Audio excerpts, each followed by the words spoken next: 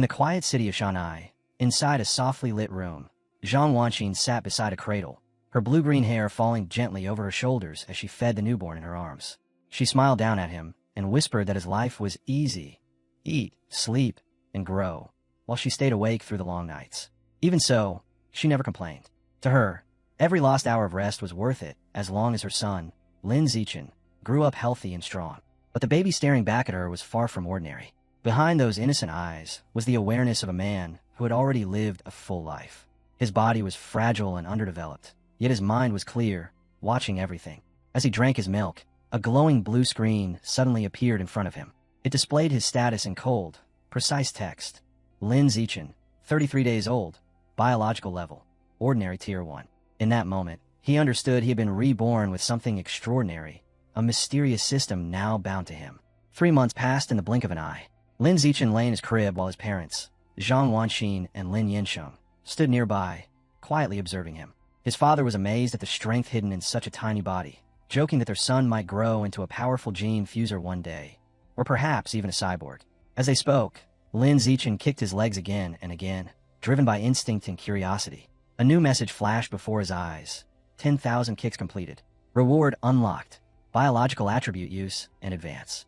The meaning was simple but terrifyingly powerful. Any part of his body he trained could grow endlessly stronger, as long as it stayed within the limits of a carbon-based life form. Feeling a surge of potential spreading through him, Lin Zichen wondered what these gene fusers and cyborgs truly were, imagining beings as mighty as the heroes from his old world. By the time he was 4 months old, he could already sit up and crawl. To avoid drawing suspicion, he only trained when everyone was asleep. Every slow crawl across the darkened floor earned him more points from the system. A month later, he was already walking in secret. At 6 months, he finally let himself crawl and sit in front of his parents, carefully holding back so they would not realize just how abnormal his growth truly was. One night, the family gathered around the television. On the screen, horrifying images filled the room. Massive aberrant beasts rampaging through ruined streets while humans fought desperately to stop them. Gene fusers and cyborgs stood on the front lines, unleashing overwhelming power to hold the monsters back. As Lin Zichen watched, his small heart tightened. For the first time, he truly understood that this world was nothing like the peaceful place he once knew. Earth had changed. Mutations had given birth to terrifying creatures called aberrant beasts, forcing humanity into a brutal struggle for survival. To fight back, people chose 2 paths. One was mechanical ascension, replacing flesh with steel to become cyborgs of immense power. The other was gene fusion, blending human DNA with that of aberrant beasts to create gene fusers who wielded monstrous strength of their own. In that moment, Lin Zichen realized just how dangerous this world really was. If he wanted to live, he had to become stronger, but he could not reveal his growth. He had to rise quietly, hidden from everyone, using his system to evolve in the shadows. Survival would depend on patience and secrecy. Then, one day, the doorbell rang. Zhang Wanqin went to open it, finding a woman in a blue dress standing outside. She introduced herself as Su Meng, their new neighbor. Beside her stood her husband, Shun Jianya, and their young daughter, Shun Qinghan, who held a small doll tightly in her arms. From inside the room, Lin Zichen's eyes locked onto the little girl with purple hair. Something stirred deep within him, a strange and unexplainable sense of familiarity. In silence, he accepted her as his first friend in this new life, unaware that their meeting was only the beginning of a bond that would one day shape both their destinies. Time continued to roll forward, and Lin Zichen threw every waking moment into training. By the time he reached 7 months old, the use and advanced ability had already pushed him far beyond what any infant should be capable of. He could run, jump, and even form simple words, which he practiced quietly when no one was around. Every movement, every whispered syllable, fed more points into his growing stats. At 8 months, he drove himself even harder, doing sit-ups and push-ups inside his crib, turning the tiny space into his private training ground. Everything was done in secret, always careful, always controlled. But one afternoon, while he was exercising out on the balcony, disaster nearly struck. His mother suddenly walked in. Her eyes went wide at the sight of her baby, lifting his own body like a trained athlete. She froze, rubbed her eyes, and stared again. In the end, she convinced herself it was nothing more than stress from writing too much, a trick of her exhausted mind. Lin Zichen dropped flat at once and pretended to be asleep, relief washing through him as he swore to be even more cautious from then on. A few days later, fate tested him again. During bath time, Zhang Wanqi noticed something strange on her son's small body. Beneath the water and soap, there was a clear outline of firm, defined muscles. She let out a scream and called for her husband. Lin Yinsheng rushed in. and when he saw it, shock flashed across his face before turning into pure excitement. He declared that their son had to be a once-in-a-generation prodigy, someone destined to become an incredible gene fuser or a powerful cyborg. Hearing that, Lin Zichen relaxed. To his parents, his growth was just unbelievable talent, not something unnatural. He even felt a bit grateful. Having two web novel writers as parents was the perfect disguise for a reborn monster like him. Not long after, while watching the news with his mother, a report came on about a 2-year-old from a martial arts family who could lift a 20-kilogram dumbbell with one hand. Zhang Wanxin hugged her son tightly and proudly said that her Lin Zichen was just as amazing. Her confidence stirred something in him, and he quietly wondered if he would really be able to do the same when he reached that age. The answer came sooner than he expected. By the time he turned 2, all those hidden hours of training bore fruit. Alone in the storage room, Lin Zichen wrapped one small hand around a 20-kilogram weight and lifted it with ease. Just as he was about to test himself further, his mother called out that Han Han had come over to play. Shunqing Han stood at the door, the same age as him now, holding out a tart with a bright, innocent smile. Inside, Lin Zichen couldn't help but think about how strange their playtime had become. Han Han was still just a normal little girl, but for him, every moment was part of his training. Since she loved sticking close to him, he had even turned her into a living, perfectly sized weight vest whenever he exercised. Unfortunately, that came with a familiar problem. As he held her, a warm sensation suddenly spread across him. His face fell as he cried out in despair. Han Han had peed on him yet again. Another year slipped by, and by the time Lin Zichen was 3 years old, his strength had climbed to a terrifying level. Lifting a 40-kilogram weight with one hand felt effortless now. One day, while watching television, he saw a report about a 4-year-old prodigy proudly raising a 30-kilogram dumbbell. A quiet smile formed inside him. He had already surpassed that. Yet no matter how much he trained, the system's judgment refused to change. It still marked him as ordinary Tier 1. The question kept gnawing at him. What, exactly, did it take to step into Tier 2? With that thought burning in his mind, Lin Zichen left his home for the first time. The world outside stunned him. A vast futuristic city spread out before him, filled with towering structures, endless traffic, and crowds of strange beings. Some had beast-like features, others gleaming mechanical limbs. These, he realized, had to be the gene fusers and mechanical ascendants he had only seen on the news. He walked beside his mother along with their neighbors, Su Ming and little Shunqing Han, heading toward the local library. Since his parents refused to let him touch electronic devices, books were his only path to knowledge. Once inside, Zhang Wanxin gently guided him toward the children's section. But Lin Zichen barely glanced at the picture books. Instead, he wandered straight into the aisles packed with thick encyclopedias and technical volumes. Han Han hurried after him, worried he might get scolded. From a distance, the two mothers watched in confusion. Su Ming whispered that it was strange for such a small child to be drawn to such difficult books. Zhang Wanxin simply laughed and said it must be his genius genes at work. Han Han tried to tempt him with cookies, but Lin Zichen barely noticed. His eyes were glued to the pages. From those books, he finally learned the truth about this world. All life was divided into 6 great biological levels: ordinary, advanced, rare, epic, legendary, and mythical, each further split into 9 tiers. When he saw where humans stood, everything became painfully clear. His parents, and most ordinary people, were stuck at ordinary Tier 1. So weak they were nothing more than ants compared to higher tier beings. That knowledge lit a fire inside him. If he wanted to survive, he had to climb higher. He had to break free from this lowest rung. At that moment, his system chimed with a new mission. Read 100 million characters. Reward, celestial route of wisdom. The words made his heart race. A path to strengthen his mind as well as his body had just opened. From then on, the next year became a blur of brutal training and endless reading. He devoured book after book, pushing his body and his brain at the same time. By the time he turned 4, the results were undeniable. Hand in hand with Shunqing Han, he walked into kindergarten under the guidance of their teacher, Miss Jiang Mi, stepping into the next stage of his life. Not long after school began, Lin Zichen finally shattered the invisible wall and advanced to ordinary Tier 2. His physical abilities exploded. He could lift an 80-kilogram weight with one hand, jump over 1.2 meters, and run 100 meters in under 11 seconds. These were feats that would leave grown adults stunned, yet he was still just a child. One day, he spotted a group of kids surrounding Shunqing Han. She was crying as they mocked her for wetting the bed. The moment Lin Zichen saw it, something cold and sharp filled his chest. He would not let anyone bully his friend. In a single burst of movement, he leapt forward and landed right in the middle of the group, his presence crashing down like a challenge. Fixing the bullies with a cold stare, Lin Zichen delivered a threat that was both ridiculous and deeply unsettling. If they ever dared to bully Han Han again, he warned, he would sneak into their homes and pee on their beds every single day. The sheer absurdity of it made it even more terrifying. The kids broke down instantly, sobbing as they swore they would never come back to kindergarten. Shin Qinghan stared at him with shining eyes, as if he had just saved her world. At that exact moment, his system chimed, granting him a brand new title, Kindergarten Kid King, along with a fresh wave of quests. Lin Zichen was thrilled. More missions meant faster growth. Half a year later, he finally finished his enormous reading task. After devouring more than 100 million characters, he obtained the celestial root of wisdom. From that moment on, his memory became perfect, and his learning speed reached the peak of human potential. Time rushed forward, and soon he and Shin Qinghan were standing side by side in their kindergarten graduation photo, both of them almost 7 years old. Even during the long break, Lin Zichen never relaxed. By now, training with a 200-kilogram barbell was already within his reach. His physical abilities had risen to frightening levels. He could leap over 2 meters without effort and run 100 meters in an unbelievable 7.98 seconds.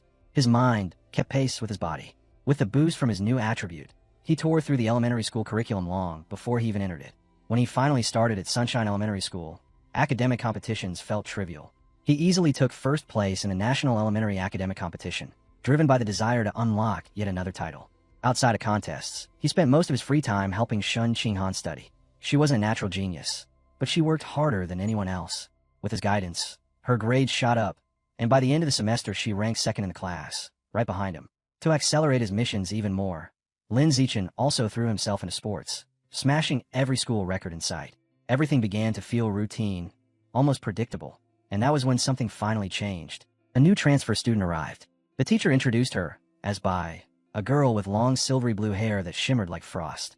The instant Lin Zichen saw her standing in the doorway, a strange sensation stirred inside him. There was an aura around her, faint but unmistakably different from that of any ordinary human. As Bai Shui walked toward her seat, every pair of eyes in the classroom followed her. Beside Lin Zichen, Shin Qinghan, who always called him Xiao Chun, leaned closer and whispered that Bai's hair looked just like falling snow. But Lin Zichen wasn't paying attention to that. His gaze was locked onto the subtle, unfamiliar presence she carried. It wasn't human. Was she a gene fuser? Or perhaps the descendant of one? Over the next few days, Bai Shui remained an enigma. She spoke to no one. As soon as class ended, she would rest her head on the desk and remain completely motionless. She barely even got up to go to the restroom. At first, the class buzzed with curiosity. Some students even took photos beside her while she slept. But when her behavior never changed, the novelty wore off, and before long, everyone lost interest, leaving the classroom to drift back into its usual rhythm. That fragile calm shatters a month later. Without any warning, something horrifying happens. A thick, milky white liquid begins leaking from Bai Shui's body, soaking through her clothes and running down her legs. The stench is so strong it turns the entire classroom sour. Students gag and pull back in disgust, their complaints filling the air. One boy sneers, throwing cruel words at her. Then he goes even further, unscrewing his water bottle and dumping it over her head, laughing as he mocks that he is washing her clean. Soaked and humiliated, Bai Shui trembles at her desk. Her hands clench until her knuckles turn white as silent tears roll down her cheeks. The laughter only grows louder around her. From her seat, Shin Qinghan looks toward Lin Zichen, fear and worry shining in her eyes as she quietly asks if they can help. Lin Zichen hesitates. He had always sensed something dangerous about Bai Shui, so why did she look so small and helpless now? A moment later, he makes his decision. Right now, she isn't some unknown threat. She's just a girl being bullied, and that is enough. He walks straight up to the ringleader, Guan Chun, grabs him by the collar, and pulls him forward. With a sharp, cold grin, he orders him to wipe the water off Bai Shui's desk. Guan Chun freezes as fear floods his face. He stammers and nods, immediately agreeing. The rest of the bullies don't dare resist. Everyone at school knows Lin Zichen's reputation. He dominates both academics and fights, so much so that even 6th graders avoid crossing him. In a panic, they scramble for tissues and rush to clean the mess. When the desk is spotless, Lin Zichen's gaze sweeps over them. His voice turns hard as he gives his final command. Every single one of them must apologize to Bai Shui, right here and now. Under his glare, they crumble. Sweating and shaking, they bow their heads and mutter their apologies. One by one, the bullies line up in front of Bai Shui's desk, each bowing deeply and promising never to bother her again before hurrying away. When the room finally grows quiet, Bai Shui slowly lifts her head. Her eyes are still wet, but her voice trembles with gratitude as she thanks Lin Zichen and Shin Qinghan. Shin Qinghan steps forward and gently places a hand on her shoulder. She tells Bai in a firm, sincere voice that classmates are supposed to protect each other. From that day on, Shin Qinghan decides to stick close to the quiet, white-haired girl, dragging Lin Zichen along with her. Soon, the three of them start spending their free time together. Shin Qinghan always makes sure Bai gets the best snacks first. During one of those moments, Bai Shui hesitates, staring at the treats in Shen Qinghan's hands. She lowers her head and softly asks if they aren't disgusted by her, by the strange smell that follows her. She admits she's sorry for doubting them, but ever since she was little, everyone has kept their distance. To her, kindness feels unreal, like a fragile dream she might wake up from any time. Shen Qinghan shook her head, her eyes clear and steady as she told Bai Shui that this wasn't a dream at all. With a soft smile, she said she understood how it felt to be treated differently, so there was no way she could ever be disgusted. If Bai Shui was willing, she declared, then they would be friends forever, even tugging a reluctant Lin Zichen into the promise. Bai Shui could no longer hold herself back. She threw her arms around Shen Qinghan, tears of relief streaming down her face as she thanked them again and again. After she finally calmed down, she said she wanted to give them something in return. Digging through her things, she pulled out a necklace strung with a pair of small beast fangs. It had been a birthday gift from her mother, she explained, and now she wanted it to be the symbol of their friendship. Shen Qinghan accepted it with shining eyes. That evening, as the sun dipped low over the schoolyard, the three of them stood together and happily swore they would always remain friends. But just as their bond seemed solid, something unexpected shattered it. One day, Shen Qinghan discovered that Bai Shui had suddenly transferred out of the school. Shocked, she rushed to Lin Zichen, who quietly confirmed it. He had seen Bai Shui signing the withdrawal papers with his own eyes. His thoughts returned to that moment.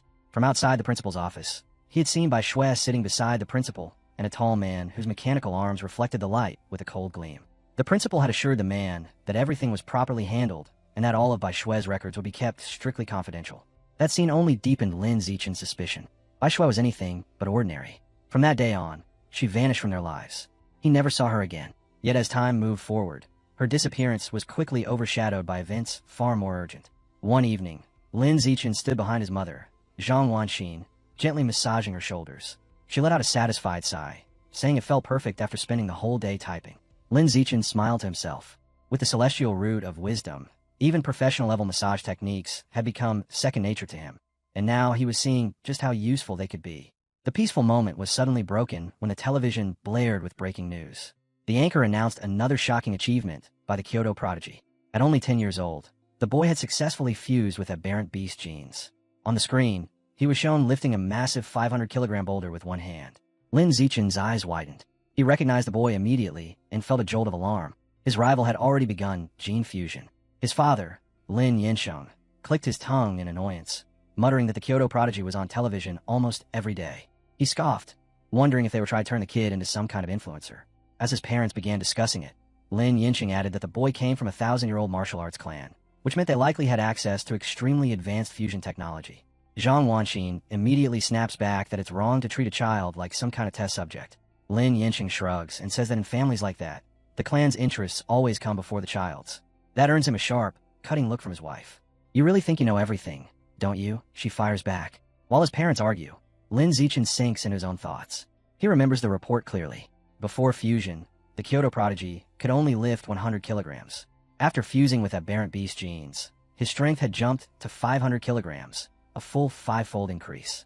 By comparison, Lin Zichen, who was only 8 years old and had never undergone gene fusion, could already lift 300 kilograms with one hand. A confident smile creeps across his face as he clenches his fist. His potential was far beyond that boy's. Then the mood shifts. The news suddenly cuts to an emergency report. A nearby city has been completely wiped out by a massive explosion. The screen shows the cause: a swarm of giant aberrant rats overrunning the streets. The footage is horrifying. Enormous, twisted rats pour through the ruins, and one of them is shown grabbing a screaming woman and devouring her alive. The anchors continue with grim voices, explaining that the attack was the work of heretics, a hidden cult that manipulates aberrant beasts to wage war against humanity. At a press conference, an official from Sakura country, the nation that was just destroyed, pleads for international help. He calls the heretics traitors to the human race, an anti-human organization that willingly serves the aberrant beasts. As Lin Zichen watches, a sense of relief washes over him. He was lucky to have been born in a powerful and stable country. Here, at least, he could grow stronger without being dragged into chaos too soon. That feeling doesn't last. Suddenly, deafening sonic booms tear through the night sky. Startled, Lin Zichen runs to the window and throws the curtain aside. Outside, a formation of heavily armed cyborgs is flying across the sky at high speed. Why were so many being deployed at once? A chill creeps in his chest. Something terrible might already be happening. The next morning seems normal on the surface. Lin Zichen waits outside until Shen Qinghan comes hurrying over, panting as she apologizes for being late. As she gets closer, his gaze is drawn to the beast fong necklace hanging at her neck, the one Bai Shui had given them. For a brief instant, it emits a bright blue glow. Lin Zichen stiffens. The strange aura he once sensed finally makes sense. That necklace wasn't just a keepsake. It was made from an aberrant beast fong.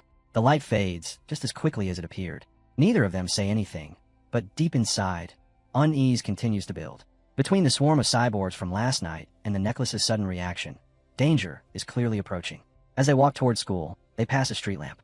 Leaning against it is a striking woman with long red hair flowing over a sleek black dress. Her sharp eyes lock onto them the moment they come into view.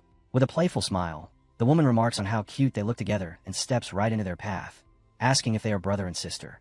Before Lin Zichen can even speak, Shin Han proudly shakes her head and announces that they are childhood best friends. The woman's smile turns faintly wistful as she murmurs that she wishes she had grown up with a friend like that. Then her tone shifts. A darker light flickers in her eyes as she leans closer and asks why the two of them are walking to school alone and where their parents are.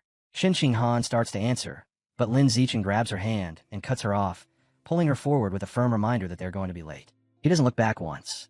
Only after they've gone some distance does he stop. He gives Shin Han a quiet but serious scolding, telling her never to speak to strangers. She nods quickly, still shaken by the encounter. After school, Lin Zichen leads her down a shortcut through a deserted alley. Shin Han looks around uneasily and whispers that the place feels scary. He calmly explains that the whole area is scheduled for demolition, which is why it's so empty. That's when a familiar, chilling voice echoes through the alley. The red-haired woman steps out of the shadows, her lips curling into a knowing smile as she remarks that school is finally over. This time she isn't alone. A massive man with bulging muscles stands behind her like a looming wall of flesh. "Shang," she calls lazily. "The kids are right here." Lin Zichen's heart sinks. He had deliberately taken a different route, yet she still found them. The woman puts on a sweet, coaxing tone and offers them treats, trying to lure them closer. Shang, however, quickly loses patience. He snarls at her to stop wasting time, then charges forward with a foul-smelling cloth in his hand. "Let's just knock them out and sell them," he growls. In that instant, Lin Zichen moves. He shoves Shin Han aside and steps forward, his small body bracing itself. His fist tightens, every ounce of strength gathered into a single blow. He punches. The strike slams straight into Shang's face. The charge stops dead, and a split second later the force sends the huge man flying backward. His massive body crashes down the alley with a thunderous cry. The red-haired woman stares, eyes wide in disbelief. A child had just sent her towering partner flying. On the ground, Shang coughs violently, blood spilling from his mouth. Lin Zichen doesn't hesitate. He turns on the woman and drives a punch in her stomach, folding her over, then follows with a brutal uppercut that snaps her head back and drops her unconscious. Standing over the two fallen figures, his expression turns cold and unyielding. Lin Zichen picked up a loose brick from the ground, his expression dark. There were no cameras here, no witnesses. If these two were allowed to live, everything he had hidden could be exposed. His plan to grow stronger in secret would collapse. The answer was simple. He had to make sure they never woke up. Before he could bring the brick down, the earth suddenly shuddered beneath his feet. A violent tremor ripped through the alley. The wall of a nearby building exploded outward as a massive claw tore through the concrete. Dust and rubble flew as a gigantic aberrant rat forced its way into the alley, its monstrous form towering over everything. The beast didn't even glance at the children. Its attention locked onto the unconscious red-haired woman. With a single, brutal sweep of its claws, it sliced her head clean off. Blood sprayed through the air as her severed head was left dangling in the creature's grip. Shen Han screamed, her voice breaking in terror. Lin Zichen reacted instantly. He scooped her into his arms and told her they were facing a giant aberrant rat and had to run. Without hesitation, he turned and sprinted out of the alley, carrying her as fast as he could. Behind them, the ground shook again as something streaked through the sky. A flash of red and gold tore downward. A female cyborg with blonde hair and rabbit ear attachments on her helmet descended like a falling star. Even as they ran, Shen Han managed to glance back over Lin Zichen's shoulder. "So fast," she whispered in awe. The cyborg landed behind the monster, her gauntlet glowing as she activated her weapon. "Anesthetic smoke," she said in a cold, mechanical voice. Shots fired in rapid bursts, exploding into thick clouds that filled the alley. Lin Zichen shielded Shin Han as flames and smoke swallowed the area. The aberrant rat roared in agony, staggering as the anesthetic took hold. Taking advantage of the opening, the cyborg dashed forward in a blur. Her attacks struck again and again, ripping into the weakened beast until, with a final decisive blow, it collapsed and lay still. Later that night, Lin Zichen sat at home, watching the news coverage of the battle. His sharp eyes replayed every moment. After analyzing it, he came to a clear conclusion. The cyborg wasn't actually that powerful. She had needed to weaken the rat first, and even then it had taken her 7 full minutes to kill it. His thoughts turned to what he had learned about those monsters. Giant, aberrant rats, capable of growing over 10 meters long, were said to reach ordinary 5th tier. And he just faced one. Although he and Shin Han had escaped unharmed, the encounter left a deep mark on him. This world was far more dangerous than he had ever imagined. In silence, Lin Zichen swore to push himself harder than ever, to become strong enough to protect both himself and the people he cared about.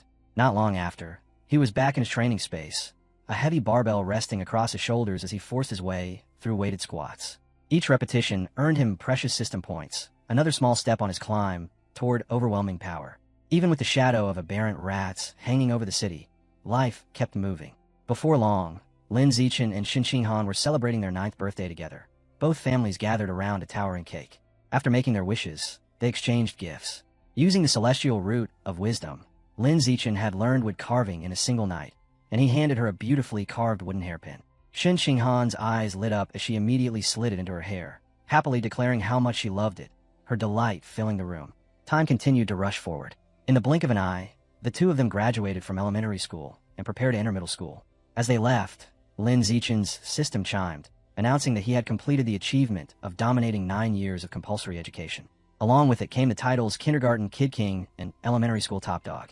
Excitement surged through him. The next goal was already set.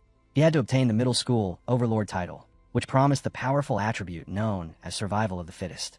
During the break, he pushed himself through merciless training. One exercise had him doing 1,000 push-ups while a massive boulder crushed down on his back, and with every rep, the system rewarded him with new stat boosts. Just before the new term began, all that effort paid off. After finishing a brutal 10-kilometer run, his system announced another breakthrough.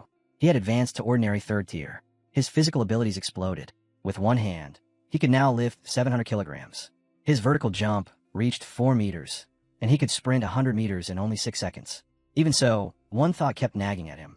How far had the Kyoto prodigy come? That night, the answer appeared on the news. A broadcast showed the 14-year-old prodigy demonstrating his latest power. Having fused with giant ant genes, he effortlessly lifted a 2,000-kilogram alloy block. Lin Zichen analyzed the footage, quickly doing the math. Giant ant genes were known to increase strength by 4 to 8 times. Without the enhancement, the prodigy's own strength would be only around 500 kilograms. He let out a slow breath, relief spreading through him. In raw strength, he was still ahead. A confident smile formed on his face. If this was what he could reach without any gene fusion, then with the right genes, his future potential would be terrifying. The next morning marked the start of middle school. Because he was the city's top student, invitations had poured in from elite schools. But in the end, he chose Shanghai Middle School, and only on one condition. Shin Han had to be placed in the same class as him. During registration, the principal and their new homeroom teacher greeted them warmly, praising Lin Zichen's achievements and saying how much they were counting on him in the coming years. After a few polite exchanges, he made an excuse and left with Shin Han. The real reason he picked Shanghai Middle School wasn't reputation at all. It was the school's advanced athletic facilities. Before classes had even begun, the two of them had already planned to go test out the badminton court. On the court, Shin Han bounced with excitement, turning to him with a bright grin. "Xiao Chun, let's start," she said as she served the shuttlecock with flair, proudly calling out the name of her move, the fairy's curveball. Lin Zichen caught it effortlessly in midair, but before they could continue, a group of upperclassmen walked onto the court. Their leader, wearing his cap backward, casually reached out and plucked the shuttlecock from the air, declaring that the court now belonged to them. His friends laughed and made crude jokes, suggesting that Shin Han could stay behind and spar with them instead. Shin Han straightened, refusing to give ground. She told them calmly that rules were rules and that she and Lin Zichen had arrived first. Lin Zichen's gaze sharpened as the boys moved closer to her. He stepped forward, his expression turning cold as he warned them to back off and reminded them of the simple rule of first come, first served. The leader sneered, full of arrogance, and said he didn't care about any rules. With a mocking grin, he tossed the shuttlecock into the air, preparing to serve it himself. Lin Zichen moved before the racket could swing. His voice rang out, cutting through the air, telling them that from now on, the only rules that mattered were his. In the same instant, he leapt and smashed the shuttlecock with terrifying force. It streaked across the court like a white flash. The leader barely had time to react before the impact shattered his racket and sent his cap flying. The upperclassmen froze, faces drained of color, sweat running down their temples. In hushed, trembling voices, they wondered if Lin Zichen was even human, if he might already be a gene fuser. One of them whispered in horror that if the shot had been just slightly off, their leader's head would have been blown apart. All their arrogance vanished. They bowed deeply, voices shaking as they apologized and swore they understood the rules now. Then they turned and fled the court without another word. Whether through rumor or sheer terror, no one ever tried to bully Lin Zichen or Shen Qinghan again. Aside from the larger campus and better facilities, their school life settled into a familiar rhythm. Academically, Lin Zichen was far ahead of everyone, having already mastered the middle school curriculum. In class, he spent his time quietly reading books that actually interested him. At night, after finishing his brutal training, he used the celestial root of wisdom to learn new skills online. Cooking, photography, driving, swimming, sports of every kind. He picked them up with frightening ease. But to earn the middle school overlord title, simply ranking first wasn't enough. Lin Zichen entered national competitions one after another, piling up trophies until they formed a mountain. Even so, he always held himself back just a little, never claiming first place every single time. Drawing too much attention was still too dangerous. By the end of the semester, the title still refused to appear. What Lin Zichen gained instead was a flood of unwanted attention. His desk was buried under stacks of love letters from girls all over the school, but he didn't even glance at them. Other than tutoring Shen Qinghan, his entire focus was locked onto the upcoming sports festival. If anything could finally push him over the edge, it would be overwhelming dominance there. For the festival, he signed up for only 3 events: shot put, high jump, and sprinting.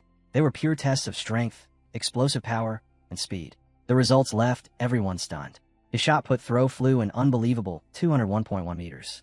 Even while deliberately holding back so he wouldn't look like a monster, he still crushed every opponent, taking first place in all 3 events without effort.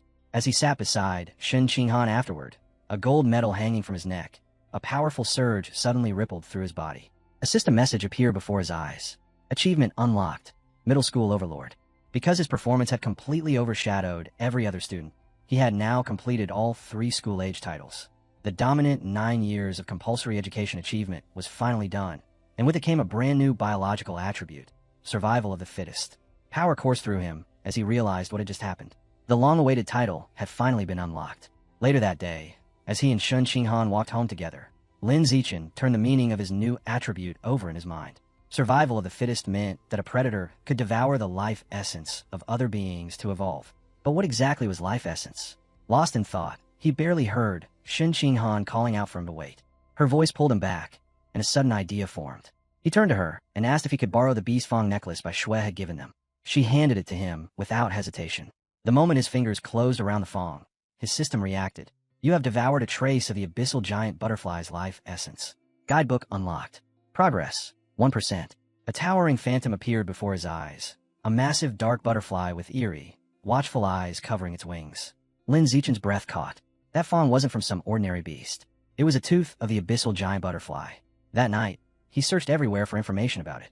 Yet no matter where he looked, there were no records, no traces, nothing at all. If he wanted answers, he would have to uncover them himself.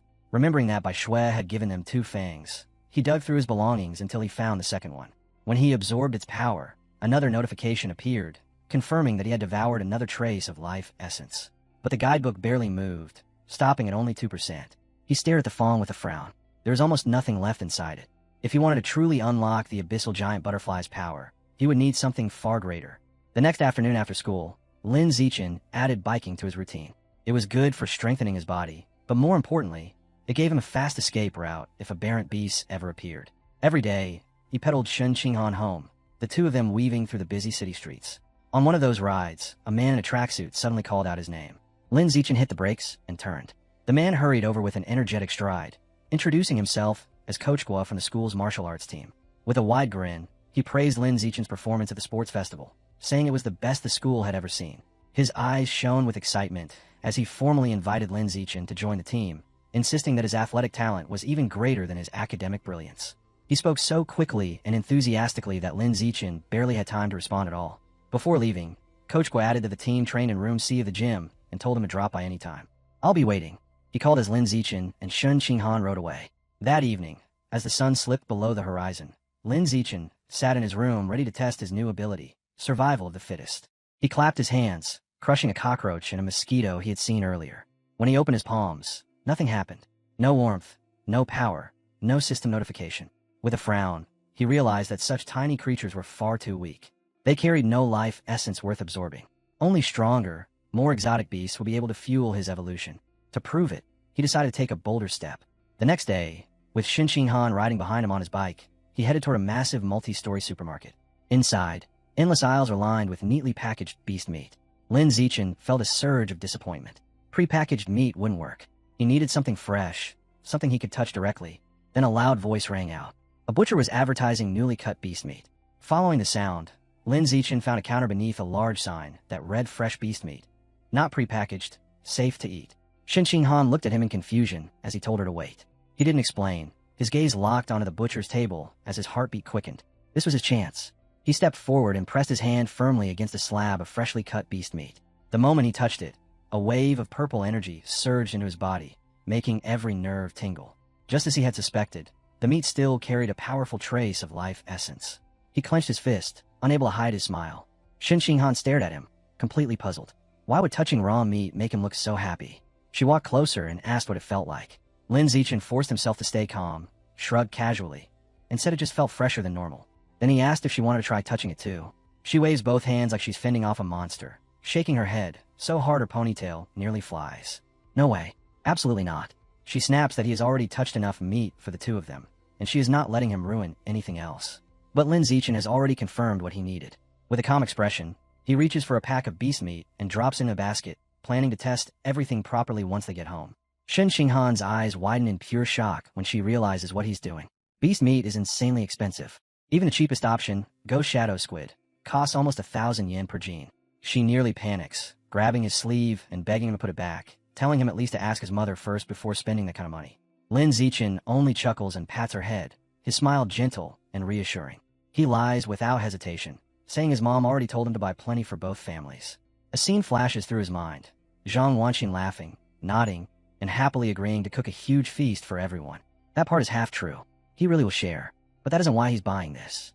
What he truly needs is an answer. He has to know whether eating beast meat lets him absorb life essence directly. If touching it alone degrades the food, then his entire method is flawed. At the checkout, he pays nearly 30,000 yen for just 3 small packs of Ghost Shadow Squid. The cashier thanks him politely, and Lin Zichen accepts the receipt with a perfectly calm face, as if he didn't just spend a small fortune. Walking out of the store, even he can't help thinking about how ridiculous the price was. How many times in their lives would they ever be able to afford meat like this? By the time they finish shopping, the clock has already passed 9 at night. With the city growing more chaotic by the day, they decide not to linger and head straight home. On the bike ride back, Lin Zichen's mind is no longer on the streets or the traffic. It's locked onto one thing only, his experiment. He can't resist. Quietly, he rests his hand against one of the squid packages in the basket. Purple energy surges through him. His system responds instantly. Trace of Ghost Shadow Squid, life essence devoured. The moment the essence is absorbed, a new guidebook opens inside his system. But the progress bar barely twitches. 0.1%. Inside his mind, the ghostly form of a massive squid appears, its tendrils writhing, its many-colored eyes glaring with eerie intelligence. As he pedals through the dark streets, Lin Zichen calculates everything. That tiny bit of meat barely moved the bar. To reach full mastery, he would need at least 100 gene of Ghost Shadow Squid. At nearly 1,000 yen per gene, that came to a brutal total of 100,000 yen. But the squid's ability to dissolve into water and disappear without a trace was too powerful to ignore. No price was too high for that kind of escape. His direction is now set. If he wants that power, he has to make serious money on his own. Asking his family is not an option. Then he remembers the other reason he bought the meat. Slowly, his eyes drift to the package. Hours have passed, yet the squid still looks just as fresh as when he first picked it up. Relief washes through him, and a wide grin pulls at his lips. He can take the power and still keep the meat perfectly edible. As he keeps absorbing while riding, the progress bar steadily climbs until it hits 3%. Then Shin Han suddenly cries out, snapping him out of it. Lin Zichen slams the brakes, the tires shrieking as the bike skids to a brutal stop, missing a couple in the lane by a split second. He bows quickly in apology, but inside he's cursing himself for letting his guard down. How did the bike lane even get this crowded? Shin Han points ahead. When he follows her gaze, his chest tightens. A huge red-haired man is standing in the middle of the road, one arm locked around a woman's neck, a knife pressed against her throat. Shin Han gasps, and Lin Zichen's blood runs cold. The hostage is their teacher, Xia. The man screams at the crowd, spitting threats in every direction. Police have already surrounded the area, megaphones raised as they try to talk him down. The police captain grips Officer Abing's arm, warning him not to shoot. With the teacher being used as a shield, there's no clean angle. Abing suggests using sleeping gas, but the captain shakes his head. Too slow. If the man panics before it works, the hostage dies. While everyone hesitates, Lin Zichen quietly bends down and pinches a small pebble off the ground. He flicks his fingers. The stone slices through the air like a bullet and smacks into Officer Abing's gun. The sudden impact triggers a misfire. The shot flies wide and tears straight through the hostage-taker's hand. The man screams, dropping both the knife and Teacher Xia. "Move in," the captain roars. The officers rush forward, slamming the suspect to the ground and snapping on restraints. A female officer catches Teacher Xia before her legs give out, holding her steady as she trembles. She's shaken, but alive. With everything finally under control, Lin Zichen calmly climbs back on his bike. Shen Qinghan stares at him in disbelief and whispers if he was the one who threw the stone. He quickly tells her to be quiet and save it for later as he starts pedaling away. They barely make it a few meters before a sharp voice stops them. "Stop right there." The police captain calls out, asking if he was the one who threw it. Lin Zichen's heart jumps. With a stiff smile, he immediately denies it. The captain watches them ride off, frowning in confusion. Why would someone turn down credit for something like that? He mutters to himself that there's even a reward for bravery. That single word hits Lin Zichen like thunder. Reward? He skids to a halt, spins around, and sprints back. Scratching his head awkwardly, he admits it was him after all. With a perfectly straight face, he explains that the reward money is extremely important to him. The captain tells him to come to the station later to file a full report, promising he will personally make sure Lin Zichen gets the reward he earned. Relieved, Lin Zichen and Shen Qinghan message their families and start preparing to head over, already assuming the rest will be simple. That's when everything collapses.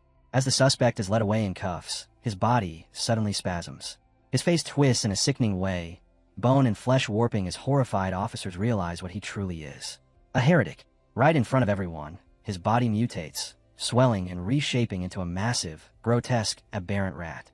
With a thunderous roar, he snaps the cuffs apart and slams his claws into the street, sending officers scrambling in panic. "Open fire!" The captain shouts into his radio, ordering his men to shield the civilians at any cost. Gunshots explode in a deafening storm, but the bullets ricochet harmlessly off the creature's thick hide. A frantic report crackles back. This heretic has fused with Rat King genes. Immediate backup is requested. Seeing the chaos, Lin Zichen grabs Shen Qinghan's hand and pulls her into a run, apologizing as he drags her along.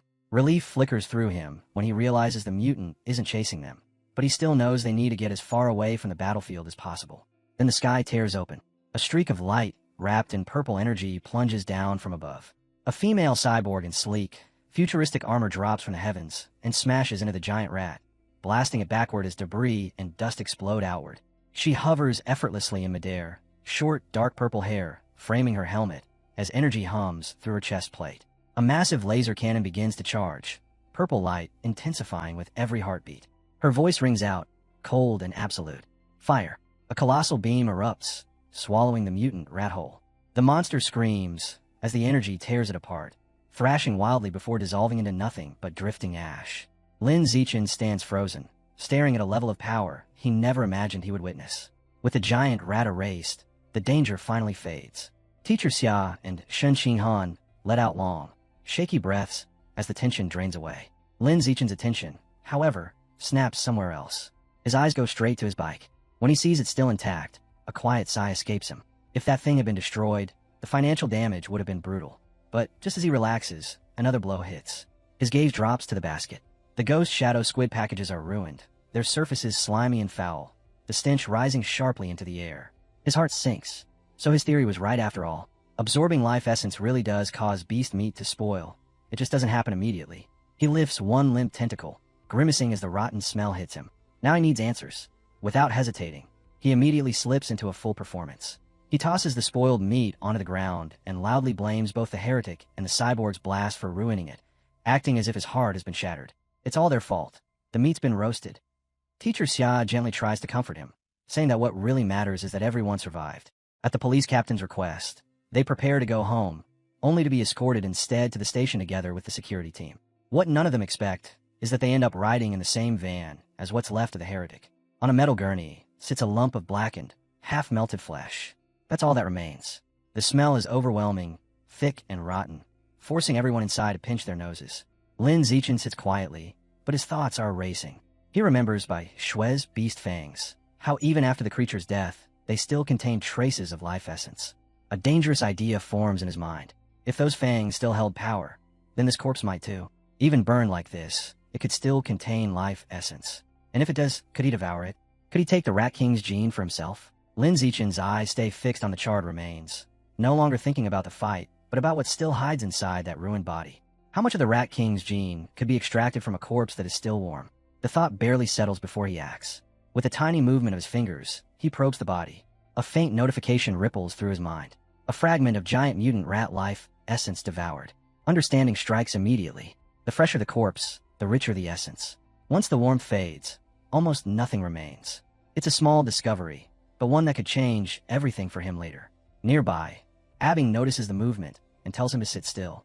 Lin Zichen casually replies that he has been sitting too long and just needed a stretch.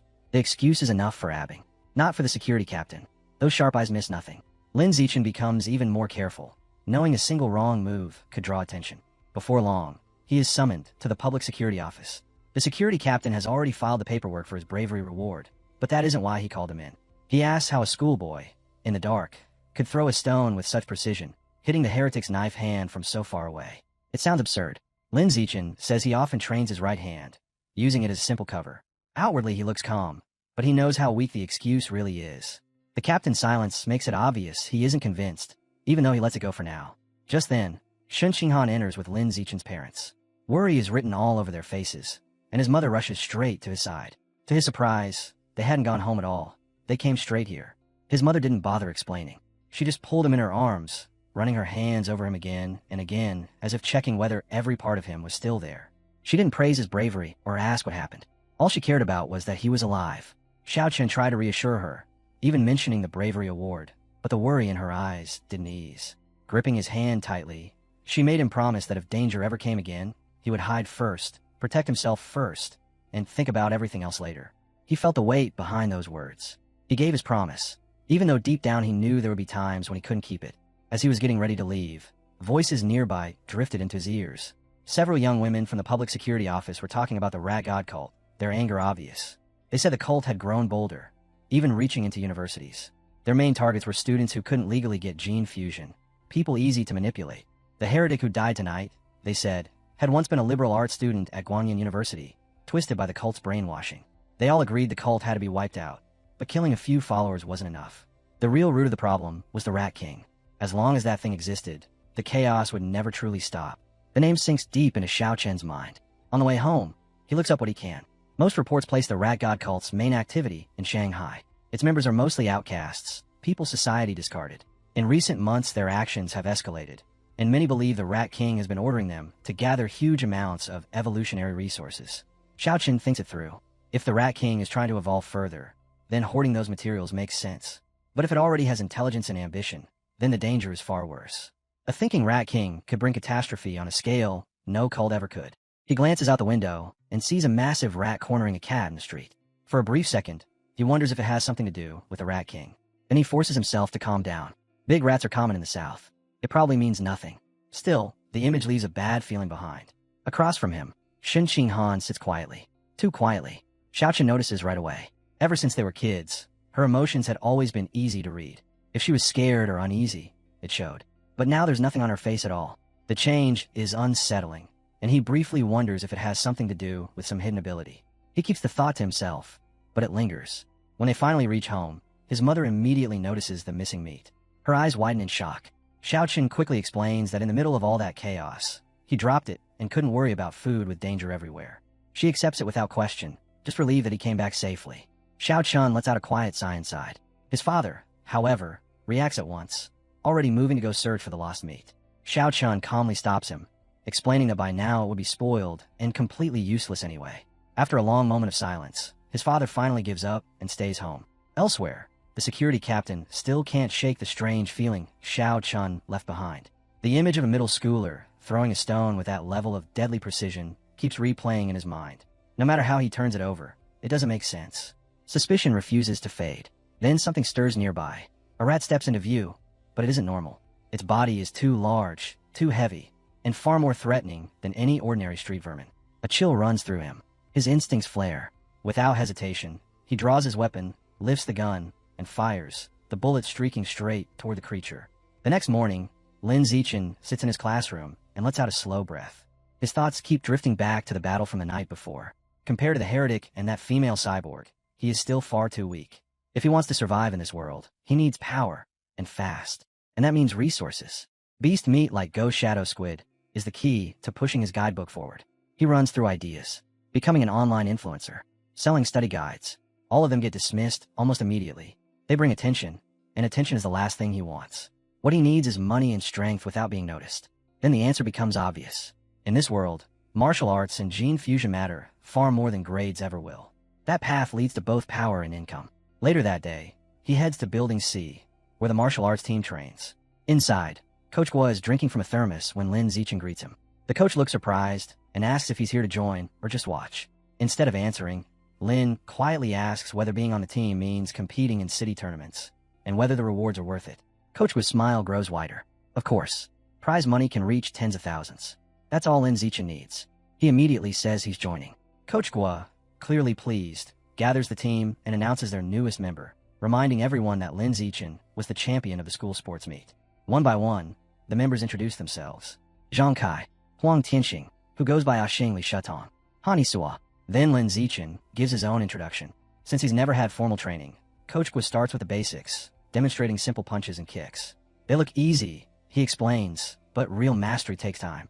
Even Li Shetong, their fastest learner, took a full week to get them right. Then he turns to Lin Zichen and tells him to try. Lin Zichen settles into his stance, and the celestial root of wisdom stirs. Clarity floods his mind. Just from watching once, every detail of the movements is already engraved into him. As he begins practicing the fist techniques, a system prompt flashes. His vitality, strength, dexterity, and proficiency all rise at once. His punches snap through the air, sharp and perfectly timed. Without slowing down, he flows straight into the leg techniques. Every kick powerful yet smooth. Another notification appears, boosting his leg strength, dexterity, and mastery. The entire training hall goes silent. Coach Gua and every team member is staring at him. What they expected to be awkward, beginner-level attempts have turned into flawless execution. Lin Zichen moves like someone who has trained for years, his body obeying him without the slightest hesitation. Coach Gua's jaw nearly drops. His grip on the thermos slips as he watches in disbelief. Techniques that usually take days just to imitate are being performed perfectly on the first try. One thought burns in his mind. This isn't normal talent. Lin Zichen is a once-in-a-generation martial arts prodigy. That evening in Shanghai, his mother, Zhang Wanqin, calls him out for dinner. Lin rushes over with a spoon in hand, already asking what she made. She sets down a steaming plate of ghost shadow squid, and the rich scent fills the room. Lin inhales deeply, telling her it smells incredible. She laughs and tells him to eat while it's hot. He takes one bite and immediately praises her cooking as the best in the world. Smiling proudly, she tells him to eat as much as he wants. She bought 3 full jeans just for him. As he eats, a system notification appears. A trace of ghost shadow squid, life essence absorbed. Guidebook progress, 3.01%. Lin freezes. So eating it works just as well. If he had known that, he wouldn't have wasted the first batch with his experiments. While they keep eating, the television runs in the background. A news report announces that a 14-year-old girl has become the youngest cyborg in history. After fusing with an energy core, she now lifts a 5,000-kilogram SUV with one hand, runs 100 meters in 3 seconds, and leaps 8 meters straight into the air. Lin watches quietly, thinking about the debate shaking the world. Between the Kyoto prodigy's gene fusion and this girl's cybernetic body, which path truly leads to greater power? Before he can think further, another urgent report cuts in. The anchor announces that Captain Han Shan, the same officer from last night, has been found dead in his office. Surveillance footage shows a massive mutant rat breaking in, ripping him apart, and devouring his body. The screen fills with the image of medics, pushing his remains away on a stretcher. Lin's stomach tightens as the image of that giant rat from last night flashes through his mind. Was it the same monster? The thought of creatures like that roaming freely through the city sends a chill through him. The captain's death isn't just a tragedy, it's a warning. His gaze hardens. From that moment on, Lin drives himself without mercy. Training becomes brutal. His speed explodes forward until he's running 100 meters in just 4.61 seconds. His power surges with it. His vertical jump climbs to 5.3 meters, and his grip grows so strong he can lift 1,200 kilograms with one hand. Between savage solo drills and non-stop practice with the school's martial arts team, every ounce of his energy is poured into getting stronger. The city tournament is getting closer, and he knows he can't afford to slow down. The next morning, Lin Zichen heads toward the gym for training, with Shin Qinghan following behind him. On the way, a pink-haired girl steps forward with a bright smile, offering him a cold bottle of fresh milk. Lin thanks her politely, but declines and keeps walking. The smile on her face fades into clear disappointment. From nearby, Zhang Kai has been watching everything. His fists clench as anger boils over. The boy who humiliated him at the sports meet has just brushed off the girl he admires. He storms forward and blocks their path. He snaps at Lin Zichen, accusing him of being rude and hurting the girl's feelings. Lin calmly says he's allergic to milk. Zhang Kai scoffs, calling him a liar, his temper flaring. He points straight at Lin and throws out a challenge, a sparring match. If Zhang Kai loses, he'll leave Lin alone forever. But if Lin loses, he has to drink the entire bottle of milk. The moment the words leave his mouth, a system message appears before Lin's eyes. A new achievement mission has been unlocked. Defeat 1,000 different opponents in formal battles to awaken the survival of the fittest trait. A dangerous smile curls across Lin's lips. His body seems to give off a faint, ominous purple glow. This is exactly what he's been waiting for. He accepts without hesitation. News of the duel spreads instantly. By the time they reach the gym, it's already crowded, students forming a wide ring around the sparring area, the air buzzing with excitement. Most of them are on Lin's side, especially the girls who cheer loudly for him, urging him to crush his opponent. The pink-haired girl stands among them, phone raised, ready to record everything. Zhang Kai scans the crowd, his expression dark. Their absolute confidence in his defeat burns, even though deep down he knows it's not unfounded. Lin's growth over the past month has been terrifying. Even so, Zhang Kai treats this duel as his last chance. A chance to prove himself, crush the rumors, and take back his pride. Lin, on the other hand, looks completely relaxed. With a straight face, he even says he needs to get home for dinner and asks if they can finish quickly. To Zhang Kai, it sounds like pure mockery. He sneers, promising to give Lin his quick fight. Coach Gua steps between them as the referee, raising his hand and reminding them of the rules before signaling the start. But just before it begins, Zhang Kai suddenly calls for a halt. With a smug grin, he announces loudly that he has trained for nearly 2 years, while Lin has barely trained for a month. To make things fair, he declares that Lin can have the first 3 moves. Lin Zichen simply nods. The moment the words leave his lips, he moves. His body blurs as he crosses the distance before Zhang Kai can even react. In that same instant, Lin throws a single punch. It lands. Blood sprays from Zhang Kai's nose as his eyes roll back, and his body goes slack. He crashes to the floor, unconscious, dropped by one blow. The gym freezes. Not a single sound is heard. Coach Gua stands there in shock, thermos forgotten in his hand, before finally shouting that the match is over. The martial arts team stares in disbelief. The surrounding students murmur in stunned voices. What was supposed to be a fight ended in a single second. Then the silence explodes into cheers. Shin Xinghan pumps her fist in the air, shouting happily. The girls, including the pink-haired one, scream excitedly, calling Lin incredible. Standing over his fallen opponent, a system message flashes in Lin Zichen's vision. By defeating a rival and gaining the admiration of the opposite sex, he has earned priority, mating rights. At the same time, his new mission advances. 1 out of 1,000. This is only the start. To awaken the survival of the fittest trait, he will need many more battles. His eyes sweep across the remaining members of the martial arts team. With a friendly but unsettling smile, he invites them to spar as well. Their faces turn pale. One claims he has cram school. Another says his mother is waiting with dinner. Others clutch their stomachs, suddenly sick. Excuses pour out in panic. Before anyone can escape, Zhang Kai lets out a groan and forces himself up onto his knees. Rage burns in his eyes as he shouts that Lin only won with a sneak attack. He refuses to accept defeat, swearing there will be a rematch where he will crush him. Coach Gua cuts him off sharply, telling Zhang Kai to accept his loss like a man. Still uneasy, he mutters that maybe Lin's terrifying punch was just luck. To be sure, he turns and calls out another name. Xiaozi. The spiky-haired boy stiffens like he's been sentenced. His legs shake as he steps forward. Even when he raises his fists into a stance, his face is pale with fear. In a trembling voice, he begs Lin not to hit his face. 10 minutes later, the truth is impossible to deny. Several members of the martial arts team are sprawled across the floor, all unconscious. Lin Zichen stands calmly among them, thinking to himself that he didn't even go all out, only exchanging a few light blows. When he checks his system, however, his mood drops. Aside from Zhang Kai, none of these fights counted. His rival counter still reads 1 out of 1,000. So that's how it works. Casual sparring doesn't matter. Only official matches count. As he's processing this, a heavy hand slams onto his shoulder. Coach Gua is grinning like a man who just struck gold. To him, Lin isn't just talented, he's a once-in-a-generation genius. In barely over a month, Lin has already crushed everyone and become the team's absolute ace. With him leading, Coach Gua declares, their school will dominate the regional tournament and take first place. Lin's eyes gleam. The tournament is exactly what he needs. Dozens of official opponents, all lined up for him to defeat. Every victory will push him closer to awakening the survival of the fittest trait. Then a voice interrupts. Zhang Kai, somehow conscious again, staggers upright and points at Lin. In a bizarre twist, he loudly announces his surrender with an overly dramatic, disturbingly detailed speech of submission. The words are so graphic that everyone freezes in horror. Shen Qinghan, Coach Gua, even Lin himself are left completely speechless. Before Zhang Kai can finish, the coach and the remaining students hurriedly flee the scene. Left alone, Zhang Kai grumbles in frustration that no one even listened to him until the end. Outside the gym, the world keeps moving. In this era, high school students must choose their path: martial arts or academics.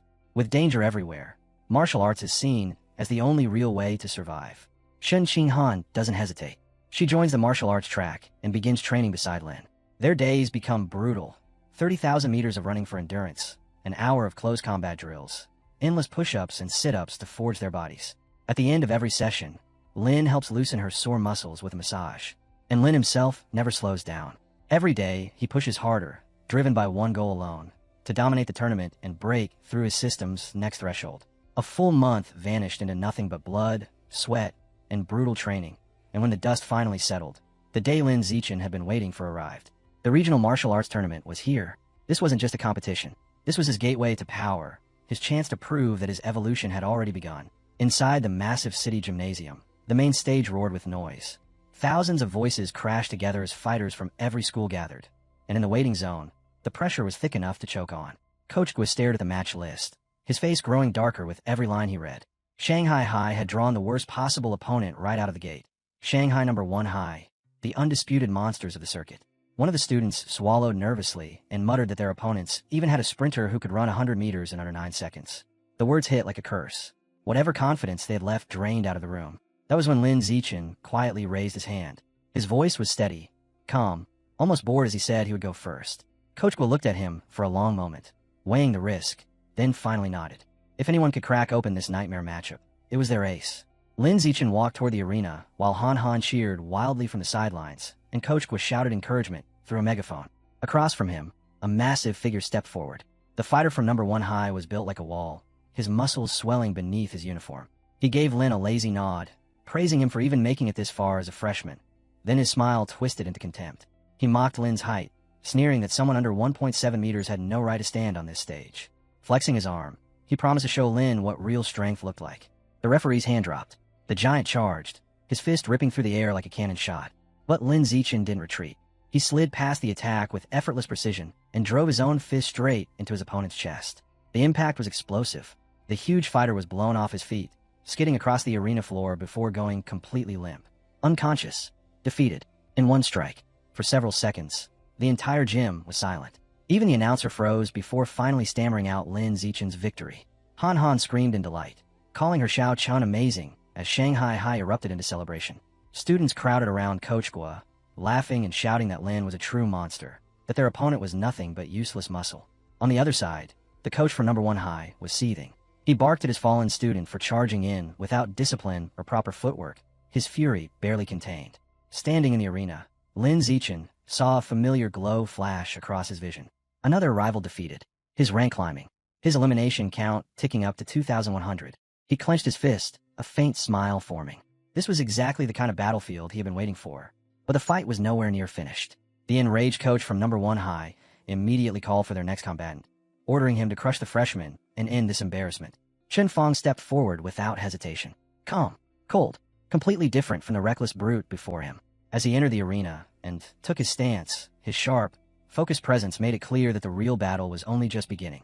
The announcer's voice rang out, and the match began. Chen Fong moved first. In a single breath, he exploded forward, his body blurring as a storm of fists and kicks tore through the space between them. Every strike was sharp, fast, and precise, a relentless wave meant to overwhelm.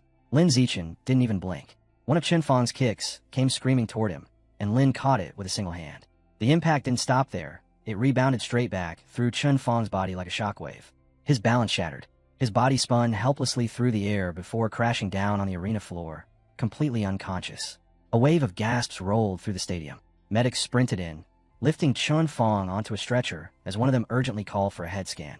The crowd erupted into chaos. Some shouted that Shanghai High's freshman was unbelievably lucky. Others roared in anger, accusing the tournament of being rigged and demanding their money back. Only one man saw the truth. The coach from number 1 High dropped his face into his hands. This wasn't luck. This first year was real, and he was terrifying. Back in a waiting zone, he forced himself to calm down and immediately changed his strategy. He called for their next fighter, Jie Fei, a sharp-featured boy with spiky hair. His order was simple and absolute: defend at all costs.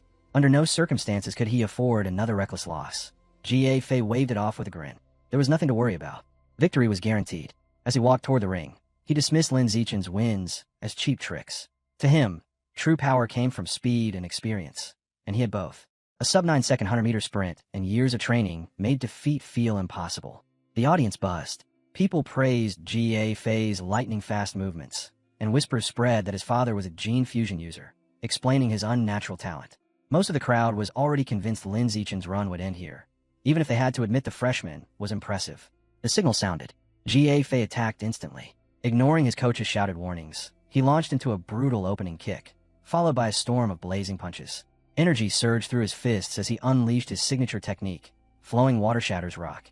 From the sidelines, his coach nearly lost his mind. Ga Fei was supposed to defend, not charge in, but Ga only sneered.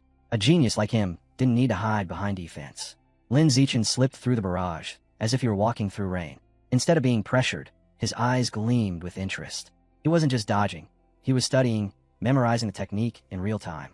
Ga Fei's attacks grew more frantic as none of them landed. His breathing grew ragged. Finally, he stopped and demanded to know how Lin Zichen kept slipping past everything. Lin Zichen looked at him calmly and asked if that was all he had. The question hit harder than any punch. Ga Fei snapped, launching himself forward in a wild, desperate flurry. To Lin Zichen, the pattern was already laid bare. Every strike was obvious. Every movement was easy to read. The moment the thought crossed his mind, the outcome was already sealed. Enough. It was time to end it. Ga Fei threw one last reckless punch. Lin Zichen stepped aside as if he had already seen it coming, then drove a single, brutal kick straight into Ga Fei's midsection. The impact shut his body down instantly. He collapsed where he stood, the fight over in a blink. For a heartbeat, the entire arena froze. Then the roar erupted. Shanghai High's side exploded into deafening cheers, the sound shaking the gym itself. Han Han and Coach Guo were screaming at the top of their lungs, calling their Xiaochen a monster as they celebrated his third straight victory. From there, it stopped being a contest. One by one, the remaining fighters stepped in, only to be crushed just as easily. Lin Zichen cut through all 5 opponents from the rival school by himself, leaving nothing behind but stunned silence and broken pride. And it didn't end there. Over the next 2 days, the same scene played out again and again. Lin Zichen dismantled 2 more schools on his own, his momentum never slowing. By the time it was over, Shanghai High stood as the champion.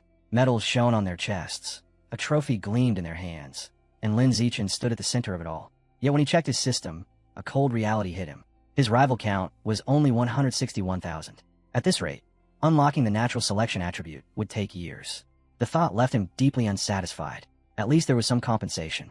Coach would turn out to be surprisingly generous, handing Lin Zichen the largest share of the prize money. 20,000 yuan went straight into his hands. Combined with what he had already earned from academic competitions, his total rose to 30,000 yuan. He spent every last bit of it in one trip to the supermarket. Ghost Shadow squid meat.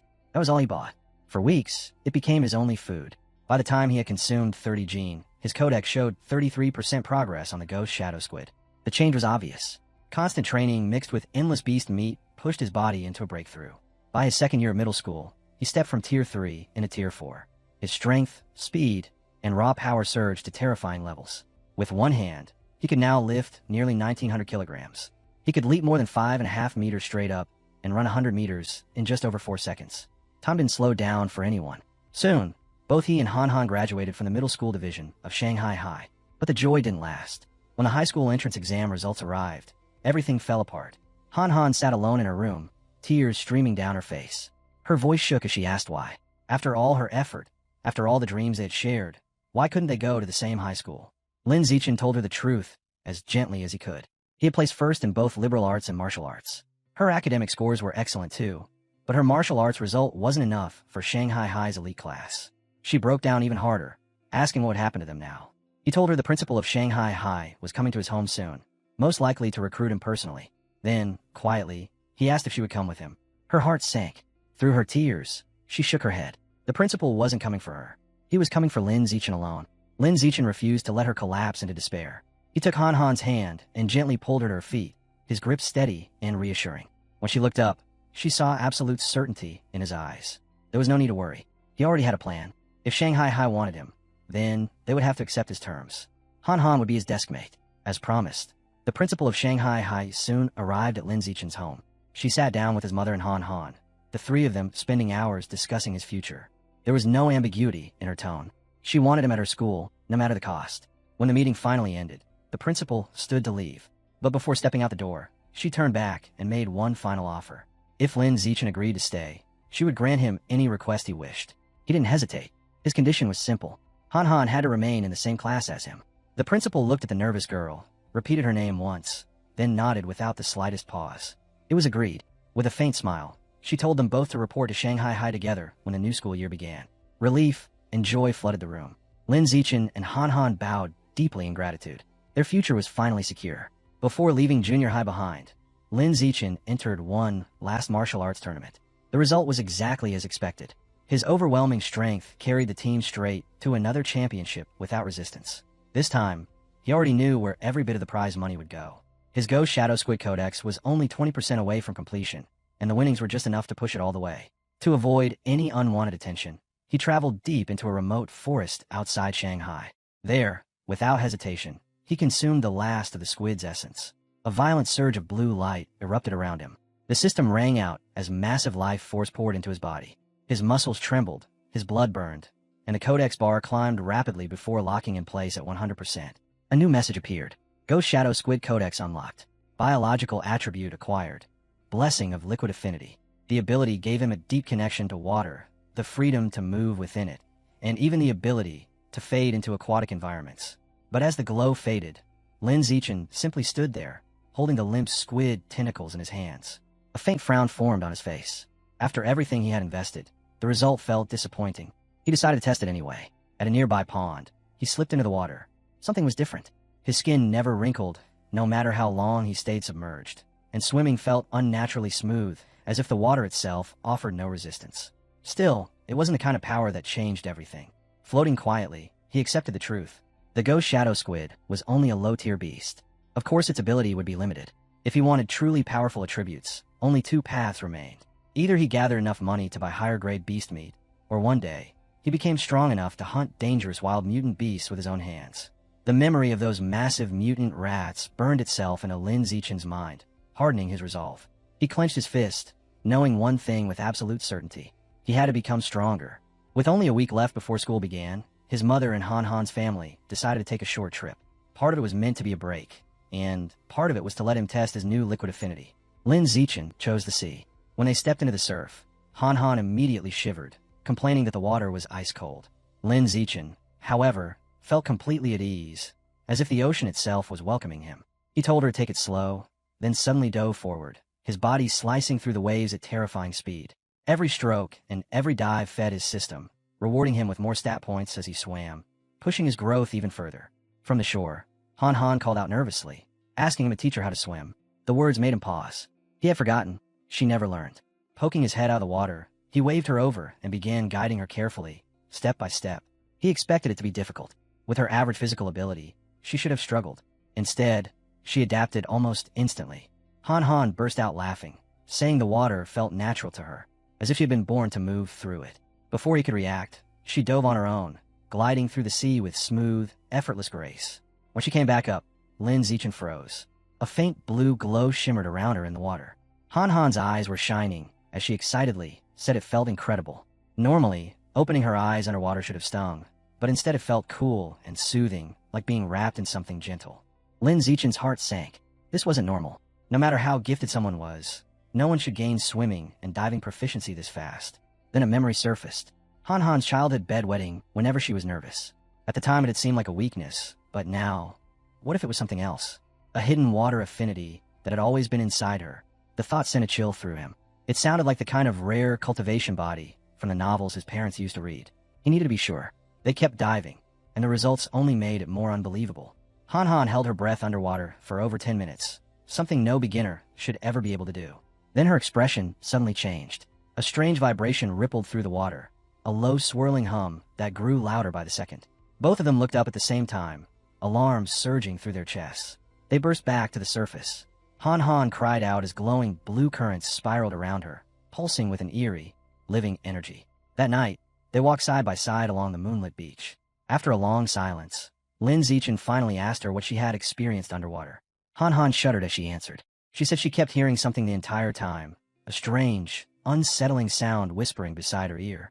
He asked her what it sounded like. Her face went pale as she shook her head and said it was a woman's voice, speaking in an unknown language, repeating over and over until the moment she came back up. Seeing how shaken she was, Lin Zichen quietly brought her back to the hotel, staying close as he tried to calm her down. Later, after Han Han finally fell asleep, Lin Zichen sat alone in the dim hotel room, scrolling through page after page on his phone, searching for anything that could explain a mysterious female voice beneath the sea. No matter how deep he dug, nothing turned up. There were no legends, no scientific reports, no myths that matched what she had heard. The unease wouldn't leave him, so he did the only thing he could. He trained. He dropped to the floor and began weighted sit-ups, one after another, forcing his body past exhaustion. 100, 300, 500. He didn't stop until he crossed 1,000. The moment he finished, a violent surge exploded through his veins. A system message flashed. He had advanced to ordinary Tier 5.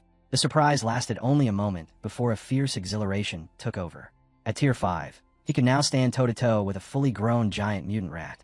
He clenched his fist, feeling the terrifying power packed inside it. Tearing one of those monsters apart with his bare hands was no longer fantasy. Under the star-filled sky, he returned to the empty beach to test himself. The improvement was absurd.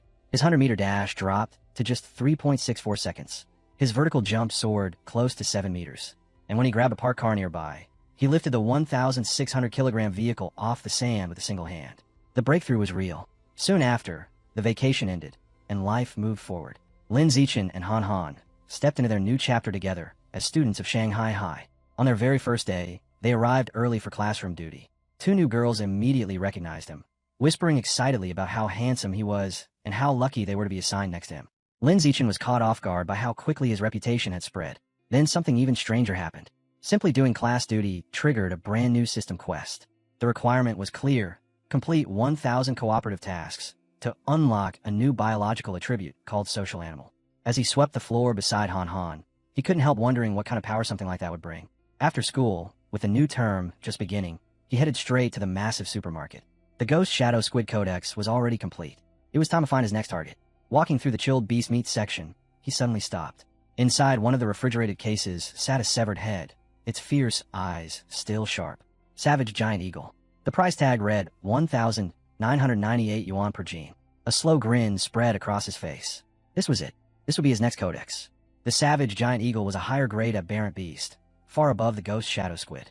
Its eyesight was 30 times sharper than a human's, allowing it to track even the fastest prey with terrifying accuracy. Back in his room, Lin Zichen studied the eagle meat carefully. Unlocking its guidebook was worth every effort. Vision like that would be a decisive advantage in battle. What made it even better was the price. 1,998 yuan per gene was incredibly cheap compared to other high-tier beasts. He pressed his hand against the cold flesh. Blue light surged outward. The system confirmed it instantly. A trace of the eagle's life essence had been absorbed, and 1% of the Savage Giant Eagle's guidebook had been unlocked. Running the numbers, Lin Zichen quickly realized the truth. One gene only gave him 1%. To fully complete the Savage Giant Eagle Codex, he would need to spend more than 200,000 yuan. Middle school prize money would never be enough. But high school tournaments were different. The rewards there were far greater. If he wanted that codex before his second year, there was only one path forward. He had to win, and he had to win big. As summer faded away, his new life at Shanghai High officially began. On the first day, the teachers lined up at the front of the classroom one by one. There was the martial arts and homeroom teacher, followed by the mechanical modification instructor, the gene fusion specialist, and finally the wilderness survival teacher. Once the introductions were done, it was the student's turn. A tall girl with long purple hair stood up first. Chu Shi, she said her specialty was in the arts. After her came a cheerful pink-haired girl named Zhong, who happily talked about her love for anime, cosplay, and sports. Then a boy called Peng Huaguang introduced himself, saying he preferred staying home to play video games. When Han Han stood up, the room went quiet. So many eyes on her made her nervous, but she still pushed through. She softly said her name, mentioned that she liked drawing, and politely asked everyone to take care of her. Then Lin Zichen rose from his seat. He gave nothing extra, just his name, and a simple request for everyone's support. Before anyone realized it, the first day slipped by. After class, a brown-haired girl suddenly walked up to Han Han. The abrupt approach made Han flinch, but the girl didn't waste time. She asked about Han's entrance exam score. Han Han hesitated, then quietly said it was 709. Trying to return the question, she politely asked the girl, Chu Shi, about hers. Chu looked impressed and blurted out that Han's score was more than 10 points higher than her own, 698. Then Chu Shi shifted to the physical fitness test. She admitted she had only scored 95 out of 100 and asked Han about hers. Han's heart sank. She stumbled over her words, tried to dodge the question. Her real score was 79, barely enough to get into the elite class. Saying it out loud felt unbearable. She didn't notice her discomfort at all. She smiled brightly and started guessing. 94, maybe 93. Han lowered her head, her voice barely audible as she said it was even lower. She kept guessing in the low 90s, every number making Han feel worse. Then a loud slam cut through the air. A hand came down on the desk between them. Both girls jumped. Lin Zichen was standing there. Calmly, he leaned forward and asked Han if she wanted to add him on WeChat. The sudden attention from him left She frozen for a moment, then flustered. Han nodded quickly, happily agreeing. From her seat, Han let out a quiet breath of relief. The awkward moment was gone, and she silently thanked Lin Zichen for stepping in. Without even pausing, Lin Zichen turned to another classmate, Hiyu, and casually asked to exchange contact details as well. Once they were all connected, Lin Zichen quickly set up a small 4-person group chat. The system chimed immediately. Task complete. His progress toward the social animal achievement ticked upward, now sitting at 2 out of 1,000. He took note of how absurdly easy this quest seemed. The group started chatting right away, trading bits of their lives. Lin Zichen mentioned he was from Manhwa City, where his family ran a well-known martial arts dojo, and casually added that he had placed 8th in the city's youth martial arts tournament. She followed, explaining that her family owned a chain of clothing stores, giving her a comfortable background. Shun and Hiyu shared their own stories, and before long, the awkwardness faded, replaced by something that felt like real friendship. As the atmosphere grew relaxed, Hiyu suddenly threw out a playful question. Who did they think was the strongest student in their class? She didn't hesitate. She pointed straight at Lin Zichen, saying that anyone who ranked first in the entire district's entrance exam had to be the strongest. Hiyu stared at him in shock, clearly impressed. Lin Zichen only smiled and shook his head. Being first on paper didn't mean much in real combat. Then he revealed something that caught all of them off guard. The principal had gone out of her way to recruit 2 exceptional students from Manhwa City into their class. He pointed them out. Wang, the blonde-haired boy ranked 3rd in the entire city, had terrifying speed. His 100-meter dash was just under 8 seconds. The other was Lu Gang, a towering figure whose strength was so overwhelming he could lift a 300-kilogram barbell with one hand. The class was stunned. Shun Han and She stared in disbelief, their confidence shaken by such monstrous talent. Lin Zichen, however, felt nothing. He almost laughed. Those feats were things he had already surpassed back in elementary school. Before long, the bell rang again, announcing the distribution of textbooks. This semester would cover 4 major subjects: martial arts, gene fusion, mechanical modification, and wilderness survival. Lin Zichen had already learned all of it on his own. There was no reason to sit around, so he went to train. As he pushed his body, his thoughts drifted to the real dangers outside the school. The Rat God cult was still active.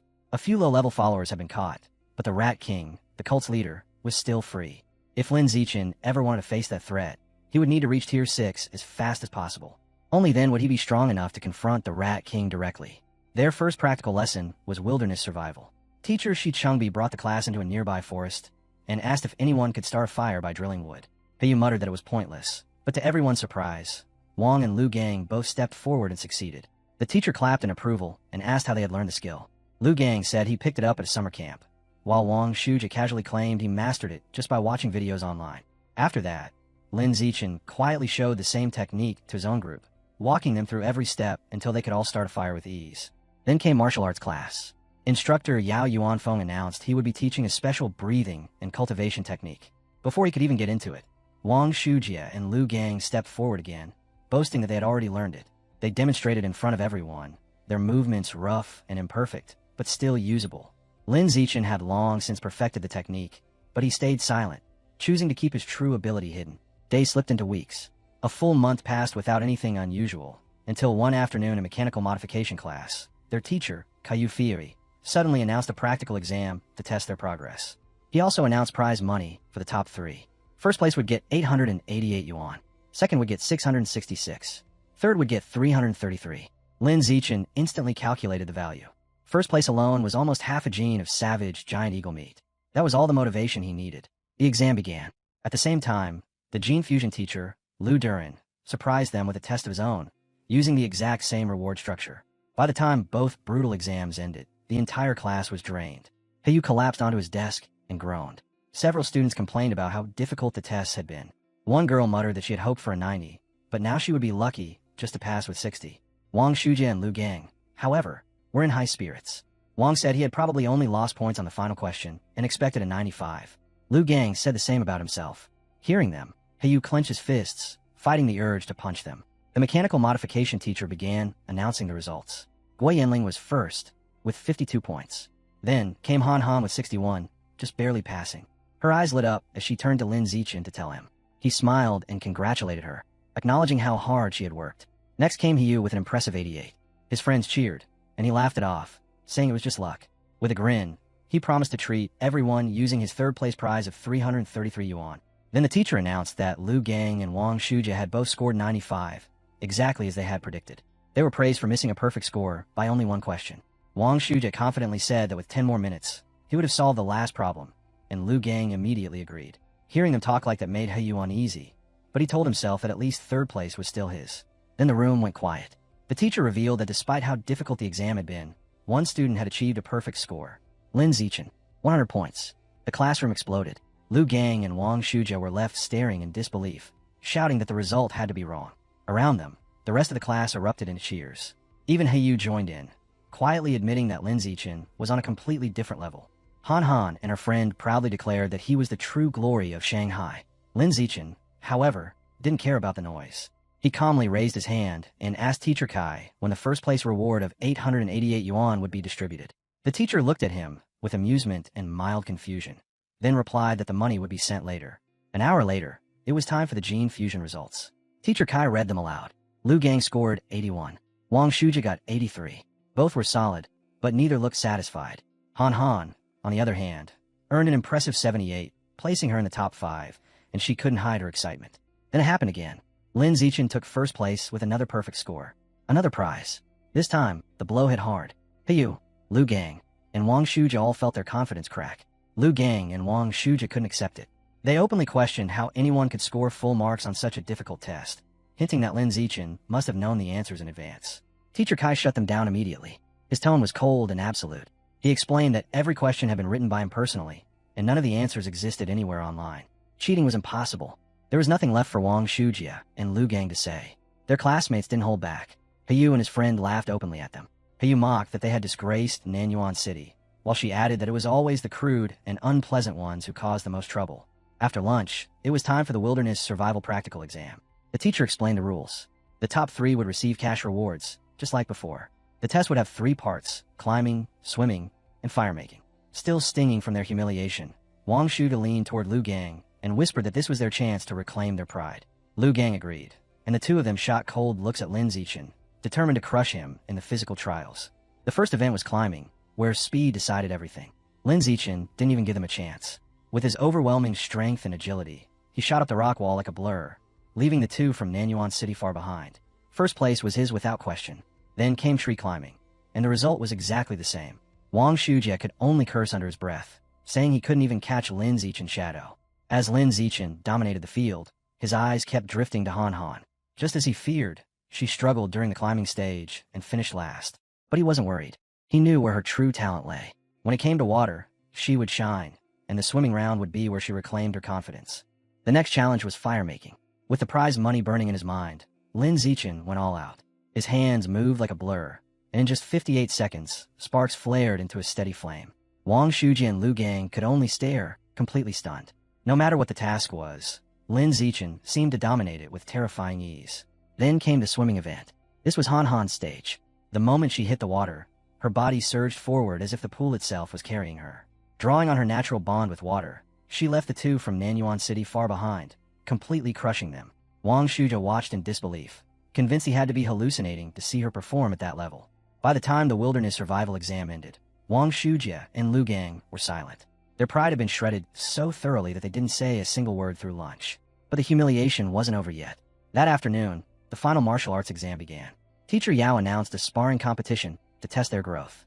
The top 3 would receive cash prizes, and the promise of rewards instantly reignited the fighting spirit of Wang Shujia and Liu Gang. This was martial arts. This was where true strength and combat skill mattered. They clung to the belief that if Lin Zichen turned out to be weak here, then everything else he had done would mean nothing. Before the sparring, Yao ordered everyone to complete a physical warm-up test, a 100-meter sprint, a one-hand barbell lift, and a vertical jump. Even while deliberately holding back, Lin Zichen shocked everyone. He ran the 100 meters in 7.78 seconds. He lifted a 330-kilogram barbell with one hand. He leapt 2.18 meters straight into the air. In every test, he placed first, only barely edging out the two from Nanyuan City, so it wouldn't look like total domination. It was still enough to shake them. Wang Shujie couldn't understand how Lin Zichen could be faster than him. Lu Gang couldn't believe someone with such a lean body could have that kind of strength. Still, Wang Shujie tried to calm them both down. Physical tests didn't decide real combat. Sparring was about technique and experience, and in that, he was sure they still had the advantage. When the class moved to the sparring arena, Lin Zichen stepped forward first. He wanted to secure his survival of the fittest achievement. But after everything they had seen, not a single student dared to challenge him. Not even Wang Shujie or Lu Gang. Teacher Yao broke the silence by calling out Lu Wei and ordering him into the ring. The match ended before it even began. Lin Zichen threw one devastating punch. Lu Wei was sent flying straight out of the arena. After that, Lin Zichen tore through the rest of the class, one after another, overwhelming them with brutal speed and absolute efficiency.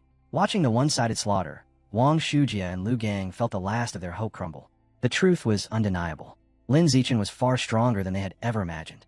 Wang Shujie's chest tightened as he realized Lin must have been holding back during the physical tests. The thought alone was terrifying. If this was him restrained, what did his full strength look like? Before the despair could fully sink in, a sharp voice cut through the tension. Heiyu leapt into the ring and pointed straight at Lu Gang. His eyes burned as he declared he was fully warmed up and ready to fight. Then he shouted his challenge. Lu Gang didn't hesitate. He was desperate to vent his frustration, and beating Heiyu felt like an easy way to recover some dignity. With arrogant confidence, he said he would finish him in 30 seconds. Heiyu charged with a roar, unleashing a flurry of attacks. But the difference in power was brutal. Lu Gang grabbed one of Heiyu's kicks, spun him around like a toy, and hurled him straight out of the ring. Heiyu slammed into the ground, coughing and retching as the air was knocked from his lungs. Lu Gang stood tall over him, offering a twisted sort of praise. He admitted that Heiyu's physical technique was the best in their class, but made it clear that it still wasn't enough to touch him. That was when he noticed Lin Zichen stepping forward. Lin calmly issued a challenge to spar.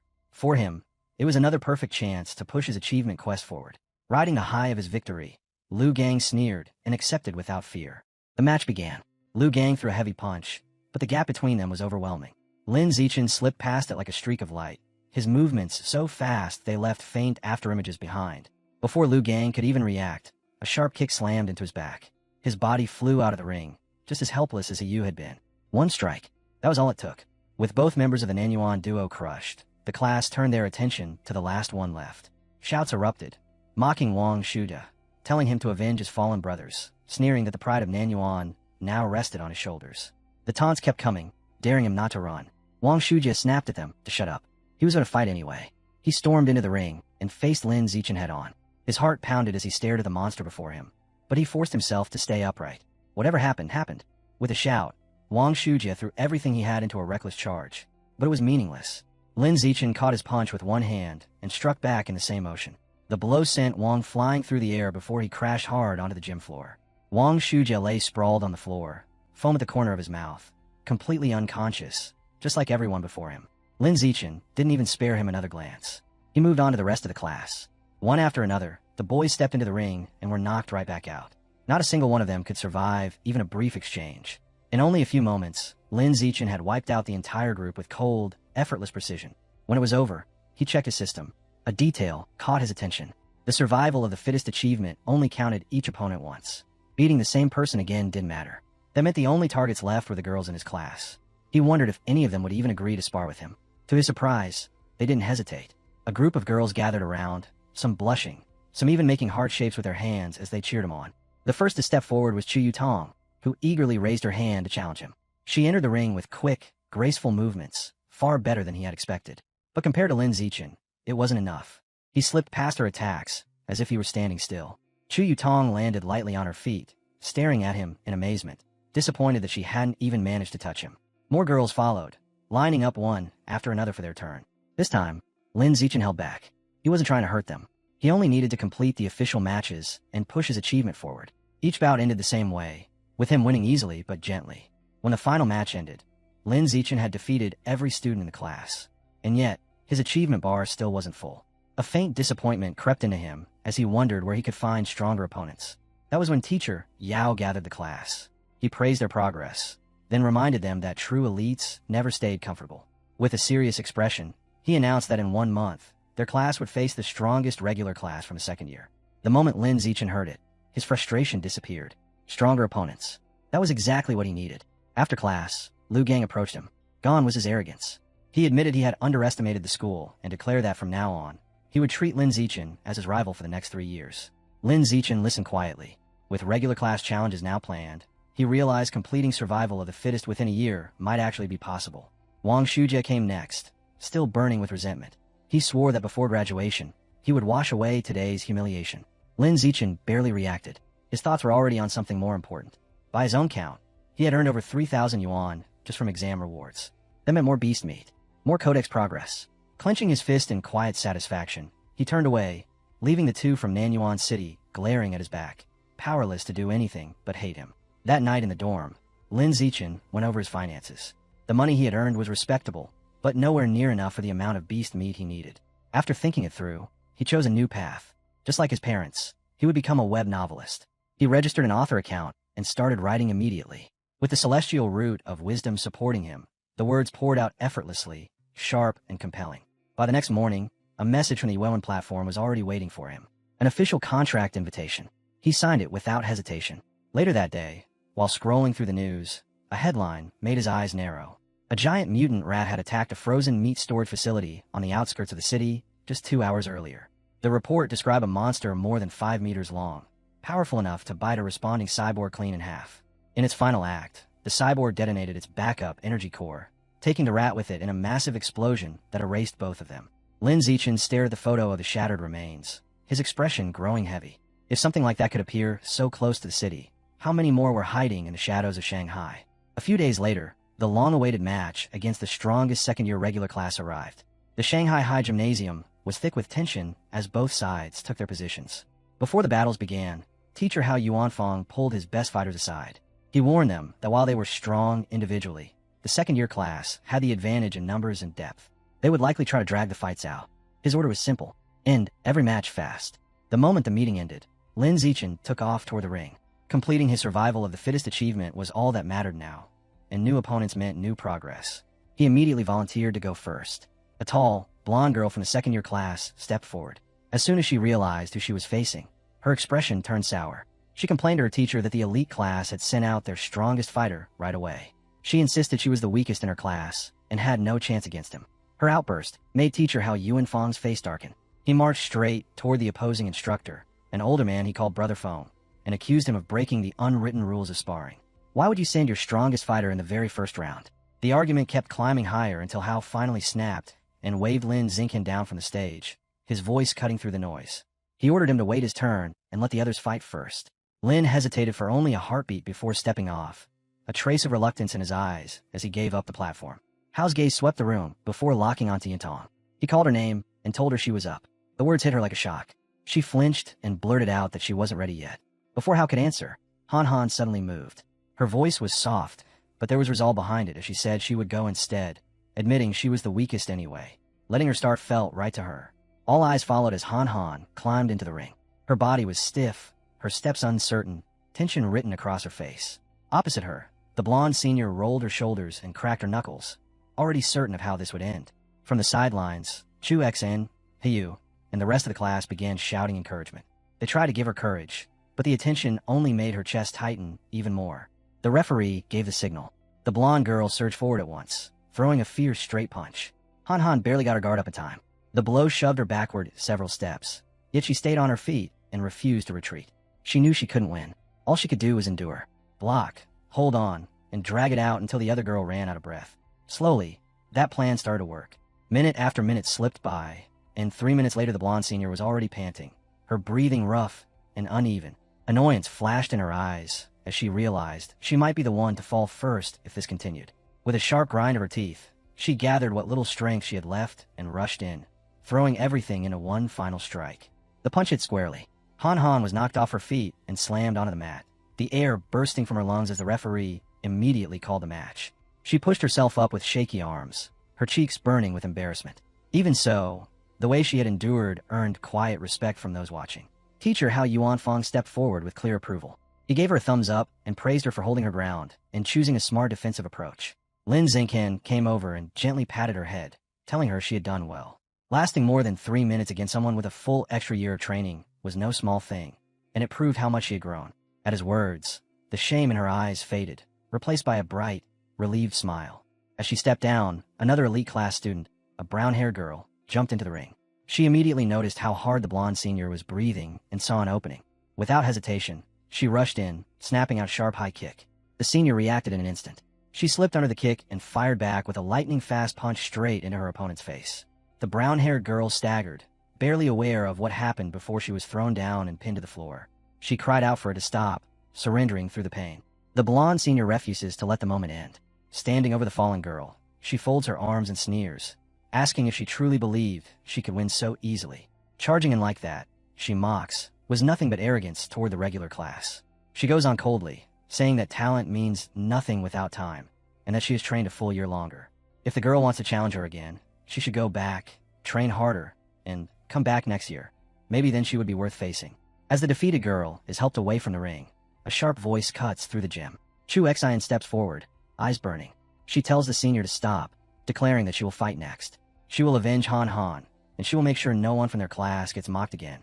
Chu Xian enters the ring, and the match ends almost as soon as it begins. One brutal punch crashes into her senior opponent, dropping her instantly. From the sidelines, Han Han jumps up in excitement, shouting at how amazing Chu Xian was.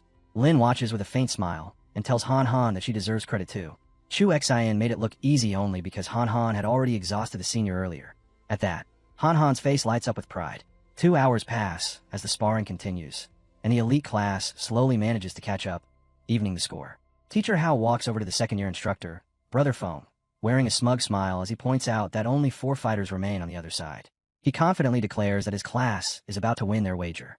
Then his expression turns serious, warning his students not to get careless yet. He reminds them that everything now rests on their final 4, Lin Xinghen, Wang, Lu Gang, and Heyu. The real battle, he says, is only just beginning. At his signal, Heyu steps forward. He cracks his knuckles and strides into the ring, landing with enough force to shake the floor. He tells his opponent to prepare himself, boasting that his fists are starving for a fight. The brown-haired senior only laughs at him, telling him not to act so childish. Heyu doesn't wait. He launches a sharp, precise kick that sends the senior crashing to the ground. Looking down at him, Heyu sneers, asking where someone so weak found the confidence to stand so tall. Before he can say more, another senior with purple-tinged hair enters the ring, eyes blazing. He warns Heyu that he is getting ahead of himself and promises to show him what real strength looks like. He rushes in with a fierce punch, but Heyu slips past it in a blur and counters with a crushing kick that sends the senior flying, knocking him out cold. Chu Xian and Han Han shout from the stands, calling Heyu's name as their voices echo through the arena. Driven by their cheers, Heyu keeps going, cutting down opponent after opponent. One falls, then another. 5 straight victories. By the end, sweat is pouring down his face, and his breathing is heavy, but he remains standing, unbroken. Heyu sucks in a ragged breath and shouts back at the ring, daring anyone to step up, claiming he could still handle 10 more. Even so, the strain in his body is impossible to hide. When his 6th opponent enters, his strength finally gives out, and he is defeated, ending his run. With Heyu down, the elite class is pushed into a corner. They have only 3 fighters left, while the second-year class still stands strong with 13. Wang Shujie goes next. The moment the match starts, he explodes with everything he has. His fists and kicks strike like bolts of lightning, each blow sharper and faster than the last. In a breathtaking display, he cuts through 10 opponents in succession, leaving the entire arena stunned into silence. But even he has limits. By the 11th fight, his movements slow and his power fades. His opponent seizes that opening and brings him down, ending his incredible streak. Lu Gang steps into the ring after him, calm and steady. He faces 2 of the second-year class's strongest fighters and defeats both in less than 10 minutes. Cheers roar through the arena as hope returns to the elite class. Now only 1 fighter remains for the second years. Teacher Hao folds his arms, a confident smile on his face as he tells Brother Feng that he might as well surrender. Brother Feng only laughs and says he still has 1 more student. At his signal, a massive figure walks forward.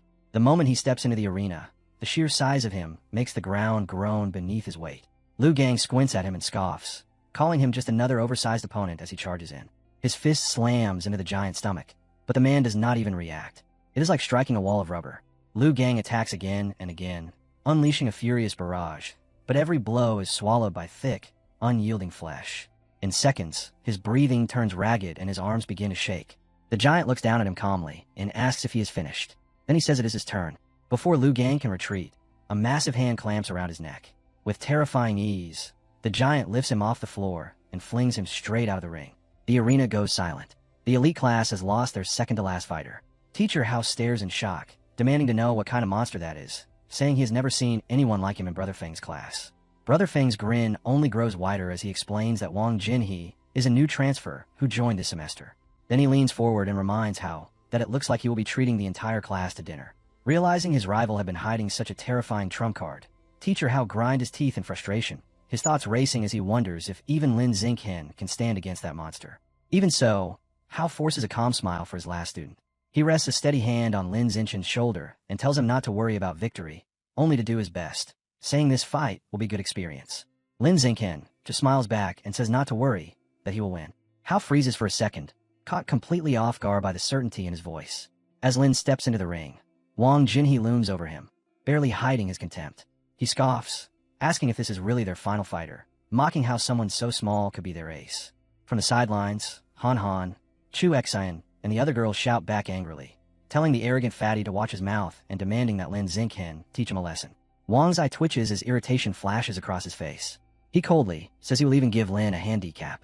Planting his feet, he crosses his arms and declares that Lin can hit him 10 times, saying he doesn't want anyone claiming he bullied a weaker opponent. Lin Xingqian grins and reminds him that he was the one who said it. Wang Jinhe sneers and tells him to go ahead and use everything he has. The instant the words leave his mouth, Lin moves. His fist snaps forward like lightning and drives straight into Wang's stomach. The impact explodes through the arena like a thunderclap. A heartbeat later, the enormous body lifts off the ground, spinning through the air before slamming violently onto the floor. The entire arena goes silent. Then the elite class erupts. Han Han and Chu Xian leap up, screaming Lin Xingqian's name as tears stream down their faces. Lin stands quietly in the middle of the ring, his arms still extended from the punch, while his classmates celebrate his unbelievable victory. Moments later, Wang begins to stir. He groans, eyes unfocused, muttering in disbelief that it makes no sense, that it is completely unscientific. After Lin Xingqian's shocking win, one of the second-year teachers walks over to Hao Yuanfang with a grin. He remarks on how incredible Lin's strength was, saying that knocking out Wang Jinhe with a single punch reminded him of a prodigy from years ago named Wu Tiancheng. Hao Yuanfang nods, but quickly says that while Lin is outstanding, he still isn't on Wu Tiancheng's level. He explains that Wu Tiancheng had been so monstrously strong even as a first year that even the principal found him terrifying. Hearing the name, Lin Xingqian comes over, curiosity in his eyes, and asks who Wu Tiancheng is. Hao's expression brightens as he starts to explain that Wu Tiancheng was a true legend, someone who in his first year defeated the entire third-year elite class by himself and left the whole school in shock. The teacher goes on to list his unbelievable feats, a 100-meter dash in just over 6 seconds, a nearly 4-meter vertical leap, and the ability to lift 650 kilograms with one hand. He looks at Lin Xingqian with a grin and asks if that isn't impressive. Lin Xingqian gives a slightly awkward smile and admits he is a little impressed, though in his heart he thinks those numbers only match what he could already do back in 6th grade during a summer break. That night, the class gathers at a restaurant to celebrate. Hao Yuanfang lifts his glass of soda, laughing as he announces that because of Lin Xingqian's performance, the second-year teacher lost the wager and had to pay for everything. Cheers explode around the table, glasses clinking as everyone toasts Lin Xingqian's victory. As the party grows louder, Lin finds himself surrounded by Hiyu, Chu Xian, and the others, all suddenly famous across campus. They fire question after question at him, asking about his training and begging to add him on WeChat. The attention makes him feel strangely awkward. Through the noise, one familiar figure never changes. Han Han quietly keeps placing food onto his plate, making sure he eats properly. Then, all at once, she stiffens, her face turning pale. She mutters something about needing the restroom and rushes away, flustered. Watching her go, Lin can't help but smile, thinking she still runs off whenever she gets nervous or excited. Inside the restroom, 2 girls are chatting. One sneers about how Han Han always waits on Lin Xingqian, pouring his drinks and peeling his shrimp like a servant. The other laughs and says someone as weak as Han Han could only have entered the elite class because of him. With a smug tone, she adds that their relationship will never last, that once the gap between them grows, it will tear them apart. Behind the door, Han Han hears every word. Her chest tightens, but instead of hiding, she steps out and faces them. In a steady voice, she tells them she is not a sycophant, that she is Lin Xingqian's childhood friend. The 2 girls freeze, stunned by her sudden resolve. Later, under the dim glow of streetlights, Han Han and Lin Xingqian walk home together. He notices how quiet she is and asks what's wrong. After hesitating, she lowers her eyes and finally confesses something she has never told anyone. Her mother always said she would outgrow wetting herself, but even now she still has to wear diapers at night. The words spill out heavy with bitterness as she says she feels broken, unable to even control her own body. Lin Xingqian stops and gently grips her shoulders. He tells her she's not broken at all. What she thinks is a flaw, he says, is actually a power that has not awakened yet. Han Han stares at him, disbelief slowly turning into a fragile spark of hope as she softly asks if he means a superpower. Lin Xingqian nods without hesitation and tells her that her strange talent in the water was never a coincidence, that it is proof her power already exists. Her eyes widen as curiosity pushes away her doubt. She asks if he has one too, and Lin Xingqian answers with a calm smile that he does, just like her. The idea fills her with excitement as she starts wondering what kind of ability she might awaken.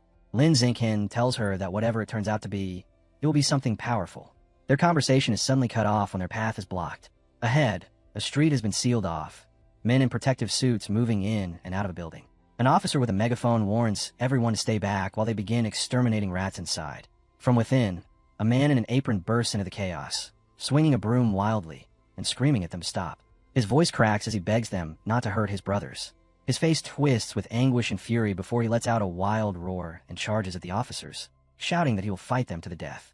Han Han stares in disbelief and asks if the man has gone mad. Lin Xingqian gives a small nod, saying he might be mentally unstable, though the scene is still painful to watch. He sighs and tells her they should go home. Later that night, Lin Xingqian sits with his parents in their living room as the television glows in the dark. A news anchor reports that a young female teacher who disappeared last week is still missing. An uneasy silence settles over the room. His mother gasps as the report continues, saying this makes the fourth young woman to vanish this month. His father, Lin Yin, quietly corrects her, saying it is the fifth. Images of the missing women appear on the screen, all young and beautiful. The anchor warns women across the city not to go out alone at night. Worry fills his mother's eyes as she turns to Lin Xingqian and tells him to make sure Han Han is never by herself. He nods gently and promises that he will protect her. At the public security office in Shanghai City, the man who attacked the exterminators is now locked away. In a sterile room, a doctor in a white coat speaks with a police officer watching through the glass. The officer asks if the man is mentally unstable, but the doctor shakes his head and says he cannot be sure. The suspect has not spoken a single word since being brought in. The officer frowns, saying it is strange, because earlier the mark of the man would not stop screaming. Before the doctor can answer, the officer suddenly stiffens, eyes widening in fear. Slowly, both of them turn toward the interrogation room, where the man is no longer sitting still.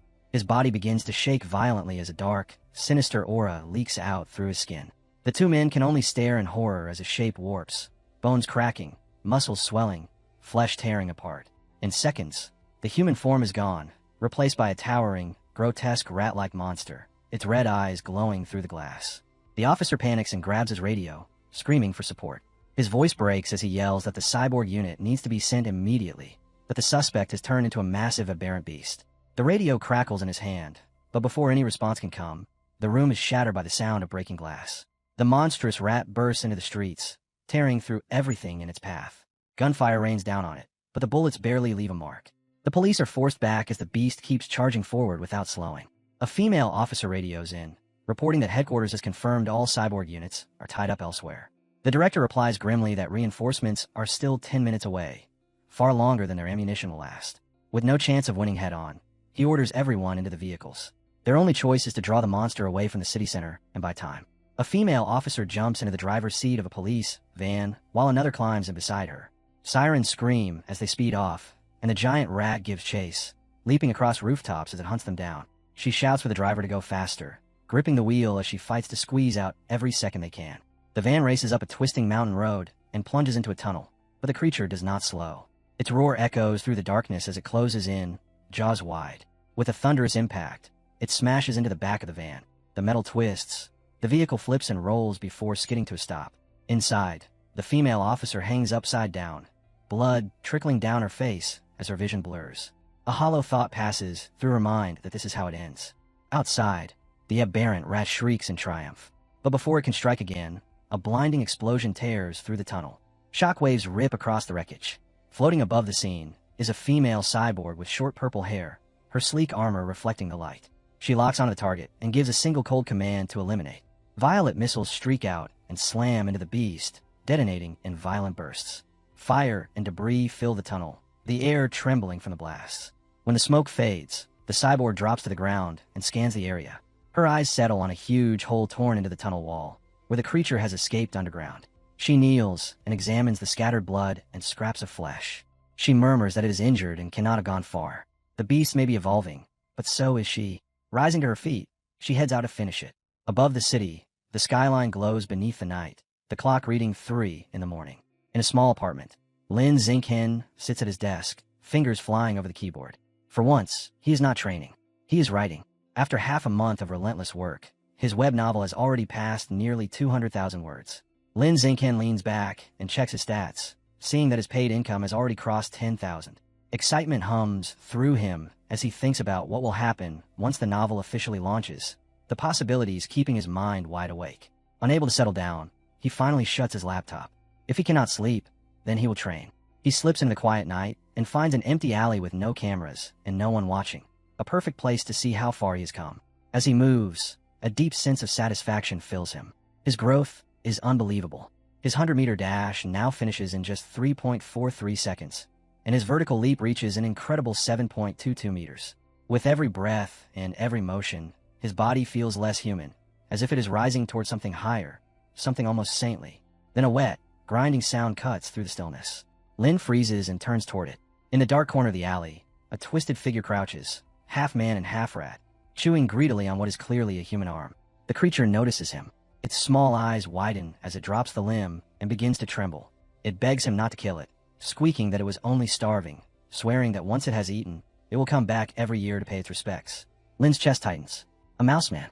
The word from the news flashes through his mind, the story of a giant mutant rat that escaped a lab. Could this warp thing be that very monster? A chill runs through him. This is dangerous. He needs to warn the authorities. He turns to leave. The mouse man's eyes dart wildly. Misreading the movement, it panics and cries out for him not to go, promising it will not eat him and will find someone else instead. Then fear turns into hunger. With a shrill screech, the creature explodes in emotion, bouncing off the alley walls so fast its body becomes a blur. In an instant, it is right in front of him. It howls that it wants human meat. There is no time to dodge. Lin Xingqian plants his feet and strikes. His leg snaps out in a single violent arc, smashing straight into the monster's jaw. The impact booms through the alley. The mouse man is hurled through the air and slams hard against the ground. Bleeding and dazed, it struggles back up, clutching its chest, disbelief flickering in its eyes at the power of a mere student.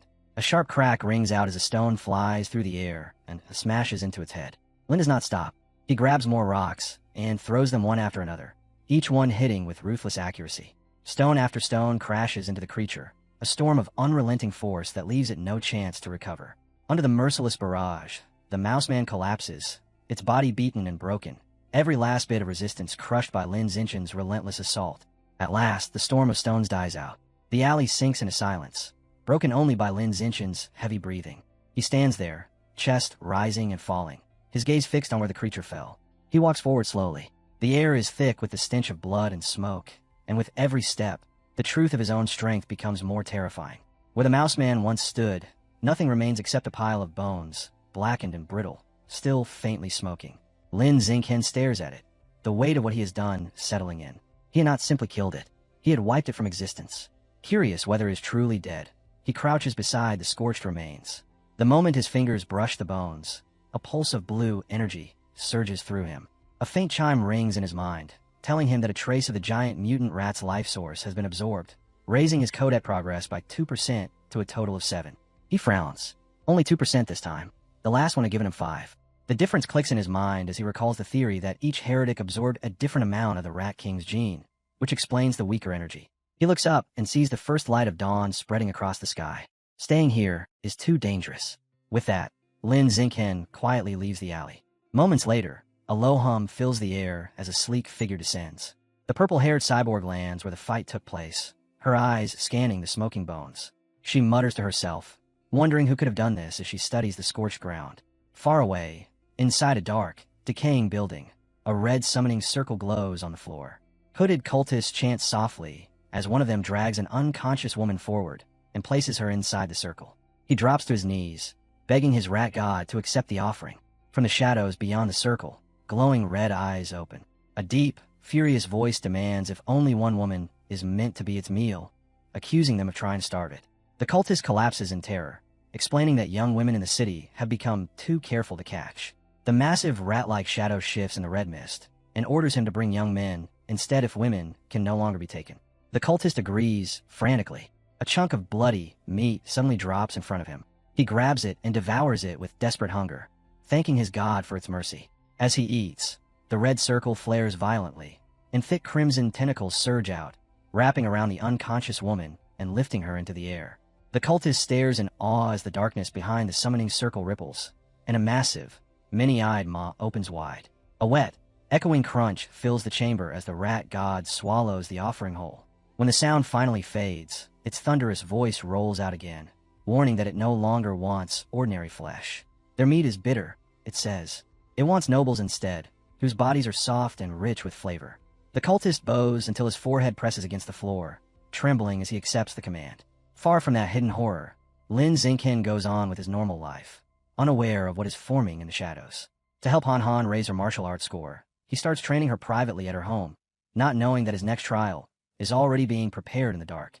During one session, Lin moves around her like a strict but patient instructor. He adjusts her posture, straightens her shoulders, guides her arm, and fixes her footing, calmly explaining how to gather strength, keep her balance, and send power through her body. When her stance is finally right, he steps back and tells her to use everything she has and strike him with full force. Han Han rushes in without hesitation, her fist cutting through the air. Lin catches it easily and praises her, saying her power is sharper and her angle nearly perfect. She follows with a quick kick, but he stops it just as smoothly, stepping closer to adjust her leg and showing her the proper line where her strength should flow. They keep going until she has nothing left. At last, she drops to the floor, soaked in sweat, breathing hard, yet smiling as she admits she can feel it, her body stronger and her techniques cleaner. Still on her knees, she looks up at him with fierce resolve and asks to train every day instead of 3 times a week. Lin gently refuses, telling her body needs time to recover and that pushing too far will only break her. After a moment, she agrees to keep their current schedule. Just then, Lin's phone vibrates on the table. As he picks it up, Han Han leans closer, asking if it is breaking news. 2 bold headlines flash on the screen. One announces free treatment from Glenn Corporation for mechanical prodigy girls crippled by early modifications. The other reports that a genius from Beijing University has successfully fused with the 1,000-threaded spider gene, becoming the youngest person to achieve dual gene fusion. Lin Xingqian's eyes widen as he reads the second line, a familiar name from the capital surfacing in his mind, the same prodigy he has been compared to for years. He knew exactly how rare dual gene fusion really was. Most people could not even attempt a single fusion until adulthood, because the human body simply could not survive that kind of strain. Yet that genius had already done it twice, and he was only 18. Lin Xingqian slowly lowered the phone, his thoughts turning heavy. So this was the level they had already reached. The room grew quiet as a dangerous question took shape in his mind. Was gene fusion truly the ultimate road to power, or was there another way to break past the limits of the human body itself? Back at home, Lin Xingqian was completely absorbed in his new life as a web novelist. His terrifying writing speed had already turned his story into an online sensation. The comments section was overflowing, with readers stunned by how fast he updated. Some even joked that he had to be a tentacle monster to release 50,000 words in a single day. Xingqian leaned back in his chair, calmly reviewing his progress. With the support of his advanced ability and the celestial root of wisdom, a month of steady practice had pushed his typing speed to 10,000 words per hour. At that pace, he only needed to write for about an hour each day, leaving the rest of his time free for cultivation and training. Just then, his father walked into the room. A proud smile crossed his face as he congratulated Xingqian on the novel's early success. Judging from the current momentum and the quality of the story, his father estimated that Xingqian could earn around 50,000 won in his very first month. If the word count continued to grow, even reaching 100,000 won a month would not be unrealistic. Xingqian's eyes brightened. That level of income meant one thing. He could finally move closer to his real goal. He wanted to unlock the Exotic Beast Codex. Without hesitation, he set a target for himself. He would use the earnings from his first 2 months to unlock the Savage Giant Eagle Codex. The scene shifted to the martial arts class. Instructor Hao Yuanfan had gathered the students for a sparring session to test their progress. One after another, they stepped into the ring, but none of them could stand up to Lin Xingqian. His punches were clean, his kicks ruthless, and every exchange ended the same way. His opponent hit the floor before they could even land a single strike. After the matches, Hao Yuanfan handed Xingqian his prize money. As Xingqian tucked away the 888 won, a quiet satisfaction settled in. He had not only earned more cash, but also gained precious experience toward his survival of the fittest achievement. While Xingqian dominated the arena, Shen Xinghan's results were far more restrained. Once again, she ranked last. Her friend Chu Xian tried to cheer her up, but the truth was still clear. Even so, her growth could not be ignored. A memory surfaced of her previous match against Wen Yintong, the second worst student in the class, where she had been defeated in less than 3 seconds. This time, however, things were different. She had lasted nearly 3 minutes, even managing to land several solid punches and kicks. From the sidelines, Hao Yuan fan watched her closely, a faint nod of approval forming. She still had a long road ahead of her, but her progress was real, and it could no longer be denied. He praised her grit and told her to keep pressing forward without hesitation. Once the sparring session ended, the instructor gathered everyone and dropped a bombshell. In 1 month, their class would challenge the second-year elite class. The goal was ruthless, to defeat every single one of them except for their top 3 fighters. The room erupted. Confidence and excitement thundered through the students as voices overlapped in heated anticipation. Watching their reaction, the instructor gave a satisfied nod. Time flowed quickly after that. Within the month, his father's web novel had skyrocketed in popularity, pulling in an astonishing 89,000 won. With his pockets finally heavy, he headed straight for the supermarket, determined to buy the beast meat he had been craving for so long. At the counter, he asked for savage, giant eagle meat. The woman behind the register smiled and told him about a promotion. Anyone who bought 100 jin or more would get a 5% discount. Lin paused. After a brief calculation, he chose to hold back. If he waited a little longer and saved more, he could buy everything in one go and claim the discount. By next month, he would easily have enough. The next day at school, Han came running up to him, eyes bright with excitement. She told him the cafeteria had opened a new stir-fry counter, and everyone was saying the food there was incredible. Lin agreed, and the two of them headed over together. The smell hit them before they even reached the counter. Rich, savory, and irresistible. Several chefs stood behind the stalls, woks blazing as flames leapt around sizzling ingredients. After ordering, they found a table and sat down. As they started eating, his father commented that coming early had been a good call. The line had already stretched halfway across the cafeteria. Then a sudden argument broke out near the counter. 2 students were shouting at each other. One accused the other of cutting in line, while the other insisted his deskmate had been saving his spot. The first refused to let it go, claiming that saving a place was no different from cutting, and the situation quickly turned ugly. Han frowned as she recognized one of the voices. She leaned in. "Isn't that you?" she said. "Shouldn't we go over?" Lin glanced in their direction, expression steady. Seeing Hyu's imposing posture and how the other student was already hesitating, he shook his head. "No need," he replied. "He can handle it." That confidence turned out to be misplaced. The other boy straightened up, looking down on Hyu as he called him a punk. Before Hyu could respond, several of the boy's friends moved in, closing ranks around him.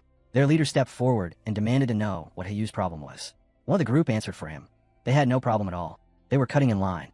Hyu snapped back, telling them to get to the end. He stepped forward, spreading his arms to block their way, only to realize how badly he was outnumbered. His eyes flicked across the crowded cafeteria, a sharp thought cutting through his mind. Why wasn't anyone stepping in? From their table, Han pointed out that Hyu was being bullied and urged Lin Xingchen to step in. By the time he moved, Hyu had already been pushed into a corner. A hand suddenly landed on the leader's shoulder. Lin Xingchen was standing there, eyes cold, telling him to get back in line properly. The bully turned around with a sneer and asked what Lin Xingchen thought he was going to do about it. Lin calmly took out his phone and said he would report the whole incident. The leader scoffed, calling reporting something so trivial disgraceful. Standing beside Lin, Hyu shot back that cutting in line was the real disgrace. Faced with the possibility of being reported, the group could only mutter under their breath before retreating from the area. The scene shifted to a lavish villa in Shanghai, where the rat god cult was holding a secret gathering. A man in a black hooded robe sat at the head of the table and informed the followers that one of their own, Sha Chong, was dead. He explained that Sha Chong had lost control in the marketplace and been killed after provoking the security squad. One of the cultists muttered that it was better this way. The leader then introduced a new recruit to replace him and announced a new directive from their rat god. From now on, they were to capture and sacrifice noble elites, as ordinary victims were no longer sufficient. 2 members immediately objected, warning that abducting nobles was far too risky. A missing commoner might be ignored, but a missing noble would bring serious attention. The leader offered a compromise. They would target the sons of wealthy but politically powerless merchants, lowering the risk while still pleasing the rat god. Turning to the newcomer, he added that true nobles were off limits for now, since he was still inexperienced. Instead, the new recruit was ordered to begin by capturing a handsome young man to serve as a sacrifice for one of the rat god subordinates. Hidden beneath his hood, the newcomer accepted without hesitation, swearing he would bring not just any handsome youth, but the most handsome man in the entire city to the divine child. Back in the classroom, Hyu was still stewing over what had happened in the cafeteria. He told Lin Xingchen that he had looked into the students who cut the line and discovered they were from class 3 of the second year, the very elite class they were about to face. He could not believe that students from such a prestigious group could behave so shamelessly. Leaning against the lockers, Lin Zicken scrolled through his phone and replied that good grades did not automatically mean good character. But then his eyes sharpened. A breaking news alert had popped up on the screen. Another wealthy heir had gone missing, the fifth one in recent days. No ransom, no clues. The words triggered a cold certainty in Lin's mind. The Rat God cult's mission to target nobles was no coincidence. They were responsible for these disappearances. When the day of the competition finally arrived, the gym was electric. 2 fighting rings stood ready, and both classes filled the stands as tension spread through the air like a drawn blade. The students who had bullied Hugh earlier were glaring at him from across the room. Hugh met their stares head-on and threw back a bold, taunting gesture that made it clear he wasn't afraid of them. After the warm-ups ended, the matches began just like before. Shin Ningen was the first to step into the ring. Her opponent, a senior from the honors class, launched a fierce kick the instant the match started. Shin managed to block it, but the force was overwhelming. Her guard shattered, and she was sent flying across the ring, losing in a single exchange. The senior showed no mercy. One by one, the first-year girls, including Chu Xian, were knocked down without landing even a single hit. At last, the streak was broken when a short-haired, muscular girl fired back with a crushing counterkick that floored her opponent. The crowd erupted in cheers, but the moment of hope was short-lived. A tall girl with flowing red hair stepped forward next. From the moment she entered the ring, she took control. Every movement was sharp, precise, and merciless. In less than 10 minutes, she crushed 9 first-year students, 3 of them boys, leaving no room for doubt. Only 4 first-years were left standing now. Lin Zicken, Wang Shou, Lu Gang, and Hiu Yu. The situation was dire. The honors class had only lost 5 fighters, all of them girls. 36 of their classmates were still waiting, and not a single male fighter had even stepped in yet. Teacher Hao Yunfeng clenched his fists as he watched. The gap in strength was painful to witness. With no better choice, he turned to Hiu. "It's your turn," he said softly. "Can you take the next 6? Hiu's lips curled into a confident grin. "No problem," he replied, "especially when they're all cute seniors. Makes it more fun." And just as he said, Hiu tore through the next 6 matches. One after another, the remaining girls were sent flying from the ring, completely unable to withstand his attacks. With all their female fighters down, the second-year class finally sent in their first male student. His heavy footsteps echoed through the gym as he stepped into the ring, his expression dark and menacing. Striking an exaggerated pose, he sneered. "You ready to die?" Hiu scoffed. "You again? Guess good manners aren't part of the honors curriculum." He recognized him instantly. It was the same bully from the cafeteria. Thinking this was an easy chance to get revenge, Hiu relaxed his guard. It was a fatal mistake. The senior exploded forward in a blur and slammed a brutal punch straight into Hiu's stomach. The impact knocked the air out of him and drove him to his knees. The bully laughed as he loomed over him. "That all you've got? Pathetic. Go on, admit defeat." Rage flared inside Hiu. He forced himself upright and swung wildly, but the senior sidestepped with ease and answered with a savage kick. Hiu was sent flying out of the ring, collapsed on the floor, and gasping in pain. Hiu finally realized how wrong he had been. This guy was not weak at all. If anything, he was one of the strongest. His carelessness had cost him dearly. The senior bully turned his gaze toward the sidelines, locking onto Lin Zicken. A mocking grin spread across his face. "What about you, pretty boy? Still feel like playing hero?" Lin Zicken stepped forward without the slightest hesitation, his calm never wavering. "I was waiting for you to say that." The gym exploded with noise. Cheers thundered through the stands as their classmates shouted for him to make the bully pay for what he had done to Hiu. The moment the match began, the bully, Chi Wei, lunged in with a brutal high kick aimed straight for Lin's head. Lin did not even blink. He lifted one hand, blocked the strike with ease, and in the same smooth motion, seized Chi Wei's leg. With a single effortless swing, he smashed the senior head first into the ring floor. The impact boomed through the gym. Chi Wei did not get back up. Lin looked down at him briefly, then nudged his limp body with his foot, sending him rolling out of the ring like something that no longer mattered. The second-year students were frozen in shock. One of them finally stammered, "But Chi Wei is one of our top 5. How did he lose in one hit?" No one could answer. From the sidelines, teacher Hao Yuanfeng narrowed his eyes. "That boy," he muttered. "He's been hiding far more than anyone realizes." Even Lu Gang and Wang Shou could not hide their unease as they exchanged glances. "Is he even human?" one of them whispered. Lin turned back toward the stunned second years, his voice level and emotionless. "Who's next?" No one stepped forward. Fear twisted their expressions. Half an hour later, it was finished. Every single one of the remaining 29 second-year students lay scattered across the floor, completely defeated. Standing over the last one, Lin Zicken looked down with detached calm. The roar of the crowd faded as his system interface appeared before his eyes. System notification, opponents eliminated, 119/1000. His brows furrowed. Still only 119. The progress was unbearably slow. He recalled every match so far, how he was always forced to fight last, after everyone else had already been beaten. If things continued this way, reaching his goal would take far too long. That was unacceptable. His fist tightened as resolve hardened inside him. His strength had already surpassed what this school could provide.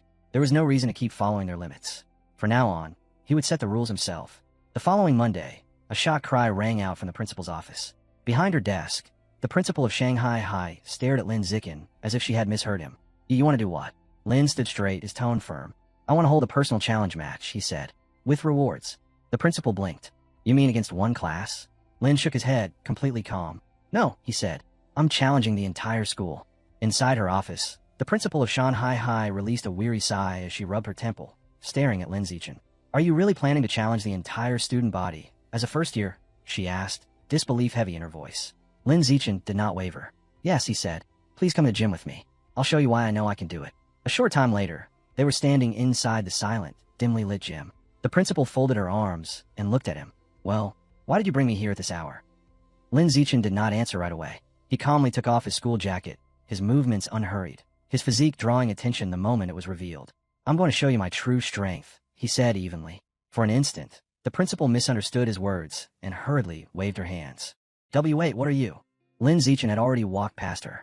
He stopped in front of a massive barbell resting on the floor. With one hand, he wrapped his fingers around it and lifted the 700-kilogram weight high above his head, as if it were nothing. The principal's mouth fell open. She stood there frozen, staring at the impossible scene. In that moment, everything became clear. This was what he meant. His strength was not just impressive, it was terrifying. Even Wu Tiancheng, the school's most famous prodigy, had never shown power like this in his first year. When she finally snapped out of her shock, the principal raised a big thumbs up. All right, you made your point. I'll arrange your school-wide challenge. Lin Zichen smiled. Good, but we'll need rewards. Otherwise, no one will bother to fight me. Rewards, she repeated, lifting an eyebrow. He nodded and explained. There will be two. A small participation prize for everyone who joins, and a main prize pool that increases with every challenger. If someone beats me, they take everything. If no one does, it all belongs to me. Amused by his confidence, the principal chuckled. Fine, I'll go along with it. One more thing, Lin added. Keep my strength secret for now. If people find out, they might not dare to show up. She lightly patted his shoulder. Understood.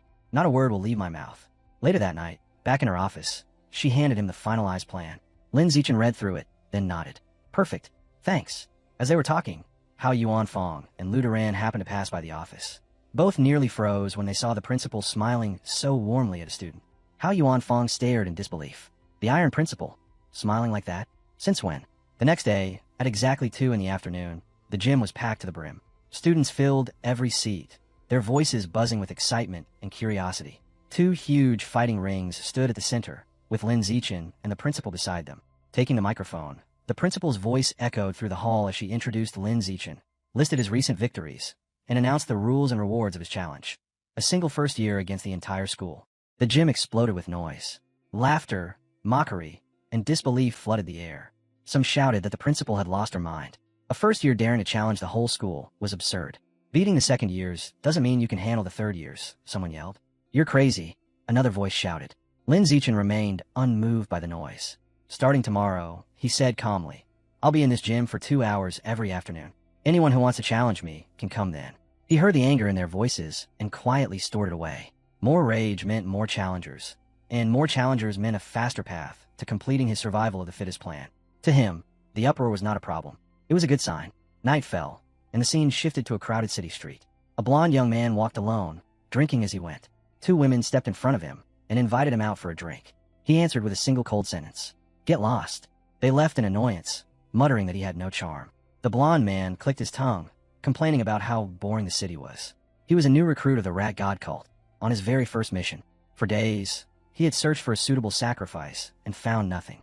Anxiety gnawed at him as he imagined facing the cult leader with empty hands. He had even considered kidnapping a famous man, but celebrities were always surrounded by guards. He stood no chance against them. With the deadline closing in, desperation began to take over. Then, as he paced the street, Lin Zichen ran past in a tank top and shorts. The blond man froze, his eyes following him. In that instant, he made his choice. He had finally found the perfect target. Relief washed over him as his stress vanished. This one would be enough. He began to follow, keeping his distance as Lin Zichen turned into a deserted industrial alley. Step by step, the cultist closed in, determined to turn this opportunity into success. When Lin Xingqian disappeared into the dim passageway, the blond man stopped in the shadows. A twisted smile crept across his face as his eyes sank into dark, bottomless pits. The empty street thrilled him. No witnesses. No interruptions. The perfect place to kill.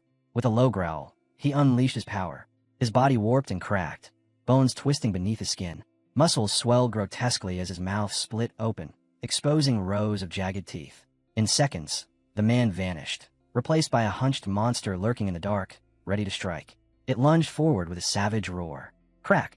A brick tore through the air and slammed into its skull with crushing force. Blood sprayed across the pavement as the creature reeled backward, dazed and staggering, the echo of the impact rolling through the silent alley. Lin Xingqian watched the cultist clutch its head and stumble in confusion. A single brick had done that much damage. He stepped out of the shadows, another brick still in his hand, his voice calm as he muttered to himself. He had not expected to run into a rat person during a simple night jog, but if fate wanted to hand him free progress for his guidebook, he saw no reason to refuse. The creature shook violently, its pupils shrinking in terror. What kind of human talks like that? It could not understand his words, but every instinct screamed the same warning. This man was terrifying, and just as it tried to move, it dropped dead. Lin Xingqian blinked. He stared at the lifeless body, struggling to process what had just happened. One casual brick had killed a transformed cultist. Was a follower of the rat god really this hooking fragile? He crouched beside the corpse and absorbed its remaining life essence before anyone else could wander past. A sharp system prompt flickered into view. You have devoured a trace of giant mutant rat essence. Guidebook progress. 8%. Only 1%. Lin Xingqian exhaled in disappointment. No wonder it died from a single brick. There had barely been any essence inside it all. Even so, the encounter left a faint chill in his chest. Tonight had been a fluke. Most of the rat god cult's transformed fighters were nothing like this. Some of them had bodies strong enough to withstand bullets. If he kept running alone at night, one day he would inevitably run into one of those. Morning came. Lin Xingqian was at home when the news broadcast made him freeze. At 3 in the morning, the Municipal Public Security Bureau had joined forces with a professor from Shanghai University and wiped out the rat god cult completely. The so-called chemical tutor, as the reporter called him, was actually a high-level gene fuser who had personally killed the Rat King. The footage began to play. A gigantic, multi-eyed monster roared as it fired a storm of bone spikes. A red-haired, winged gene fuser cut through the barrage, flesh tearing and mana flaring as he pushed forward without retreating. 30 seconds. That was all it took for the Rat King, a creature so massive it blotted out the streetlights, to slam into the ground in defeat. Lin Xingqian watched the gene fuser land, calm and unscathed. His jaw tightened. So that was the power of a high-level being. He slowly leaned back, his expression turning grim. Terrifying was not even close to enough to describe it. The room was bright and sterile, almost clinical, yet the two men inside it looked like they had just walked off a battlefield. The blue-haired man casually sipped from his cup and glanced at the spiky orange-haired man beside him. So, any news from the teacher? Tiansheng did not even look up. Still out of contact, he replied flatly. And the entire team that went to suppress the riot at Sourceside 36. Not a single one has reported back. The blue-haired man froze mid-sip. All of them. All of them, Tiansheng said. If things hadn't already been mostly stabilized, I wouldn't even have had time to deal with the little shrimp that slipped out during the chaos. The blue-haired man raised a brow. Little shrimp. He almost scoffed, but then the image of the monstrous Rat King flashed through his mind, the creature that had left the entire Public Security Bureau helpless. To him, that thing was a living nightmare. But compared to someone like Tiansheng, yeah, in that sense, it really was just a shrimp. He sighed, then suddenly draped an arm over Tiansheng's shoulders. Since you're here anyway, why not swing by our old school? Give the juniors a lecture or two. Tiansheng knocked his arm away. I'm not some idol. I have actual work to do. Oh, come on, the blue-haired man grinned. Giving guidance to our cute juniors is real work. Think of it as nurturing the next generation. Tian clicked his tongue, but did not bother to argue. Far beneath them, beneath the pale glow of the full moon, the truth was unfolding inside a cavern drowned in darkness. The Rat King was still alive. It knelt on the stone floor, trembling as it spoke, its voice breaking. First, it had fed on beggars.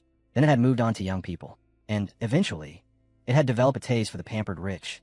Now it pressed its head to the ground, no longer a tyrant, but a groveling worm, because towering over it was something far more terrifying. A colossal, green-skinned monster with glowing crimson eyes filled the cavern with crushing pressure.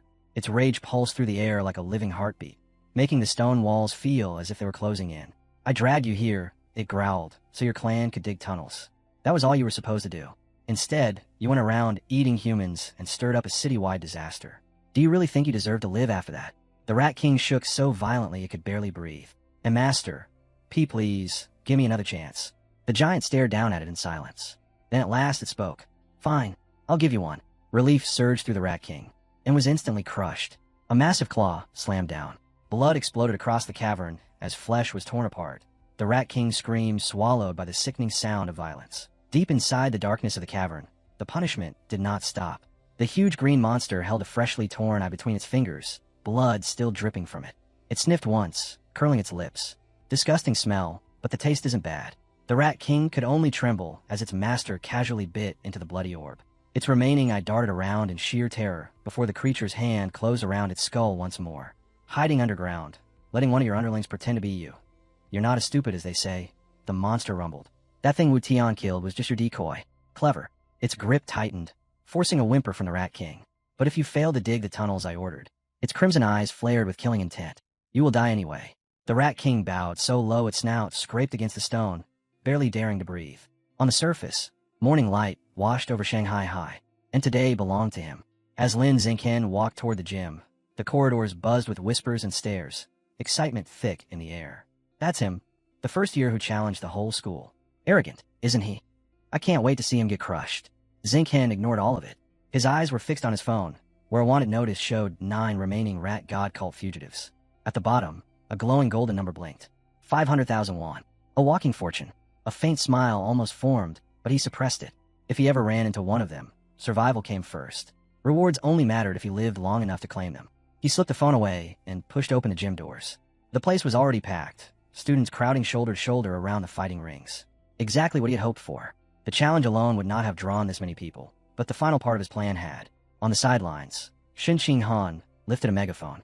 "Everyone who participates gets a lottery ticket. The prizes this year are extremely generous, so don't miss your chance." The gym detonated with noise. Is that real?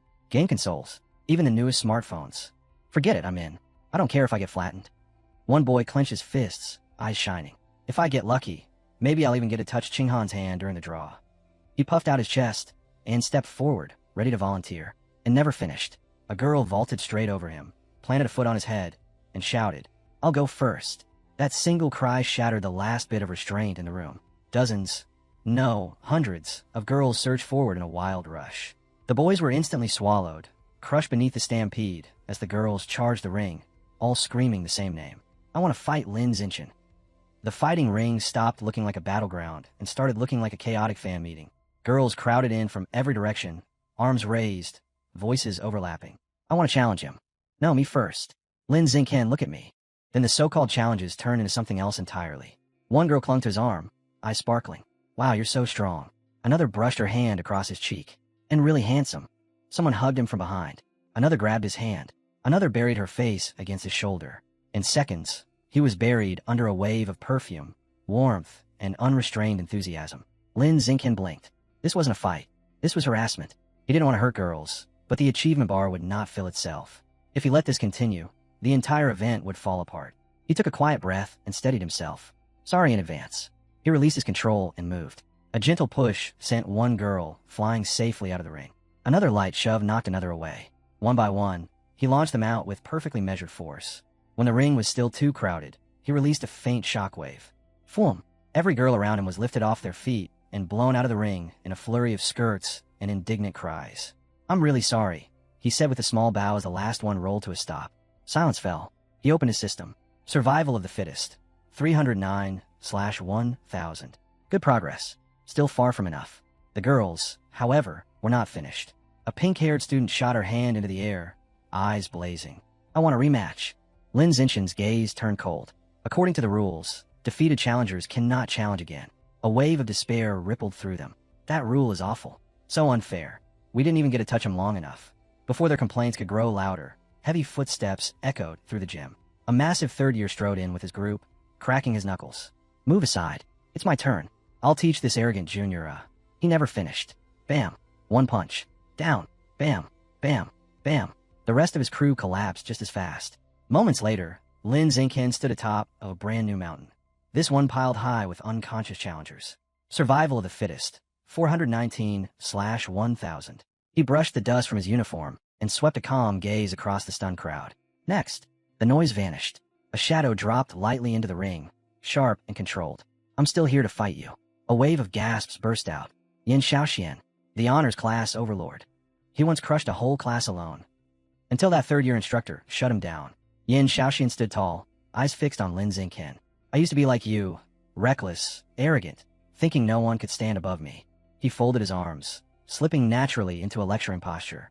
Then someone stronger taught me reality. So as your senior, let me show you what. Lin Xingqian didn't even glance at him. He turned to the supervising teacher. Can I start? Yin Xiaoshuan's eye twitched. The match hadn't begun, yet he was already invisible. The teacher, drenched in sweat, waved his clipboard wildly. And match start. Yin Xiaoxian drew in a breath to continue speaking. Crack. One kick. Lin Xingqian's foot smashed into his chest, launching Yin Xiaoxian across the ring like a kicked sack of gravel. He slammed into the far wall with a deafening boom. Dead silence. Lin Xingqian casually poked a finger in his ear. Finally peace. The gym locked up. Jaws hung open. He kicked Yin Xiaoxian like he was nothing. How powerful is he? Before anyone could recover, slow clapping echoed. Clap, clap, clap. The crowd parted as a tall, broad-shouldered student with spiky red hair stepped forward. The air itself shifted. Shen Qinghan, #1 in the entire school. Now this is the real battle. Energy surged through the hall. Lin Xingqian studied him quietly. Beat the younger one, and the older brother appears. Predictable. Shen Qinghan landed in the ring, a crooked smile on his face. Didn't think Yin Xiaoxian would fall to a freshman. Since he did, I'll... Lin Xingqian raised a hand, ignoring him as he turned to the teacher. Can we begin? Shen Qinghan's smile twitched. Hey, I wasn't done. Start. The teacher shouted. You. Shen Qinghan roared as blue energy exploded around him. Fine. I'll smash you until you listen. He rushed forward, the floor cracking beneath his feet. Lin Xingqian stepped in to meet him, his fist wrapped in glowing yellow light. Boom! Their clash sent a shockwave ripping through the gym. Shen Qinghan's eyes widened. That won't be enough, he said, calm but certain. Sorry, I don't have time, Lin Xingqian replied. Then he struck. One clean, crushing blow. Thundering crash. Shen Qinghan was hurled backward, his clothes torn, disbelief carved across his face. How can this be? He whispered as he collapsed. The gym dropped in a dead silence. No cheers, no murmurs, only hundreds of pale, frozen faces staring at what shouldn't have been possible. Their strongest fighter, crushed in seconds. Lin Xingqian brushed off his uniform and calmly looked over the stunned crowd. Then he extended a finger and pointed toward a random boy in the back. You, step into the ring. The boy flinched and pointed at himself. And me, you haven't fought yet, Lin Xingqian replied evenly. The student gulped. See, can you go easy? Lin Xingqian gave him a gentle smile. If you participate, you get a lottery ticket. The boy straightened at once.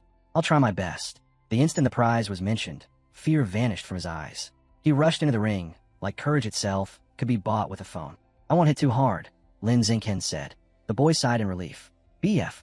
One punch. Lights out. The student folded and slammed into the floor. A system prompt flashed. Survival of the fittest +1. The crowd stared, and then understanding spread. If even showing up counted, if getting knocked out wasn't shameful, if the ticket was guaranteed, then losing wasn't really losing. A spark lit up the gym. Wait, we still get the ticket if we lose. And he's way too strong anyway. I want that smartphone. The entire crowd surged forward like a tidal wave of greedy, excited bodies. Lin Xingqian steadied himself. What followed wasn't a fight. It was an assembly line of knockouts. A punch, +1. A chop, +1. A tap, +1. Bodies flew, bounced, spun, and collapsed, all ending the same way. Unconscious on the floor while the counter climbed without mercy. 421, 487, 612, 750, 903, 998, 999. At last, the final challenger dropped with a groan, and a massive golden message filled his vision. Achievement complete. Survival of the fittest. Requirement: defeat 1,000 unique opponents. Status: cleared. Another alert followed, even brighter. New biological attribute acquired. Survival of the fittest. Lin Xingqian clenched his fist. Power surged through his body. Clean, wild, intoxicating. A hard grin spread across his face, the kind only someone who had earned every inch of their strength could wear. At last, after the chaos, after the endless flood of challengers, he had done it. He had won. The system window appeared as the final body hit the ground. New biological attribute acquired. Survival of the fittest. Effect: increases the damage you deal to other living beings. Lin Xingqian rubbed his chin. A straight damage boost, useful, but why hide the numbers? He clicked his tongue. Cheap system. Still, the goal was complete. That was enough. He jumped down from the ring. The challenge is finished. A wave of disappointed groans rose behind him. Already, I didn't get enough photos. We wanted to watch him more. Xingqian ignored every sound behind him. Without slowing down, he caught Shen Qinghan's hand and pulled her through the roaring chaos. The gym emptied in their wake, but the two of them were already gone before anyone could think of stopping them. That afternoon, laughter echoed through the principal's office. The principal of Shanghai High lounged against her desk, legs crossed, smiling like she had just hit the jackpot. Congratulations, Lin Xingqian. You are now officially the strongest fighter in Shanghai High. She leaned forward, eyes glittering. Tell me, since you flattened Shen Qinghan so easily, you're hiding a lot more power than you showed, right? Xingqian sat on the sofa with Shen Qinghan beside him, calmly sipping his drink. I held back a little. Her gaze sharpened. You know, during Shen Qinghan's Kyoto University entrance exam, he lifted a 690-kilogram barbell with one hand. She pointed at Xingqian with confidence. That means your limit must be at least 800. Xingqian nearly spat out his drink. If she knew the real number, she'd faint. He forced a polite smile. Close. My test result was 795. The principal slapped the desk. I knew it. Absolutely knew it. She was still laughing when Xingqian lifted a finger. Principal, there's something important. She paused, intrigued. Xingqian straightened, eyes bright. When do I receive the 8,810 yuan prize money? Shen Qinghan sighed softly beside him. The principal blinked, then laughed. Already thinking about cash. Still, she immediately took out her phone and transferred the money. As she began explaining his new role as the school's top fighter, Xingqian raised his hand again. One more thing. Yes. Qinghan and I both enjoy swimming. I want access to the gym pool. He raised a finger. Exclusive access. No one else allowed while we're using it. The principal smiled at his nerve and nodded without hesitation. Approved. Xingqian was honestly surprised. That had been far too easy. He cleared his throat. Oh, and one more condition. The principal lifted an eyebrow. Shen Qinghan tilted her head. When we use the pool, Xingqian said evenly, I'll be covering the security cameras. I don't like being watched in swimwear. Shen Qinghan's face turned bright red. The principal froze, then slowly broke into a knowing smile. Boy and girl. Private pool. Cameras covered. Her imagination ran wild. She said nothing, but the look in her eyes said everything. Of course, she murmured, sliding a key across the desk. Every request granted. Lin Xingqian accepted the key with a courteous nod. But the principal leaned close and whispered against his ear, just be careful not to create a new life in there. Lin Xingqian blinked. What? A new what? What kind of life? Since when did swimming produce anything? Before he could question it, she waved him off with a playful grin. Walking down the hallway, he rolled the pool key between his fingers. Private access. No cameras. No interruptions. Perfect. With that privacy, he could finally examine the true nature of Shen Qinghan's strange water abilities without anyone interfering. His thoughts broke when she tugged lightly at his sleeve. Lin Xingqian, can I ask you something? She looked uneasy, eyes lowered, cheeks faintly red. I entered a singing contest. I practiced my solo, but the duet part, I don't have anyone yet. She swallowed. Can you practice with me tonight? Of course, he answered without hesitation. Her face lit up instantly. She pumped her fist and skipped down the hallway like she had just won first prize. Xingqian watched her go, a soft warmth spreading in his chest. She really cares about this. I hope she finds the confidence she's chasing. That night, in Shen Qinghan's room, she held a microphone and sang gently, her voice smooth and clear. Lin Xingqian sat nearby, his phone playing the male part of the duet, as their voices blended together in harmony. In a living room, her parents listened quietly. Shen Zhouan frowned. Dear, is it really okay for them to be alone in her room at this age? Xu Meng snapped her head toward him. What are you suggesting? They're childhood friends. Sit down and stop being ridiculous. Yes, dear, he muttered, sinking into the couch. Back in the room, Lin Xingqian had heard enough. That's 30 minutes, he said gently. Let's stop here and go over homework. She nodded, though clearly unwilling. As he gathered his things, he added, Don't forget, tomorrow we're using the private pool. You need to train your water control. Bring your swimsuit. Her eyes shone. I will. They said goodbye, and Lin Xingqian stepped out into the night, the pool key still warm in his hand, already thinking about the next day's training. Shen Qinghan shut the door, leaned against it for a moment, then covered her face. Tomorrow, the pool. Just us. Her cheeks burned. She rushed to her closet and pulled out 2 swimsuits, laying them on the bed. A modest blue one-piece, and a black bikini that was anything but modest. She lifted the bikini with trembling hands. Her face turned even redder. Isn't this too much? What if he looks at me and... Her imagination ran far too fast. She imagined herself splashing Lin Xingqian in the pool, laughing as he chased her, the two of them fooling around like a scene straight out of some romantic drama. He would trap her against the pool wall, water sliding down her shoulders. She slapped her own cheeks. Focus. But the image refused to leave. After struggling with herself for a long, painful minute, she finally clenched her fists. It's just him. So, It should be fine. With the resolve of someone jumping off a cliff, she shoved the bikini into her school bag. The next day after school, the gym's pool was silent and empty, wide, echoing, completely private. Lin Xingqian was already there, dressed in his swim trunks, a towel draped over his shoulder. Standing by the pool, he looked like a model that had wandered into a sports advertisement. The lights highlighted every line of muscle across his chest and shoulders. He glanced at a security camera. Right, I'll deal with that later. Then, Xingqian, he turned and froze. Shen Xinghan stood beneath the pool lights in her black bikini, cheeks flushed, steps careful, but her smile bright enough to outshine the room. Sorry to keep you waiting. On the outside, Lin Xingqian stayed calm. Walk slowly. Don't slip. Inside, too cute. Too cute. Way too cute. He forced himself to breathe and nodded. All right, let's start. Her eyes lit up. They slipped into the water together, ripples spreading as they swam side by side. Beneath the surface, Lin Xingqian reached out and took her hand. She squeezed back, then suddenly stiffened. Her eyes went wide as she hurriedly pointed upward. Without hesitation, he pulled her up. They broke the surface, breathing hard. Lin Xingqian held her close, concern in his eyes. What happened? Did you get hurt? But Shen Xinghan wasn't afraid. She was stunned and excited. Xingqian, the water, it went through me. What? Look, watch. She held her hands just beneath the surface. And then, the water flowed straight through her palms as if her skin were fog, slipping back into the pool without a splash. No resistance, no disturbance, just liquid passing through her body. Lin Xingqian stared.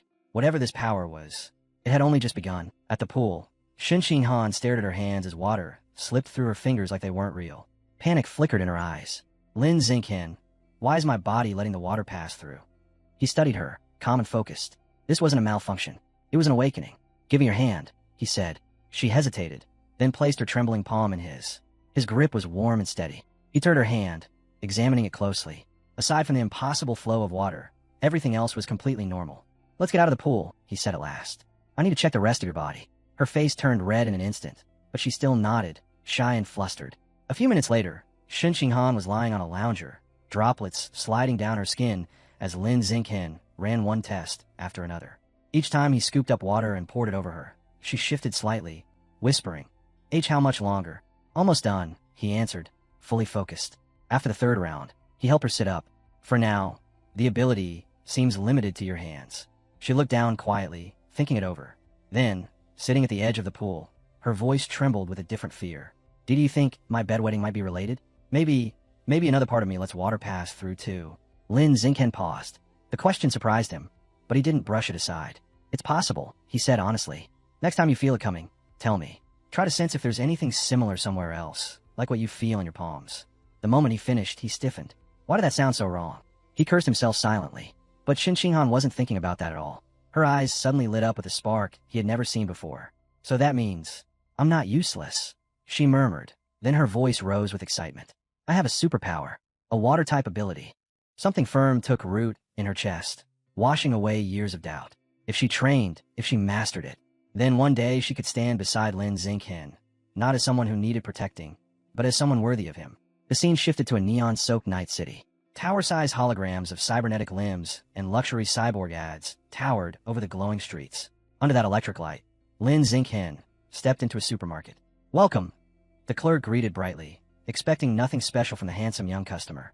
But he walked straight to the counter, slid his card across, and said calmly, I want 100 gene of savage giant eagle meat. She froze, then blinked again. 100 gene of that kind of meat? The kind rich families bought only in tiny portions? Her hands trembled as she took his card and the delivery slip. Why yes, I'll prepare it immediately. As Lin Xingqian left, the clerk stared after him, heart pounding. What kind of young master spends money like that? And stays so calm? All she could do was watch him vanish into the neon streets, unaware that the world around him was already shifting. Still dazed, she forced herself back into work mode, filling out the order, stamping it, then leaning forward with a professional smile. Please give us a good review. Even she couldn't hide the tremor in her voice. Hours later, in a deserted industrial district beyond the reach of city lights, Lin Xingqian received the delivery. The workers unloaded a massive insulated container packed with the remains of a savage giant eagle. Once they left, he rolled his shoulders and let out a slow breath. He had just been paid 120,000 yuan from his web novel royalties. Added to his savings, he now held roughly 210,000. More than enough. This wasn't spending. It was an investment. The time had come. He placed his palm on the beast meat. White light erupted instantly, spiraling around him like a cutting storm. A blue system window flashed into existence. Devouring Savage, Giant Eagle Life Source. Codex Unlock Progress, 100%. His consciousness was dragged into a vision. A colossal white eagle tore through the clouds, its wings gleaming like polished ivory. It dove into the sea, claws sinking into a massive purple squid beast, thrashing below. Power, instinct, absolute dominance of the sky. Everything flooded into him. When the vision shattered, Lin Xinghen stood bathed in glowing blue light as a final message formed. Savage Giant Eagle Codex unlocked. New biological attribute acquired. Eye of the Sky. Another panel unfolded. His vision had surpassed human limits. His ability to track movement had been reborn. His perception had become that of a predator. His eyes blazed gold, pupils reshaping into intricate eagle patterns. He tested it at once. His view lifted, expanding outward, rising high above the city until the streets spread below him like a map. He focused and locked onto a distant road. One man walking, the glow of the phone screen. Every tiny movement, every detail, perfectly clear. An eagle's sight is terrifying, he murmured. Once the surge settled, Lin Xinghen headed home. Inside, the living room was dim. Lin Yin and Jiang Wangxin sat rigidly on the couch, watching the news. On the screen, a mutated gene fuser tore through a city. A winged monster lifting a truck as flames swallowed the streets. Sirens screamed. Buildings lay in ruins. Hundreds injured. The broadcast cut to a heated debate. One man slammed the table. Gene fusion is wrong. Humans should awaken their own power. Evolve naturally. His opponent shot back. Nonsense. Without gene fusers, how do you fight aberrant beasts? Martial artists can't even stop bullets. The room went silent. Lin Xinghen's parents exchanged weary looks, worry etched deep. Behind them, Lin Xinghen stood quietly, his golden eyes fading back to normal as the world crept closer to chaos. Lin Yin sighed when the program ended. Gene fusers, they're walking time bombs. You never know when one will lose control. Jiang Wangxin waved it off. You're overthinking it. The government regulates them strictly. Accidents like that are rare. The real problem is, she lowered her voice. Most gene fusers can't have children afterward. Lin Yin nodded. Exactly. If someone plans to go through fusion, they should preserve their genes first, or have a child beforehand. Halfway through the discussion, Jiang Wangxin suddenly stiffened. Her eyes widened. Her cheeks flushed. Lin Xinghen was standing in the doorway.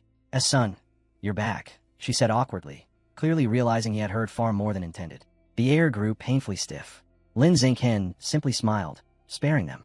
Let's eat. Around the dinner table, the tension slowly melted away. Between bites, Lin Xinghen spoke casually. Tomorrow is the school singing competition. Qinghan signed up. His parents reacted instantly. That's great. Lin Yin slapped the table. We're all going to support her. And not just support her. Jiang Wangxin added with intensity. Qinghan is like my own daughter. We're cheering louder than anyone.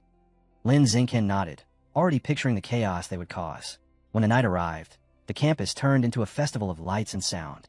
Giant screens, spotlights, and roaring students filled the air with energy. And right in the middle of the crowd stood Lin Yin and Jiang Wangxin, wearing glowing headbands and waving an enormous neon sign that screamed, Qinghan, you can do it. Backstage was a different world. Inside an empty classroom, Lin Xinghen leaned close to Qinghan, gently brushing makeup across her cheeks. She kept her eyes closed, trusting him completely. When she opened them, she found him staring at her, quiet, focused, almost holding his breath. Her face turned red. Why are you looking at me like that? He smiled without hesitation. Because you're beautiful. The blush crept all the way to her ears. The elegant black dress only made her look even more breathtaking, and even more nervous. Before the moment could deepen, Chu Rue suddenly peeked in. Well, finish with your little romantic scene. Qinghan nearly jumped. And no, he was just helping with makeup. He's good at it. Chu Rue lifted a brow. Sure, you two act like an old married couple. She glanced at Lin Xinghen, holding a full set of brushes like a professional. See? Certified makeup master. She waved a hand. You're on after the next 2 acts. Don't be late. With a grin, she slipped away. Lin Xinghen held out his hand. Come on, I'll take you. Her heart pounded, but she nodded and reached for him as the stage lights glowed down the hallway. Then, just as he turned to lead her out, she didn't move. Shen Qinghan sat frozen in her chair, shoulders shaking, hands clenched on her knees, her entire body trembling. When he looked back, her face was ghostly pale, yet burning with humiliation. With a tiny, shaking movement, she reached out and lightly caught the edge of his jacket. Lin Xinghen, her voice trembled. She couldn't even raise her head. He lowered himself slightly, worry in his eyes. What happened? Her lips pressed together, eyes shimmering as panic built. The words fought to come out, then finally spilled in one desperate breath. I lost control again. The confession struck like a bolt of lightning. His gaze dropped, and he saw it. A faint wet mark spreading down the elegant black dress, seeping toward the glossy floor. The pressure, the fear, the looming stage had overwhelmed her. Qinghan shook harder. I was too nervous. I couldn't stop it. Tears clung to her lashes as she folded inward, too ashamed to look at him. But Lin Xingqian didn't step back. He didn't hesitate. He didn't judge. He moved closer, resting his hands gently on her shoulders. Han, he said quietly, look at me. She lifted her face just enough to meet his eyes. There was no shock there. No disgust. Only steady warmth. We'll deal with it, he said. Together. Don't panic. Her shaking eased, just a little. Of everything she feared, this moment had always been the worst. Not the stage, not the crowd, but the thought that he might finally see her as broken. But the way he looked at her now, for one fragile second, she felt like she wasn't someone to be avoided, but someone worth protecting. Overwhelmed, Qinghan finally collapsed into tears. She clutched Lin Xingqian, sobbing as her voice cracked. We're about to go on. I ruined everything. If they find out Her words dissolved into crying. They'll all hate me. Lin Xingqian stayed calm. He lifted her face gently and spoke in that steady tone that always cut through her fear. Stop crying. Your makeup is going to run. The classroom fell silent. Just her uneven breaths and his quiet presence. Then something shifted in his eyes. He looked toward the massive white curtains by the windows. Before she could ask, he grabbed a pair of scissors, walked over, and ripped one down in a single motion. Qinghan froze, tears still on her lashes. He spread the fabric across the table, hands flying as he cut, folded, and shaped it with impossible speed. In less than a minute, the curtain was gone. In its place, the dress. A layered, elegant white gown fit for the stage. Her voice barely escaped her lips. Lin Xingqian. He lifts it with quiet certainty. Go change. Now. Qinghan freezes, cheeks flushing as her fingers knot together. It's fine, just turn around. I'll change here. His face ignites. It's here. She nods anyway, eyes soft and stubborn, and in the end he gives in. He turns stiffly, staring straight at the far wall, as if it might save him. Behind him comes the faint whisper of fabric, the soft slide of her ruined black dress falling away. She stretches lazily, not even trying to hide that she is teasing him, moving in her underclothes like she knows exactly what kind of chaos she is causing. He doesn't look. He can't. But his ears burn because she is far too close. Then her voice comes, light and bright. You can turn around now. He does, and stops dead. Qinghan stands there, radiant in the makeshift gown, like it was created just for her. Her smile is steady, fearless. Thank you, she says softly. After crying that much, I'm not nervous anymore. He reaches out and gently pats her head, a simple, warm gesture that carries far more weight than words. Good, go in. She looks at him like the sun itself. Not long after, the announcer calls them forward. Lin Xingqian and Qinghan. Their performance erupts across the stage. Bright, lively, impossible to look away from. The crowd moves with them, cheering louder with every beat, every turn, every note. Then the pause comes. Long, heavy, the kind that squeezes the heart. The winners are Lin Xingqian and Qinghan. The hall detonates with applause. They grab each other, laughing, breathless, caught in the rush of victory. In the audience, Lin Xingqian stands beside his father, clapping hard, a proud smile settling on his face. The next day brings reality crashing back. A teacher bursts into the room, eyes snapping to the ruined curtain. Who cut my curtain? No one answers. They do not have to. Punishment follows. Lin Xingqian and Qinghan are ordered to clean the entire classroom. As he drags the mop across the floor, Lin Xingqian lets out a quiet sigh. Fair trade, he decides. Then, ding, a translucent screen flashes before his eyes. Achievement complete. Cooperate 1,000 times. Reward unlocked. Gregarious animal attribute. Combat power increases based on nearby allies. He blinks. A slow, satisfied smile spreads across his face. Unexpected, but welcome. Qinghan's life changes just as suddenly. After the performance, her name spreads through the school. The same girls who once ignored her now crowd around, praising her voice, pulling her into karaoke plans, treating her like a star in the making. For once, she does not shrink away. She smiles, joins them, stands tall. That confidence leaks in everything else. Her martial arts sharpen. Her stance stabilizes. Even her instructor notices. You're improving faster than usual. She only blushes and mutters something about training harder, but inside she knows the truth. Someone believed in her. Someone gave her the courage to step onto that stage. Lin Xingqian's rise does not slow. He enters a major martial arts tournament and takes first place. Shanghai High's first championship in 5 long years. His parents celebrate like they have been waiting their whole lives for this. Qinghan nearly jumps him in excitement, laughing so hard she can barely breathe. His teammates cheer until their voices shred apart. Soon his room is so packed with trophies that he has no choice but to stack them across the floor. And fame opens doors. A representative from the Hay family martial arts gym arrives with an offer, an endorsement deal, a spokesperson contract, posters, photo shoots, commercials. He signs without hesitation. Between the endorsement payout and the steady flow of income from his web novel, the numbers in his account surge. 900,000 on. He stares at the screen. More than enough. Enough to unlock the next codex. He slips into a narrow alley behind the supermarket. A familiar employee waits there, friendly and discreet, handing him a huge sealed box. Your order. Be careful. This one's special. Inside is the meat of a hidden dragon. A massive, lizard-like beast famous for stealth. A species almost never captured, let alone preserved intact. Lin Xinghen places his palm against the cold surface. Instantly, boom, blue aura explodes outward, twisting around him like a living storm. A system window flashes into existence. Absorbing life source, hidden dragon. Codex progress, 100%. Another message follows immediately. Hidden dragon codex unlocked. New attribute acquired. Natural camouflage. Lines of explanation unfold. Natural camouflage. Reduce internal life signals. Conceal true biological level. Mass presence. Ideal for ambush or deception. Lin Xinghen exhales slowly. A power suited for two extremes. Slipping behind an enemy without being noticed. Or pretending to be far weaker than he really is. Either way, lethal. With the task finished, he wipes his hands, slings his backpack over his shoulder, and remembers the final errand of the day. Buy a cake for Mom. He heads into the glowing downtown streets, half lost in thought as he debates which bakery to choose, when a sharp cry slices through the noise. Stop her. He looks up. A stunning red-haired woman is being hauled away by two guards in tactical armor. She struggles violently, shouting something he can't make out. Before he can react, one of the guards turns. Lin Xinghen. It's Zhang Kai, a senior from his old school. Lin Xinghen's gaze drops instantly to the man's legs. Heavy, metallic, humming with power, cybernetic. Zhang Kai grins like it's nothing. Wild, right?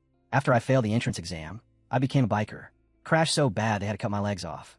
He taps the metal limb casually. Lucky for me, the mechanical god group chose me for a modification experiment. Turned me from a cripple into this. He shrugs. But Lin Xinghen's focus shifts back to the red-haired woman, still being restrained. His voice cools. What about her? What did she do? One of the guards answers, clipped and professional. She's a remnant of the rat god cult. The only female among the 9 fugitives still on the run. The woman snarls at the accusation, but the guards only tighten their hold and drag her toward the armored van. Before Lin Xinghen can speak again, someone shouts from ahead. Kai, we're moving out. Now. Zhang Kai jogs after them, lifting a hand. Talk later, Lin Xinghen. Xinghen raises a hand in return. Yeah, later. The armored van doors slam shut and the convoy rolls away. But even after it disappears, a heavy unease settles in his chest. Something is wrong. The public security department threw everything they had at the rat god fugitives. Drones, patrols, manpower. Yet they never found a single trace. But the mechanical god group, a private organization, they captured one with ease. Lin Xinghen's eyes narrow. This group operates on an entirely different level. His thoughts break when his phone vibrates. Xinghen, did you get the cake? His mother, Jiang Wang, sounds excited, with just a hint of worry. Yeah, Mom. I'm on my way. I'll be home soon. All right. Be careful, okay? He smiles at her voice. I will. The scene shifts into a bright, lively living room filled with warmth and noise. Both families are gathered together, laughing and singing. With their birthdays only a day apart, the celebration has always been shared. Qing Han stands beside Lin Xinghen, her cheeks glowing in the candlelight. Happy 18th birthday. Everyone cheers. They lean forward together, whoosh, and blow out the candles at the same time. Their mothers smile proudly. Now, exchange presents, one of them says. They turn to each other, grinning, a little shy, and hand over their gifts. For a brief moment, the world feels perfectly still. Then, rumble. The floor shudders. Decorations sway. Glasses clink. Someone grabs the table to keep from falling. What was that? An earthquake. The tremor hits again, stronger. Instinct takes over. Lin Xinghen pulls Qing Han close, steadying her. But the moment his hand grips her shoulder, his expression hardens. No, this is not an earthquake. The vibration, the rhythm, the pulse beneath the ground. Something is terribly wrong. Deep beneath the city, a vast cavern stretches into endless darkness. A monstrous tide of rats floods the tunnels, their bodies packed together like a living ocean of shadows. Thousands, tens of thousands, all surging in one direction.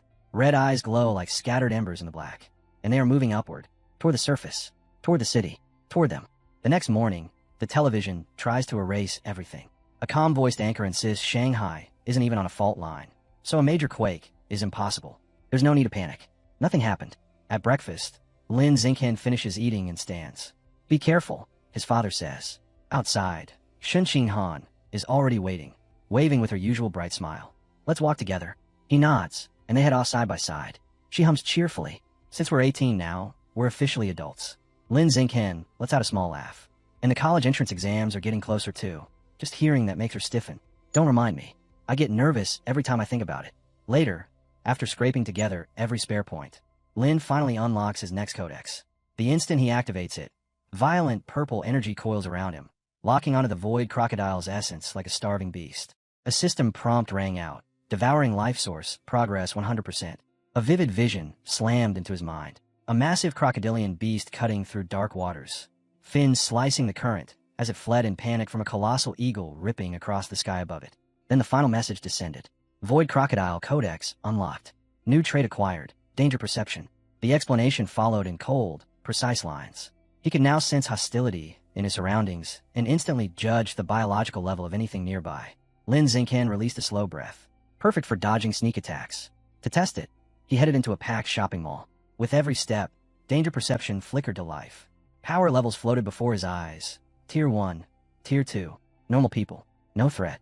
Inside the supermarket, his gaze stopped on packages of life and death toad meat, a rare ingredient, and a potential path to self-healing.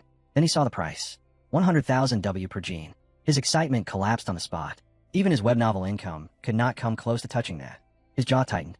After the exams, I need real money. Meanwhile, at the Nanjiang Provincial Education Department, inside the minister's office, a striking woman with pale purple hair and antler-shaped horns sat in quiet attention.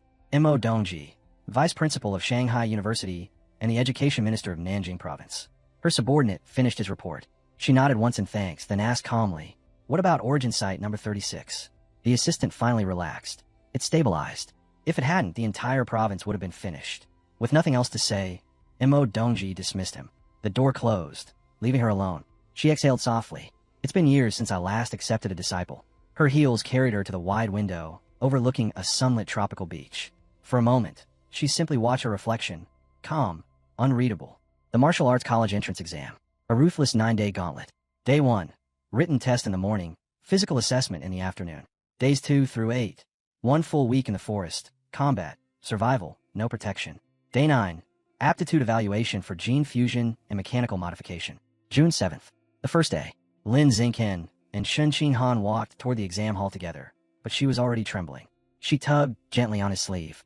I'm so nervous. What if I lose control again? He placed a hand on her shoulder and pulled her into a warm embrace.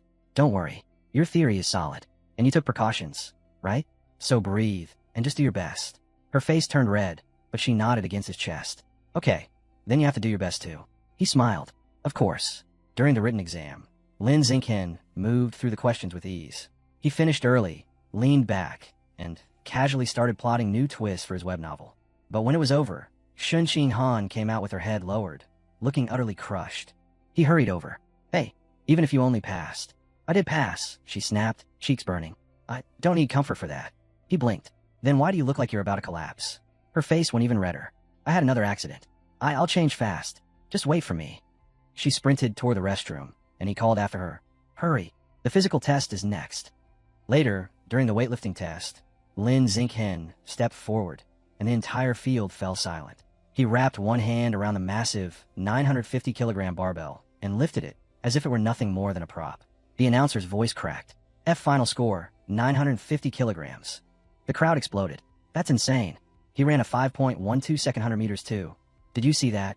And a 4.91 meter vertical jump. Who does that? Lin Xinghen simply dusted off his hands, completely unfazed. After finishing her own tests, a visibly tired Shun Han jogged over in her gym clothes. How'd you do? Lin Xinghen asked. She gave him a weary but proud smile. 100 meters, 9.32 seconds. Vertical, 1.62 meters. Weightlifting, 125 kilos. Then she sighed. Still nowhere near your level. He shook his head and answered gently. With numbers like that, you're top tier among the girls. He patted her head, and she looked up at him with bright, happy eyes. A moment later, Heiyu came rushing over, buzzing with excitement. The written exam scores are out, he announced. Wang Shuaji and Lu Gang both got high 80s, and I managed an 80. As he pressed them for their results, Shun Han nervously checked her phone. Her eyes widened. I got an 82. Heiyu froze. Then both of them turned toward Lin Xinghen. He lifted his phone calmly. A perfect score. Shin Han burst into cheers, while Heiyu stared like he was witnessing something unreal. Yeah, freakishly talented as always, he muttered. Later, on the walk home, Shin Han's nerves crept back in. The forest test 7 days. I'm scared, she admitted softly. Lin Xingqian reached out and took her hand. Don't worry, I'll stay with you the whole time. I'll protect you. Her shoulders relaxed at once.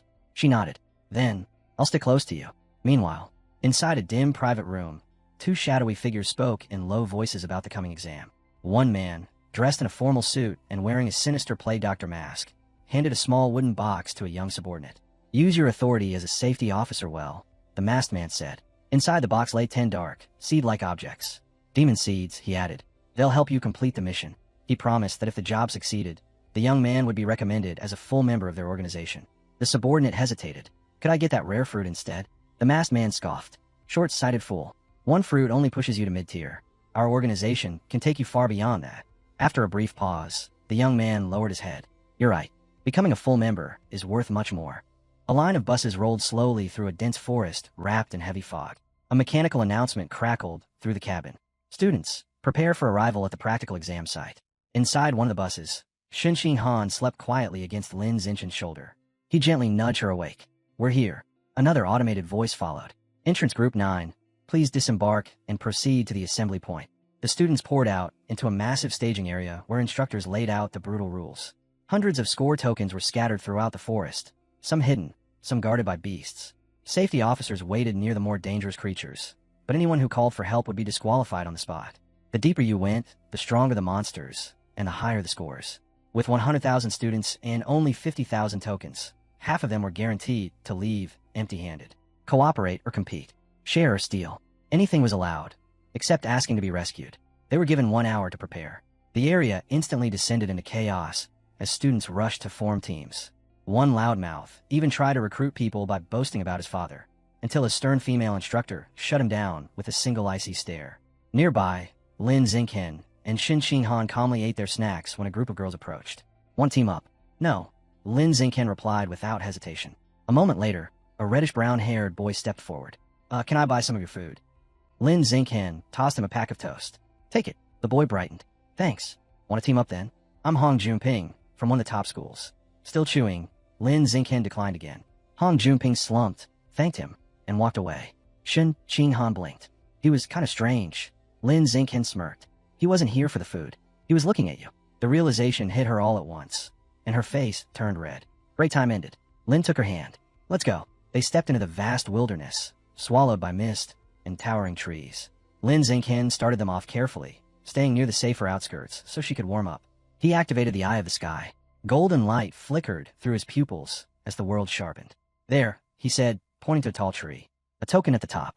Go. Shin Han leapt up with surprising agility. A moment later, she landed lightly, holding a token marked with a 1. Xingqian, I got it. With the Eye of the Sky still active, Lin Xingqian swept the forest like a living radar. Next one, 12 o'clock, under that branch. Another, behind that rock. She dashed from spot to spot, quickly collecting several 1-point tokens. Overjoyed, she jumped into his arms and hugged him tightly. You're amazing. Their moment broke when a figure stepped out from behind a tree. Hong Junping. He lifted a large token and smiled. Already at 28 points. Thought I'd repay your kindness. Of course, his real target was obvious. Shin Han. Let's team up, he offered smoothly. Split 3 ways. Lin Xingqian didn't even blink. If you really want to repay me, hand over all your points. Hong Junping's smile shattered, his face twisting in disbelief. Are you insane? A violent aura exploded from him as he lunged forward, roaring, You two chose the wrong path. Lin Xingqian's lips curled. No, you did. The fight ended in an instant. 1 punch, straight into the stomach. Hong Junping doubled over, blood spraying from his mouth as he collapsed unconscious. Lin Xingqian casually picked up the dropped token and walked away with Shin Han still clinging to his arm. Will he be okay? She asked quietly. I barely used any strength, he said with a shrug. The following days flowed in a steady rhythm. Lin Xingqian pushed her hard, tracking down more tokens, making her lift heavy boulders, teaching her how to hunt wild boars. Between the harsh training, they shared gentler moments, picking fruit, resting beneath the trees, brushing aside would-be ambushers without effort. When exhaustion caught up to them, they rested under a makeshift shelter. Shin Han slept against his shoulder, and Lin Xingqian looked down at her, wishing the moment could last forever. By the end of the week, they reached the forest central region. Xing Han stopped and pointed at an old wooden sign tangled in vines. Danger, aberrant beast zone. The warning alone made the air feel colder. Yet as they went deeper, the forest was eerily quiet. No growls, no rustling, not even the heavy thuds of large creatures. It's too quiet, Xing Han whispered. Then she frowned. Did we come too late? There aren't any aberrant beasts at all. Lin Xinghen studied the ground. The only signs left were thick, dark bloodstains smeared everywhere. Huge splashes and long streaks, as if something had been dragged or devoured. Something had been here, and whatever it was, it had wiped everything else out. As they continued through the woods, Xing Han puffed her cheeks in frustration. If we'd arrived earlier, I could have killed the aberrant beasts. I might have earned the genius title. Lin Xinghen gently patted her head. That title isn't worth much. Let's head back. He glanced up at the treetops, where cameras were hidden everywhere.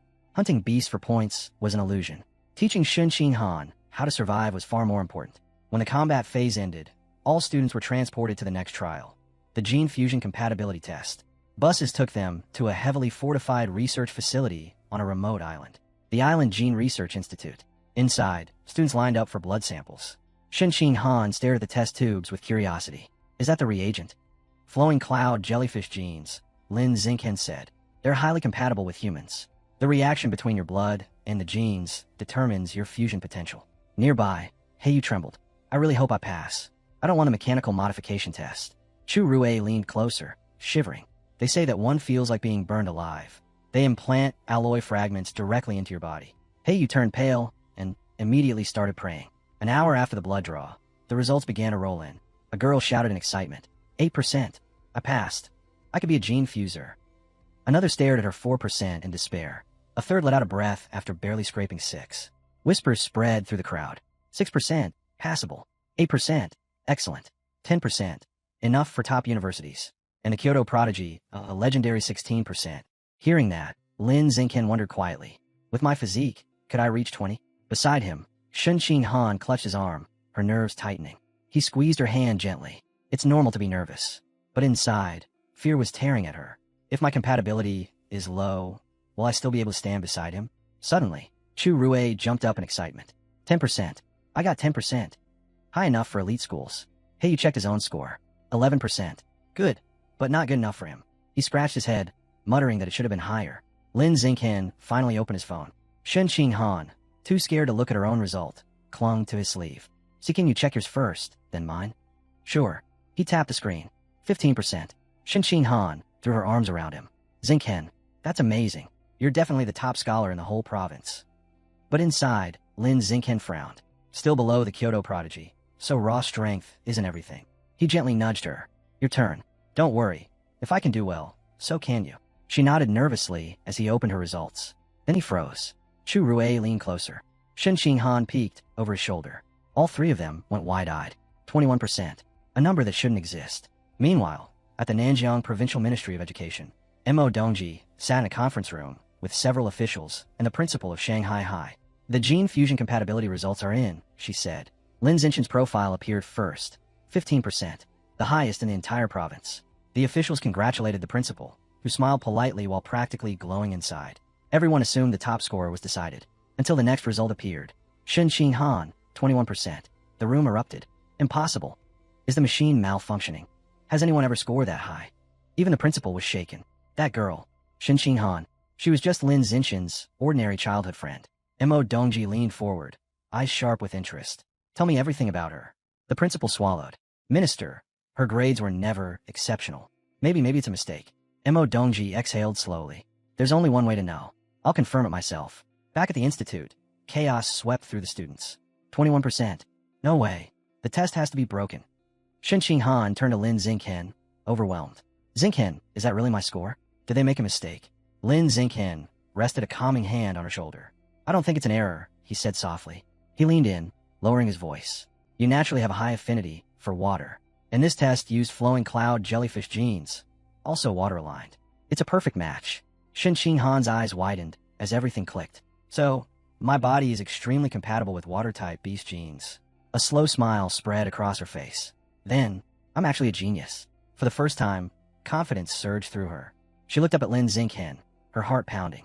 I really can stand beside him now. He smiled back, warm and proud. Then a scream tore through the building. Look, outside the sea. Everyone rushed to the windows. A colossal whirlpool was rising from the ocean, twisting upward like a living storm. And standing calmly at its peak, untouched by the chaos, was Mo Dongji. The sea roared beneath her feet, bowing to her like a tamed beast. Panic exploded through the students. She's a heretic. Is she going to destroy the whole facility? Run, before she wipes us out. All eyes remained locked on the woman commanding the ocean itself. Mo Dongji descended onto the platform with quiet, absolute authority. The towering pillar of water collapsed behind her, sinking back into the sea, as if paying homage to its master. Institute staff immediately lowered their heads, voices trembling as they addressed her by name. Vice Principal of Shanghai University, heir to a 1,000-year martial lineage, a family once said to have tamed dragons. Whispers rippled through the room. If her bloodline truly carried traces of dragon gene fusion, then her command over water was no mystery at all. Mo Dongji ignored them. Her gaze cut straight through the crowd and locked onto one person, Shen Qinghan. She walked toward her and stopped only when the girl froze beneath her shadow. "You're the one," she said. Not a question, a verdict. She ordered the nearest scientist to draw Shen Qinghan's blood and rear on the test. Once, twice, a third time. Only when Shen Qinghan's face turned pale did Mo Dongji finally step back. Shen Qinghan returned to her friends, rubbing her sore arm while Heiyu fussed over her. But before she could recover, a researcher appeared again and asked her to follow him. This time, she was led into a private office. Mo Dongji was waiting. The woman smiled, leaning forward with certainty. All 3 tests show the same result, 21%. Then she delivered the real shock. "From today on, I want you as my disciple." Shen Qinghan froze. Her thoughts scattered. Her breath caught. Mo Dongji gave her no time to react. She raised a hand, and the water in a nearby glass rose smoothly into the air, twisting into a sharp, perfect spiral. Alive, obedient. "This," she said, "is only the beginning of what you will be able to do." Shen Qinghan swallowed and whispered that she needed time, that she wanted to ask Lin Xingqian first. Mo Dongji waved it away with a single motion. "There is nothing to consider. As Provincial Minister of Education and Vice Principal of Shanghai University, I have already decided. You will train under me. Your university placement will be adjusted accordingly." The pressure was overwhelming. Shen Qinghan could only nod and quietly save Mo Dongji's contact. Then the vice principal dropped one more revelation. Shen Qinghan already had a senior sister, someone her age, but with more than 10 years of cultivation. A photo appeared on her phone moments later. A white-haired girl holding a spear, bones scattered at her feet, a massive thorn plant looming behind her. Shen Qinghan's breath caught. She knew that girl. Bei, her childhood friend. With trembling lips, she finally spoke. "Teacher, what is my senior sister's name?" Mo Dongji's gaze sharpened as she answered, watching her closely. "Luoqian Shuer. Do you know her?" The name stirred something deep inside Shen Qinghan. She explained softly that back in elementary school she had a close friend named Bai Shuer, a girl who looked exactly like the one in the photo. But Bai Shuer had suddenly transferred away without a word. "Could they be the same person?" she whispered. Mo Dongji dismissed it at once. "Impossible. Luoqian Shuer has been under my care for more than 10 years. Yet even as she said it, a faint crease formed between her brows. Something was not adding up. Not with Shuer, and not with Shen Qinghan either. Her attention returned to the girl in front of her. "Your score," she murmured, "is beyond anything I have ever recorded." That alone demanded answers. She stepped forward, placed a glowing palm over Shen Qinghan's chest, and released a pulse of energy. Her eyes widened. "This is strange." Shen Qinghan stiffened. "Is something wrong with me?" "No," Mo Dongji said slowly. "That's the problem. Your body is too normal. Someone with 21% compatibility should not be this unaltered." Her expression darkened as she imagined the storm that would follow if the truth came out. Powerful families, hidden organizations, criminal factions, all of them would hunt a girl with a number like that. To protect her, Mo Dongji made her decision instantly. "Your official score will be reported as 16%. You will not object." Shen Qinghan nodded silently. After everything that had happened, she had no strength left to resist. Mo Dongji dismissed her. It was late. Shen Qinghan bowed to her new master and slipped out, the door closing softly behind her. But Mo Dongji was far from finished. Alone in her office, she made a call. An elderly voice answered. Her father, heavy with authority. He praised her, saying her new disciple was extraordinary, a once-in-a-generation prodigy whose guidance would bring immense fortune to their family. Then came the warning. No one must ever learn the girl's true potential. Mo Dongji agreed without hesitation. Later that evening, Lin Xingqian pedaled Shen Qinghan home on his bicycle, listening intently as she told him everything that had happened. His brow tightened. A master showing up out of nowhere. It's too abrupt. He told her they should wait and watch. If Mo Dongji turned out to be reliable, that was fine. If not, once Shen Qinghan became strong enough, they would cut the connection themselves. Shen Qinghan nodded in agreement, stepping off the bike just as their mothers hurried out with bright smiles. They excitedly announced a celebration dinner, delighted that Shun Qinghan had taken first place in the province, and that she and Lin Xingqian would now be attending the same university.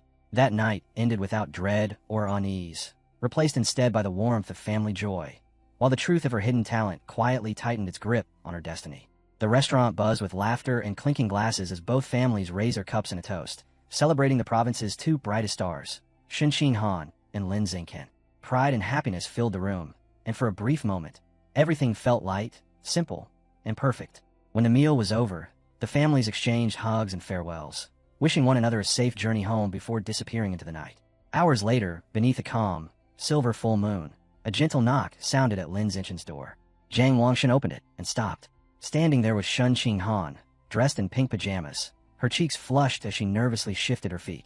Wangshan couldn't hold back a teasing smile as she leaned against the frame. "So, did you come to sleep with Xingqian again?" Shun Qinghan stiffened under Zhang Wangshan's playful tone, her face turning scarlet as she waved her hands in panic. "And no, it's not like that. I just have something really important to tell Lin Xingqian." Before Wangshan could tease her further, the flustered girl bowed quickly and hurried inside. Wangshan watched her vanish down the hallway, her lips curling into an amused grin. "Important matter? Huh?" She couldn't help wondering if that matter was actually a confession of love. Shun Qinghan stopped in front of Lin Xingqian's door, took a steadying breath, and knocked. "Xingqian, can I talk to you? It's important." The door opened, and he immediately sensed something was off. "What happened?" Inside the room, she sat on his bed, clutching a pillow as if it were the only thing keeping her grounded. Her voice came out soft and shaky as she explained everything. How her master, Mo Dongji, had carried out a complete physical examination earlier that day and found nothing unusual about her body at all. Then she reached the part that truly unsettled him. "Even with her power, she still couldn't detect my ability," Shun Qinghan whispered. "She couldn't tell that water can pass straight through me." Lin Xingqian's face remained calm, but deep inside, his thoughts were in turmoil. Mo Dongji, the woman who could command towering waves as if they were part of her own body, had failed to read Shun Qinghan's constitution. That meant her condition wasn't merely strange. It was something far more profound. He placed a firm, reassuring hand on her shoulder. "Don't tell anyone about this. Not yet. We don't know what could happen if the wrong people discover your ability. When we're stronger, we'll investigate it together." Shun Qinghan nodded at once, trusting him without even a flicker of doubt. "I'll do whatever you decide." Then another thought suddenly surfaced in her mind. "Oh, there's something else." She pulled out her phone in a hurry. "Master said I have seen your sister, and when I saw her photo, she looked exactly like my old friend Bar." She handed him the screen. Lin Xingqian studied the picture of Luo Tianshu. The resemblance was undeniable. The same face, the same eyes, but the feeling was completely different. Colder, wilder, almost unreal. Yet something else drew his focus. The background, the towering trees, the mist curling through them, a forest he had never seen before. "Do you know where this photo was taken?" he asked. Shun Qinghan shook her head. "I don't, but I can ask." She sent a message to Mo Dongji. The reply came back instantly. One word: source site. She frowned and typed again, asking what that meant. The answer was even more baffling. "You'll understand when you're stronger." Shun Qinghan sighed softly as she relayed her master's words. No explanation, no hint, just that mysterious line. Lin Xingqian thought for a moment, then nodded. "All right, we'll leave it for now. When the time comes, we'll look into it." A gentle quiet settled over the room as they lay side by side on his bed, both scrolling through their phones. Shun Qinghan, however, wasn't really paying attention to her screen. She kept glancing at Xingqian, her expression shifting between hesitation and resolve. At last, she whispered, "Xingqian, do men like women who wear cheongsams?" The question caught him completely off guard. Cheongsams. Why would she suddenly bring that up? His thoughts betrayed him, instantly painting an image he was not prepared for, and heat rushed to his face. He cleared his throat. It depends on the person." That wasn't enough for her. Shun Qinghan moved a little closer, eyes fixed on him. "So, do you like them?" Cornered by her gaze, Lin Xingqian nearly folded. I guess yes." She nodded as if she had just confirmed an important theory. Then she pressed on. "What about stockings? Which color do boys like more? Black, white, or nude?" Why is she even asking me this? His mind scrambled, but with nowhere to escape, he answered, "Black or white, I guess." The instant she heard that, she sat straight up. "Okay."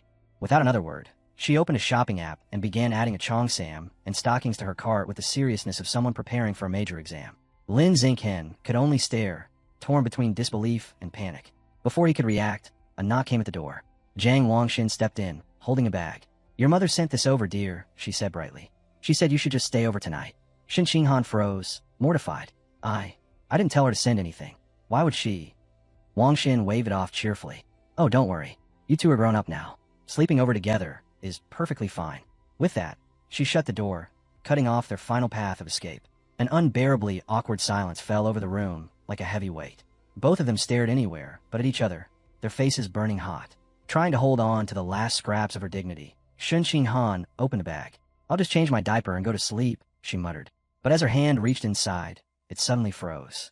The color drained from her face. What is this? She slowly lifted out a small box, her eyes widening in sheer horror. It was those things. For protection. A moment of total inner collapse washed over her. Mother, why? What were you thinking? Overcome with panic, she sprang off the bed. I'm gonna change my diaper. In her frantic rush, she tripped over her own feet and slammed face first into the floor with a loud thud. Lin Xingqian sat there stiffly, watching the entire disaster unfold with wide eyes, unable to understand how the night had spiraled so far out of control. Lin Xingqian and Shunqing Han had officially been admitted into the Evolution Academy of Shanghai University, and today they were riding through the city on his bicycle. Shunqing Han sitting on the back, her arms wrapped around his waist as he warned her. Hold on tight. We're moving. They had also registered at the He family's martial arts gym, which was holding a promotional event today. That was supposed to be the main plan, but the city clearly had something else in mind. As they moved through the busy streets, Lin Xingqian's expression subtly changed. A group of unusual people stood ahead, blocking the road. At their center was a man in black and gold robes, surrounded by several men wearing white karate uniforms. An odd sight that immediately put Lin Xingqian on alert. The robed man stepped forward. Are you Lin Xingqian?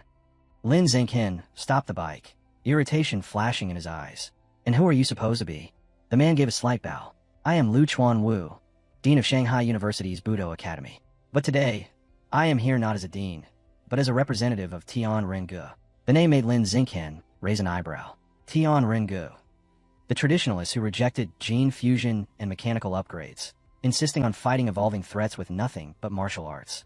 Absurd. Lu Chuanwu formally invited Lin Xingqian to join them. Xingqian showed no interest at all. Move, he said coldly. When he tried to ride past, Lu Chuanwu reached out and grabbed his shoulder. Just a moment. Hear me out, he urged. Xingqian's patience thinned. Then, unexpectedly, Lu Chuanwu pulled out a brand new phone. A small gift, he said. A sign of sincerity. Xingqian's eyes narrowed. Why is this man so desperate? Not long after, they found themselves seated in a cafe. Lin Xingqian, Shunqing Han, and the overly enthusiastic Dean sharing the same table. Lu Chuanwu leaned forward, his voice filled with determination. Tian Rengu researches how to break past human limits without using mechanical upgrades or beast gene fusion. Our goal is for pure-blooded humans to evolve, to reach advanced, rare, even epic biological tiers. He paused for effect, and we already have proof. He unlocked his phone and passed it over. The footage showed Lu Chuanwu himself, who admitted he was only an ordinary Tier 9, standing inside a fighting arena. Facing him was a man with enormous wings. Lin Xingqian's eyes widened. Weincheng, the prodigy who had wiped out the rat god cult by himself. A terrifying high-tier gene fuser. The video began. Weincheng rose into the air, his wings slicing through the atmosphere as he gathered a storm of razor-sharp feathers. In the next instant, he released them in a blinding barrage. The feathers ripped into Lu Chuanwu's body, tearing through his arms, chest, and legs as blood sprayed into the air. Meanwhile, Weincheng descended smoothly, landing like a predator that had already claimed its prey. The crowd in the recording gasped, but Lu Chuanwu did not fall. What followed seemed almost impossible. With feathers still buried deep in his flesh and blood streaming down his limbs, Lu Chuanwu charged forward. The arena floor cracked under his feet as he burst ahead with explosive power. Weincheng barely had time to react before Lu Chuanwu's fist smashed directly into his chest. The impact roared across the arena. Weincheng, the same prodigy who had destroyed the rat god cult, was hurled out of the ring like a ragdoll, slamming into the far wall. The screen went dark. Breathing heavily, Lu Chuanwu looked at Lin Xingqian with blazing conviction. See, the human lineage is already powerful beyond belief. We don't need beast genes or mechanical implants. Pure-blooded humans, true humans, are the future of evolution. Lin Xingqian stared at the phone, stunned. How is that even possible? That was Weincheng. There was no way a mere Tier 9 should be able to beat him. His thoughts raced. Was it edited? Did they stage the fight? Was this some elaborate deception? Lu Chuanwu immediately cut off those doubts. The video hasn't been edited at all, he said firmly. And I'll keep challenging high-tier gene fusers. If you want proof, you can come and watch whenever you like. Still unconvinced, Lin Xingqian asked the obvious. If you want people to believe this, why not just upload the video online? A shadow passed over Lu Chuanwu's face. We want to, but those in power won't allow it. Anger flared in his voice as he slammed the table. They say that if a method doesn't directly raise someone's biological tier, then it's worthless. They refuse to promote our research. And without people, without numbers, how are we supposed to make breakthroughs? He leaned forward, eyes burning. Qualitative change requires quantitative change. Then he delivered his final push. Zinkin, if a genius like you joined us, you wouldn't be stuck at ordinary tier 9 for 50 years like I was. Lin Zinkin blinked. 50 years. But he looks like he's only in his 50s. Lu Chuanwu gave a faint smile, as if he had heard the thought. Don't let my looks fool you. I'm nearly 100 years old. Zinchen's breath caught in his throat. Lu Chuanwu continued evenly. Our cultivation techniques, slow aging. Even without gene fusion, we can preserve youth and extend our lifespan. The revelation hung between them. Heavy, shocking, and filled with danger. Still doubtful and far from convinced, Lin Zinkin quietly pulled out his phone beneath the table and searched for the dean of Shanghai University's Budo Academy. The results appeared instantly, and every line confirmed what Lu Chuanwu had said. An online encyclopedia displayed his birth date clearly. March 1929. Lin Zinkin stared at the screen in disbelief. He really is almost 100, yet he looks barely 50. That cultivation method, whatever it was, could stretch a human life that far? For a brief moment, another thought surfaced. If my parents knew this, would they be able to live longer too? He kept scrolling. More information appeared. In his youth, Lu Chuanwu had been the proud young master of the Lu family, once a famous martial arts clan at the height of traditional combat. But when the age of gene fusion arrived, the Lu family refused to change. They clung to their old ways, and little by little, they fell into obscurity. Their once grand dojo, filled with disciples, eventually crumbled into ruin. Then came the part that made Zinkin slow down. Lu Chuanwu's obsession with the pure martial path had torn his own family apart. His wife and children left him, choosing gene fusion while he remained bound to tradition. Lin Zinkin glanced at the screen, then thought of Shun Qinghan. She would never leave me, right? He continued scrolling, then suddenly froze. Under relationships, a familiar name appeared. Ex-wife, Yuan Dongji. His eyes widened. Yuan Dongji. That was another name for Mo Dongji, Shun Qinghan's new master. And beside the names of his son, Yuan Shun, and daughter, Yuan Xiao, both profile pictures were gray. No images. No information. As if they were gone. Zinkin slowly lifted his gaze from the phone and met Lu Chuanwu's eyes. A quiet realization formed in his chest. This man cannot be taken lightly. Lu Chuanwu noticed the look and smiled with pride. You see now, nearly a century old, yet still young. This is the potential of pure-blooded humans. This is why Tian Ringu exists. His voice grew louder, charged with belief. Tian Run means humanity conquering the heavens. He pointed sharply upward. Those who rely on gene fusion will never rise above the beasts they borrow power from. One day, they will be crushed by the very bloodlines they imitate. And mechanical modification? He snorted. Its materials come from aberrant beasts, another dead end. Both paths lead nowhere. His fist struck the table once more. Tian Ringu isn't opposed to those methods. But humanity cannot gamble its future on them. They are nothing but temporary crutches. Useful now, but never the final answer. Then, with fierce sincerity, he reached his hand across the table. Lin Zinkin, join us. Help us forge humanity's true future. The air between them tightened, thick with ideology, ambition, and a dangerous kind of belief. Lin Zinkin slowly lifted a hand, not in rudeness, but with firm resolve, silently refusing the offer. Lu Chuanwu did not hesitate for even a second. Lin Zinkin, he said with blazing certainty, you have the potential to become the first pure-blooded human to break through the ordinary biological limit. Zinkin remained steady. Before we talk about potential, shouldn't I at least know what this so-called cultivation method is? Lu Chuanwu's eyes gleamed with pride. It is known as the blood-tempering art, a technique recovered from ancient ruins. He spoke with deep reverence. It uses one's own qi and blood to temper the body, refining flesh, bone, and strength. At its peak, the records say the practitioner becomes a saint of the flesh, a being who can shatter mountains and rip giant steel beasts apart with bare hands. The description sounded almost like legend. Then his tone shifted.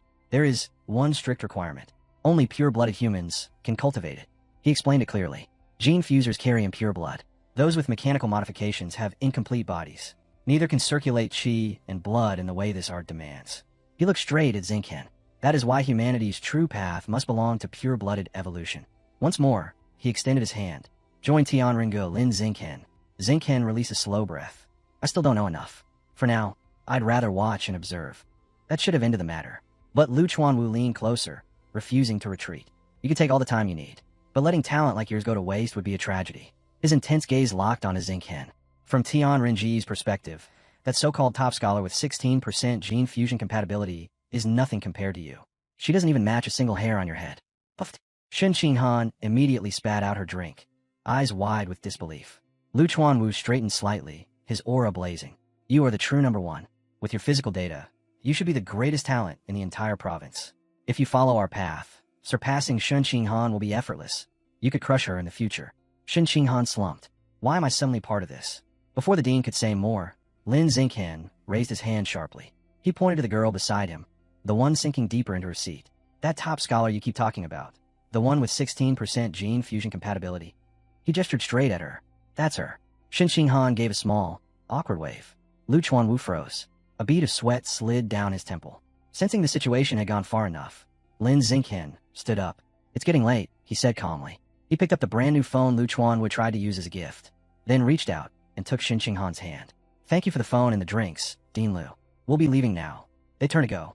Wait. Lu Chuanwu sprang to his feet, panic seeping into his voice. At least consider a 6-month trial.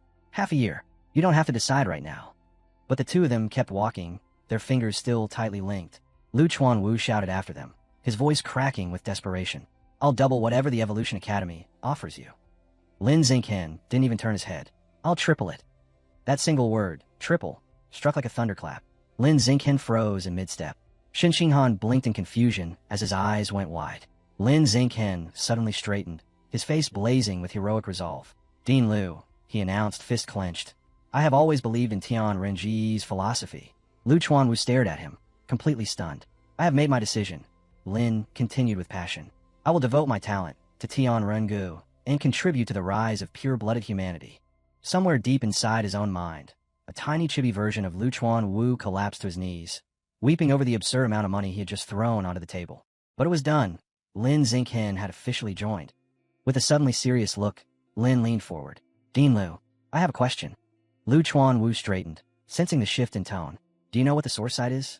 The dean's eyes widened. How does a student like you even know that name? His expression turned grave as his voice lowered.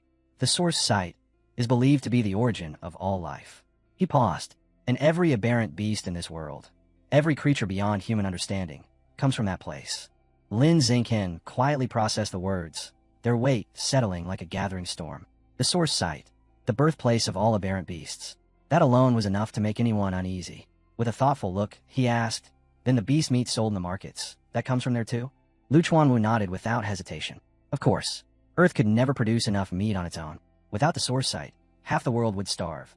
Lin Xingqian leaned back, letting that sink in, before another question surfaced. What about videos? Hasn't anyone recorded what it looks like inside? Lu Chuanwu let out a weary sigh and shook his head. Electronics don't work there. The moment you enter, everything shuts down. The only way to bring anything back is through drawings. Extremely detailed ones. That struck something in him. A memory surfaced. Qinghan Senior's sister, Luo Tianshu. The image he had seen of her. He had always assumed it was a photo. Now he realized it must have been a painting, so lifelike it had fooled even him. Before he could think further, his phone vibrated sharply. He glanced down. Hi you. Bro, where are you? The gym event's about to start. Lin Xingqian adjusted his backpack strap and replied calmly. We're on our way. He ended the call, stood up, and nodded to Lu Chuanwu. Dean, we have something to handle. We'll be heading out. Wait. Lu Chuanwu reached into his drawer and pulled out a thick blue book titled Blood Tempering Art and handed it over. This contains the complete cultivation method, he explained. Don't rush. There's a threshold. You need to reach at least ordinary tier 4 with enough chi and blood. You're already close based on your physical data, so study it over the summer. Start once you advance.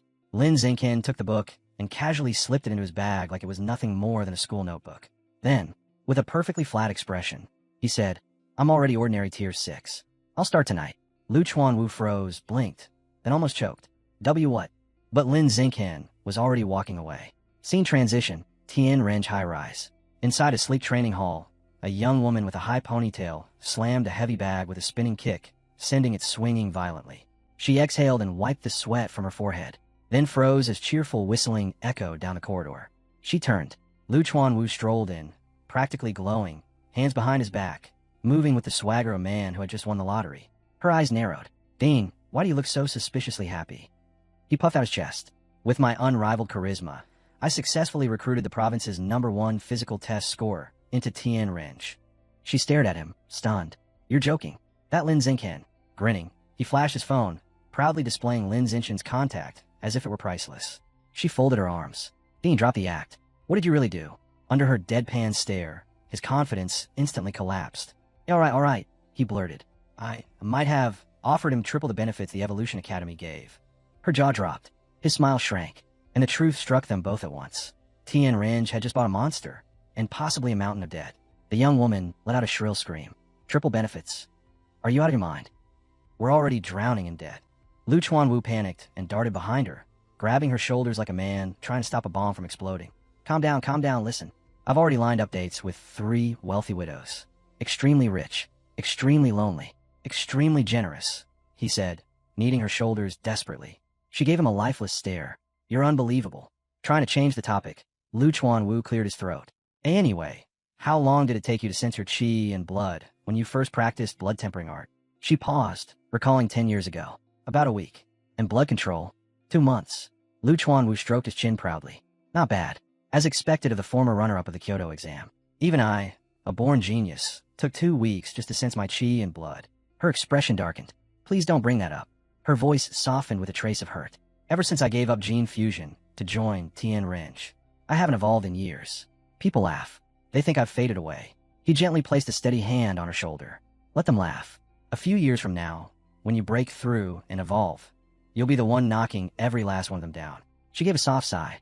I've already tempered my body twice, yet I still can't open even a single acupoint. Then her eyes flickered as she remembered something. What about Lin Zinchen? How long do you think he'll need just to sense his qi and blood? Lu Chuanwu considered it. With his physical data, 10 days at minimum. A mischievous smile curved across her lips. Then I suppose I should properly guide our new genius junior. The city slept beneath a veil of neon light. Inside his dim room, Lin Zinchen sat cross-legged on his bed. The blood-tempering art lay open in front of him, its pages faintly glowing under the lamp. He closed his eyes and focused, then nearly laughed. So this is what they call difficult. Sensing qi and blood. That took me 3 seconds. He turned the page. Step 2. Control qi and blood to temper the body. Start small. Start with the arm. Lin Zinchen drew in a breath. Energy surged through him, gathering in his right arm. Whoosh! A flame-like aura flared around his skin.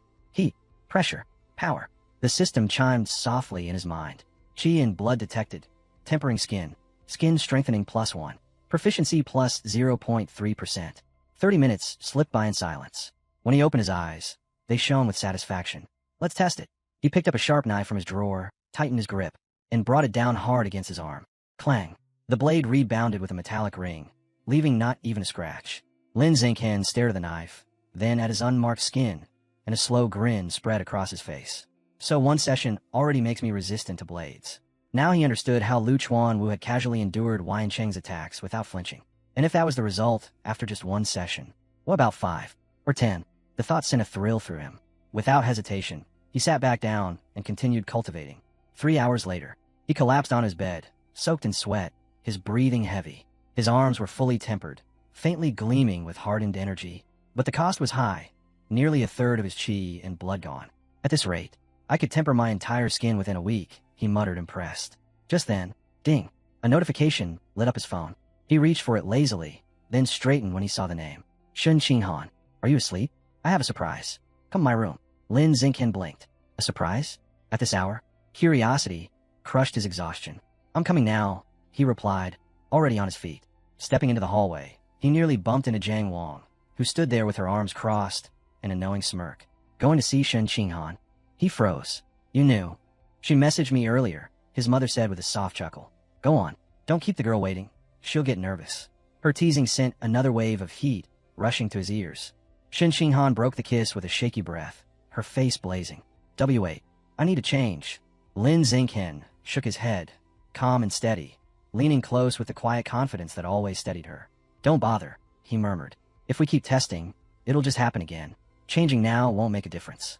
Her blush crept all the way to her ears, but after a moment, she gave a tiny nod. They drew back into each other, the next kiss deeper and more urgent, heat building until they finally separated to breathe. Lin Zinchen cupped her face gently, his gaze searching. How was it this time? Shun Qinghan was crimson. Tea the same. Everything rushed in my head and then she hid her face, mortified. I lost control again.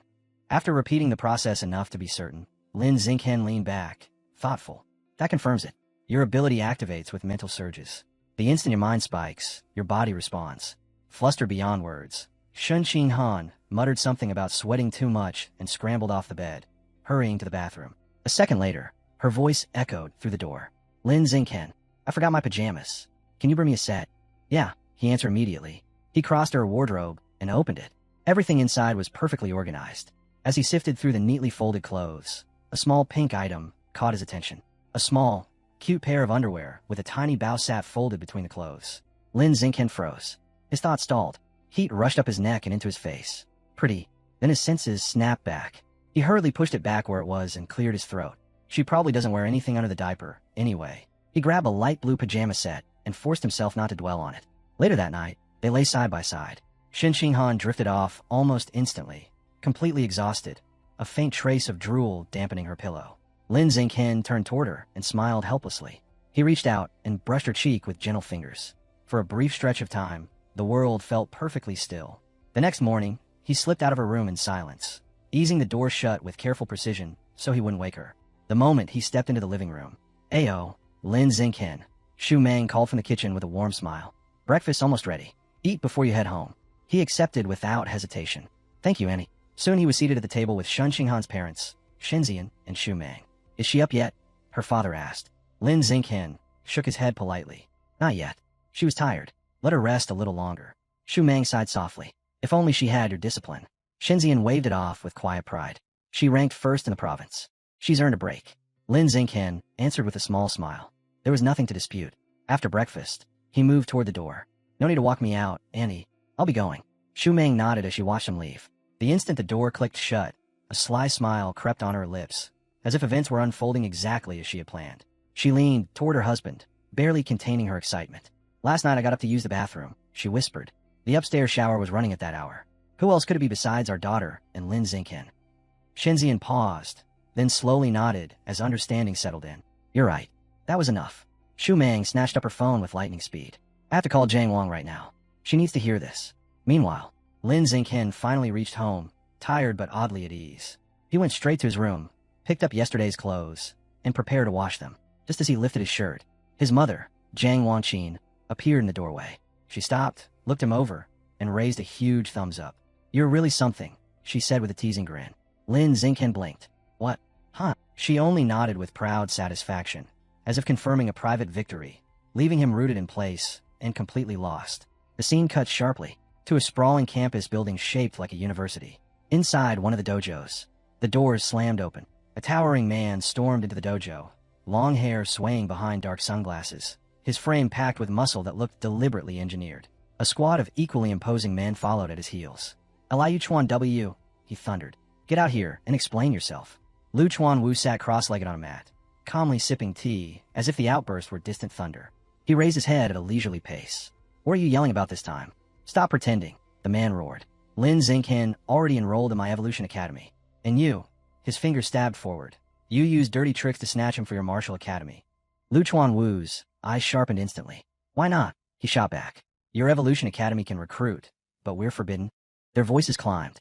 The air grew hot and heavy. The dojo itself seemed to vibrate as the two deans clashed over rules, agreements, and ethics, topics Lu Chuan Wu treated with open indifference. With a casual flick of his sleeve, he delivered his verdict. "My method was fair. If you don't like it, go ahead and recruit Lin Xingchen back." That snapped the other dean's restraint. "You shameless old fox," he shouted. "Don't lecture me about fairness. Settle this properly. Fight me. Let strength decide." Lu Chuan Wu stared at him, as if he'd just heard the most ridiculous idea imaginable. "You think I'm stupid?" The Evolution Academy dean stepped forward, rage tightening his voice. "You're level 9 ordinary. I'm level 5 advanced. Don't act like you don't understand the difference." Lu Chuan Wu slammed his palm against the mat. "And you're 48. I'm 95, planning to bully an old man." The dean froze, mouth open, words evaporating. The dojo fell into a single, painfully awkward bead of silence. Then the shouting exploded again. Frustration twisted the Evolution Academy dean's face. He had clearly lost ground, and everyone present felt it. He spun on his heel. "Fine. Stay weak forever," he barked, marching out with his entourage. "Refuse genetic fusion and remain useless. Keep your pure-blood humans. They're no better than insects." His voice echoed down the corridor before the doors slammed shut. Later, inside an administrative office, the dean paced like a caged animal, while Mo Dongji stirred her tea with unhurried calm. "Don't dwell on it," she said evenly. Give it time. Once Lin Xingqian watches his classmates surpass him through genetic fusion and mechanical upgrades, he'll switch majors on his own. The dean frowned. That's secondary. Lu Chuan will broke the rules. He needs consequences. Mo Dongji lifted her gaze. Eyes steady, tone smooth. Then return the favor, she said. Take his best student. He hesitated, unease flickering across his face, but the idea settled in. You mean I should? Repay him in kind. He swallowed and gave a slow nod. All right, I'll do it. After he left, Mo Dongji quietly shut the office door and leaned back in her chair, teacup resting lightly in her hand. Ma Jinhee is usually so controlled, Mo Dongji murmured, staring into her tea. But the instant Lu Chuanwu enters the picture, all that composure disappears. She took a slow sip, a faint, weary smile touching her lips. And that man, after all this time, he hasn't changed at all. That sharp tongue is exactly the same. A trace of regret flickered across her expression. If only he hadn't trusted his body as much as his mouth, he might have been a principal by now. The scene shifts. A sunlit street stretched beside a quiet canal. Lin Xingqian and Shen Qinghan ran side by side, their breaths growing heavier with every stride. At last Shen Qinghan staggered to a halt, bending forward with her hands on her knees, completely spent. I can't keep going, she panted. Lin Xingqian walked over and handed her a bottle of water. Drink. She accepted it gratefully and swallowed several mouthfuls, her breathing gradually evening out. That's enough for today, he said. There's a bench ahead. We'll loosen your muscles. A moment later, Shen Qinghan lay face down across the wooden bench, exhaustion written across her body. Lin Xingqian sat beside her and began massaging her legs, his hands working firmly through the tight knots in her muscles. Her tired eyes softened as she turned her head to look at him. Thank you. He smiled lightly. You don't have to thank me. The word struck her harder than the run itself. Heat rushed her face. She pushed herself upright, fidgeting before finally meeting his eyes with shaky resolve. Lin Xingqian, what are we exactly? She asked quietly. Are we just friends? Childhood friends? Or am I your girlfriend? Her heart pounded louder than any footsteps. Lin Xingqian met her gaze with a gentle smile. I see you as family, he said. Shen Qing'an stiffened, her face flushing deep red. F family, she echoed. W what kind of family? When he didn't answer at once, her fingers tightened around the edge of the bench. T then, what kind of family do you want us to be? Her voice shrank to a shy whisper. We could be engaged? Lin Xingqian nodded without hesitation. Sure. Her eyes widened as joy flooded her expression, like sunlight after rain. She shifted closer until their shoulders touched. Then after we finish university, she said, gathering her courage despite her embarrassment. Oh, let's get married? He answered with the same warm certainty. Okay. They raised their hands, linked their pinkies, and sealed the promise of their future. That night at Lin Xingqian's house, he sat on the sofa with his parents, Lin Yin and Zhang Wangxin. The room was calm and quiet until a sharp knock broke the stillness. Lin Yin rose and opened the door, then stopped cold. Dean, Ma Jenny. Ma Jenny inclined his head politely. Sorry for coming so late. I'd like to discuss Lin Xingqian's academy choice. Lin Yin frowned slightly. At this hour? I thought that was already decided. Ma Jenny lifted a neatly wrapped gift box. A small token from a student. Please accept it. Lin Yin hesitated for a moment before stepping aside and letting him enter. We'll talk in the living room. Xingqian is there. Ma Jenny walked in without wasting a second. The moment he sat down, his gaze locked onto Lin Xingqian. Lin Xingqian, he began, his voice low and pressing. A 15% fusion compatibility is exceptionally rare. It promises an extraordinary future. Throwing that away to walk the path of a pure-blood human is a waste of talent. His eyes flicked briefly to the parents, then returned to the boy. Tianring Ai's philosophy may sound admirable, but their ideas have produced no real advancement. They will confine you, hold you back, abandon this reckless experiment, and come to Evolution Academy. Choose the road that leads to real strength. Lin Xingqian remained motionless, his expression calm and impossible to read. Zhang Wangxin frowned. Wait, what's he saying? Didn't you already enroll in Evolution Academy? Lin Xingqian finally broke his silence. Mom, Dad, I forgot to mention it. Both of them turned toward him at once, unease creeping into their faces. I transferred to Tianring Ai a few days ago. I'm already training at the Budo Academy. The room fell into absolute silence. His parents stared at him, as if the words refused to register. Zhang Wangxin spoke first, her voice unsteady. Xingqian, what exactly are you talking about? He inhaled slowly and explained with measured clarity. I agree with Tianring Ai's philosophy. And Dean Luchuan showed genuine sincerity. He offered triple the benefits, so I accepted a 6-month trial. His gaze settled firmly on his parents. If there's no progress after half a year, I'll transfer back to Evolution Academy and follow the gene fusion path. They exchanged stunned looks, struggling to absorb the decision. But the structure of his reasoning began to settle in. Across from them, Ma Jinhee watched in silence. His jaw tightened, his eyes narrowing as the finality of the choice became undeniable. Triple the benefits? How could that impoverished old man even promise that? Irritation simmered beneath his composed exterior. He leaned forward, addressing Lin Xingqian with the weighty tone of an elder correcting a misguided youth. Xingqian, listen carefully to a piece of advice from someone older than you. His posture sharpened. Triple the benefits may look attractive now, but it's a short-term temptation. A minor gain in the present that will cost you enormously in the future. His voice dropped, heavy with emphasis. 6 months, Ma Jinhee pressed. 6 months you'll never recover. In that time you'll miss knowledge that can't be replaced. Combat frameworks, fusion theory, foundational insights. Don't trade your future for a temporary benefit. Lin Xingqian's expression didn't shift. Thank you for the concern, Dean, he replied with quiet respect. But I believe in Tianring Ai's philosophy. If I don't walk this road at least once, I'll regret it for the rest of my life. Behind his steady gaze, a separate thought flickered. Triple benefits is absurd value. Ma Jinhee studied him in silence, measuring the resolve in his eyes. Understood. A long breath escaped him. If your mind is set, there's nothing more to say. He rose from his seat. I still have work to attend to. I'll be leaving. I'll see you out, Lin Xingqian said, standing quickly to escort him. The door closed with a soft click, and the house fell into an uneasy quiet. The next morning, Lin Xingqian lay sprawled on the sofa, sipping a drink and scrolling through his phone, and nearly choked. A headline filled the screen. Provincial top scholar Lin Xingqian brainwashed by Tianring Ai. Talent wasted. His eyes widened. What? The article spiraled into accusations, claiming he had thrown away his future. It dredged up the story of a so-called female prodigy from a decade ago, who allegedly ruined her life after joining Tianring Ai. He opened the comment section. A flood of contempt hit him. Idiot. What a waste. Shut Tianring Ai down. Pure-blood humans? That's a cult. His stomach tightened. My personal data? Leaked? A cold weight slid down his spine. If this spreads, extremists could target me. Who released this? Ma Jinhee? A rival academy? Someone hostile to Tianring Ai? He immediately contacted the authorities to report the breach. 2 hours later, the article vanished. Lin Xingqian exhaled and sank back into the couch. Then his phone erupted. Buzz. Buzz. Buzz. Notifications stacked on the screen as his class group chat exploded. Bro, what happened? Why Tianring Ai? Your pictures are everywhere.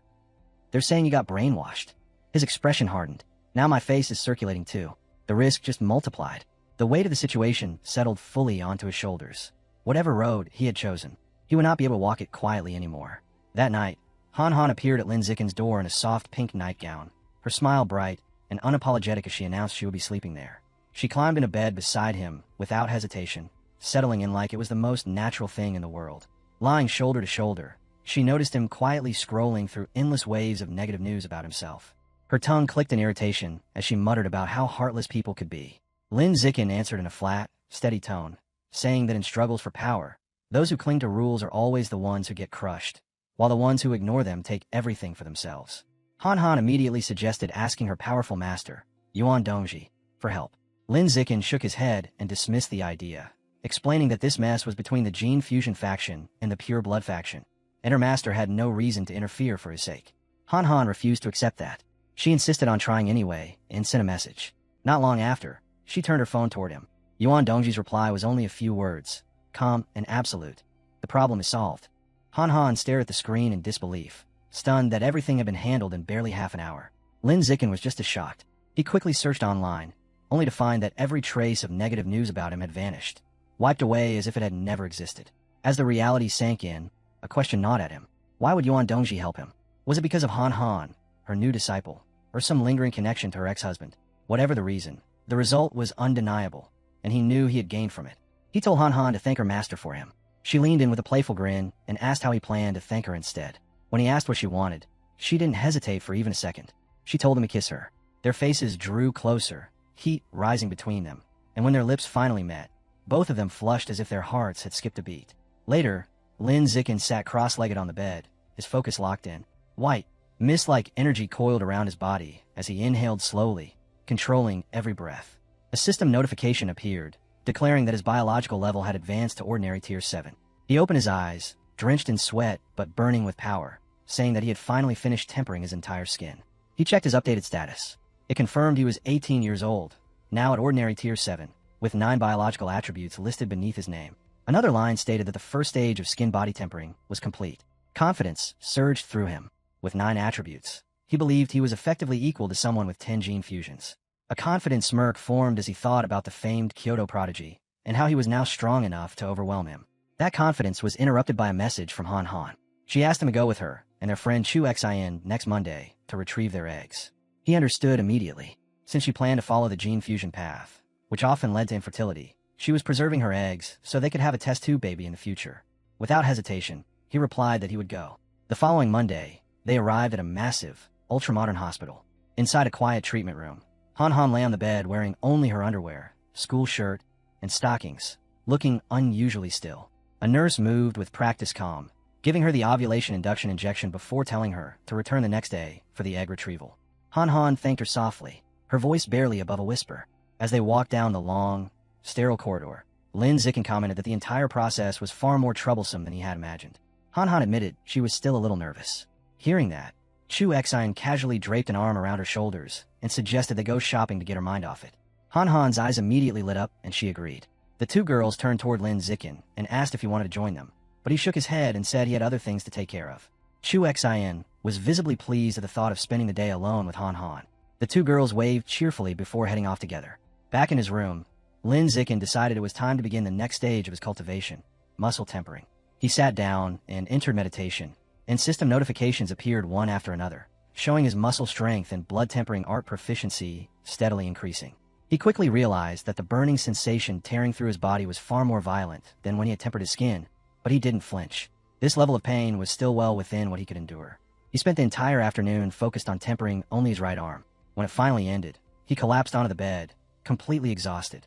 To recover, he devoured a large amount of bread, restoring the chi and blood he had consumed during training. Once his strength stabilized, he tested himself with a hand gripper. The result left him stunned. Just tempering a single arm had increased his strength by almost 50%. A sudden knock broke his concentration.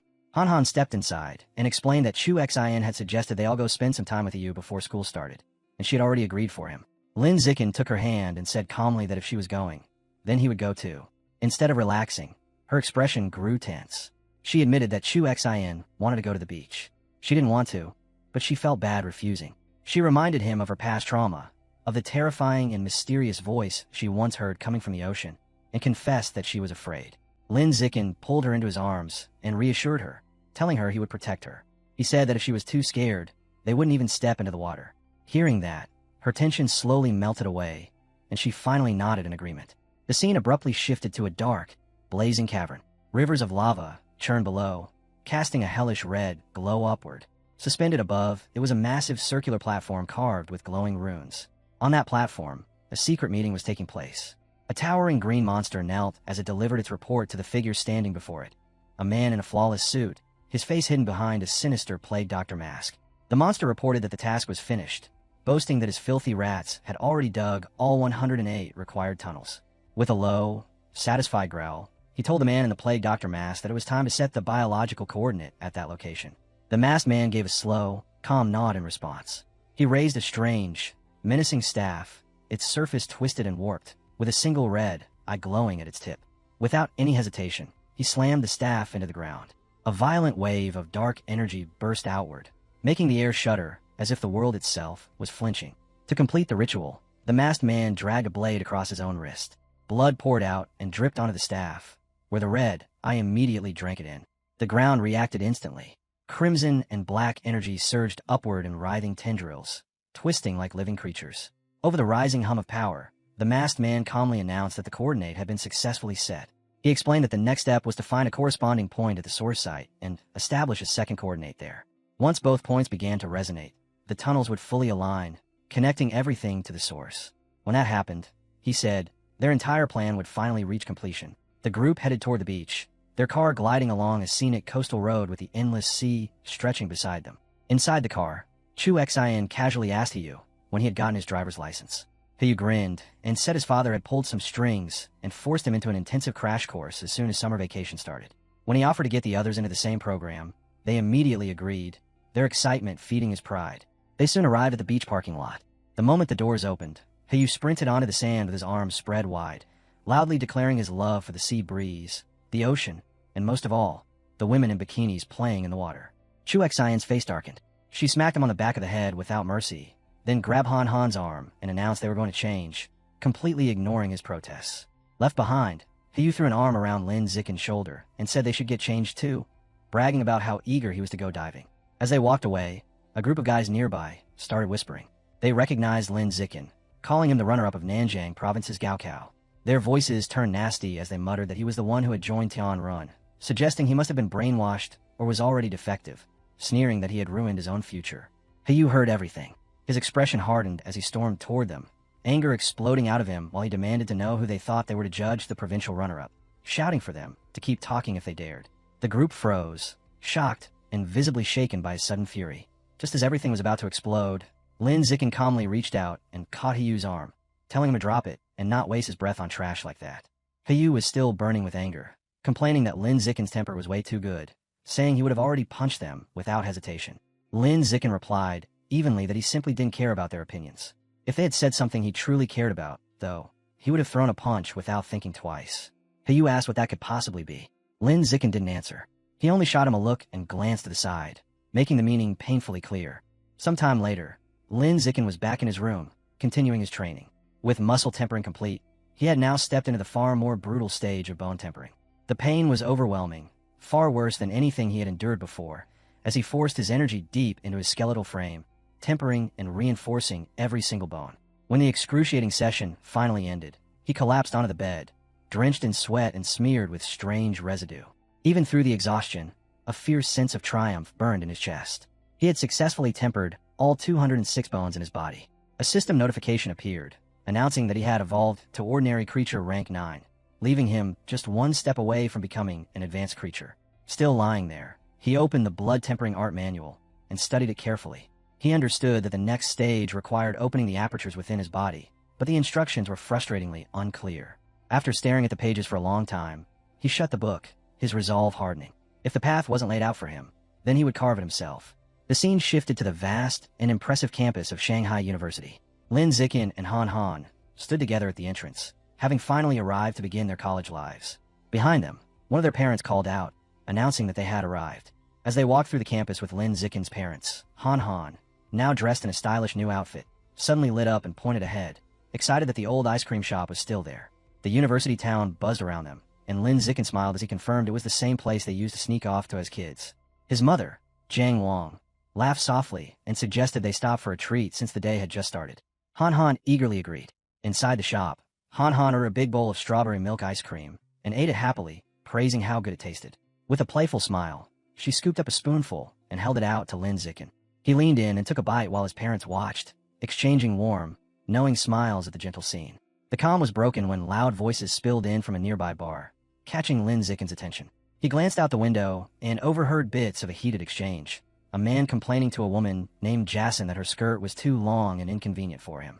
Inside the bar, Brother Yong leaned back with Gakshin sitting boldly on his lap, her posture shamelessly flirtatious. She laughed and told him he could just slip his hand underneath if it bothered him that much, saying she wouldn't mind at all.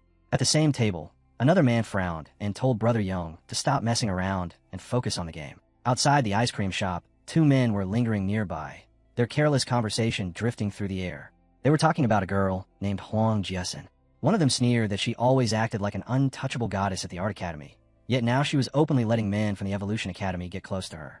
The other laughed and replied that students from the Evolution Academy all had bright futures, which naturally made them attractive to women. Hearing that, Lin Zikin's thoughts shifted to the structure of the university itself. Shanghai University was divided cleanly into two separate worlds. The outer campus belonged to arts and cultural studies, open and bustling with life.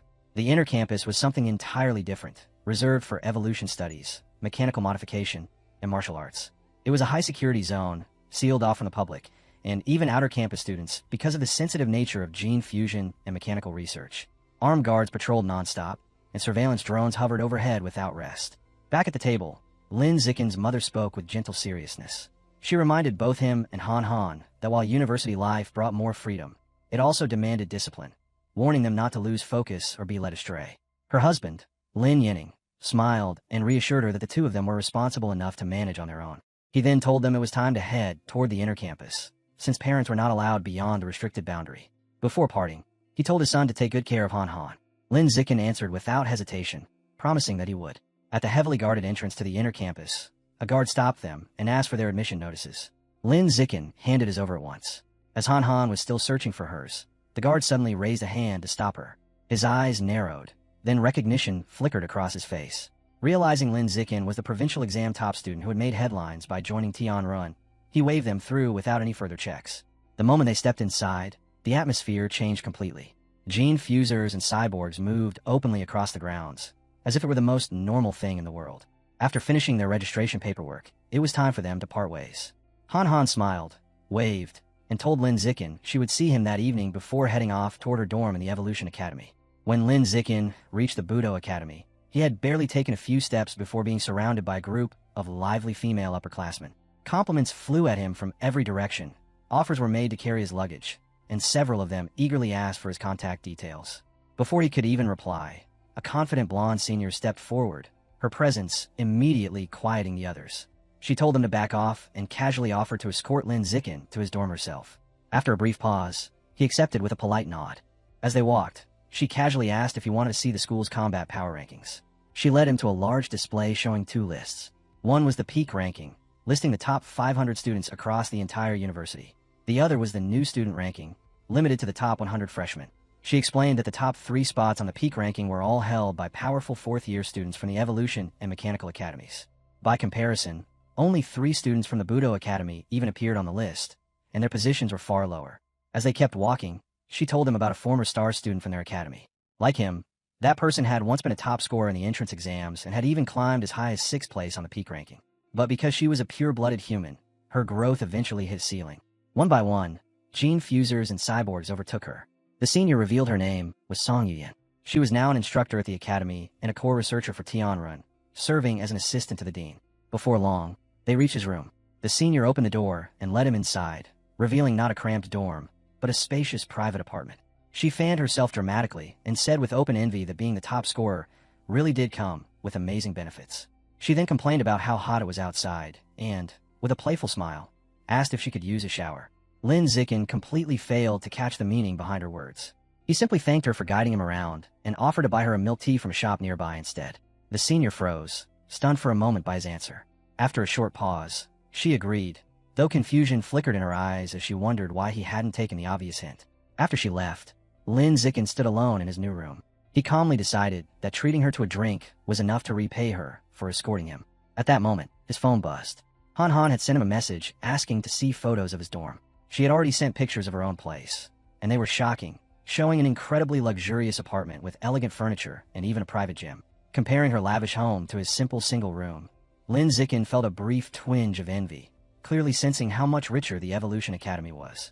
Even so, he snapped a few pictures of his modest room and sent them back. When Han Han saw them, she was stunned by how small his place was. Without hesitation, she told him to move in with her instead, adding that her bed was even bigger than the one she had back home. Lin Zikin didn't think twice. He grabbed his suitcase and his phone, saying he was heading over right away. As he left the Budo Academy dorms, Lin Zikin muttered about the ridiculous difference in funding between the academies. The room he had been given, supposedly the best his academy could offer, felt pitiful compared to the housing at the Evolution Academy. Walking along, he let out a quiet sigh, briefly wondering if the dean would really keep his promise of triple benefits. When the elevator doors opened on her floor, Han Han was already waiting, greeting him with a bright smile. She happily pulled him into her apartment, welcoming him into the cool, air-conditioned space. Lin Zikin's eyes swept across the spotless, luxurious interior, and he commented that her master, Yuan Dongji, must care for her deeply to provide accommodations like this. And Han Han nods without hesitation, saying her master treats her incredibly well. She suddenly spreads her arms wide, eyes shining as she happily declares that this is now their little home, a place where they can live freely without their parents watching over them. Lin Zikin blushes faintly and quickly tells her not to let her imagination run too far. Laughing, she says she is sweaty from moving and announces she will shower first. Without thinking much, she starts taking off her clothes right there, letting them fall into a small pile on the floor. Lin Zikin turns away awkwardly, only reminding her not to leave a mess. While she showers, a flustered Lin Zikin gathers her clothes and neatly sets them aside. To distract himself, he opens the new university campus app he downloaded earlier. Browsing through it, he finds an in-app store where students can spend school credits on gene fusion and mechanical modification resources. He learns that credits can be earned in 3 ways: placing high on the school's power rankings, completing official school tasks, or achieving outstanding results in competitions. It becomes clear to him that for someone like him, earning credits will be far easier than making money outside. His thoughts are interrupted when Han Han calls from the bathroom, asking him to bring her clothes. He walks over and opens the door, only to find her relaxing in a large bathtub. Steam drifts through the air as she looks up at him, cheeks slightly flushed, saying how nice the water feels. With a playful sparkle in her eyes, she invites him to join her. Lin Zikin turns red, hesitates for a moment, then reasons that letting all that hot water go to waste on just one person would be pointless. He agrees and quickly undresses. In the tub, he offers to wash her back. Han Han happily accepts, smiling as she promises it will be her turn to wash him afterward. Warm water and steam fill the room as time quietly slips by. Later, after they finish bathing and eat a simple meal, Lin Zikin sits cross-legged on the bed and enters meditation while Han Han rests quietly beside him. He begins the second stage of skin tempering using the blood tempering art. This time the process is far more brutal. Pain seeps deep into him, slow and unyielding, and it takes him a full 2 hours just to temper his right hand, leaving his breathing heavy. Curious about the result, he asks Han Han for a sewing needle. Though puzzled, she hands it over. He presses the sharp tip against the back of his hand. Her eyes widen when the needle fails to pierce his skin. A system notification appears, confirming that his skin toughness is increasing. When he applies more force, the needle snaps against his hand. Han Han stares in amazement, saying the blood tempering art is so powerful, it almost makes her want to follow the pure blood path herself. Lin Zikin moved on to his next test, announcing heat resistance. Calmly, he held his hand above the burning flame of the stovetop. Another system notification appeared, confirming that his resistance to heat was steadily increasing. He noted that it took more than a full minute before he even felt the faintest hint of burning. With the blood tempering art working together with his system attributes, he concluded that he was steadily closing in on the threshold of a saintly body. Just as he began to relax, his phone vibrated. A new message had arrived from Lu Chuan-Wu, the dean of the Budo Academy. The dean asked if he had settled in and invited him to visit the Tianren headquarters to get familiar with the environment and meet the other members. Lin Zikin agreed at once. The dean told him to wait downstairs, saying someone would be sent to pick him up. Since he was not at his own dorm, Lin Zikin sent Han Han's address instead. After receiving confirmation, he let out a quiet breath and prepared to head down. He told Han Han he needed to go out for a while, explaining that the dean had called him to the organization's headquarters. She urged him to go without worry. Outside the building, he stopped beneath a cluster of trees, standing in the shade while he waited. Leaning against one of them, he noticed a young man with spiky orange-brown hair walking toward him. The newcomer greeted him, recognizing him immediately as Lin Zikin, the provincial top scorer who had joined Tianren. Lin Zikin returned the greeting calmly, thinking to himself that he really had become well-known.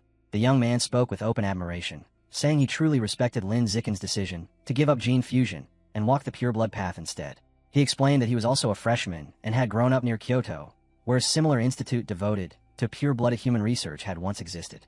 That place had lasted 20 years before being shut down due to a lack of results. With clear passion, he said he hoped Shanghai University would succeed where others had failed.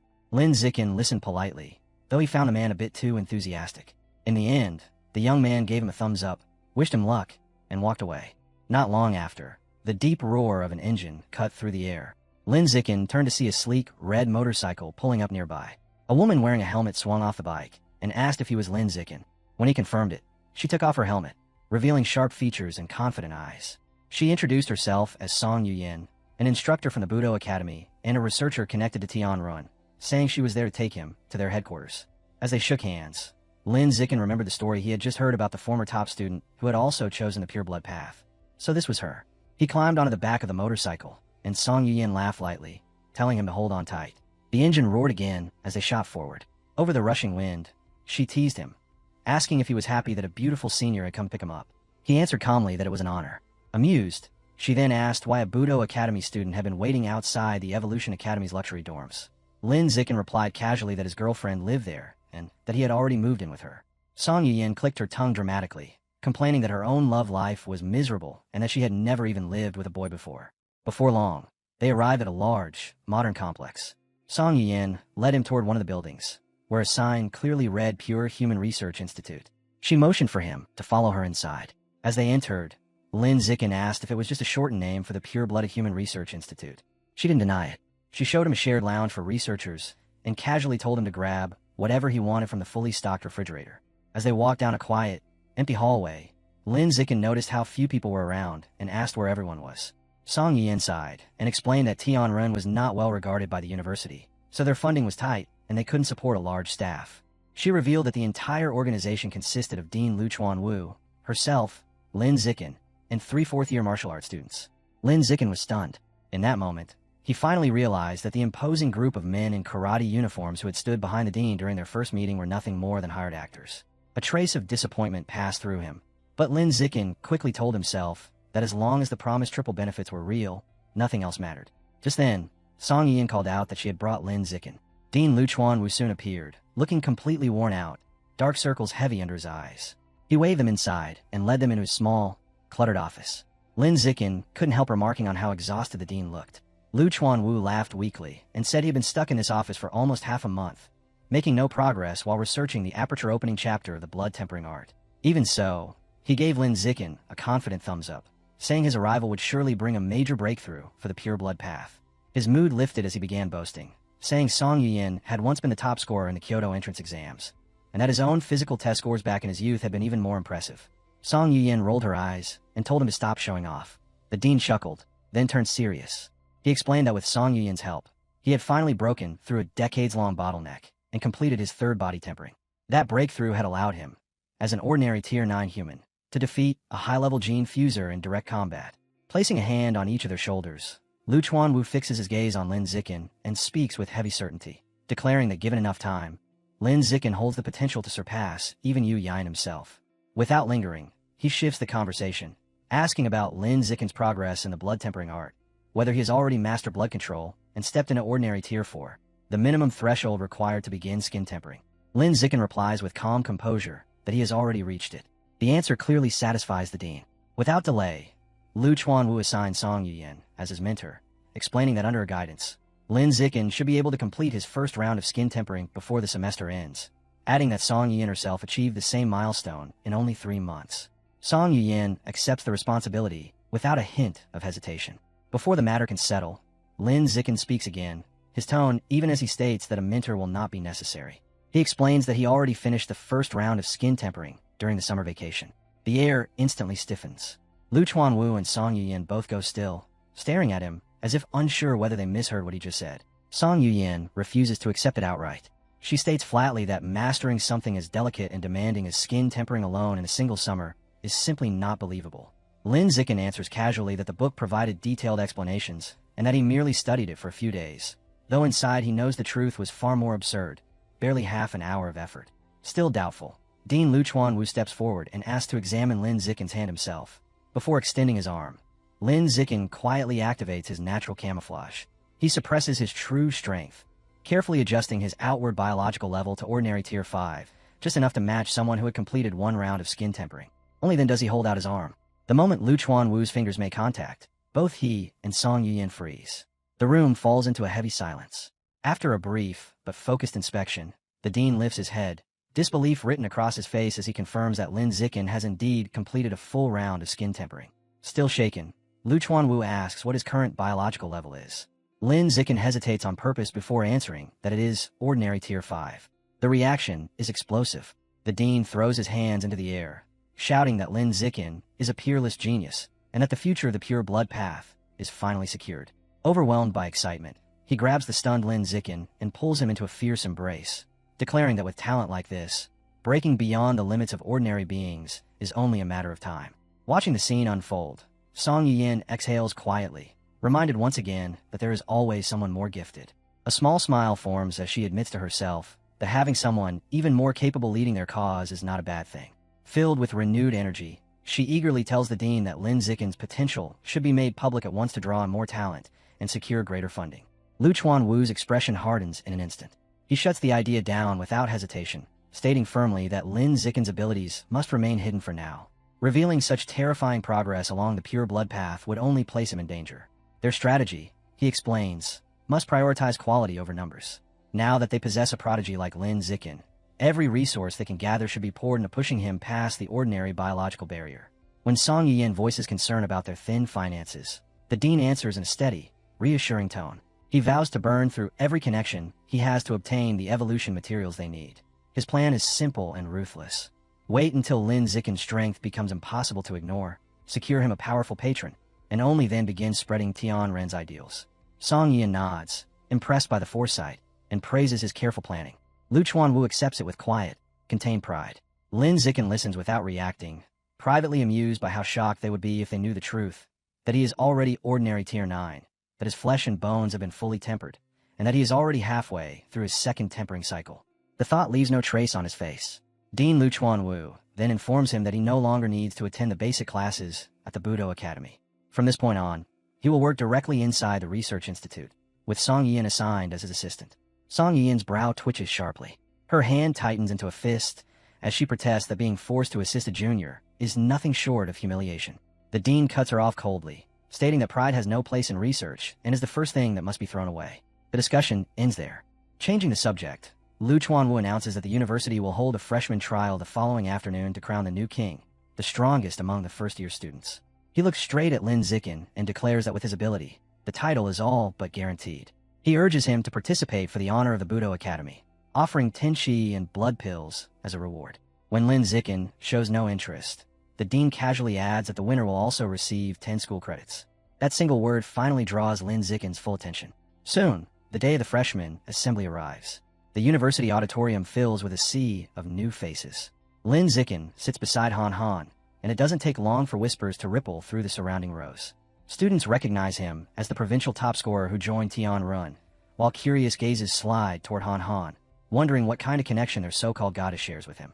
Their quiet bubble is broken when a familiar figure walks up. The talkative, spiky-haired freshman from before stops in front of them and asks if Lin Zikin remembers him. Lin Zikin gives a small nod. Grinning broadly, the boy leans closer and bluntly points at the two of them, asking what their relationship is. Without hesitation, Lin Zikin reaches out and takes Han Han's hand. As her face turns crimson, he answers in a calm, steady voice that they are engaged childhood sweethearts who plan to marry after graduation. The smile on the freshman's face freezes for a heartbeat, disappointment flickering through his eyes before he forces an awkward grin and retreats back into the crowd. As the assembly continues, more first-year students stream into the auditorium. Somewhere among them, a girl with dark hair, tipped in purple, and cat-like ears sits in silence. Her head slowly turns, locking onto Lin Zikin with a heavy, unsettling stare. He catches it, a faint sense of unease brushing against him, before he deliberately looks away. Meanwhile, the talkative freshman has already returned to his seat, once again chattering animatedly with those around him. At the front of the hall, a man steps up to the podium, announces the beginning of the ceremony, and calls for the freshman representative to take the stage. To the shock of nearly everyone, the spiky-haired freshman stands up. He strides forward with confidence, disbelief rippling through the hall. Students whisper in confusion, wondering why someone with dyed hair and such a noisy personality was chosen. That position is traditionally reserved for the strongest of the freshmen, and most had assumed it would go to a gene fuser. Hearing the murmurs only makes him smile wider. To Li Moyu, this is exactly the moment he wanted. Gripping the microphone, he asks the crowd if they have ever heard of Lai Jin. Lin Zikin scoffs inwardly. Who in the country hasn't heard of the famous Kyoto genius? Letting the tension stretch, Li Moyu continues, revealing that this celebrated prodigy has an equally talented younger brother. He explains that this brother was the top scorer of the Kyoto entrance exams, possessed a 16% gene fusion compatibility, and achieved the highest national physical test results, tied only with the top scorer from Nanjing province.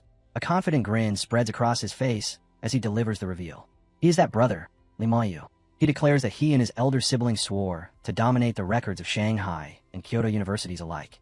To prove he is not just boasting, he releases his biological pressure without restraint, announcing it as the power of an ordinary Tier 5. A crushing aura surges through the auditorium. Students gasp as the overwhelming gap between themselves and a true genius washes over them. Satisfied, Li Moyu smirks and tells them to remember his name. Back in their seats, Han Han leans closer to Lin Zikin and whispers with a teasing edge that his arrogance is unbearable and that he clearly has no idea Lin Zikin could defeat him with a single finger. Lin Zikin quietly tells her to keep a low profile. She grins and nods, playing along. Once Li Moyu steps down, the announcer calls for the next speaker.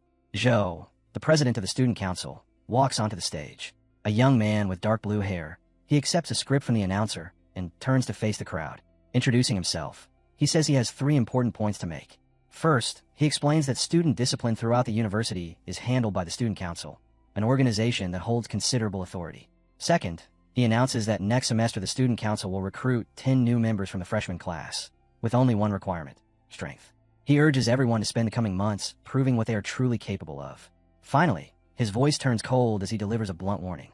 The inner campus of Shanghai University, he says, is a brutal world where strength decides everything. Upperclassmen bullying freshmen is common, and mercy is never guaranteed. He tells them without sugarcoating it that once they step inside, no one will protect them, so they had better prepare themselves mentally. After finishing his points, Zhou does not step down. His expression darkens, and the atmosphere shifts. Before leaving the stage, he says he wants everyone to experience firsthand what the power of an advanced being feels like.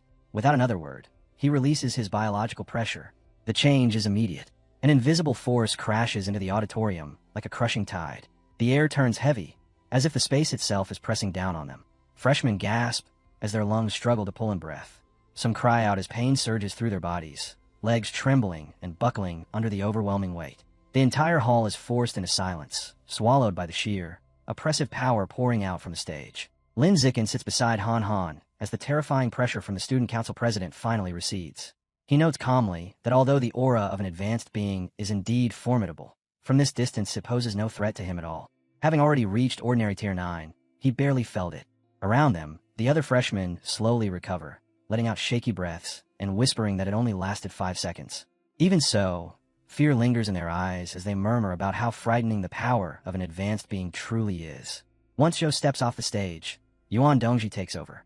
Her voice rings through the hall as she announces that the freshman trial will begin immediately after the assembly. The rules are simple. At the center of the gym stand a large stage, and the first student who can remain alone on it for more than 1 full minute will be crowned this year's new king.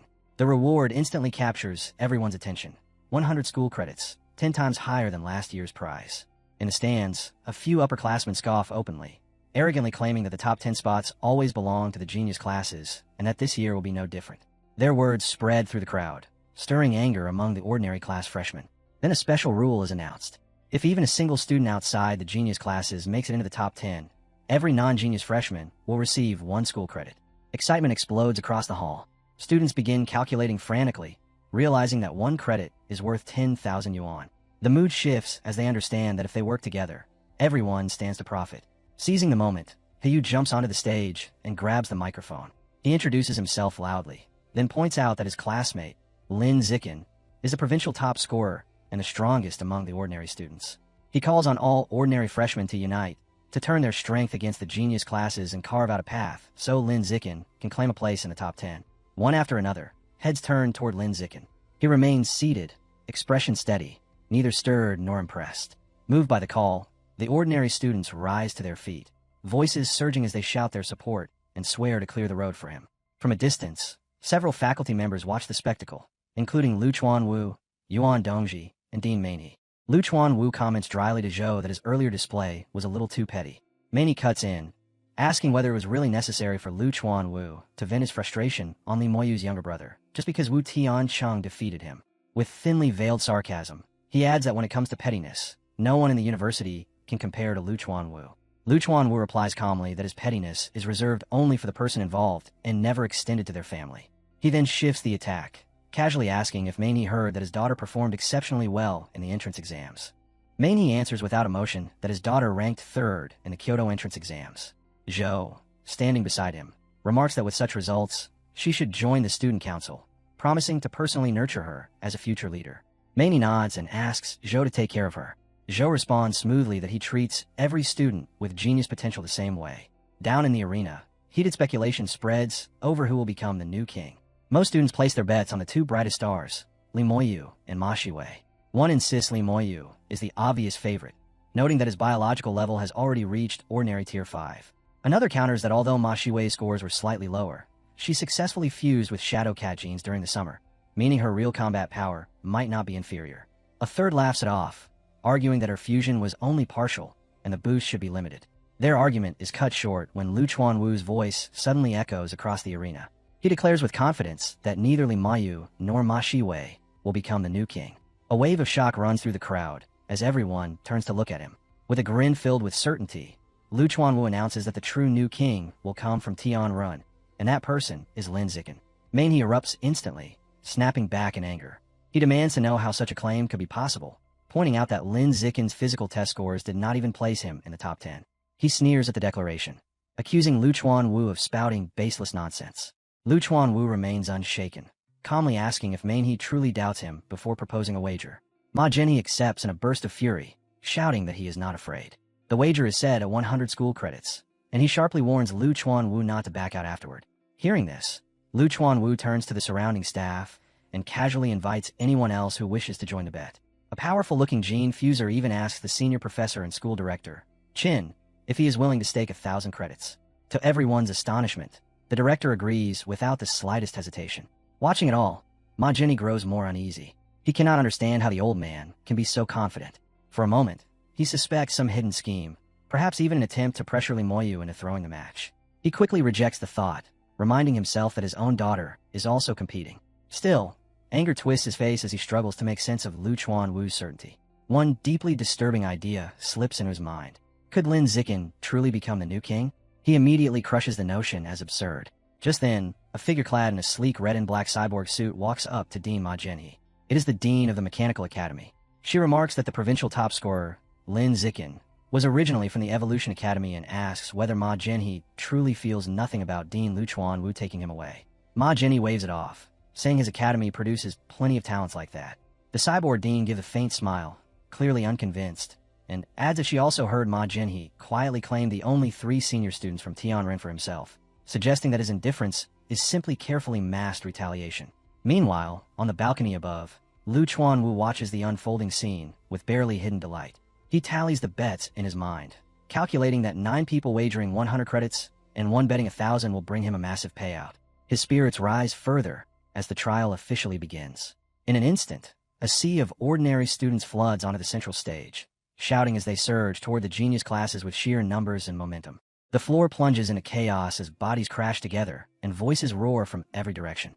Lin Zikin remains at the rear, calmly watching the disorder. He notes that many of the genius class students rely too heavily on their gene fusion compatibility, lacking solid combat fundamentals. Suddenly, his danger perception attribute activates. His vision sharpens, revealing the power levels across the field. Li Mayu and Ma Shiwei stand out immediately, both at ordinary tier 5.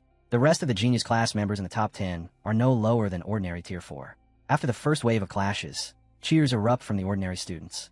Several genius class members are already sprawled on the ground, defeated. Someone shouts triumphantly that the geniuses are not as frightening as they seemed. Fired up by early success, the remaining ordinary students roar and charge again, yelling for the genius class members still sitting in the stands to come down and fight. Their challenge is answered when a towering, muscular student with white hair drops from above. He crashes onto the stage, the impact sending a dull tremor through the floor. With a cold sneer, he tells them to come, promising to show them just how weak they really are.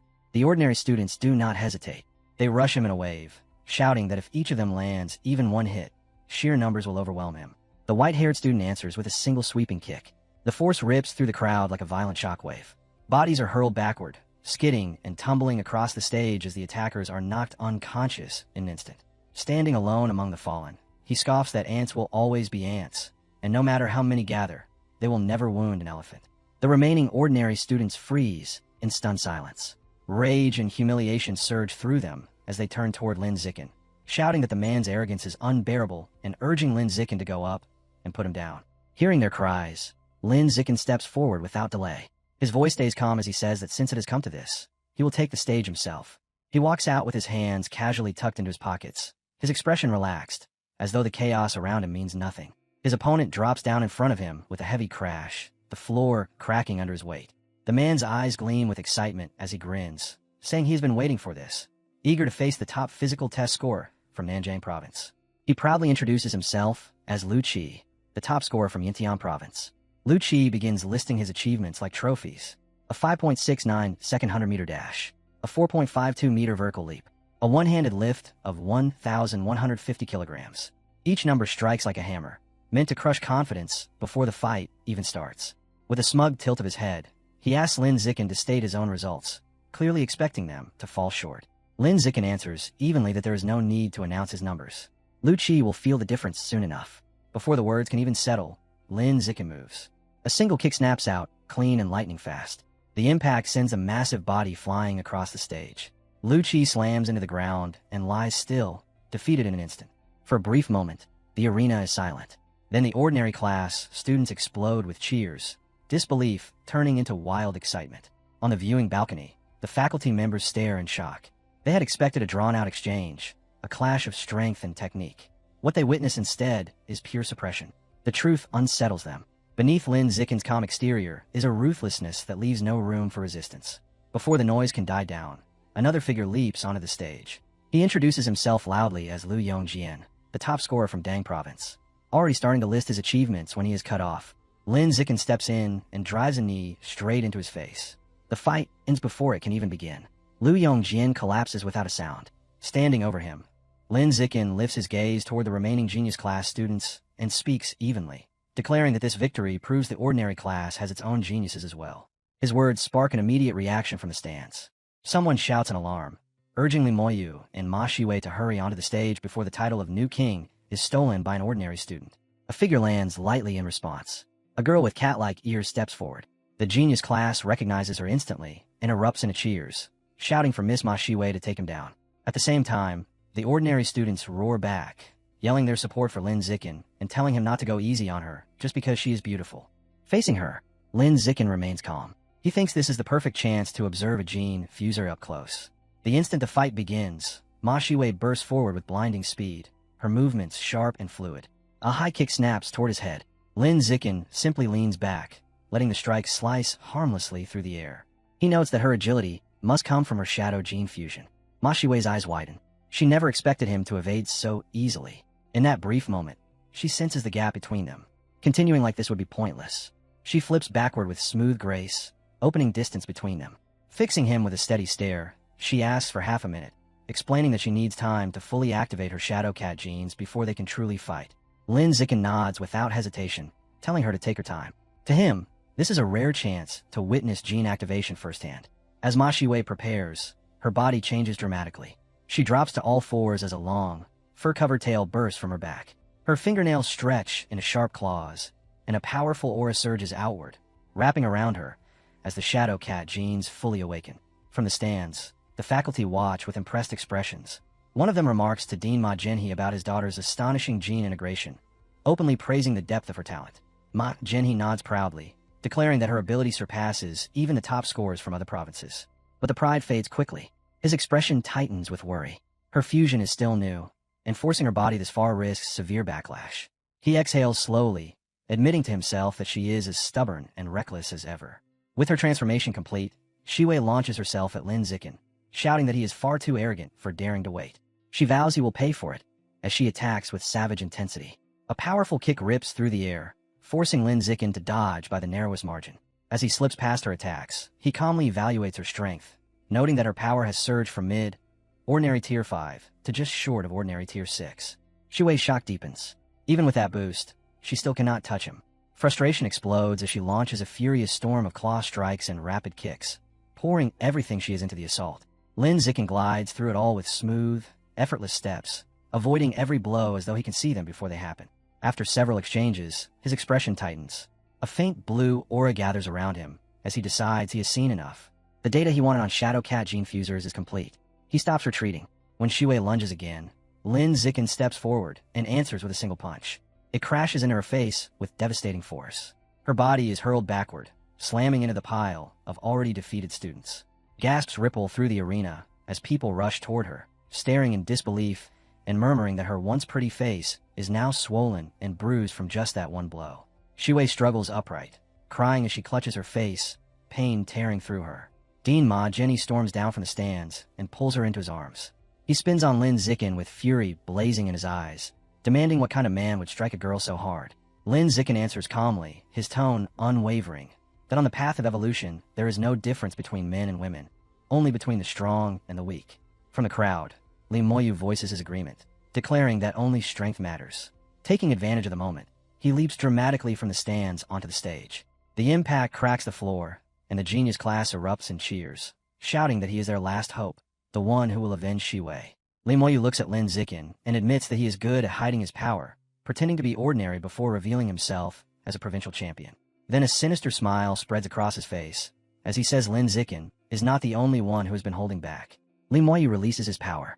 His body expands, muscles swelling as his frame grows larger.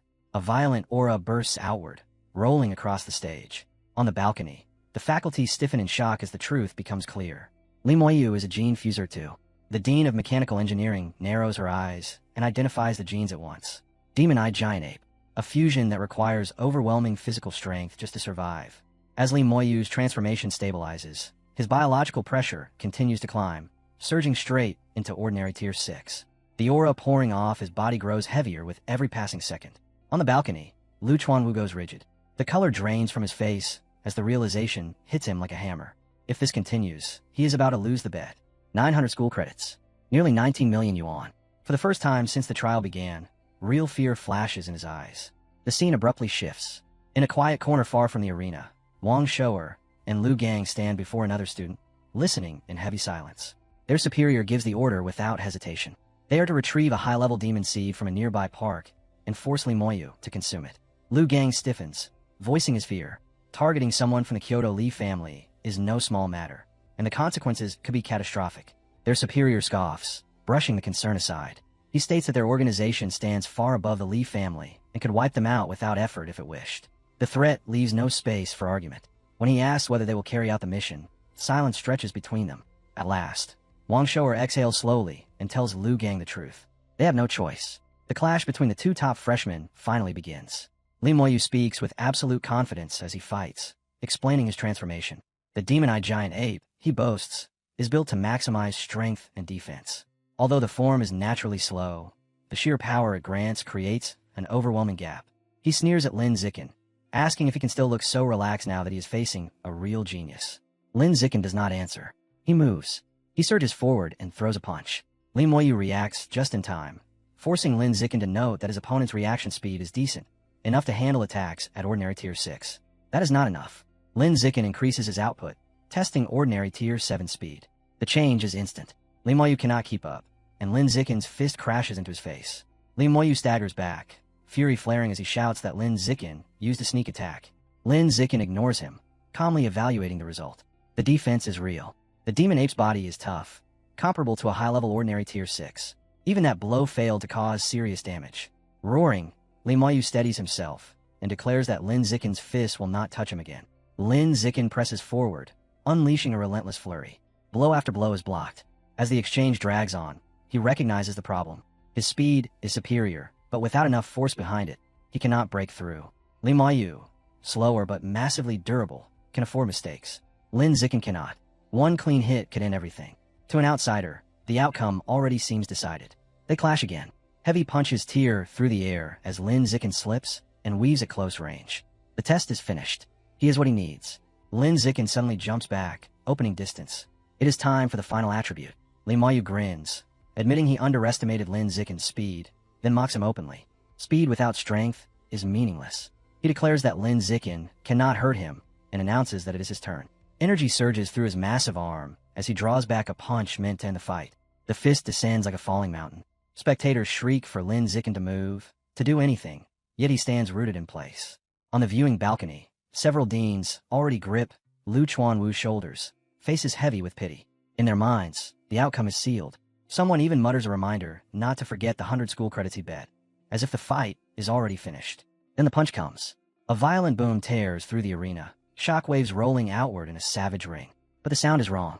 Instead of the dull thud of flesh on flesh, a sharp, horrifying crack slices through the air the instant Li Moyu's fist hits Lin Zikin's face. Li Moyu's hand explodes. He drops like a stone, screaming in raw agony as he grabs his mangled arm. Bones grind, his body writhes, and his cries echo across the arena, while Lin Zikin remains standing exactly where he was, untouched and unmoved. Silence crashes down. For a heartbeat, no one understands what they are seeing. Then whispers spread like a wave through the crowd, disbelief written on every face. Lin Zikin has won. Not by dodging, not by counterattacking. He won by standing still. The result feels unreal, almost grotesque in its simplicity. Looking down at the broken man, Lin Zikin calmly runs through the truth in his mind. The demon-eyed giant ape fusion gave Li Moyu terrifying power, but his body was never built to endure it. He struck with more force than his own frame could handle. The backlash had nowhere to go except back into his own bones. Li Moyu did not break Lin Zikin. He shattered himself. Lin Zikin turns toward the sidelines and speaks evenly, calling for the medical team. He states that Li Moyu is likely suffering from a comminuted fracture and needs immediate treatment. The stunned medics finally snap awake and rush forward. Before they reach him, a figure drops down from the balcony. Yuan Dongji lands lightly and orders Lin Zikin to step aside. She kneels and inspects Li Moyu's arm, her expression tightening as she confirms the damage. The entire right hand is destroyed. Her gaze flicks briefly toward Lin Zikin as realization dawns. This injury was not caused by being hit. It was recoil. He broke himself by punching Lin Zikin's face. She produces a glowing golden pill and places it into Li Moyu's mouth. As she does, a single thought turns over in her mind.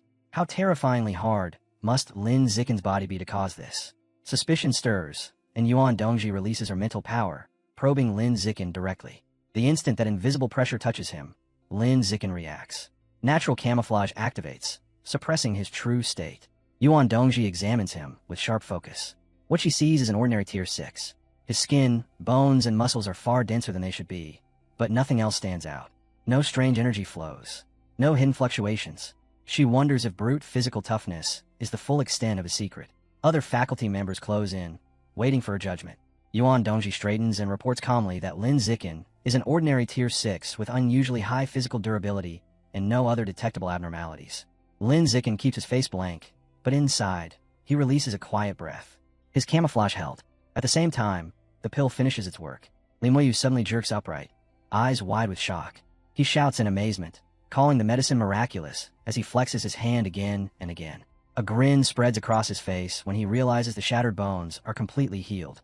With the fight already decided, Lin Zikin sees no reason for Li Moyu to keep disgracing the stage. He tells him flatly that he can go. Then, without ceremony, a lazy kick snaps out. Li Moyu is launched straight out of the ring. He slams into the floor below, humiliation burning hotter than pain. Glaring up, Li Moyu roars that once his gene fusion advances further, he will come back and crush Lin Zikin. The stands erupt. Ordinary students and genius class students instantly fall into a shouting war. The ordinary class jeers mercilessly, mocking the so-called elites and calling their geniuses nothing but arrogant failures. The genius students shout back that Li Moyu lost to Lin Zikin alone, not to them. Their protests are swallowed as the ordinary class surges louder, claiming Lin Zikin's victory as proof that their entire class stands above the geniuses. On the stage, the timer reaches 0. A clear tone rings out, announcing that a full minute has passed. The announcer raises his voice and proclaims Lin Zikin of Martial Arts Class 1 as this year's new king. The ordinary students explode into celebration, screaming for Brother Chun, basking in the honor he has brought them. Lin Zikin, however, is not done. With first place secured, another idea cuts through his mind. Since he already stepped onto the stage, he might as well take everything. Without warning, he jumps straight off the platform and into the spectator stands. Gasps ripple through the crowd as he lands beside the genius class seats. Before anyone can react, he bends down and lifts Han Han in his arms, holding her in a princess carry. Whispers erupt instantly. Eyes widen in shock as students try to understand why he would suddenly take Han Han. Her face turns bright red as Lin Zikin leaps back toward the arena with her held firmly against him. Her heart races, fear and anticipation crashing together as she wonders if he is about to expose their relationship to the entire school. Lin Zikin lands cleanly and sets her down behind him. With Han Han at his back, he faces the stunned audience and faculty. His voice cuts through the arena as he declares that all remaining ranks, from 2nd place through 10th, now belong to him. The genius class detonates in rage. They howl that Lin Zikin is bullying them, that he is abusing his power, and then surge forward in a wave, determined to crush both him and the so-called traitor, Han Han. The stage erupts into chaos as bodies collide from every direction. Lin Zikin steps into the storm with calm precision. Outnumbered and unshaken, he weaves through their attacks, breaking their charge with clean punches and ruthless kicks. One strike after another sends students flying, their formation shattering almost instantly. No matter how many rush him, none can slow his advance. Then Ma Shiwei drops from above, eyes blazing. She ignores Lin Zikin entirely and dives straight toward Han Han, screaming for her to die for her betrayal. The moment the danger surfaces, Lin Zikin moves. He pivots sharply and meets Ma Shiwei in midair, a ruthless kick driving straight into her body. The impact detonates with a dull boom, and she is blasted off the stage like a broken projectile. From the balcony, Ma Zhenhe releases a hoarse, broken scream as he watches his daughter crash violently onto the floor below. With the genius class completely shattered, Lin Zikin stands alone at the center of the arena. Bodies lie scattered around him, defeat written into every posture. A notification sounds without delay, announcing that Han Han has officially secured 2nd place in the trial. She blinks, stunned, clearly never expecting such a result. Lin Zikin then turns toward the ordinary students and states his decision plainly. The remaining positions, from 3rd through 10th, belong to them. The condition is simple. Every school credit awarded for those ranks goes to him. The response is immediate. Cheers erupt as the ordinary students roar for Brother Chun, ecstatic at the chance to step into the top 10. Shuai quickly calculates the numbers, announcing that the top 10 rankings alone amount to 550 credits. Hayu laughs, and adds the participation rewards, pushing the total to 559. On the balcony, Ma Jinhee is seething. He shouts at Yuan Dongji, accusing Lin Zikin of improper conduct and demanding to know how a newly crowned king can control the entire top 10. His fury is cut short by a calm voice. Lu Chuanwu steps forward and asks one simple question, demanding to know which rule has been broken. He challenges Ma Jinhee to point out the regulation that forbids such an arrangement. Ma Jinhee freezes. After a tense pause, he is forced to admit that no such rule exists. Sweat beads on his face as humiliation settles in. All he can do is snarl that Lin Zikin is exploiting a loophole. The accusation sounds weak even to his own ears. Elsewhere, unseen schemes begin to shift. Wang Shuer urgently pulls Lu Gang aside and tells him the plan has changed.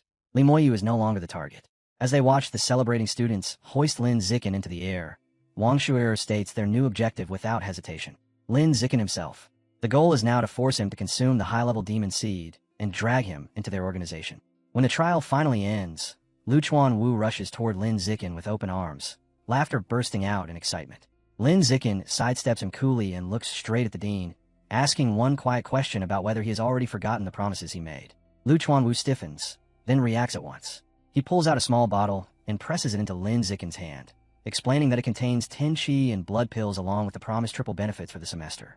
Barely able to contain his excitement, he adds that 300 school credits have already been transferred to Lin Zikin's account, laughing as he notes that Lin Zikin just helped him win another 1,900 credits from the other faculty members. Leaning in closer, Lu Chuanwu lowers his voice and asks the question he's been holding back, wanting to know Lin Zikin's true strength and level.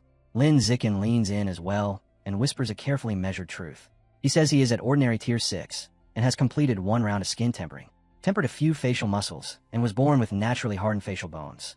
The reaction is immediate. Lu Chuanwu jerks back as if struck, shouting in disbelief that Lin Zikin has already mastered muscle tempering. Emotion surges through him. He grabs Lin Zikin's hands, eyes shining as he declares that Lin Zikin will definitely evolve into an advanced creature with a pure human body before graduation. With almost frantic urgency, he urges him to stay on the pure blood path no matter what. Lin Zikin replies calmly, agreeing without the slightest hesitation. Later, alone in his room, Lin Zikin sits on the bed, rolling a small red qi and blood pill between his fingers. Curious, he places it into his mouth to test its effect. Heat spreads through him almost at once, a faint mist rising from his skin as the energy is absorbed. A system notification flashes, showing an increase of only 108 points. He frowns. Compared to his normal training, the effect is laughably small. Realizing the pills are nearly useless to him now, he decides they would be far better spent on Han Han.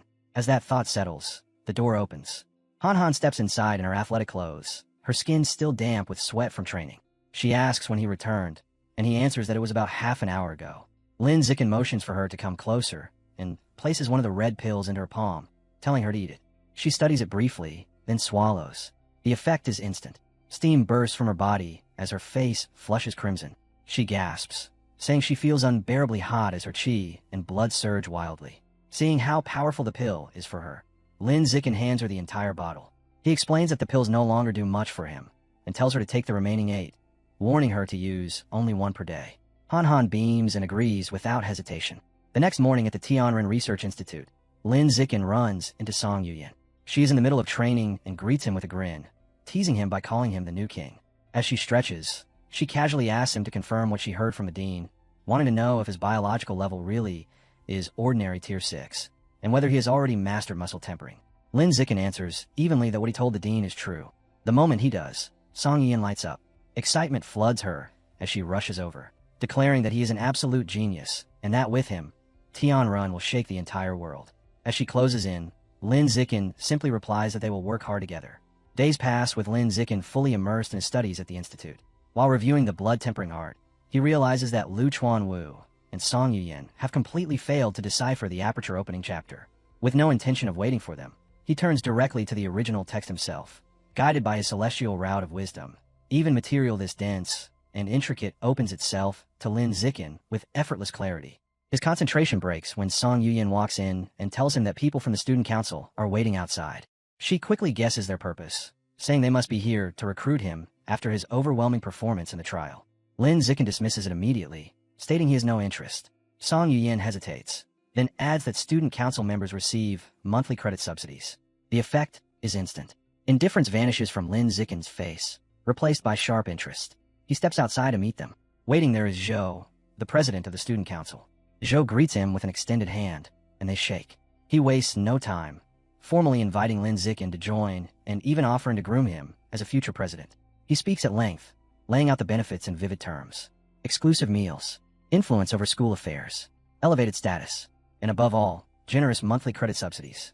Faced with the promise of steady income, Lin Zikin smiles and accepts without hesitation. Zhou raises a hand at once, stopping him. There is one condition, he says. Lin Zikin must abandon the pure-blooded human path and choose gene fusion instead. Lin Zikin pauses, confusion flickering across his eyes as he asks why. Zhou answers with open arrogance. The student council only accepts future elites. In his view, the pure blood path is a dead end. He dismisses Dean Lu Chuanwu and Song Yuyin outright, calling them failures clinging to a road that leads nowhere. Zhou warns him bluntly that without gene fusion, even Lin Zikin's talent will eventually sink into mediocrity. Lin Zikin responds calmly, asking if gene fusion is a requirement for joining the student council. When Zhou confirms it, Lin Zikin gives a simple answer. He says he will not be joining. Then he turns and walks away, leaving them staring after him in silence. As he leaves, he weighs the council's benefits against what he already receives from Tianren. The result is obvious. Behind him, the student council members scoff. One mocks him, asking if the new king has something wrong with his head for clinging so stubbornly to the pure blood path. Another sneers that he will regret this sooner or later. Someone mutters that the visit was a waste of time, saying Tianren's brainwashing must be thorough. Zhou waves it off coldly, calling Lin Zikin a genius with no future, trash in his eyes, and tells the others they will simply recruit different talents. Later, back at the Tianren Research Institute, Song Yuyin is visibly furious. She slams her fists onto a desk, venting about the student council's arrogance and narrow-mindedness. Before she can go further, Dean Lu Chuanwu walks in, looking completely worn out. Song Yuyin greets him with biting sarcasm, praising his devotion to the pure blood cause and mentioning how he works day and night and even sold his body to secure investments. Lu Chuanwu grimaces and asks if she really has to include that last part every time. He suddenly turns serious and fixes his gaze on Lin Zikin, warning him that women are obstacles on the path of evolution and that he should keep his distance from them. Sitting back down, Lu Chuanwu explains that the university offers special housing arrangements for the families of recognized geniuses. He even offers to arrange jobs for Lin Zikin's parents and asks whether he wants to bring them to the city. Lin Zikin replies that he will talk it over with them during the weekend. Before wrapping up, Lu Chuanwu adds one more thing. Lin Zikin has been granted early access to school missions. With his current strength, there is no need to wait until next semester. Song Yuyin adds that she regularly takes off-campus missions every week to earn credits, and suggests that Lin Zikin could join her in the future to build experience. She even offers to bring him along on an aberrant beast extermination mission. Lin Zikin thanks her. Afterward, he opens the school app and starts browsing. The officially listed missions are mostly trivial, each paying only 1 or 2 credits. He switches to student-posted tasks and pauses when he sees a bizarre request for a female gene fuser training partner with beast ears and long legs, offering 5 credits a month. Amused, he skips past it and moves on to the off-campus missions instead. That is where the real rewards are. Plenty of options appear. 30 credits for capturing a group of robbers. 200 credits for hunting a powerful aberrant beast, though it is far from the city. As he scrolls, one mission seizes his attention at once. Capture a Shadow Cat Girl, an out-of-control gene fuser at ordinary tier 6, active in the city's red light district. Multiple male victims. 50 credits. Lin Zikin accepts it immediately. Before he can close the app, someone leans in beside him. Song Yuyin's sudden closeness makes him pause. She asks casually if he just took the Catgirl mission and offers to join him. Slightly surprised, he asks how she knows. Yuan explains that the mission page shows everyone who has accepted it. Lin Zikin checks again and frowns. 28 people are already listed. 26 seniors. 1 other freshman. Manhwa. That strikes him as odd. At only ordinary tier 5, she should not be taking a mission like this alone. He assumes she must have backup. Not wanting to dwell on it, he tells Yuan that it is getting late. He says he is heading home for lunch and waves goodbye. As he crosses campus, a faint sense of danger stirs. His danger perception activates. Someone is following him. Hostile. Ordinary tier 7. Moments later, a muscular man in a blue tracksuit steps out and calls his name. The man storms over, fury blazing in his eyes, accusing Lin Zikin of deliberately targeting Manhwa. He launches into a stream of grievances without stopping, starting with slapping her during the trial, competing with her for missions. He demands to know whether Dean Lu Chuanwu put Lin Zikin up to it. The accusations keep spilling out as he challenges him to a fight, openly calling him a bully. Lin Zikin listens, irritation slowly surfacing. He asks calmly if Shi Wei or her father sent him. The man snaps back that he came on his own. When he repeats the challenge, Lin Zikin looks at him and replies flatly, asking what he is supposed to do about it. Realizing he is dealing with a fool, Lin Zikin turns to leave. The man grabs his sleeve and shouts for him to stay. That is enough. Lin Zikin turns back and drives a single punch straight into his face. The impact lands cleanly. The man drops instantly, unconscious before his body even hits the ground. Lin Zikin glances down at him, wondering briefly if that finally satisfied him, then walks away without another look. He is back at the apartment not long after. From the kitchen, Han Han greets him warmly, saying dinner is ready. She also tells him that the 10 pounds of life-and-death toad meat he ordered have arrived. Lin Zikin takes the bag from the refrigerator, remembering that he had planned to buy even more to unlock the codex, but stopped to avoid attracting attention. He places both hands over the package. A ripple of blue light spreads as the system activates, and a notification appears, confirming that he has devoured a large quantity of the life-and-death toad's essence. His codex progress jumps cleanly to 10%. Not long after, a confused Han Han walks in and finds him stuffing the remaining meat, now dark and spoiled, into a garbage bag. He tells her calmly that it has gone bad. She frowns, insisting it looked fresh when it arrived. Lin Zikin explains that once he absorbs all the essence, the physical matter decays rapidly. Her shock deepens. She stares at him and asks if that is his special ability. He nods, explaining that he can absorb essence from aberrant beasts and gain fragments of their traits. Understanding hits her all at once. She blurts out that she finally sees why he chose the pure blood path. With an ability like that, gene fusion is unnecessary. During dinner, Lin Zikin brings up Dean Luchuan Wu's offer to arrange housing and jobs for their parents. Han Han brightens immediately, clearly thrilled by the idea. They agree to go home over the weekend and talk it through with their families. Midway through the meal, she mentions that a fierce duel between top-ranking students took place at the gym that afternoon. Curious, she suggests they go watch. Lin Zikin agrees. By the time they reach the university gym, it is already packed. Lin Zikin notices that in addition to students and faculty, representatives from the Mechanical God Group are present as well. Han Han excitedly points toward the VIP area, drawing his eyes to a woman wearing a massive white cyborg suit, the famous mechanical genius they have seen countless times online. At the center of the arena, two fighters face off. One is a towering, bull-like gene fuser, muscles swelling with brutal strength. Opposite him stands a sleek, elegant cyborg, polished metal reflecting the arena lights. Han Han leans in and quietly asks which of them he thinks is stronger, the Kyoto genius or the mechanical genius girl. Lin Zikin answers evenly that this battle will decide it. If the 8th-ranked Evolution Academy student wins, then the Kyoto genius stands above the rest. But if the 9th-ranked cyborg takes the match, then the mechanical genius girl holds the advantage. The announcement sounds. The duel begins. In a blink, the cyborg rockets into the air, mechanical wings flaring wide. From above, she unleashes a merciless barrage of missiles, streaks of fire, and steel screaming down toward the bull-like gene fuser below. The gene fuser is immediately driven into desperation. Explosions tear through the arena as missiles rain down in an unbroken storm, forcing him to crouch under the onslaught while the floor shatters around him. When the barrage finally stops, the cyborg drops from the sky and lands with perfect control. Bruised and cornered, the gene fuser roars and charges, trying to drag the fight into close combat. They crash together at frightening speed. The cyborg blocks his punch without strain and answers with a single, devastating blow to his face. The impact sends him flying. He slams into the ground and does not get back up. The cyborg lifts her fist in victory as the crowd erupts. Elsewhere, in a private office, Yuan Dongji receives a video report from a subordinate. The woman informs her that source site number 36 has gone silent for months.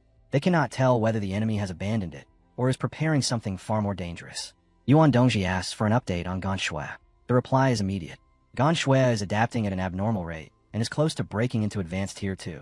The assistant hesitates, then cautiously asks about Luo Changshu's origins, noting that her special constitution does not seem human. Yuan Dongji cuts her off coldly, warning her not to ask questions that are not her concern. The assistant apologizes at once. Yuan Dongji dismisses her and switches her monitor feed. The duel finishes playing on the screen. Watching the result, Yuan Dongji's eyes narrow. With such a decisive victory, the Mechanical God Group is stronger than she expected. Mechanical modification clearly has overwhelming adaptability. Yet a trace of unease remains. She acknowledges the fatal flaw. No matter how powerful cyborgs become, they cannot enter a source site. All machinery and electronics fail there without exception. Turning off the screen, she concludes that in such a place, even the strongest cyborg would become nothing more than useless scrap. Sometime later, Lin Zikin and Han Han return from a weekend with their families. Both households gather for a celebratory dinner, the atmosphere warm and relaxed. They talk through the university's housing and job arrangements, and after some discussion, both families agree happily. With that settled, Lin Zikin turns his focus back to what comes next. The Catgirl mission. Disguised, Lin Zikin moves through the neon-soaked streets of the red light district, merging into the flow of people as he reviews the mission file. The target is an ordinary Tier 6 gene fuser with terrifying speed, infamous for luring and killing men. The report also notes her mastery of disguise and her heavy reliance on drugs. As Lin Zikin reads, he understands at once why no one has completed this job. The district is enormous, and the target is patient, intelligent, and cautious. Hunting her will not be easy. To begin, Lin Zikin activates the Eye of the Sky together with his danger perception, sweeping the entire area in a wide, invisible net. A faint golden glow flickers behind his sunglasses as his vision pierces through layers of motion and hidden intent. The crowd around him stiffens. Some people instinctively step away, unsettled by the unnatural light in his eyes.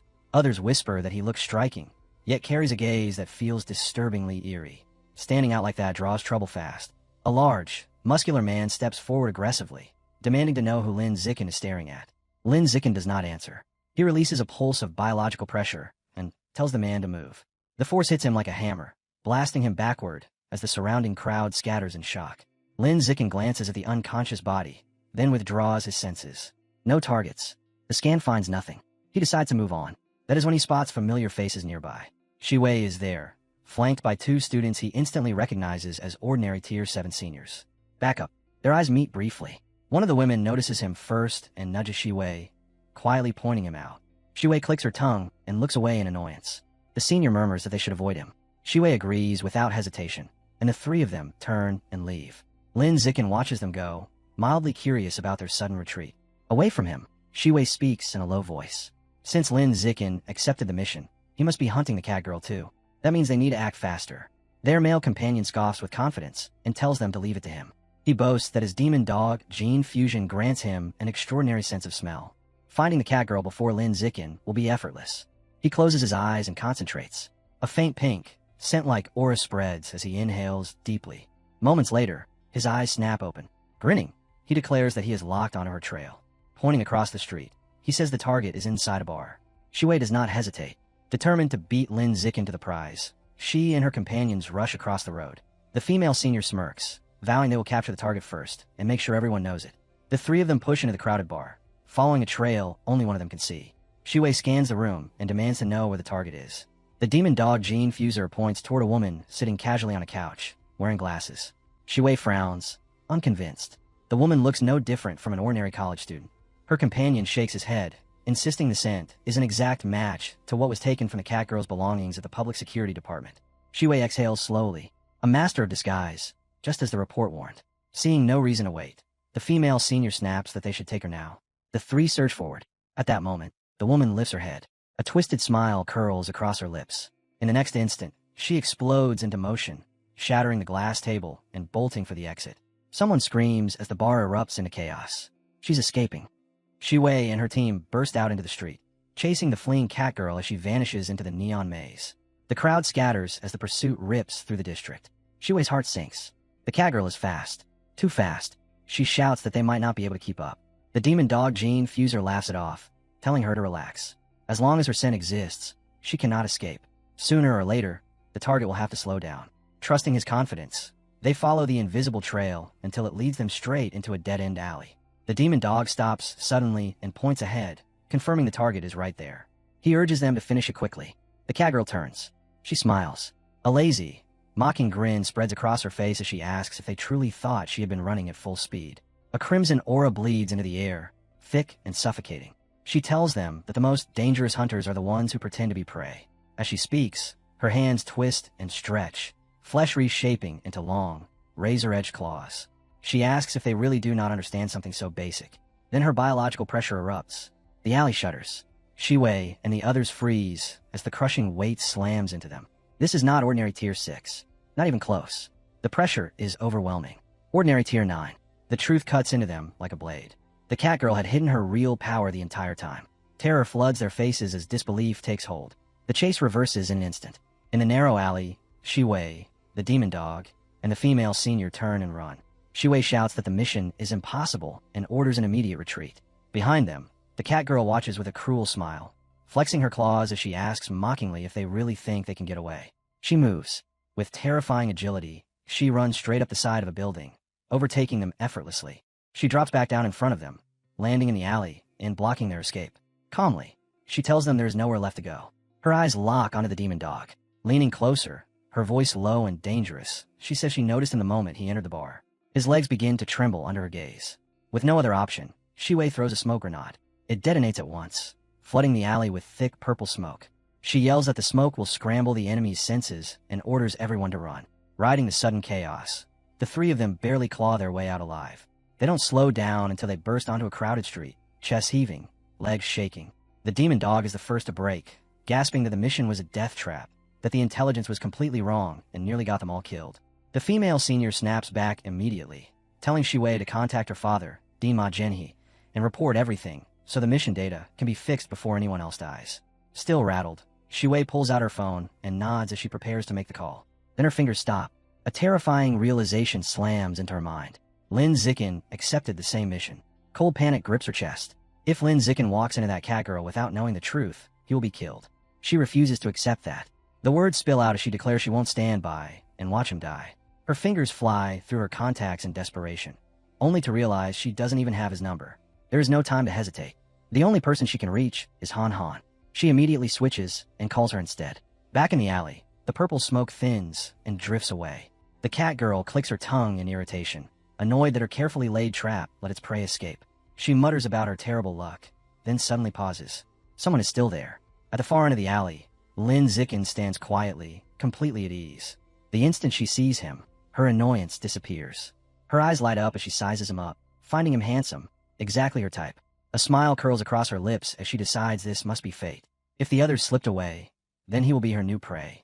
With claws flashing, she lunges straight at him. Lin Zikin doesn't even blink. He calmly gauges her strength. Ordinary tier 9.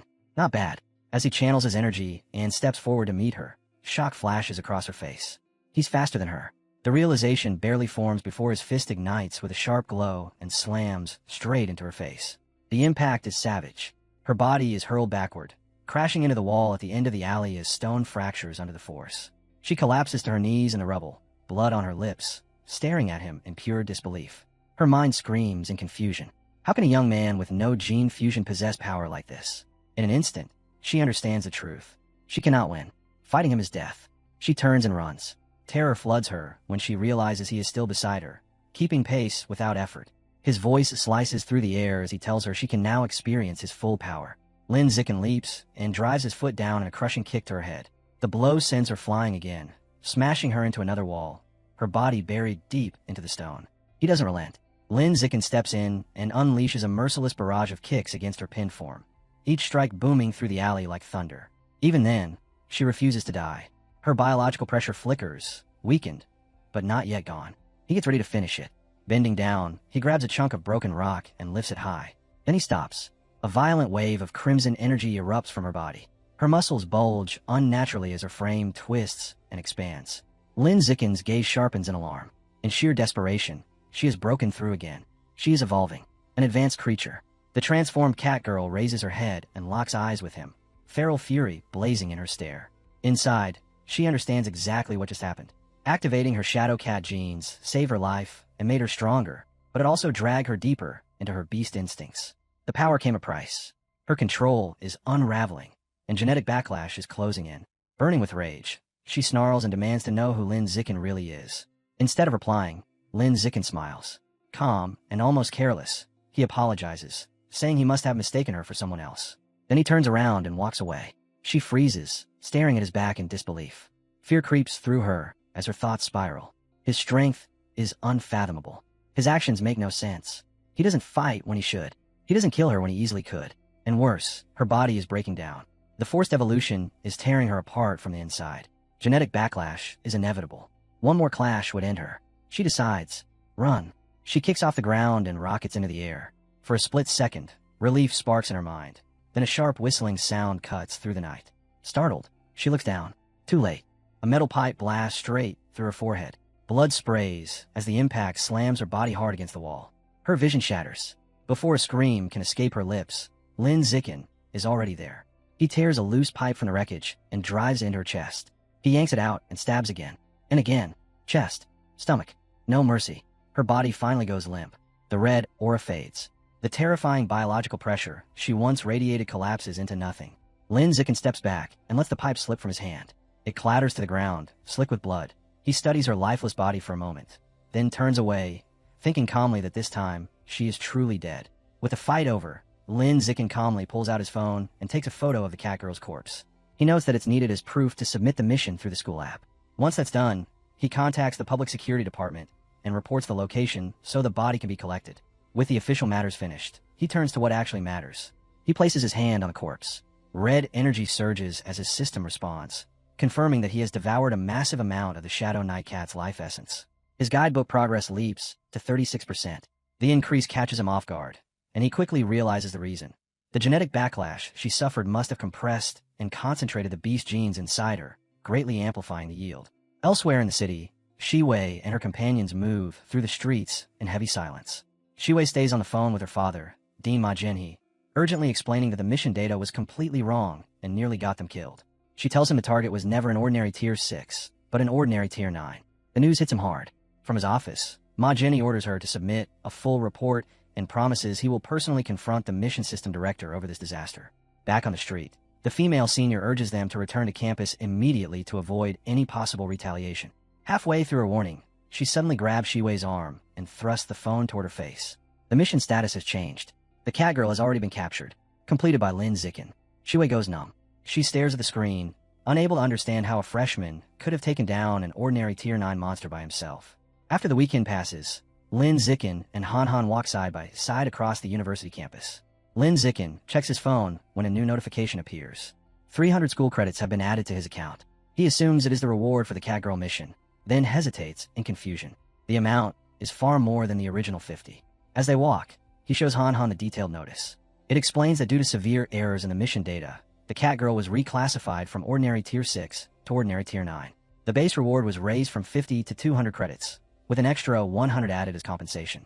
Han Han frowns, complaining that the university's mission system is reckless and unreliable. She says bluntly that if he were not strong enough, he would have died because of their mistake. Lin Zicken agrees, noting that the system is flawed, and says he will be more careful when accepting missions in the future. Then he adds calmly that when suitable missions appear, he will bring her along, so she can slowly adapt to real combat. Han Han lights up, nearly bouncing as she says it's great that she can finally go on missions with him. As they continue walking, Lin Zicken glances at his phone and decides how to use his new credits. He plans to order the 90 gene of life and death toad meat he still needs. Before, he worried about drawing attention with such a large purchase, but now that no longer matters. He also reasons that beast meat is highly nutritious and will help Han Han grow stronger, so buying extra for her makes sense. They reach the apartment. As Han Han opens the door, Lin Zicken casually asks if there's any kind of beast meat she wants. She rushes inside excitedly, telling him she will handle the order herself. He follows her in. She drops onto the couch and starts browsing on her phone. In the kitchen, Lin Zicken ties on an apron while listening as she suggests Tyrant Ash big carved meat, explaining that for just 1 credit they can get 6 gene, enough to last several days. Lin Zicken agrees, appreciating how sensible her choice is. She immediately stops him from placing the order, insisting she will do it herself. Smiling brightly, she reminds him that she still has the 90 credits he gave her from the freshman trial. Lin Zicken, already cooking noodles, lets out a small chuckle and tells her it doesn't matter. They are family, so there is no need to worry about whose credits are being spent. They sit together and enjoy the noodles when the doorbell suddenly rings. Lin Zicken gets up to answer it, and comes back carrying a large cardboard box. He is mildly surprised that the beast meat delivery arrived so fast. Opening the box, he pulls out a pack of Tyrant Ash big carved meat and hands it to Han Han, telling her to put it in the fridge. With that taken care of, his attention shifts to the 90 gene of life and death toad meat. He knows the moment has come. He places his hand on the meat.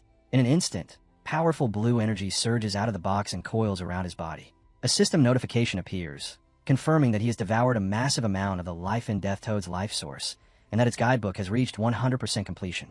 As the energy settles, a vision pours into his mind. He sees a colossal beetle-like creature as the life and death toad is torn apart, shredded by a gigantic eagle-like beast soaring above it.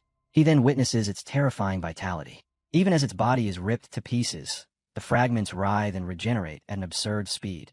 Flesh reconnects. Limbs reform. In just moments, the monster becomes whole again. A new system message follows, announcing that the life and death toad guidebook has been fully unlocked and that he has gained a new attribute: rapid self-healing. Back in the apartment, Lin Zicken stares at the description of the ability, stunned. The system explains that his self-healing has been greatly enhanced. As long as he is not killed instantly and has enough energy, even devastating injuries can be restored. He exhales sharply, realizing how broken this power truly is. Invincible. That is the only word that fits. Curiosity pushes him to test it right away. Without hesitation, he bites down hard on his own hand, ripping open a deep, bleeding wound. Blood spills, but he barely flinches. He watches as the flesh rapidly knits back together. Within seconds, the injury seals completely, leaving no trace behind. He washes the blood from his hand, now perfectly unscarred, and his thoughts race. With rapid self-healing, as long as he has energy and avoids instant death, he can keep recovering again and again. In practical terms, it is a form of endless revival. The doorbell rings again, snapping him out of his thoughts. He frowns, wondering who would show up at this hour. He and Han walk toward the door together. He asks if she ordered anything else, and she shakes her head, just as confused. They open the door. Both of them freeze. Standing outside is Shiwei. She leans forward slightly and apologizes for coming so late. With Xiao Chun standing at his side, Lin Zichen hears Shiwei ask him directly what she's supposed to do with him, and Shiwei quickly explains that she's only curious about one thing: how he managed to finish that notoriously difficult catgirl mission, and she asks if he'd be willing to share the details. Lin Zichen answers without softening it, telling her it isn't convenient to talk about, and Shiwei accepts that at once, turning to leave, only for Xiao Chun to invite her come in for some tea. An offer Shiwei declines as she says she still has other things to handle, and that maybe they can do another time, and then she's gone. After Shiwei leaves, Xiao Chun tells Lines that she thinks Shiwei is a good person, explaining why by saying Shiwei had been worried enough to send her a message warning him that the mission information was wrong, and Xiao Chun suggests they should interact with her more. Lin Zichen agrees, adding that since Shiwei lives right downstairs, she's welcome to come by any time. Later, at the Tianren Research Institute, Lu Chuanwu and Song Yuyan are in conversation with Lindsay Zichen when Lu Chuanwu says he personally saw Dean Ma Zhenhe confront the director in charge of the mission system, and what started as a heated argument escalated until it became an outright physical fight. SCU Yan guesses the cause was the Catgirl mission's incorrect information, and Liuan Wu confirms it, explaining that because Ma Zhenhe had accepted that mission too, he was enraged. That the mistaken power level almost got his daughter killed, and Song Yu-yin adds the exact discrepancy. On the mission listing, the Catgirl was marked as ordinary tier 6, but in truth her strength was ordinary tier 9. Before turning to Lin Zichen and asking how, when he was only ordinary tier 6, he could possibly have completed it. Luan Wu, sounding playful, asks whether an expert secretly helped him or whether he set some sort of trap, but Lin Zichen denies both and states plainly that he beat her himself, relying on nothing but pure physical strength, and that answer freezes Lu Chuanwu and Song Yuyan where they stand, both of them stunned with their mouths hanging open as the same thought hits them. Has he been hiding what he really is? While his mentors are still reeling, Lin Zichen covers his face, looking drained, and thinks that after spending the past few days with them, he's come to see them as decent people. So he decides he'll tell them the truth about his abilities because they might be able to help him research the aperture opening technique. With a smile that looks forced, he starts explaining that his true strength has recently reached ordinary tier 9, and before they can even digest that, he adds that he has already finished his first full body tempering and is now in his second skin tempering cycle, which shocks them all over again. As Lu Chuanwu finally processes what he's hearing, emotion overtakes him so hard his whole body trembles. And then, overwhelmed with joy, he breaks down into tears and cries out that his long years of dedication have finally been rewarded. In his mind, he sees himself standing with Lin Zichen on a mountaintop, declaring that with this kind of talent, the pure-blooded human path will surely succeed, and that one day, both of their names will be known across the world. But back in reality, the Dean is simply there, crying, as he explains that he has spent decades researching the pure blood path, a pursuit that drained his family's wealth and even drove his wife and children to leave him. And through all those years, he still made no progress. He's convinced that with a once-in-a-generation genius like Lin Zichen in front of him, the pure blood path will finally rise and thrive, while Lin Zichen, completely caught off guard by the sudden mood swing, can only stare and wonder why the old Dean has started crying and laughing at the same time. Once he manages to pull himself together, Liuan Wu steps in close and rests a hand on Lin Zichen's shoulder, still marveling at Lin Zichen's outrageous talent, and he says that if it weren't for the fact Lin lacked source power, he might have even suspected he was a stranger from the source land. That strange term makes Lin Zichen blink in surprise, so Lu Chuanwu lays out his thinking. In a world where aberrant beasts exist, it's only logical that there are counterparts on the human side too, strangers, or exceptionally gifted individuals. Yet Siyu Yin reacts with open shock, saying she's never even heard of this before. Lin Zichen then cuts straight to what matters and asks what source power actually is, and the Dean explains that it's a special kind of energy unique to beings who come from the source land, comparable in concept to things like ki, blood power, or spiritual power. Still curious, Lin Zichen asks how this power is used, But Lu Tranwu admits he can't give a clear explanation because in his entire long life he's only ever encountered 2 such strangers, and Song Yuan immediately scoffs at him, accusing him of bluffing and pointing out that since he's stuck at ordinary Tier 9, he can't even enter the Source Land himself. That pushes Lin Zichen to ask whether there's a biological level requirement to get in at all, and Lu Chuanwu confirms it bluntly. Threshold is a Heil being, and anyone below that who tries would be reduced to ash. Bracing himself against the accusation, Lu Chuanwu adds that he met those strangers here on Earth, not inside the Source Land. And he begins with the first, a female disciple he accepted decades ago.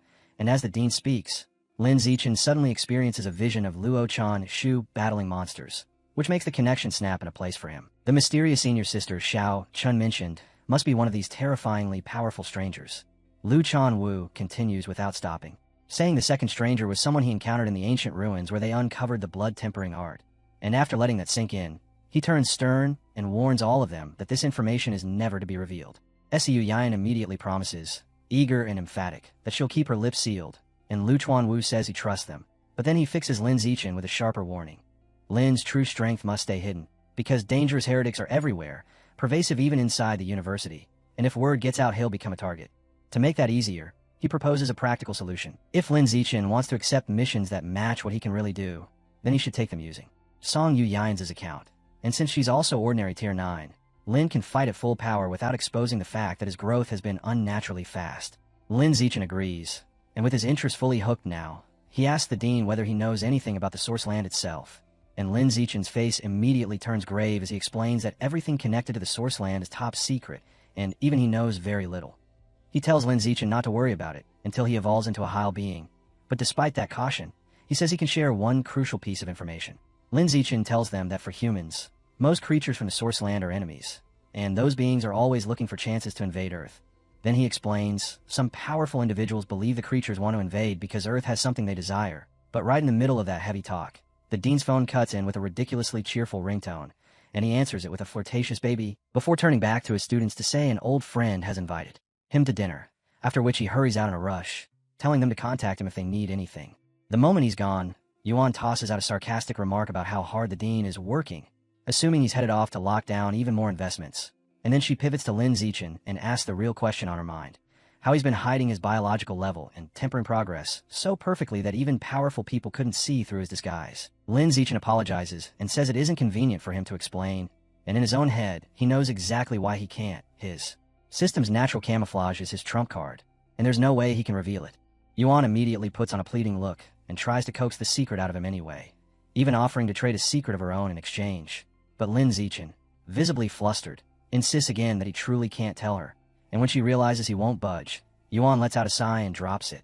Yet almost instantly her mood flips, a competitive gleam flashing in her eyes as she cracks her knuckles and suggests that since they're both ordinary Tier 9, they should settle it with a sparring match. Lin Zichen's face brightens into a grin as he agrees, thinking that a fight against a peer will be the perfect chance to get a clear read on his own strength, and Yuan snaps into a fighting pose at once, laying out her current progress in detail. She's in her second skin tempering, she's completed her second muscle tempering, and she's already 1/5 of the way through her second bone tempering. Then she tells him to come at her with everything he's got.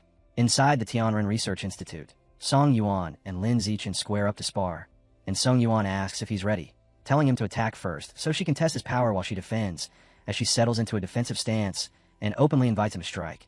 Lin Zichen surges forward and whips a powerful high kick into her, and the impact forces her to slide backward, and inside her mind she's stunned. Despite him supposedly only finishing the first skin tempering, he's already strong, enough to hurt her, and even with her secondary muscle tempering, she can feel how absurd his strength is, to the point she's afraid he'll surpass her soon. Still, she decides she has to show off her seniority while she's still the stronger one. So even as she coughs from the pain, Suan forces herself to act tough and starts lecturing Lin Zichen, claiming she's dissatisfied with that kick because he didn't aim for a vital point, preaching that real combat is about life and death. And Lin Zichen, seeing she's clearly hurting, plays along with a deadpan face and agrees. Once she regains her composure, Song Yuan declares that the official exchange is starting now, and she challenges him to last 5 minutes against her. As Song Yuan charges in, Lin Zichen accepts the challenge and steps straight into her offense, and the two of them collide in a fierce, high-speed exchange where fists and blows trade back and forth so quickly it becomes a blur. When Lin Zichen starts firing off a dense barrage of punches, Seiyu Yin is pushed into defense, and panic flickers through her thoughts as she realizes that even with her power fully unleashed, he's meeting her blow for blow. so evenly that she starts to fear she might actually lose. The match drags on through that relentless tempo until Li Zichen decides it's time to wrap it up.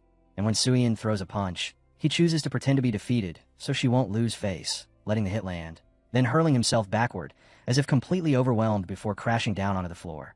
Song Yuan immediately helps him up and praises his potential. Yet inside she's drenched in nervous sweat, shocked to realize she had to draw on 90% of her strength just to barely win, and terrified that in another year, she won't be able to match him at all. To move past that, Suyin shifts the topic and points out that since he's completed the first stage of skin tempering, he can start trying to open his apertures, and she offers to teach him her newest research method for doing it. They sit down cross-legged as she explains the theory, stating that the human body contains 366 apertures, and that, according to the blood-tempering art, the easiest ones to open are the 4 that surround the heart. And following her instructions, Lin Zichen tries to use his qi and blood to strike those points at a frequency of 10 impacts per second, but almost immediately he snaps his eyes open in frustration when he realizes he can't break through them at all. Seeing how distressed he is, Seiyu Yayan comforts him, suggesting that maybe his physical strength still isn't high enough yet, or maybe her method itself still needs further refinement. The scene cuts to a dark basement beneath the Liu family ancestral home, where Lu Chuanwu stands in front of a massive ancient bronze coffin, and with barely contained excitement he reports to the presence inside, calling her pavilion master, that he's found a peerless genius who might finally open his apertures through the pure-blooded human path. Lu Chuanwu promises that once this student succeeds, the master will be able to rely on the student's daily delivery of shay and blood to sustain her life, so she won't have to keep suffering inside that cramped coffin anymore. Yet after a long, heavy pause, only a weak sound finally seeps out from within the coffin, and Liuan Wu's expression tightens with concern as he realizes it took her that long to respond, because she must have burned through an entire day's worth of energy just to make that sound. As he walks away, worry gnawing at him, he thinks the pavilion master is growing weaker by the day, and he can only hope Lin Zichen evolves into a high-level creature before she collapses completely. Lin Zichen returns to their apartment carrying groceries and announces that he's back to cook, but Xiaochen stops him right at the door with a grave expression and says there's something important she needs to talk about. She explains that her master, Yuan Dongji, wants her to undergo gene fusion earlier than expected, and that her master has already chosen the dark blue jellyfish gene, insisting it's suitable for her. And at that, Lindsay takes it in, his mind automatically forming an image of the creature as he processes what she's telling him. He understands that while a standard dark blue jellyfish counts as a low-tier beast, the Jellyfish King variant can grow all the way into a high-level existence, and its biggest edge is a kind of mental strength that completely outclasses other creatures of the same rank. So Lin Zichen tells her it actually sounds like a solid plan, but Xiaochen admits what's really scaring her. Her master isn't using an ordinary gene at all, but the Jellyfish King gene, and she's afraid her frail body won't be able to handle such high genetic material, and might end up mutating. That confession leaves Lin Zichen stunned, because he knows the Jellyfish King gene is absurdly rare and unbelievably expensive, and for a moment he can't help picturing Yuan Dongji casually throwing money around, and be pricking at him before he forces it down. Then, setting that aside, he comforts Shun Qinghans by gently patting her head and reassuring her that jellyfish-type beasts naturally have a high affinity with the human body, and that her astonishing 21% compatibility score means she can fuse with a Heil beast gene without any real risk. Xiao Chun immediately asks about side effects, and Lin Zichen lays out the standard consequences: losing natural reproductive ability and gaining some physical beast characteristics, then reminds her that she's already preserved her eggs, so if they ever want children, they can use those. As they hold hands, he adds that beast traits can usually be concealed as long as the genes are forced into dormancy. And to brighten her mood, he points out that plenty of beast traits, like cat ears or fox tails, are considered attractive anyway, and that reassurance works because her expression lifts, her cheer returning as she looks at him and wonders aloud what kind of traits a jellyfish king would give her, and whether she'll end up even more beautiful. Excited now, she raises her phone and shows Lin Zichen a picture of the dark blue jellyfish, asking if he thinks it's beautiful, and he leans in so close that she starts blushing, then answers that the jellyfish is indeed pretty, but it's still nowhere near as beautiful as she is. From there the topic shifts again, as Xiao Chun explains that her master recorded that video by diving thousands of meters into the deep sea without any protective equipment, and Lin Zichen estimates that to survive pressure like that, her master's body must be at least at the rare level. Xiao Chun then wonders if she'll ever evolve to such a high level herself, and Lin Zichen reassures her with confident certainty, saying that with her 21% gene compatibility, reaching the rare level, or even the epic level, is completely within her reach. Xiao Chun stays practical, pushing back that compatibility alone isn't everything, and that she'll still need an enormous amount of evolution resources. And when Lin Zichen hears that worry, he gives her a thumbs up and makes a firm promise, telling her not to stress about resources because he'll work hard, earn money, and provide whatever she needs. Moved by his generosity, she shifts into a playful, seductive mood, kneeling on the bed and teasing that she needs to properly please her new wealthy patron, then picking up 2 pairs of stockings and, blushing, asking which color he prefers. Lin Zichen answers that he likes both, so to satisfy him she slips on a black stocking on one leg and a white stocking on the other. Watching her, Lin Zichen thinks that even if the black and white mix looks a little strange, he can absolutely enjoy it, and once Xiao Chun leave for her afternoon classes, Lin Zichen decides he'll skip the Pure Human Research Institute and stay home to train instead. While he's pouring water, he scrolls through the latest news on his phone, and one article instantly grabs him. Mysterious unknown plants have appeared all across Shanghai City, and the report even includes a photo of a huge, menacing, flower-like plant bursting out of a building as stunned citizens stare up at it, with a public warning telling everyone stay away. Lin Zichen recognizes the strange flora the moment he sees it, because it looks exactly like the plants from the source site that appeared in a painting of Shun Qinghan's senior sister, Lu Kongshuer, and that resemblance makes his thoughts race. How could something from there show up on Earth? Until he lands on a suspicion that a new plant god cult must be behind it. Annoyance tightens in him at the timing, because they only just dealt with the rat god cult, and now another group of heretics has already surfaced, and that frustration hardens into motivation as he resolves to push his strength higher. He reflects that after his secondary tempering, his body burns through chi and blood far too quickly, so he opens the school's online store and searches for pills that can speed up his recovery, finding blood recovery pills priced at 1 school credit each, and, noting that the description promises extremely fast recovery for his current level, he buys 100 of them on the spot. With recovery supplies handled, his mind shifts to his next evolutionary target, and he tells himself that now he's unlocked the Life and Death Toads Code DX, it's time to open a new one. So he browses the beast meat section until he finds poison chimera meat, 10,000 poison chimera meat, listed at 20 credits per gene, and the description clarifies that the creature itself isn't poisonous at all, but instead survives by devouring poisons, which gives it an insanely high resistance to toxins. Lin Zichen immediately guesses that if he can unlock this creature's code DX, he might gain a precious poison resistance attribute. But when he realizes he has less than 200 credits left, he decides to buy only a single gene for now, just enough to start unlocking the guidebook. After that, his thoughts circle back to his failed attempt at opening his apertures, and he comes to a simple conclusion. His body still isn't strong enough. So, with his purpose sharpened again, he decides to keep pushing his secondary skin tempering.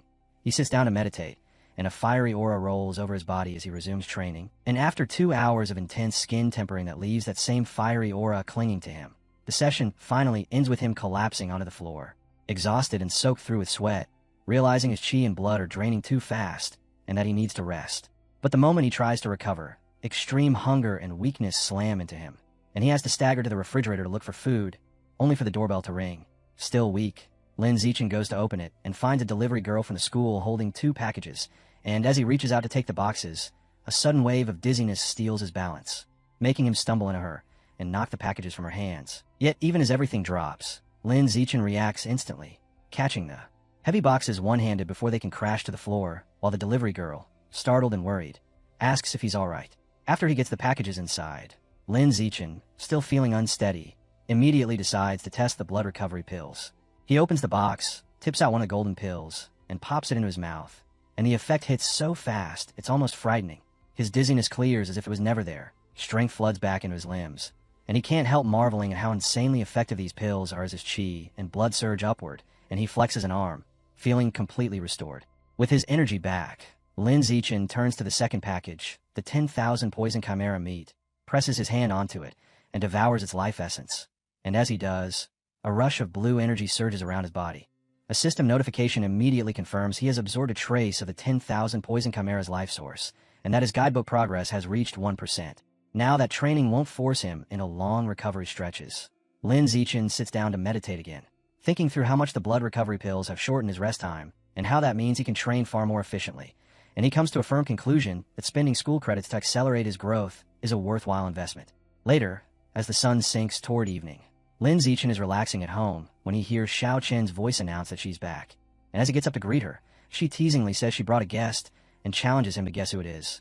He opens the door and freezes in surprise when he sees their friend, Chu Exen, standing beside Xiao Chen. And Chu Exen waves with bright cheerfulness as Li Zichen greets her, still taken aback.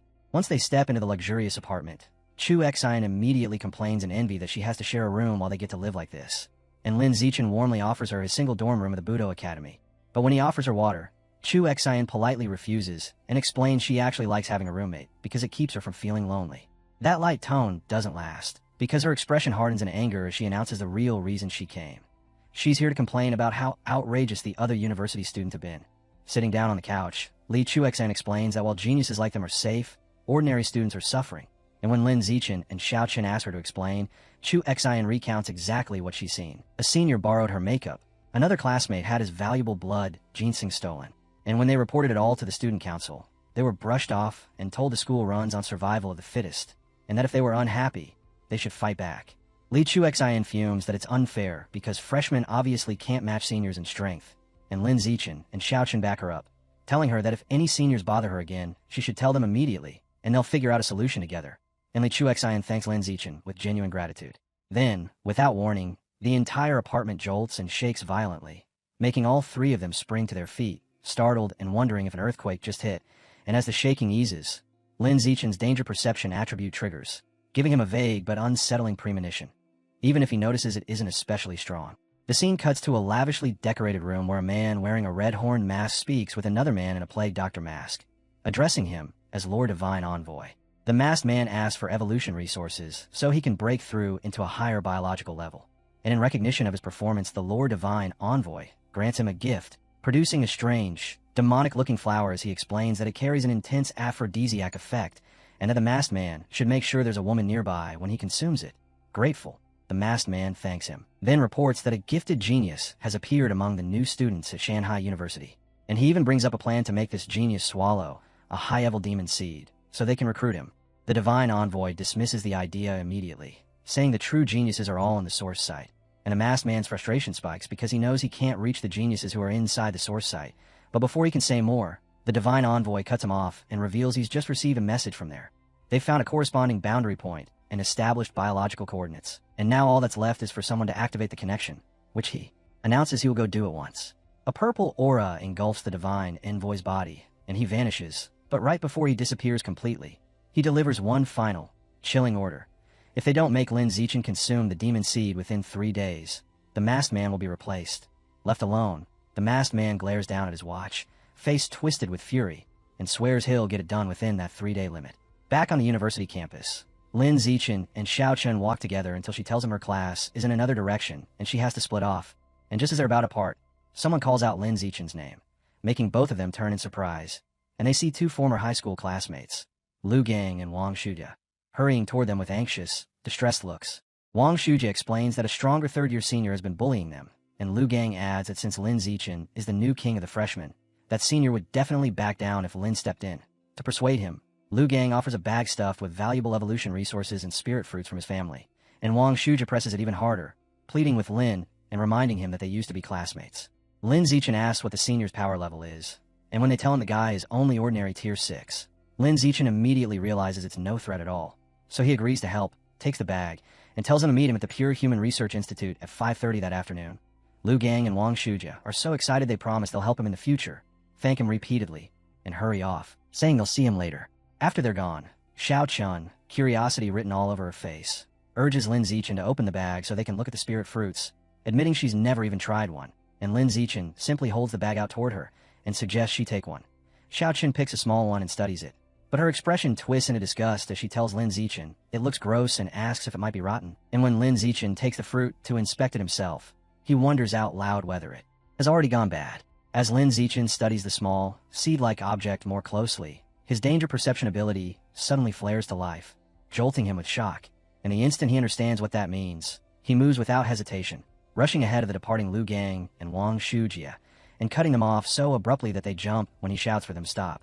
At the same time, he turns and urgently tells Xiao Chun to contact her master, Yuan Dongji, and ask her to come immediately, and Xiao Chun agrees at once, sprinting off to make the call. Only a moment later, Yuan Dongji descends gracefully from the sky and asks what happened, and Lin Zichen raises the strange red seed in his hand and explains that Lu Gang and Wang Shuda handed him a bag they claimed was filled with spirit fruits, but he found these suspicious seeds mixed inside and suspects they're tied to the plant god cult, a suspicion that makes the 2 former classmates start trembling on the spot. Yuan Dongji recognizes the object immediately and explains that it's the seed of a strange tree, one that can control anyone who eats it, adding, "This is a common method the plant god cult uses to recruit members," and Lindsay is horrified as the thought hits him.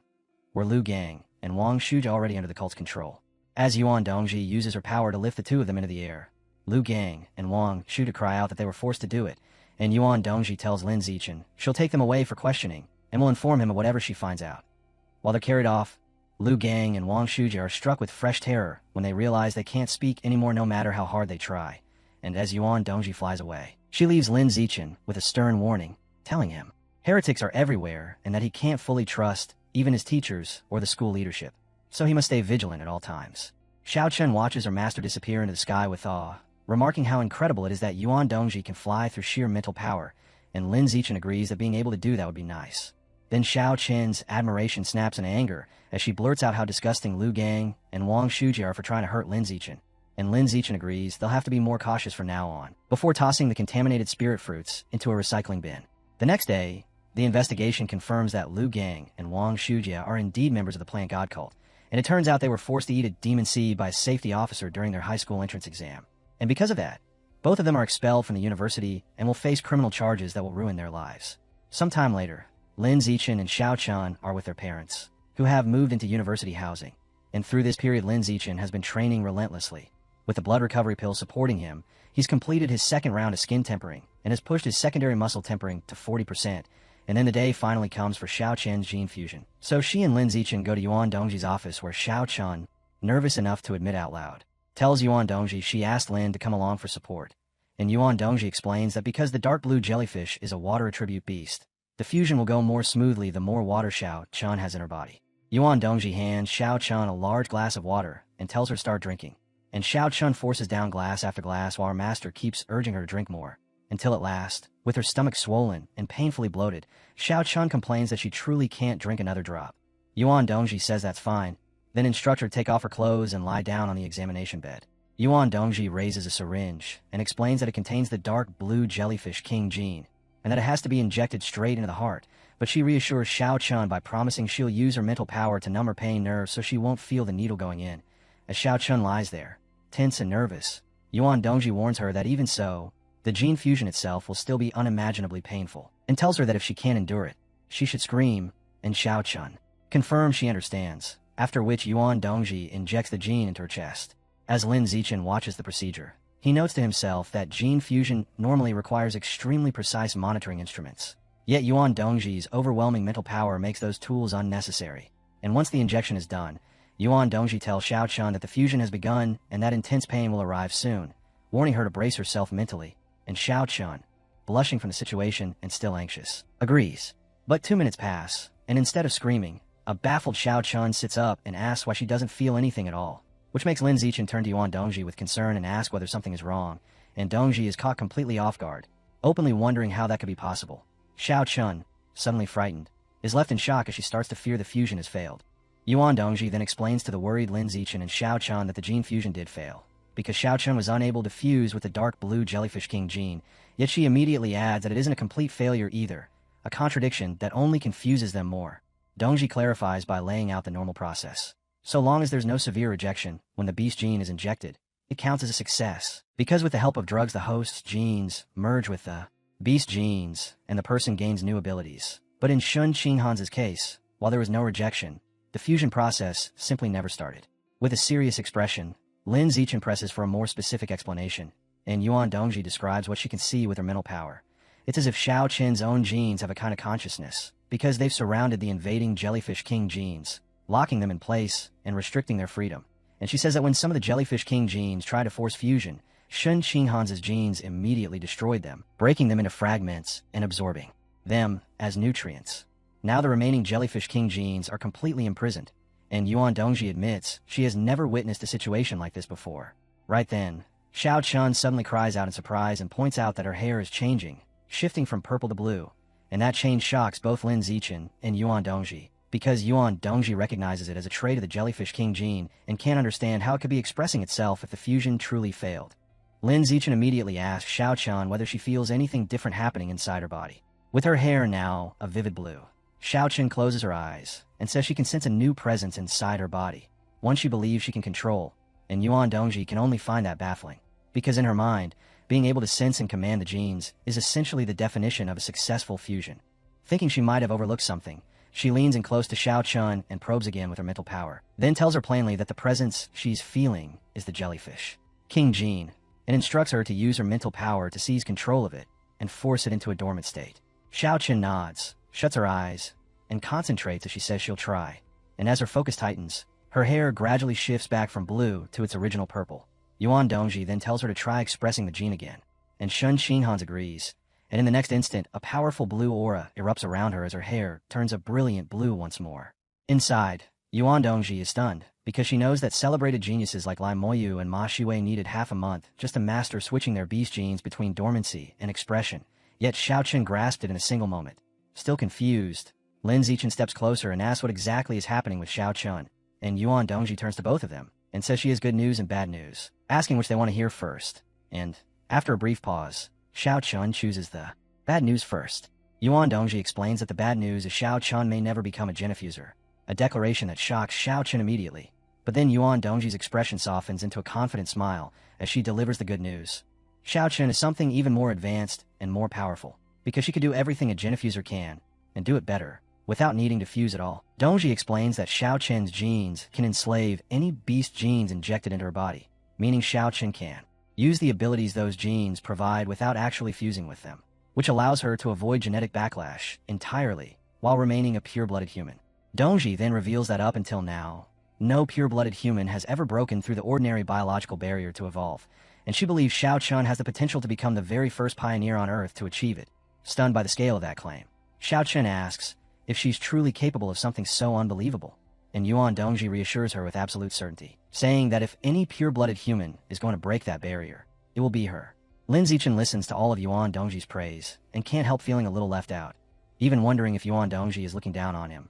But Yuan Dongji then explains that even though Xiao Chen isn't a true gene fuser, her powers still originate from beast genes, and for that reason Xiao Chen must continue presenting herself to the outside world as a geniffuser. She gives them a stern warning that this is a secret they cannot tell anyone, not even their parents, and then she tells Xiao Chen there's still a great deal to learn about this strange gene enslavement ability, ordering her to come to the office every night at 8 o'clock so they can research it together. Xiao Chen agrees, and half a month later, while Lin Zichen sits in his room meditating with a fiery aura coiling around him, he suddenly hears Xiao Chen call out that she has good news. So he goes into the bathroom and finds her soaking in a bubble bath, smiling as she casually swirls thin streams of water through the air. Then, practically bursting with excitement, she tells him she's learned to control water with her mental power. Lin Zichen perches on the edge of the tub and comments that learning it that fast proves just how astonishing her talent is.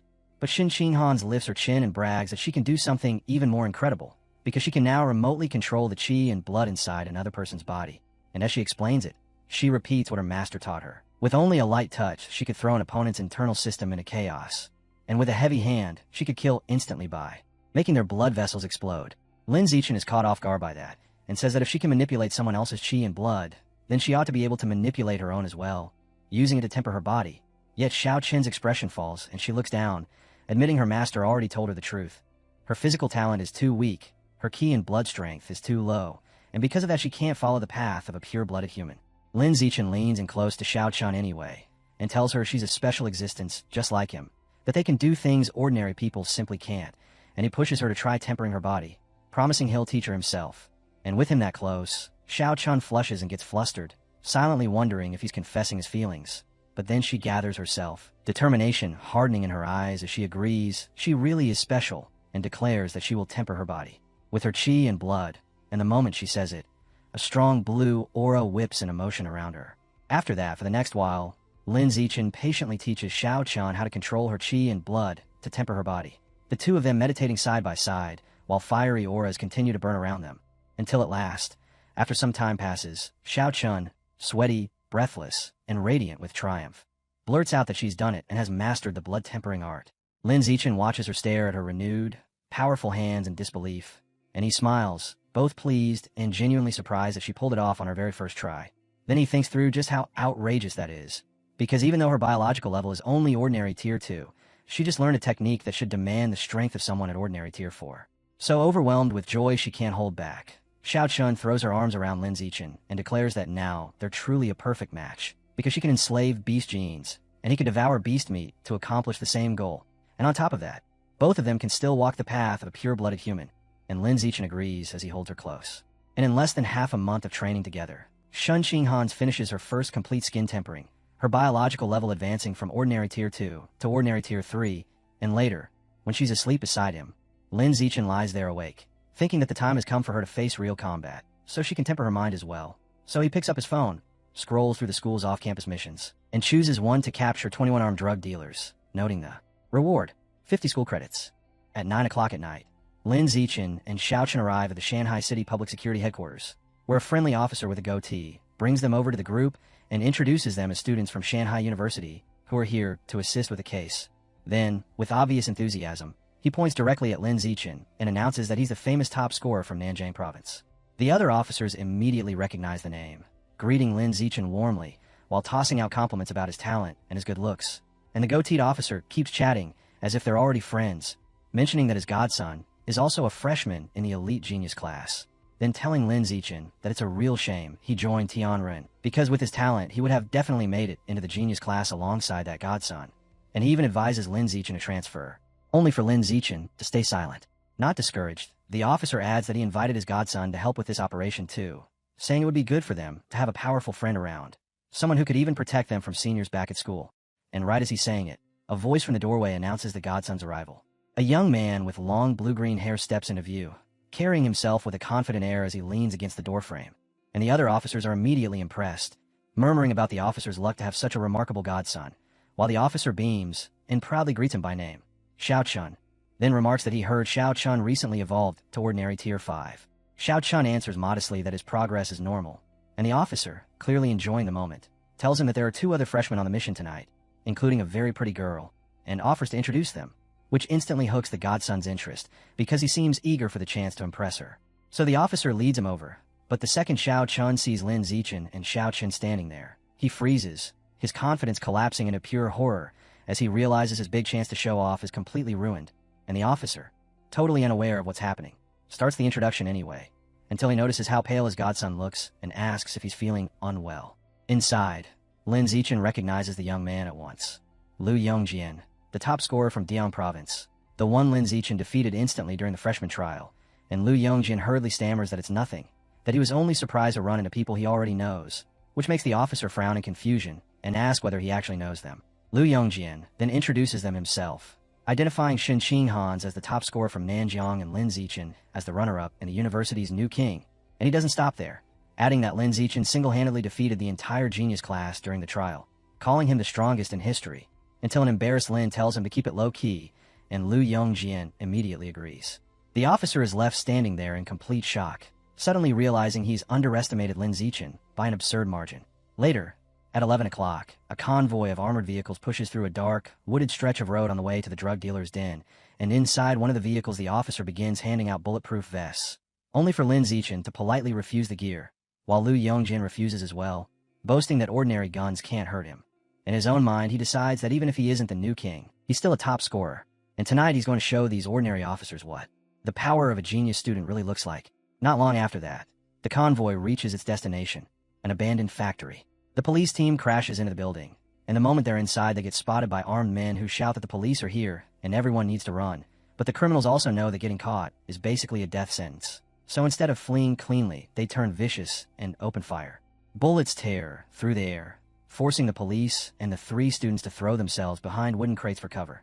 And while the firefight rages on, Lin Zichen suddenly pops up and charges straight ahead, frantic because he feels he can't wait any longer, with Lu Yongjin bursting out right after him and sprinting directly into the hail of bullets. A nearby officer can only stare in shock as the rounds smack into Lu Yongjian and simply bounce off his body while he keeps charging. And when Lin Zichen follows, the criminals are stunned too, because their bullets don't affect him either. Lin Zichen closes the distance and starts hammering them with a rapid storm of heavy punches, dropping the criminals one after another, and not even pausing for their desperate pleas to surrender. And when the few left see their comrades getting wrecked, one of them, cornered and crazed, whips out a grenade and swears he'll take Lin Zichen down with him, then throws it. The grenade detonates in a huge blast, smoke and force swallowing the space. Yet Lin Zichen steps out of the haze completely unharmed, and as he spots the last criminals trying to bolt, he decides this is the perfect opening for Xiao Chen to get real practice. So he calls out to her and tells her it's her turn. Xiao Chen walks forward, shuts her eyes, and focuses on controlling the qi and blood inside their bodies. And the criminals who are mid-escape abruptly lock up as if yanked by invisible strings, their bodies twisting as they scream in baffled terror. Until, with Xiao Chun issuing a final command, every remaining criminal drops to the ground unconscious. With the fighting done, One officer reports that they found a box of strange seeds inside the factory, and the lead officer brings Lin Zichen over to look, where Lin Zichen confirms they're demon tree seeds and says they have to be connected to the plant god cult. Then another officer adds what they learned from the criminals, who were also human traffickers, saying that 2 months ago a mysterious masked person paid them a huge amount of money to spread these seeds.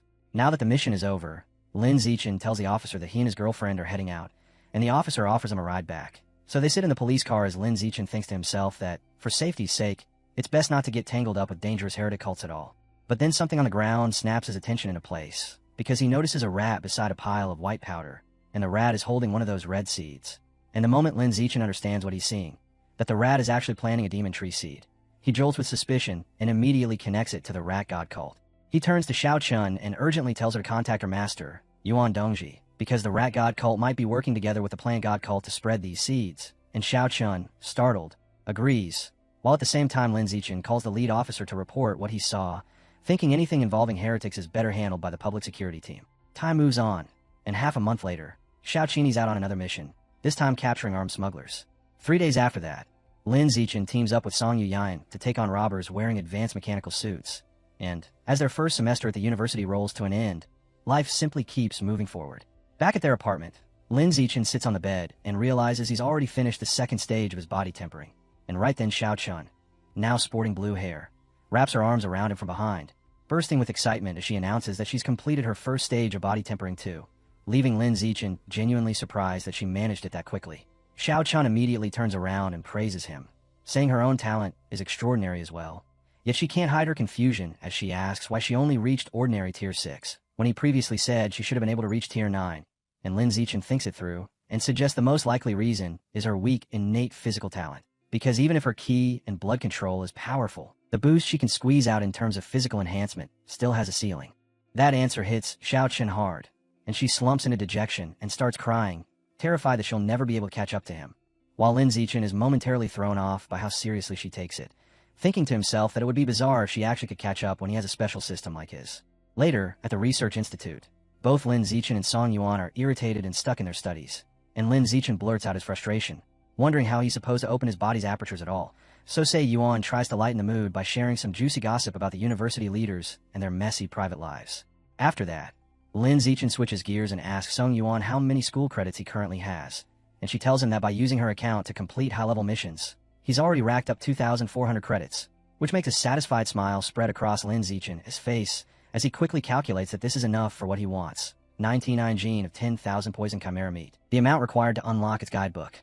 He tells Song Yuyan to help him place the order, and she asks, curious, why he needs that much, but he only replies that it isn't convenient to explain, so she accepts that, and, respecting his privacy, places the order for him anyway. When the meat gets delivered to the research institute, Lin Zichen decides it's safer not to start there, so he carries the huge box back to his apartment to begin absorbing it, then sets his hand on the meat and releases a surge of intense blue energy that whips up around him as his system confirms he has devoured a massive amount of the 10,000 poison chimera's life essence, pushing the guidebook's progress straight to 100%. A ghostly silhouette of the terrifying beast rises behind him, and a system notification declares that he's acquired a new biological attribute, immunity to 100 poisons, which greatly boosts his resistance to all toxins. And to see if it's real, Lin Zichen immediately injects his own arm with a paralyzing neurotoxin. 2 hours later, he calmly flexes his muscle with no effect at all, and he concludes with quiet satisfaction that the immunity completely neutralized the neurotoxin. Not long after that, Lin Zichen accompanies Xiao Chun to a medical building so she can undergo her second gene injection with her master, and inside a sterile room, Xiao Chun lies back on an examination table, while Yuan Dongji explains that before a second gene can be injected, she first needs to examine the current status of the Jellyfish King gene inside her. Then, Yuan Dongji places a hand on Xiao Chen's chest, and her expression instantly turns into absolute shock. Yuan Dongji stares at her in disbelief and demands to know how Xiao Chen's biological level could possibly have jumped that fast, racing from ordinary tier 2 all the way to ordinary tier 6. And Xiao Chun, suddenly shy under her master's gaze, explains that she's been cultivating the blood tempering art and that she finished her first complete full body tempering just a few days ago. Yuan Dongji is stunned and immediately presses her on how she managed it.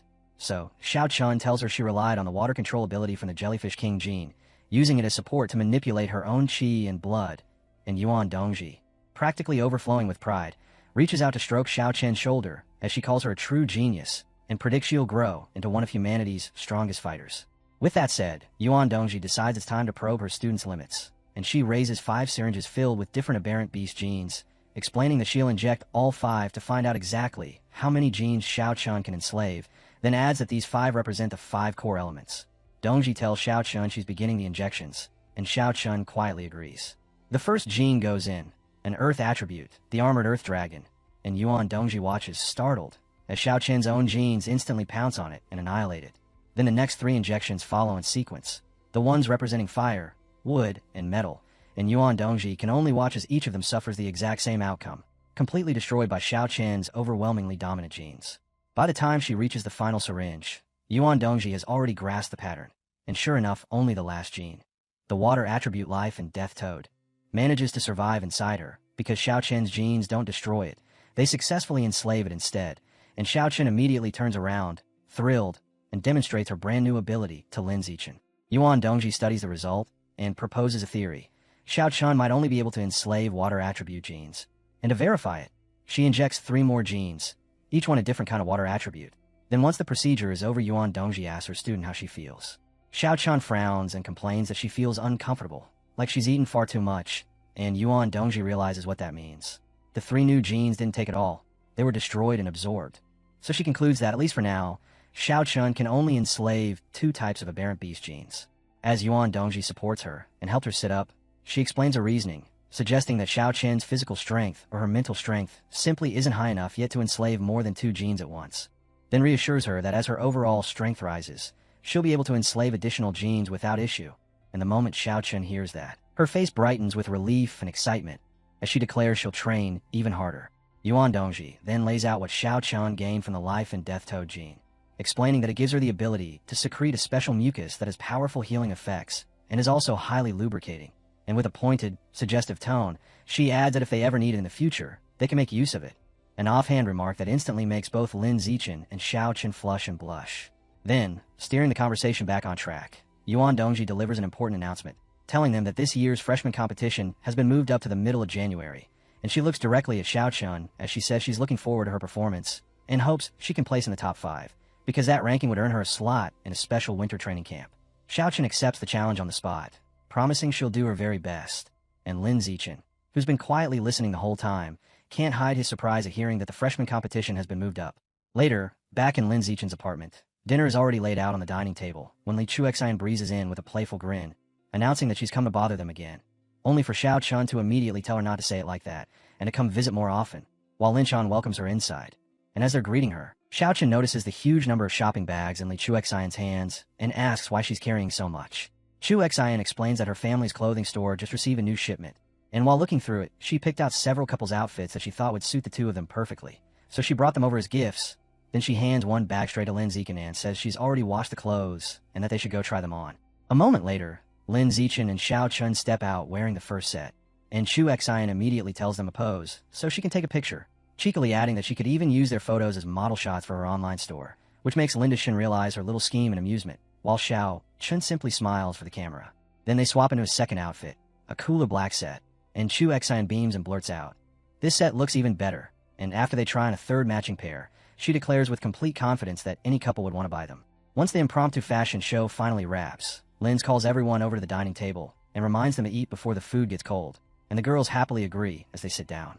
While they're eating, Xiao Chun tells Lin Zichen about what happened on the way back, explaining that she and Li Chuexian ran into a nasty senior who, leaning on her superior strength, tried to snatch their bags, and probably only backed off because another student recognized Xiao Chun as Lin Zichen's girlfriend.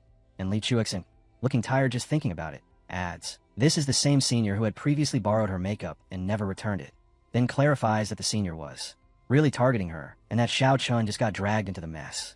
Xiao Chun bristles at that, insisting it's outrageous, and that they have to go get justice as soon as they finish eating. But Li Chuexian hesitates, warning that the bully is on the student council, and that her boyfriend is an official there too, which makes her someone they can't afford to offend. Still, Shun Xinghan doesn't back down, especially when Lin Zichen encourages her and states firmly that he'll go with them. And hearing that, Chuexian can't help thinking about what they even have to fear with him on their side. Since they know the second-year students are having their martial arts class in the gym, the 3 of them head there together.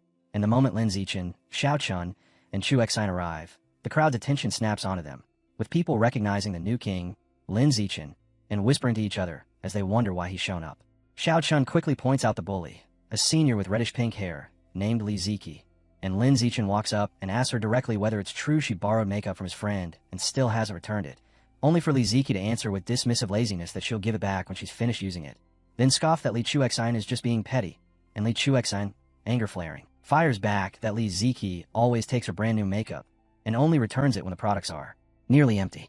Li Zi immediately denies it, and one of her friends jumps in to back her up, and as Chuexine grows more and more upset, Lin Zichen steps between them to cut off the argument, pressing Li Ziki on what reason she could possibly have, then turning his head to a nearby teacher and asking for a clear explanation of the school's so-called survival of the fittest rule, because he wants to know whether it really means the strong are allowed to trample the weak.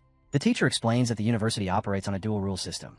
The weak are allowed to challenge the strong unconditionally, but the strong cannot initiate a fight unless they first obtain the weak student's consent, and he adds that strength is defined either by combat power rankings, or, if a student isn't ranked, then by year level instead. Finally, he lays out the last condition for a formal challenge, saying both sides must wager an equal amount of school credits, with the winner taking everything, and if the two can't come to an agreement on the wager, then the default state becomes 1 credit. That final rule catches Li Ziki off guard, and at the same time a confident smile forms on Lin Zichen's face as he instantly grasps what it means, because he calmly points out that under those rules he can challenge her unconditionally right now. Li Ziki immediately tries to twist it into an accusation, taunting Lin Zichen by asking whether a boy with such an obvious physical advantage is really planning to bully a girl like her. Yet inside she's tense and uneasy, fully aware that her biological level is only ordinary tier 5, and that she'd be completely outclassed against him. And Lin Zichen sees straight through the bluff and turns to Xiao Chun instead, telling her that she will be the one to challenge Li Ziki, which catches Xiao Chun by surprise. But the moment she understands what he's doing, Xiao Chun's face tightens into seriousness and she agrees, while Li Chuexin panics and tries to stop it right away, warning Lin Zichen not to fall for the senior's taunts and begging him not to let Xiao Chun fight, because in her own mind she's spiraling, remembering how Xiao Chun was always down at the bottom of their class with her, and thinking that sending her in now is basically sending her to get beaten up. Xiao Chun, however, simply reaches out and rests a calm, reassuring hand on Li Chuexine's shoulder, telling her not to worry, and with a steady, confident look she declares that she can win, leaving Li Chuexin blushing at her friend's sudden coolness, as she can only stare and shake in admiration. Then Xiao Chun springs forward, landing lightly and gracefully on the dueling floor, and she introduces herself as Xiao Chun from the first-year genius class, before formally challenging Li Ziki of the second-year evolution class too, which makes Li Ziki bristle in annoyance, as she wonders where this freshman gets the nerve to believe she can win. Around them, students in the crowd start murmuring about how beautiful and cool Xiao Chun looks, brushing off the idea of her opponent as if she's just a pretty face, and Li Ziki drops onto the dueling floor and suggests raising the stakes, confidently putting forward a wager of 10 school credits. A teacher confirms that both sides have agreed. Xiao Chun accepts and matches the wager with 10 credits of her own, and with that settled, the two fighters set their stances, confirm they're ready, and the teacher officially starts the match. The instant the fight begins, Xiao Chun's hair flashes from purple to a vivid, brilliant blue as she launches forward at incredible speed, and Li Ziki jolts in shock and blurts out at how fast she is, only for Li Ziki to freeze in the next heartbeat, her whole body shaking uncontrollably as confusion floods her mind and she wonders what is happening. Li Ziki feels dizzy and can't move at all, and Xiao Chun doesn't waste the opening. She steps in and snaps out a single, vicious high kick that slams into Li Ziki's face, and the impact launches the senior backward across the gymnasium until she crashes hard onto the floor.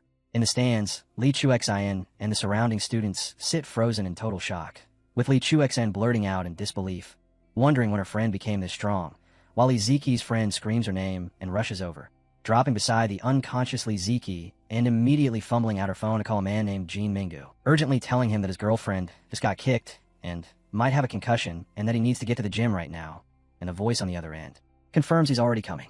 Cradling her defeated friend, the girl lifts her head and glares venomously at Xiao Chen's group, spitting that they're in big trouble now. Elsewhere, inside a high-tech facility, genius class students train in massive transparent pods filled with energy, and onlookers watch in awe as top students like Lai Moyu and Lu Yongjian put up outstanding performances, with Shiwei also scoring high. Once the session ends, a teacher tells the class the training was intense and they should go rest, but before dismissing them, he drops a new announcement. The freshman competition has been moved up to January 18th, sending a ripple of surprise through the room. The news lights a fire under Li Moyu, who immediately declares he can't wait to finally beat Lin Zichen, boasting with confidence that he's already gone through multiple gene fusions and is now close to ordinary tier 7, and that compared to him Lin Zichen, who is none, must be far weaker now. Other students nod along and echo the sentiment, saying Lin Zichen, choosing to remain a pure-blooded human, is basically wasting his talent, until Shi Wei cuts them off with a stern look and tells them not to judge other people's choices, prompting a quick wave of apologies from the group. Shi Wei then glances around and notices something else that feels off. Shun Xinghan, who's usually the model student, isn't here for the first advanced training session, and she finds that strange enough to ask the second-year teacher where Xiao Chun is, only to be told that Shun Han requested leave for an urgent personal matter. Before that explanation can even settle, another student suddenly bursts into the room yelling that Lin Zichen and Xiao Chun are making trouble downstairs, and that Xiao Chun just beat up a popular girl from the second-year evolution class, and the entire class perks up at once. Intrigued, everyone, including Li Moyu, rushes out to see what's going on. Back down in the gymnasium, a furious girl is holding Li Ziki, who's crying with her face visibly bruised, and Li Ziki is completely distraught as she screams that her face is ruined, while her friend points at Xiao Chun and yells that she's vicious for kicking someone in the face that hard. Standing in front of them, Xiao Chun looks shaken herself and stammers out an apology, explaining that she didn't control her strength properly. But as Xiao Chun tries to apologize, Chu Xian takes her hand and tells her not to, insisting it isn't her fault that her opponent was simply less skilled. And when they try to leave anyway, Li Ziki's friend suddenly grabs Xiao Chun by the arm and shouts that they can't just walk away. Lin Zichen instantly steps in and slaps her hand away from Xiao Chun, warning her that if she keeps harassing them, he'll use force. Li Ziki's friend curls her lip and sneers, mocking him for being the so-called new king, then jabs at him with a dare, telling him to go ahead and punch her in the face too, and Lin Zichen doesn't hesitate for even a breath. He drives a fist straight into her face and dryly remarks that he's never heard a request that strange before, while the system immediately notifies him that he's gained 1 school credit. Right after that, a towering, heavily muscled student arrives, Student Council Discipline Officer Jin Minggu, Li Ziki's boyfriend. And the instant he sees both girls down on the floor, crying with bruised faces, Jin Mingyu's rage detonates as he storms up to Lin Zichen and demands to know whether it was really necessary to hit girls that hard. Lin Zichen answers evenly that, in his eyes, the far more excessive thing is Jin Mingyu's own girlfriend bullying freshmen, but Jin Mingyu waves it off with contempt and tells him not to accuse people without evidence. And at that moment Liu Yongjian steps in and tells Jin Mingyu that he's personally witnessed his girlfriend bullying ordinary freshmen many times. Lin Zichen clearly has no patience left for arguing, so he cuts straight to the point and tells Jin Mingyu that if he wants justice, he should challenge him right now, because Lin Zichen doesn't have time to waste on talk, and Jin Mingyu, furious, accepts on the spot. Then Jin Mingyu raises the stakes, proposing a wager of 300 school credits, and pointedly asking whether a mere freshman can even afford that. Yet to everyone's surprise, Lin Zichen answers with total calm that he can. Off to the side, Shi Wei stares in disbelief, wondering how Lin Zikainen dares to fight Jin Mingyu, a powerful ordinary tier 7, while Liu Yongjian looks entertained instead, commenting that he's never seen someone choose such a bold way to show off. On the dueling floor at the center of the gym, Lin Zichen and Jin Mingyu square off as the challenge officially begins, and almost immediately Jin Mingyu transforms, his body swelling into a massive, muscular lion-like beast with a wild mane and dagger-sharp claws, the pressure of that transformed state rolling outwards so heavily that even the watching students feel shaken as they whisper to each other, unable to imagine how Lin Zichen could possibly win. With a thunderous roar, the transformed Jin Mingyu charges straight at him, and even while he barrels forward, he declares that since Lin Zichen's girlfriend dared to strike his girlfriend's face, he's going to smash Lin Zichen's face in return. Then he swings and lands a brutal hit directly into Lin Zichen's face, the impact blasting a visible shockwave through the air, only for the outcome to turn instantly, violently, and unbelievably wrong, because Jin Mingyu's hand shatters the moment it meets Lin Zine's face.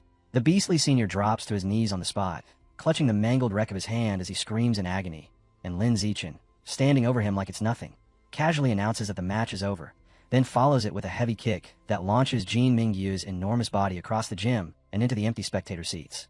The entire crowd falls into stunned silence, and Liu Yongjian gives a wry remark that this scene feels ridiculously familiar, while Li Mayu stands there completely mortified, his face burning red.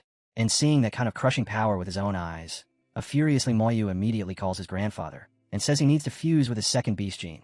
Then, the very next day, driven by the need to become stronger, Lin Zichen steps up and addresses the entire student body. He announces to everyone that from this point forward he'll accept paid requests to fight on behalf of others, making it clear that he doesn't care whether the client is a freshman or a senior, because as long as they pay him in school credits, he'll help them challenge anyone they want.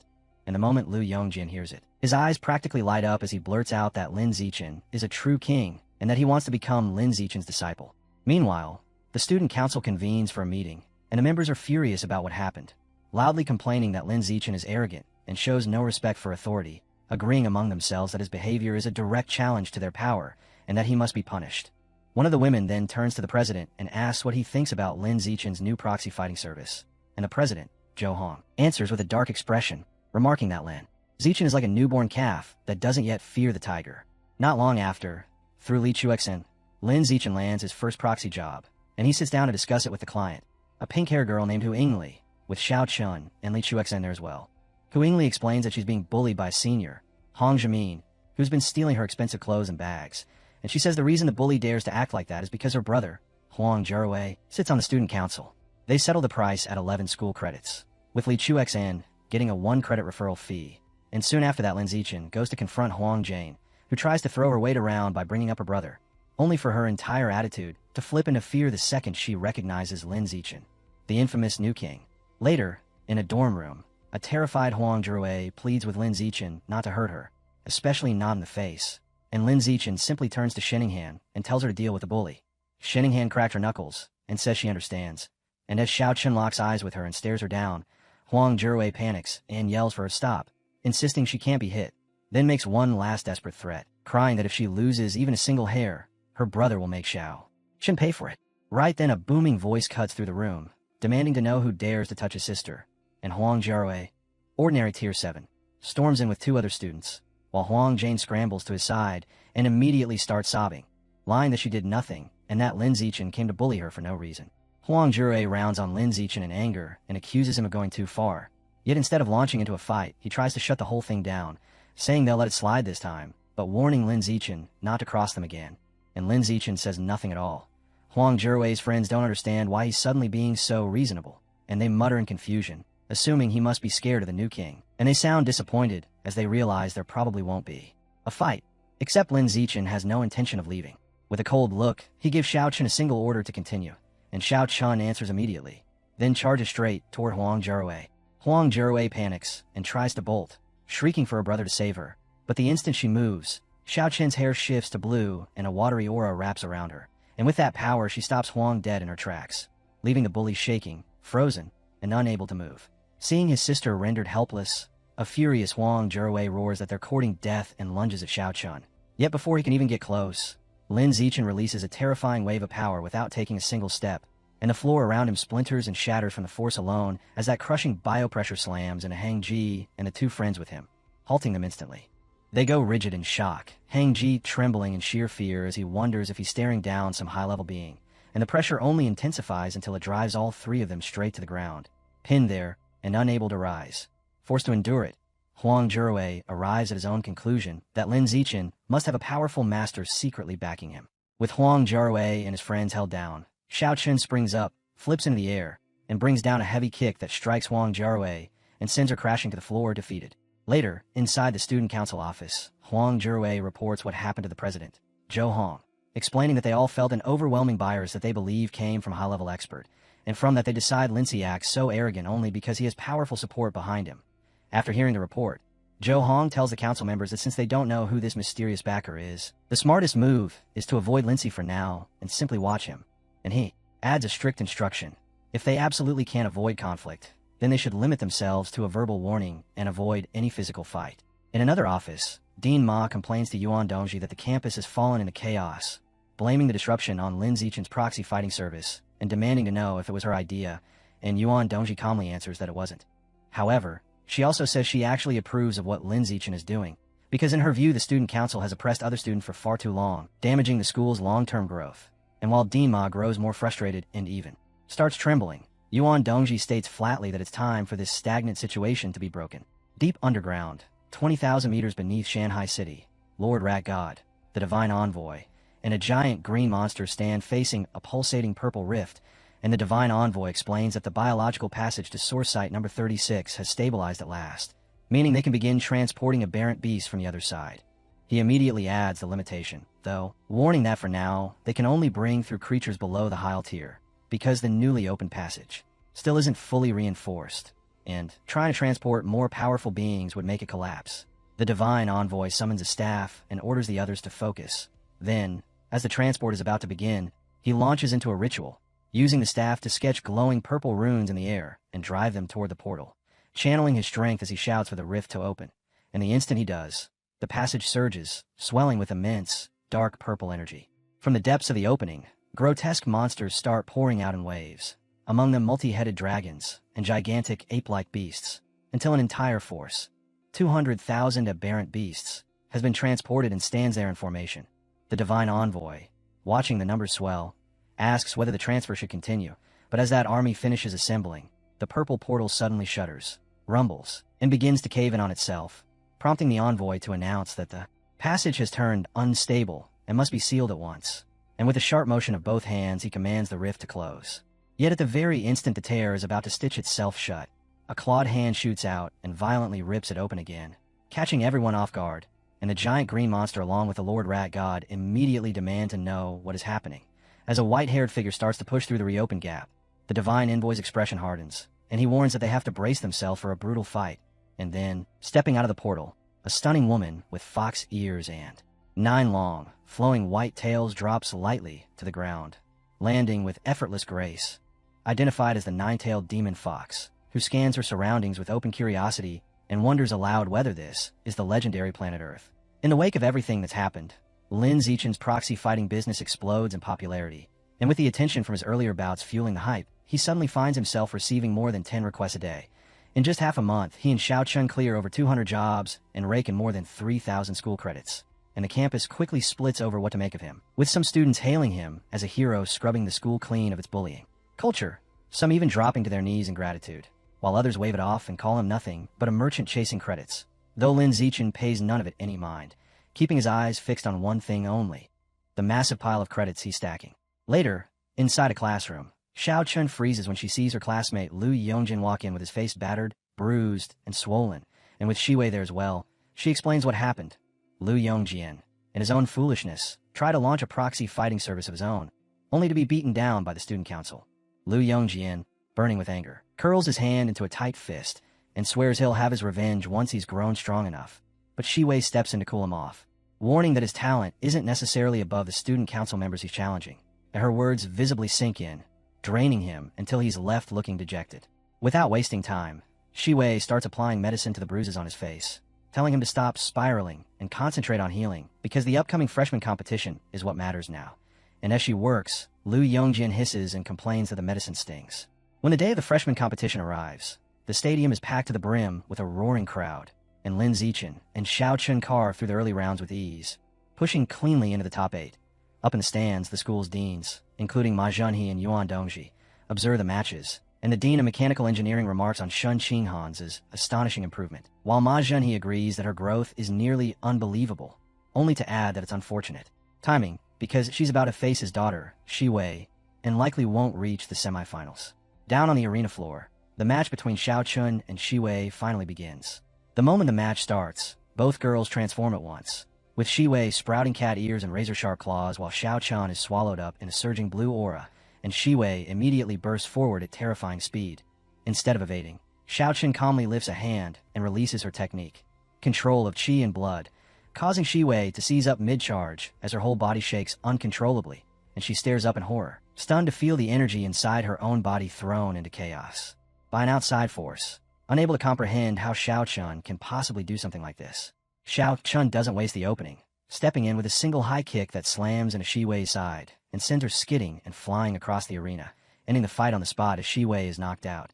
In the stands, Dean Ma shoots to his feet in disbelief and screams his daughter's name, while Lu Chuan Wu can only mutter in amazement about how 2 childhood friends from such ordinary backgrounds could carry talent this outrageous. And down on the floor, Sheng Han herself is practically buzzing, thrilled, and barely able to accept that she brought down the powerful Ma Shiwei so effortlessly.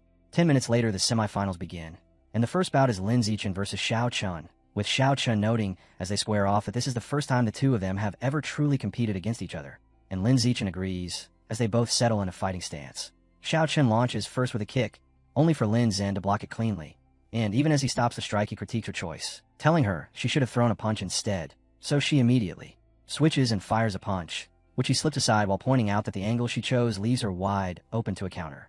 From there, the match turns into something that feels like a training demonstration in front of the entire school, with Lin Zichen effortlessly catching, parrying, and neutralizing every attack Xiao Chun throws while calmly instructing her through the exchange, until spectators start whispering about how jealous they are that Xin Hans has a boyfriend who spars with her like this. Before long, Shining Han is breathing hard and running on fumes, and she finally gives in, admitting defeat, after which Lin Zichen is announced as the winner.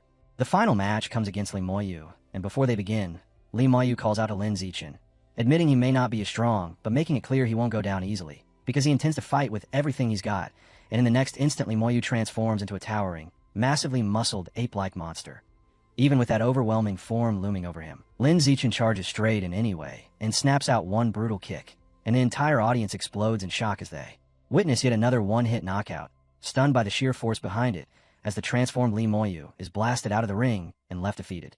With that, Lin Zichen is declared champion of the freshman competition, and afterward Yuan Dongji steps up to address the crowd and formally close the event, announcing that in addition to the school credits awarded to the top 8, the top 5 finishers will also receive invitations to a special winter training camp.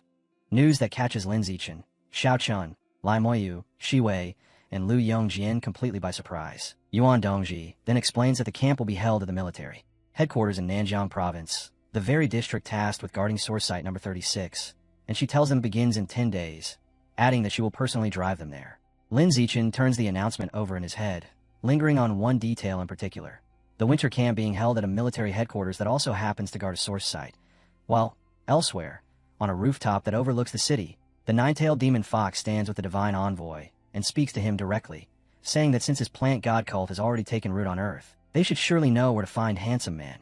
And then she lays it out without hesitation. The real reason she came to Earth was to find herself a partner. The divine envoy answers with measured respect, telling her he does know a young man who matches what she wants perfectly, emphasizing that the man isn't only good-looking, but also has a physical body so powerful it borders on unbelievable. And as he says this, he pulls out his phone and shows her a photo of Lin Zichen. The instant she sees the picture, a tempting, satisfied smile curls across the nine-tailed demon fox's face, and she orders the divine envoy to tell her everything about him. Not long after that, the day of the special training arrives, and Yuan Dongji takes the 5 students by helicopter to the military headquarters in Nanjiang Province, where, as they descend and touch down, they spot several people already waiting in advanced mechanical suits. They're told this special training is a major joint event, bringing together not only the top 5 freshmen from Shanghai University, but also the top 5 from Kyoto University, along with elite young members from both the military and an organization called the Meta God Group. On the ground, Lu Yongjian can barely contain himself as he points out a gigantic red mech, excitedly telling everyone that its combat power is rumored to rival a rare-level expert, and that these machines were built by the Mana God Group. But before the group can linger on it, a voice suddenly calls out to Lin Zichen and Xiao Chun, making both of them turn around in surprise. A young man in a streamlined black mechanical suit walks up, introducing himself as Zhang Kai, and he asks if they're the representatives from Shanghai University, which Lin Zichen confirms. Zhang Kai's eyes immediately go to Xiao Chun, and he openly admits how shocked he is to see her here, recalling that back in middle school she used to get winded after only a few laps, and saying he can't believe she's now one of the top 5 freshmen. Lin Zichen explains that Xiao Chun has extremely high compatibility for gene fusion, and that after undergoing the procedure she became far stronger, even taking the top score in the province, and Zhang Kai, clearly impressed, comments on just how powerful she's become. Xiao Chun returns the compliment, saying that if Zhang Kai is representing the formidable Metagod group, then he must have improved drastically as well. Zhang Kai agrees, explaining that his own compatibility with mechanical modification is unusually high, which has allowed him to undergo multiple experiments that boosted his strength enormously, and as proof he shows off a mechanical gauntlet that glows with energy. Then he tells them he has other matters to handle, saying he'll see them tomorrow at the training ground, and he leaves. With the evening getting late, Lu Yongjian proposes that they head to the cafeteria for dinner, and once they're inside the roomy dining hall, Xiao Chun can't stop talking about how good the food is, far better than what they get at their school cafeteria, before she picks up a bite, holds it out to Lin Zichen, and urges him to taste it. He takes the bite she offers and admits it really does taste good, and while Lim Yu and Lu Yongjin sit there watching that open display of affection with visible annoyance and try to wedge themselves into the moment, Lim Yu decides to make a show of it too, turning with a playful grin and asking Shi Wei to feed him a piece of tofu, only for Shi Wei to shut him down instantly with a blunt order to get lost. Before Lim Yu can fire back, a voice calls his name, and he turns with an already irritated look that shifts in his surprise when he sees who's come over, because 2 young men are now standing at their table.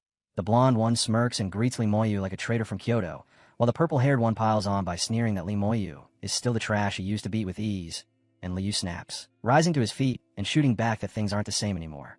The blonde guy waves that off, saying it doesn't matter, because the moment Lim Yu chose Shanghai University, his strength was guaranteed to be overtaken by him, and by someone else named Qinchuan, and with that he openly challenges Li Moyu to step outside and fight. Liu answers with a grin and accepts on the spot, and the tension spreads fast through the cafeteria as everyone stops eating, surges to their feet, and rushes out, thrilled at the thought of seeing a genius from Kyoto University clash with a genius from Shanghai University. Out in the open, Li Moyu faces the pair and tells them to come at him together, insisting it would be a waste of time to beat them one at a time. But the blonde young man, Gao Mu, fires back that it won't be necessary, because he alone is more than enough to crush Li Moyu, and he springs forward, landing squarely in front of him. Li Moyu snorts, ridiculing Gao Mu as a constant loser, and without hesitation he shifts in his white ape form, and inside his own mind his confidence surges as he remembers fusing with a Shadow Knight Cat gene just last week, convinced that it has finally fixed his old weakness in speed, and that there's no chance Gao Mu can beat him now. Gao Mu responds by transforming as well, his body sheathing itself in rigid purple, feather-like armor. From within the crowd, Lin Zichen watches closely and reads the change immediately, recognizing that Gao Mu has fused with an armored Earth Dragon gene, an Earth attribute beast infamous for absurd defensive strength, and he thinks through the implications, noting that even an ordinary Tier 9 armored Earth Dragon is so durable it can tank a full power punch from a high-level Tier 1 demonic giant ape. The fight kicks off with Li Moyu swinging a huge punch, only for Gao Mu to stop it cold with his armored forearm, the collision blasting out a shockwave, and Li Moyu immediately follows with a raging flurry, hammering him again and again. But Gao Mu doesn't budge an inch, his defense swallowing every hit as if the blows mean nothing at all. As the seconds pass, Li Moyu's frustration twists into alarm, because he can feel it clearly now. His opponent is monstrously tough, and his attacks aren't making any difference. Watching the deadlock from the crowd, Xiaochen leans toward Lin Zichen and says it looks like neither side can hurt the other, so the match will probably drag into a draw, but Lin Zichen doesn't agree. He says it with absolute certainty. This won't end in a draw. Gao Mu is going to win, because Gao Mu is still suppressing his real strength, and Lin explains that there's another beast gene inside him that he hasn't even activated yet. Almost as if he's answering that analysis out loud, Gao Mu flashes a confident grin, fully aware that while he's still conserving energy, Li Moyu is already fighting flat out with everything he has, and Li Moyu, enraged and still unable to crack that iron-hard defense, clamps his jaw tight in frustration before shouting that Gao Mu is nothing but a coward, hiding in his shell like a turtle just to drag the fight into a boring draw.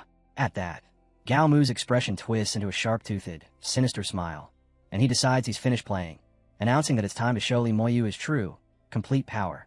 As he speaks, the air around him seems to hum and tremble, and then his body swells as muscle piles on muscle, his clothes splitting as he pushes into a deeper transformation, taking on the terrifying, heavily muscled traits of a demonic giant ape.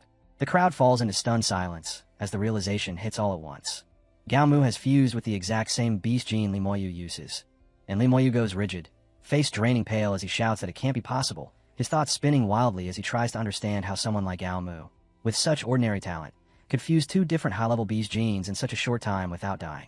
Gao Mu, savoring every second of the fear on his rival's face, admits that yes, his innate talent might be inferior to Li Moyu's, but then he lifts his chin and boasts that Kyoto University's gene fusion technology is vastly beyond anything Shanghai University can offer. Before Li Moyu can even fully absorb that, Gao Mu surges forward and drives a crushing punch packed with enormous force, and when their fists slam together the impact detonates with a thunderous boom, cracking and shattering the stone beneath their feet as dust erupts and whips through the air.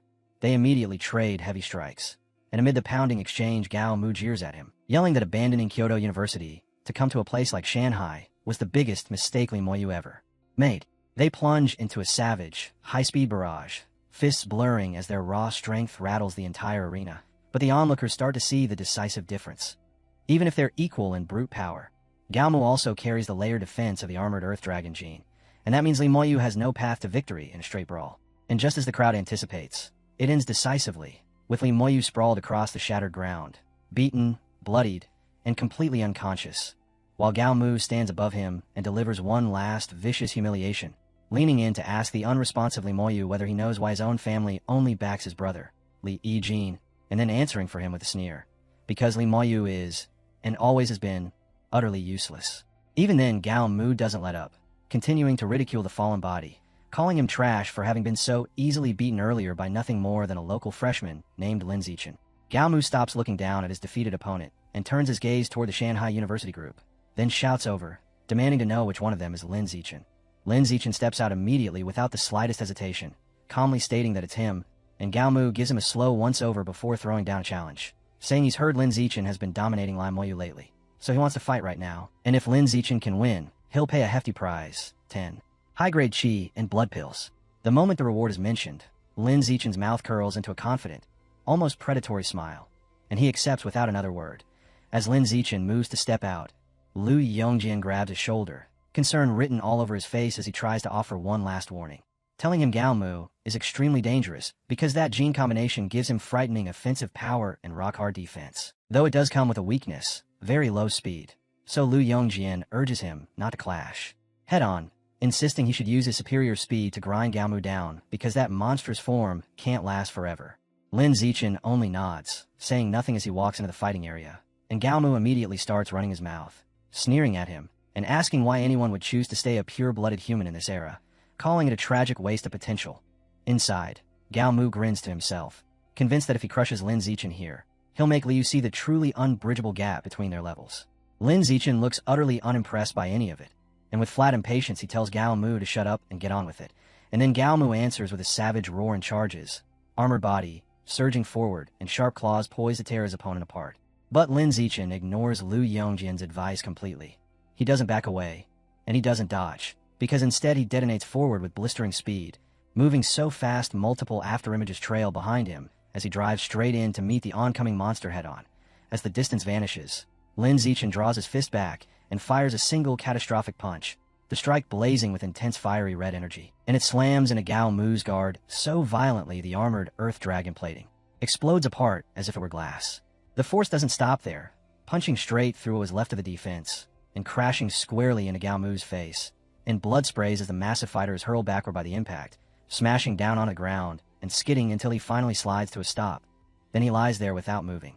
Gao Mu has been dropped in a single instant, and for a heartbeat the entire arena goes dead quiet, until the Shanghai University students suddenly explode with noise. Xiao Chen cheers with pure excitement, while Lu Yongjian and Shiwei just stand there slack-jawed in stunned disbelief, and Lu Yongjian blurts out that Lin Zichen is outright unbelievable, because he took a fight that should have been brutally difficult and ended it with one move. Out in the crowd, Gao Mu's Kyoto companion is shaking with fear as he stares at the scene, thinking to himself that his own strength isn't really much higher than Gao Mu's, and that if he had to face a monster like Lin Zichen, he probably wouldn't survive more than 2 punches. Right then, a new figure suddenly vaults over the heads of the spectators, instantly dragging everyone's attention upward, and it's a soldier who speaks as he moves, saying he had expected this year's training competition to come down to a battle between the military and the Mecha God Group, but that he's genuinely surprised a genius like Lin Zichen has appeared out of Shanghai University. He lands lightly in the arena, then introduces himself as Zhao Yuanzhong, a 19-year-old representing the military, and with a stern, serious look, he issues a formal challenge to Lin Zichen for a match. Lin Zichen answers Zhao Yuanzhong's sudden provocation with calm indifference, giving the soldier a measured once-over before stating that although he does not mind a spar, he refuses to spend his time and stamina without something worthwhile at stake. Zhao Yuanzhong understands immediately and produces a spirit fruit, explaining it is valued at 1.5 million and is highly effective for strengthening chi and blood. The price alone catches Lin Zichen's attention, and he inwardly brushes his opponent aside, noting Zhao is merely at ordinary rank 8, someone he could put down with a single precise kick. Seeing easy gain, he lets a faint smile surface and agrees. Just as the air tightens and the match is about to begin, a military officer cuts in sharply, declaring that while sparring is allowed, betting material rewards violates district rules. The moment Lin Zichen hears that, his interest collapses. He waves it off, says to forget it, turns, and walks away, leaving Zhao Yuanzhong standing there, frustrated and without an opponent. Later, after slipping away from the crowd, Lin Zichen finds Jiao Mu, who is already beaten down, bruised, and pitiful, and asks when the promised 10 advanced vitality pills will be handed over. Jiao Mu, battered and shirtless, flinches at the question and hurriedly stammers that he will return to his dorm to fetch them immediately, clearly afraid of being struck again. That night in his single dorm room within the military base, Lin Zichen devotes himself entirely to cultivation, unwilling to let even a day's progress slip. Seated cross-legged on his bed, his body emits a faint red glow from the heat and strain of body tempering as a system notification appears, informing him that his 4th round of skin tempering has begun and has already reached 12%. He exhales, thinking the pace feels slower than during the 3rd cycle, but his concentration is broken when Shin Qingan, wrapped only in a towel, peeks through the doorway and asks if she may enter. She steps inside and sits at the edge of his bed, explaining that there are no hair dryers in the dorms and asking him to use his control over chi and blood to generate heat and dry her damp hair. Lin Ziking smiles and tells her timing is perfect because he has something for her. As he helps dry her hair, he hands over his small jar containing the 10 advanced vitality pills he collected earlier from Jiaomu, explaining they are no longer very useful at his current level and that he wants her to have them instead. Shin Qingan is visibly surprised by the value of the gift, but Lin Ziking quickly cuts off any hesitation, telling her not to feel indebted because they are family and that her safety and well-being matter most to him. She rests her fingers against the jar, smiles softly, and accepts. Right after, a blush rises on her face as she leans over him while he lies back on the bed, telling him that now it is her turn. Positioning herself above him, she begins to massage his chest and softly whispers that she will let him thank her properly. The following morning, sunlight spreads across the base as all participants assemble outside, where Zhao Yuanzhong quickly notices Lin Ziking and greets him with an easy smile. No longer bothered by the cancelled spa, Lin Ziking returns the greeting, and as they stand together, he asks whether the rumors are true that the younger generation from Zhao Yuanzhong's military district has already entered the source land for training. Zhao Yuanzhong shakes his head, saying it hardly counts as truly entering, which leaves Lin Ziking confused, prompting Zhao to explain that the military has constructed fortified cities just inside the source land, where young soldiers at the ordinary creature level are confined to handling trivial tasks and are strictly prohibited from venturing into the real wilderness, a place dominated by dangerous and primitive competition. He continues, saying that genuine exploration is impossible until one's biological level reaches the advanced stage, then adds that just as exotic beasts are repelled by Earth's world power when they attempt to cross over, humans experience a similar rejection upon entering the source land, an invisible force that pushes them out and mainly affects those below the advanced level. However, Zhao Yuanzhong clarifies that this repulsion is far stronger for beasts invading Earth, to the point that their strength is significantly suppressed by the planet's world power. Hearing this, Lin Ziking arrives at a sudden realization, finally understanding why gene fuses on Earth are capable of defeating the very creatures their abilities originate from. The beasts are fighting while weakened. Their discussion is abruptly cut short when a powerful figure drops from the sky and slams into the ground before them with such force that the pavement fractures. The man immediately calls out, asking if everyone has gathered, and Zhao Yuanzhong snaps to attention, reporting that all participants are present. The newcomer, a heavily built instructor dressed in tactical gear, introduces himself as Lu, the head instructor for this special training, and bluntly states that he will not waste time on lengthy speeches since they are here to improve, not listen. As Lin Ziking observes him, he silently evaluates the man's strength, noting that Lu's biological level has reached advanced rank 6, a level high enough to qualify as a dean at either of the two major universities. Without delay, Instructor Lu announces that participants will now be divided into temporary teams, forming 4 groups in total, and explains that an entrance assessment will begin immediately, with the real training only starting after this test is cleared. The teams are organized swiftly, and Lin Ziking feels a measure of relief when he sees that he has been placed in the same group as Shin Qingan. Alongside them are Zhao Yuanzhong, a student named Zhong Kai, and a tall, well-built girl from Capital University named Shangguan Yuying. Shin Qingan comments cheerfully on their good fortune at not being separated during the grouping. Instructor Lu then leads all 4 teams to a large, imposing 3-story building and begins outlining the rules. Each floor contains multiple checkpoints, and to pass, every team must clear them all and reach the rooftop within 3 hours. He points out that the first floor has 4 walls, each with a single door at its center, and that each team will enter through a different door to begin. After wishing them luck, Instructor Lu bends his knees and leaps effortlessly onto the roof in one motion, then calls down from above for the assessment to start. Without hesitation, Lin Ziking and his team step forward and pass through their assigned entrance, disappearing into the dark interior of the building, prepared to face whatever trials lie ahead. As the special training assessment begins, Lin Ziking leads Group D through the first stage, pushing past gunfire and obstacles with steady efficiency until they clear it without much trouble. Yet the moment they check the progress display, shock hits them. Groups A, B, and C have already advanced to the 3rd level while they have only just completed the first. They move on to the 2nd stage, where the trial shifts into a deceptive intelligence test, a rock-paper-scissors match against an AI, with every loss causing the door ahead to slide shut a little further while a painful electric shock strikes the entire team, forcing them to endure repeated failures until Lin Ziking devises a solution. Recognizing the AI follows no readable pattern, he takes a shard of glass and uses it as a mirror to glimpse the AI's hand before committing to his own move, allowing him to repeatedly force draws, and with each stalemate the door inches open bit by bit until, at last, there is just enough space for them to squeeze through. Reaching the lounge on the 3rd floor, they are met with an even more alarming sight on the progress screen. All 3 other teams, B and C, have been completely eliminated, prompting Lin Zichen to conclude that whatever defeated so many strong students in such a short time must be extremely dangerous. So he immediately activates his danger perception ability to scan the area ahead and discovers the floor is split into 4 separate rooms, each containing a powerful robotic guard.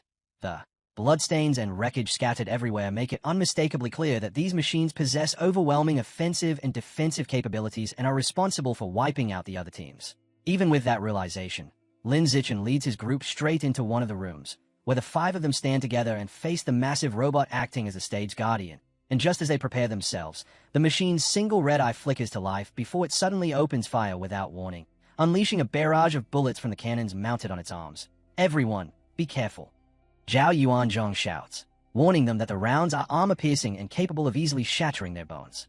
The team scatters for cover as Zhong Kai suggests they hold out until the robot runs out of ammunition. But that hope is quickly crushed when the machine maintains its relentless barrage, tearing apart their surroundings without pause, leading Lin Zichen and Shen Qinghan to realize it carries far too much ammo for that plan to work, and that if they do not strike soon, they will be left completely exposed. The overwhelming display of force sends Shangguan Yuying into panic, and she proposes that they forfeit, convinced that since every other team has already been eliminated, they have no chance of success. But Zhao Yuanzhong refuses outright, telling her that no matter how hopeless the situation looks, they cannot quit or they will face the instructor's punishment for cowardice, while Shen Qinghan supports him, stating she fully believes that with Lin Zichen leading them, they can clear this stage. With their resolve restored, Zhao Yuanzhong quickly outlines a new strategy, declaring that since he and Lin Zichen are in the best physical condition, the 2 of them will take the lead and confront the robot head-on. Meanwhile, Zhong Kai, Shen Qinghan, and Shangguan Yuying take up positions at a distance to support, and with the plan in place, Zhao Yuanzhong and Lin Zichen explode out from cover, rushing the robot from opposite directions even as its guns continue firing, while Zhong Kai throws 2 thermal sensing smoke grenades to buy them time and tells them to stay within the purple haze, which will block the robot's thermal sensors and conceal their positions. At the same moment, Shen Qinghan activates her ability and declares, "I'll slow it down," then uses a mental power to manipulate the fluids within the robot's systems, causing malfunctions and reducing its reaction speed. With both its sensing and responsiveness disrupted, Shangguan Yuying steps forward as a decoy, weaving through the incoming fire to draw its attention. And as an opening appears, Zhao Yuanzhong transforms his arm, encasing it in jagged, stone-like armor before lunging in and driving his fist straight into the robot's head. Yet the machine's defense proves astonishing, forcing Zhao Yuanzhong to stagger back in shock and pain as cracks spread across his armored fist and he feels the bones in his arm break from the impact. Immediately afterward, Lin Zichen follows through with his own strike, leaping into the air and delivering a heavy kick to the robot's torso while noting that its power level seems to sit at the peak of ordinary rank 8. But just like Zhao's punch, the attack barely affects the heavily armored body, prompting a battered Zhao Yuanzhong to shout in frustration that its defenses are too strong for them to break, and insist they must fall back and recover before attempting anything else. However, just as they prepare to retreat, the robot unveils a new weapon as a glowing blue energy blade extends from its arm, startling Zhao Yuanzhong, who immediately yells for everyone to run. And as its thermal sensors recover and pierce through the smoke, the machine lunges forward, locking onto an unprepared Shen Qinghan and raising its massive energy sword high, ready to strike while her teammates scream for her to watch out. In that instant, Lin Zichen intervenes, grabbing Shining Hand and leaping clear just as the blade crashes down into the ground where she stood, but the overwhelming strength of their opponent shatters the team's morale, causing Shangguan Yuying to collapse in tears, convinced victory is impossible, while the robot continues advancing, pursuing Lin Zichen as he carries Shen Qinghan away from danger. After setting her down safely, Lin Zichen calmly evaluates the situation and thinks to himself that everyone has already reached their physical limit and that Shen Qinghan's practice is over, revealing that he had treated this deadly battle as a training exercise for her. And having decided that is enough, he states it is time to clear the stage before charging forward with complete confidence to face the robot's next attack, prepared to finish the fight on his own. Meanwhile, on the rooftop of the training building, the students from the first 3 teams sit as their injuries are treated, grumbling among themselves about how absurdly powerful the 3rd-level robot was and questioning how anyone could possibly clear it, with one student even suggesting the test was intentionally impossible, designed only to let the instructors display their strength. Nearby, Abata Jeomu, Li Moyu, Shi Wei, and Lu Yongjian discuss the situation, and Jiao Mu wonders what is happening with Group D since they have yet to appear, only for the others to dismiss the idea outright, pointing out that Lin Zichen's team was already the weakest and furthest behind, so they have no chance of succeeding. Without warning, a massive explosion rocks the rooftop, sending everyone into panic as they question whether an earthquake has struck, while Instructor Liu and the others stare in complete shock at the source of the disturbance, because embedded in the center of the roof is the severed, sparking head of the very same robot that defeated them all.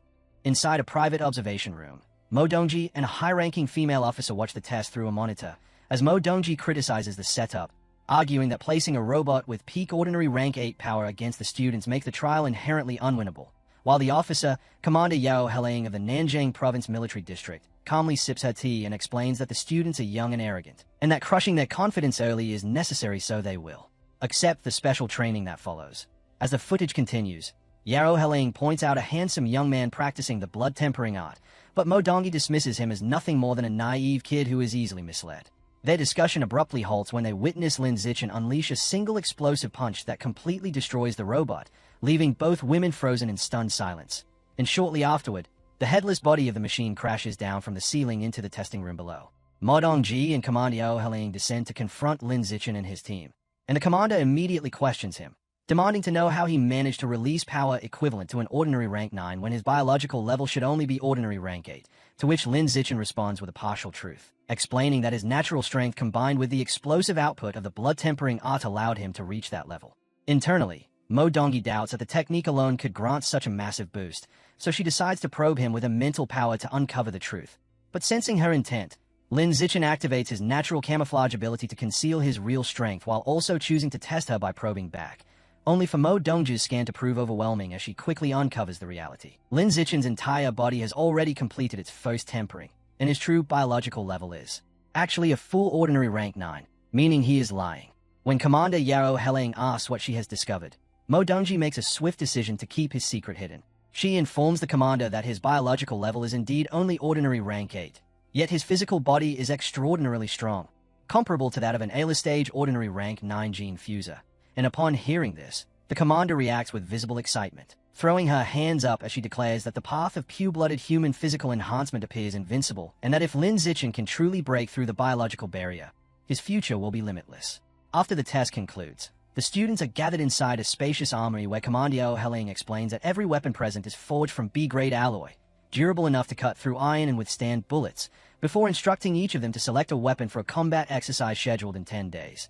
As the others begin choosing, Lin Zichen remains off to the side without taking anything, reasoning that his own body, having undergone 3 tempering cycles, is far superior to B-grade alloy and that using a weapon would only hold him back. Sometime later, Commander Yao Heling approaches a group that includes Shin Qinghan and Lai Moyu, confirming that they have made their selections, but when she notices Lin Zichen standing empty-handed, she confronts him directly, only for Lin Zichen's aunt to calmly reply that he is accustomed to fighting unarmed and has no need for a weapon, which secretly irritates the commander as she concludes that this genius has grown overly arrogant and needs to be taught a lesson.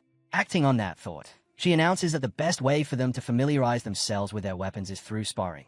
Then with a faint smirk singles out Lin Zichen, stating she is curious about his bare-handed combat style and suggesting he be the first to demonstrate his strength, to which Lin Zichen simply agrees without hesitation.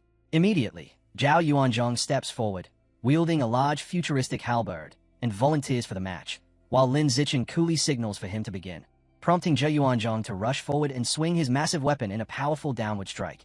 Yet to everyone's shock, Lin Zichen does not attempt to dodge and instead raises his bare hand to catch the halberd's blade, stopping it instantly. With a slight tightening of his grip, cracks begin spreading across the B-grade alloy as Xiao Yuanzhong watches in disbelief while his weapon is crushed within Lin Zichen's hand before shattering into fragments. Standing over the broken remains, Lin Zichen calmly asks, "Who is next?" leaving the surrounding students completely stunned as they struggle to comprehend how someone could crush B-grade alloy using nothing but their bare hands. Following this astonishing display, a new challenger appears, a girl from the Meta God group named Zhu Shusha, who descends while hovering in a powerful white mechanical suit using jet boots, then issues a challenge by asking whether he dares to face an enhanced armor-piercing bullet, prompting a concerned Zhong Kai to immediately warn Lin Zichen not to accept, explaining that the challenge is far too dangerous since such bullets can easily pierce through 10 centimeters of solid steel from a distance of 10 meters. Yet despite the severity of the warning, Lin Zichen remains completely unfazed and calmly accepts. For safety, Zhu Shusha clarifies that she will not aim at any vital areas and proposes that he simply catch the bullet with his open palm. Lin Zichen agrees, and as Zhu Shusha powers up her arm cannon, she asks if he is ready, while Lin Zichen simply extends his hand and tells her to go ahead. She fires at point-blank range, releasing a powerful energy blast that detonates in a massive explosion, leaving the onlookers wondering whether Lin Zichen's hand has been pierced. Yet as the smoke clears, the outcome is revealed. Zhu Shusha's mechanical arm is completely shattered. In that moment, everyone realizes in shock that Lin Zichen's palm is so durable that the armor-piercing round could not penetrate it, and instead, the block projectile detonated inside her weapon, destroying it from within and leaving Zhu Shusha utterly stunned. While the surrounding students stare in awe at this overwhelming display, some even voicing the thought that pure-blooded humans like him might represent the true future of humanity. Commander O'Helaine breaks into a wide, satisfied grin, thinking to herself that Lin Zichen is not merely a top-tier genius, but one who surpasses all others, and following this demonstration, the instructors stop interfering with his personal training altogether. While the rest of the students focus on mastering their newly selected weapons, he uses the time to concentrate on the blood-tempering art, beginning his fourth cycle of body refinement. The camp then moves into its next phase, where the students train inside advanced futuristic pods designed to enhance chi, blood, and spiritual power. And when Shen Qinghan emerges from her session, she is exhausted yet has achieved remarkable progress, with her chi and blood able to endure level 6 intensity and her mental strength reaching an astonishing level 7, a result that amazes everyone present. When it is his turn, Lin Zichen enters one of the pods and carefully calculates his limits, estimating that his body could withstand a level 11 setting, equivalent to an advanced rank 2 expert, but in order to avoid drawing suspicion, he deliberately sets the machine to level 8 instead. And even while holding back, his performance shocks both instructors and students, who can hardly believe he endured a level 8 mental training session. Privately, Lin Zichen reflects that concealing his true strength was the correct decision, then forms a plan to return to the training room later that night with Shen Qinghan to test his real limits, hoping it will also give him a clearer understanding of his current biological level. Meanwhile, at the Pure Human Research Institute of Shanghai University, Su Yang sits alone in the library surrounded by piles of books, complaining to herself that with both Lin Zichen and Din Liuchuan Wu away, all the work has fallen onto her shoulders. But her thoughts are suddenly interrupted when a voice greets her from behind, causing her to turn in surprise and come face to face with a nine-tailed demon fox, which wraps an arm around Song Yuan and, with a sly smile, asks if she knows where to find Lin Zichen.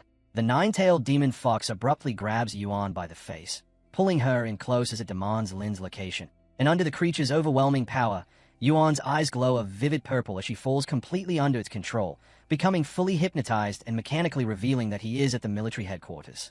Later that night, within the massive and heavily fortified military base, Lin Zichen and Shen Qinghan quietly approach a secured door. And although Shen Qinghan hesitantly questions whether breaking in is a bad idea, Lin Zichen confidently overrides the electronic password lock, assuring her that something this simple cannot stop him. And as the heavy doors slide open, they reveal the advanced training pods inside. Lin Zichen explains that he only intends to secretly use the machines to test his true limits, brushing aside any concern about being discovered, before Lin Zichen steps into one of the pods and begins pushing his physical body to the extreme, his form glowing with intense, fiery energy as Shen Qinghan watches anxiously from outside. He endures a level 12 intensity for half a minute, demonstrating that his physical strength has reached an incredibly high level, nearly touching the third stage of a Heil being, after which he shifts to testing his mental endurance, withstanding severe mental assaults inside the pod while sweat pours from him under the strain, ultimately determining that his mental strength caps at level 10. When he finally emerges, Lin Zichen is visibly exhausted yet satisfied, reflecting that his mental strength has already reached the first stage of a Heil being and noting to himself that this kind of power is far more valuable and significantly harder to improve than raw physical strength.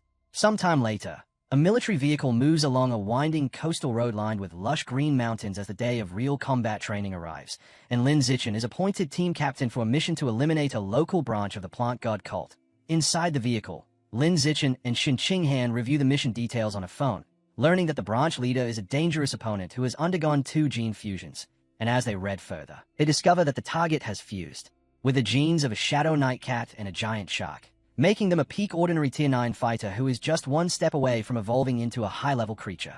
Upon reaching their destination, the team exits the vehicle into a dense forest where Shen Qinghan observes that the trees are unnaturally tall, even larger than those found in tropical rainforests, while Li Moyu and Shi Weiyi remark that this abnormal overgrowth confirms they have located the correct place, identifying it as the hideout of the plant god cult.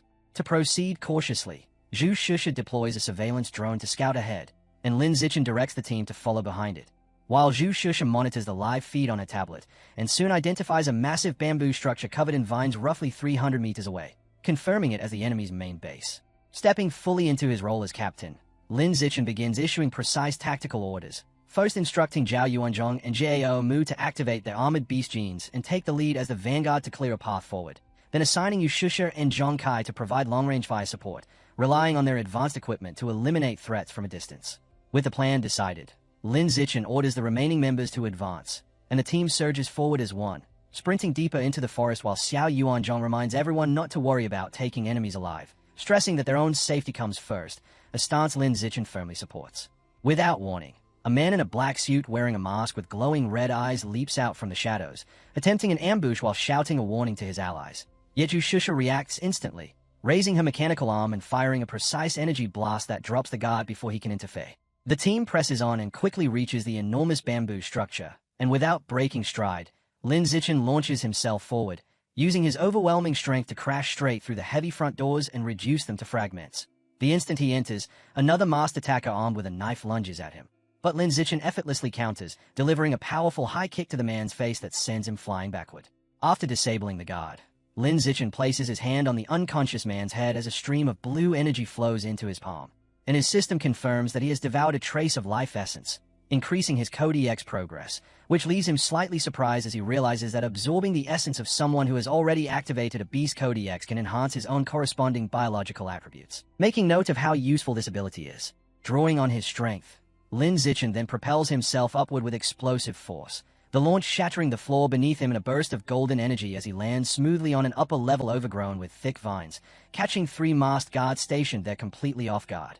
Recovering quickly, they draw their knives and rush at Lin Zichen while shouting for his death, but Lin Zichen remains unmoved as he releases a terrifying glare, his eyes blazing with fiery energy while a powerful aura erupts from his body, and the sheer pressure of that invisible force crushes the surroundings, forming a massive crater in the floor and instantly neutralizing all three attackers. Standing victorious as blue energy swirls around him, Lin Zichen sees his system display increased progress across multiple beast Codexes, and feeling satisfied that this section has been cleared, he decides to check on the rest of his team.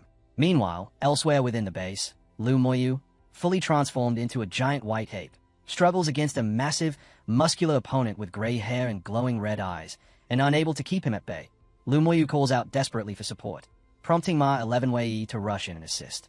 At that moment, Lin Zichen's danger perception ability suddenly triggers, and he reacts with surprise as he senses an approaching threat, while Shi Wei and Li Moyu, working together, manage to land a coordinated strike that sends the massive enemy crashing violently through a stone wall.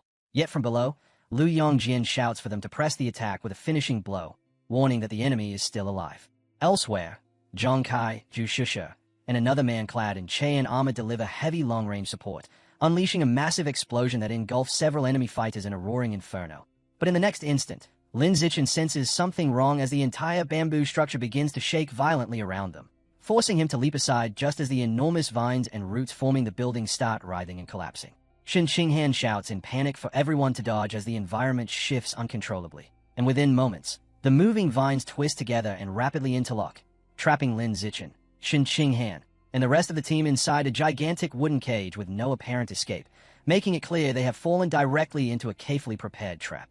Noticing a group of masked cultists trapped inside the cage along with them, Lin Zichen immediately jumps down toward them, deciding to extract information, and after overwhelming the enemies with a barrage of powerful strikes, he grabs one by the collar and demands to know what the vine cage is, promising to spare his life if he explains. The terrified cultist begins to stammer out an answer, but before he can finish, a thick vine suddenly bursts out from his mouth. The man lets out a scream of unbearable agony as more vines erupt from his face and body, tearing him apart from within. And Lin Zichen, Shin Qinghan, Lai Moyu, and Lu Yongjian can only watch in horrified silence as the vines consume and drain him completely, leaving behind nothing but a shriveled corpse, prompting Lin Zichen to grimly realize that this horrifying parasitic method is how the plant god cult maintains control over its followers. A slow clap echoes throughout the cage, drawing their attention upward where two figures stand atop the vines. A man wearing a red-horned mask with a terrifying biological level of high-level Tier 6, accompanied by a woman in a spiked red mask at peak ordinary Tier 9. And the masked man praises Lin Zichen as a peerless genius before inviting him to join the plant god cult and reach a higher stage of evolution. Looking up at them with a tense, sweat-covered expression, Lin Zichen comes to a grim realization that these two powerful enemies, along with the entire trap, were arranged specifically to target him.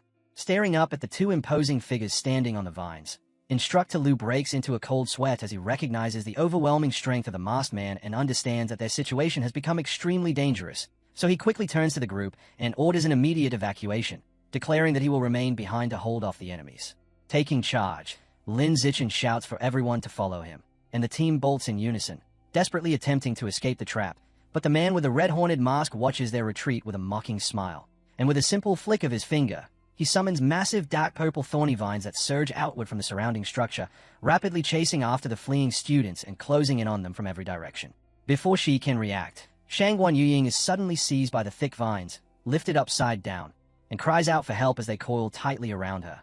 And within moments, Ma 11 Wei and Lu Yongjian are also ensnared by the thorny growths, both shouting desperately for the instructor to save them as they are dragged up into the air. Standing below, Instructor Lu looks up at the massive vines restraining his students and quickly realizes they are trapped in a hopeless defensive situation, concluding that the only way to free everyone is to eliminate the one controlling the trap. And with that decision, he undergoes a powerful transformation, his body expanding into a massive, muscular tiger beast as he unleashes his enhanced strength. Using that power, Instructor Lu leaps high into the air, climbing aggressively along the thorny vines as he charges straight toward the man in the red-horned mask. Yet despite the ferocity of the assault, the masked man merely smiles coldly and raises his hand to counter with ease, mockingly remarking that the instructor's strength is insignificant against him on his own ground. In his transformed tiger state, Instructor Lu clashes violently against the dense mass of dark thorny vines, growing increasingly frustrated as he struggles to break through the overwhelming trap. But refusing to yield, he fully activates his beast genes, causing a blazing, fiery aura to erupt from his body and drastically amplify his raw strength. And with this surge of power, he tears through the barrier, shredding the thick vines apart as he descends toward the masked enemy below. At the same time, Shen Xinghan looks up in shock as she watches Lu Yongjian and the others being overwhelmed by the thorns, urgently shouting for everyone to retreat immediately, and acting to cover their escape. Lin Zichen leaps into the air and drives a powerful punch forward, smashing apart a wave of incoming vines.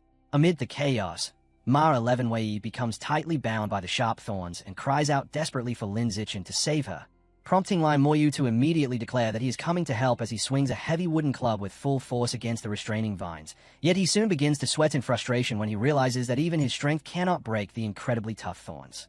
In the next instant, Lin Zichen rushes past him and slices through the stubborn vines effortlessly with a single swift motion of his bare hand, then moves across the battlefield at incredible speed, leaving after images as he cuts through the thick bindings one after another, freeing Ma 11 Wei, Lu Yongjian, Jiao Mu, and the rest of the trapped teammates while loudly repeating Shen Qinghan's command for everyone to fall back and retreat at once. However, just as he ensures their escape, Lin Zichen is suddenly caught off guard when a strange glowing pink mist drifts into his nose, and intrigued by its distinct floral scent, he immediately rushes forward into the forest, following the swirling trail to uncover its mysterious source.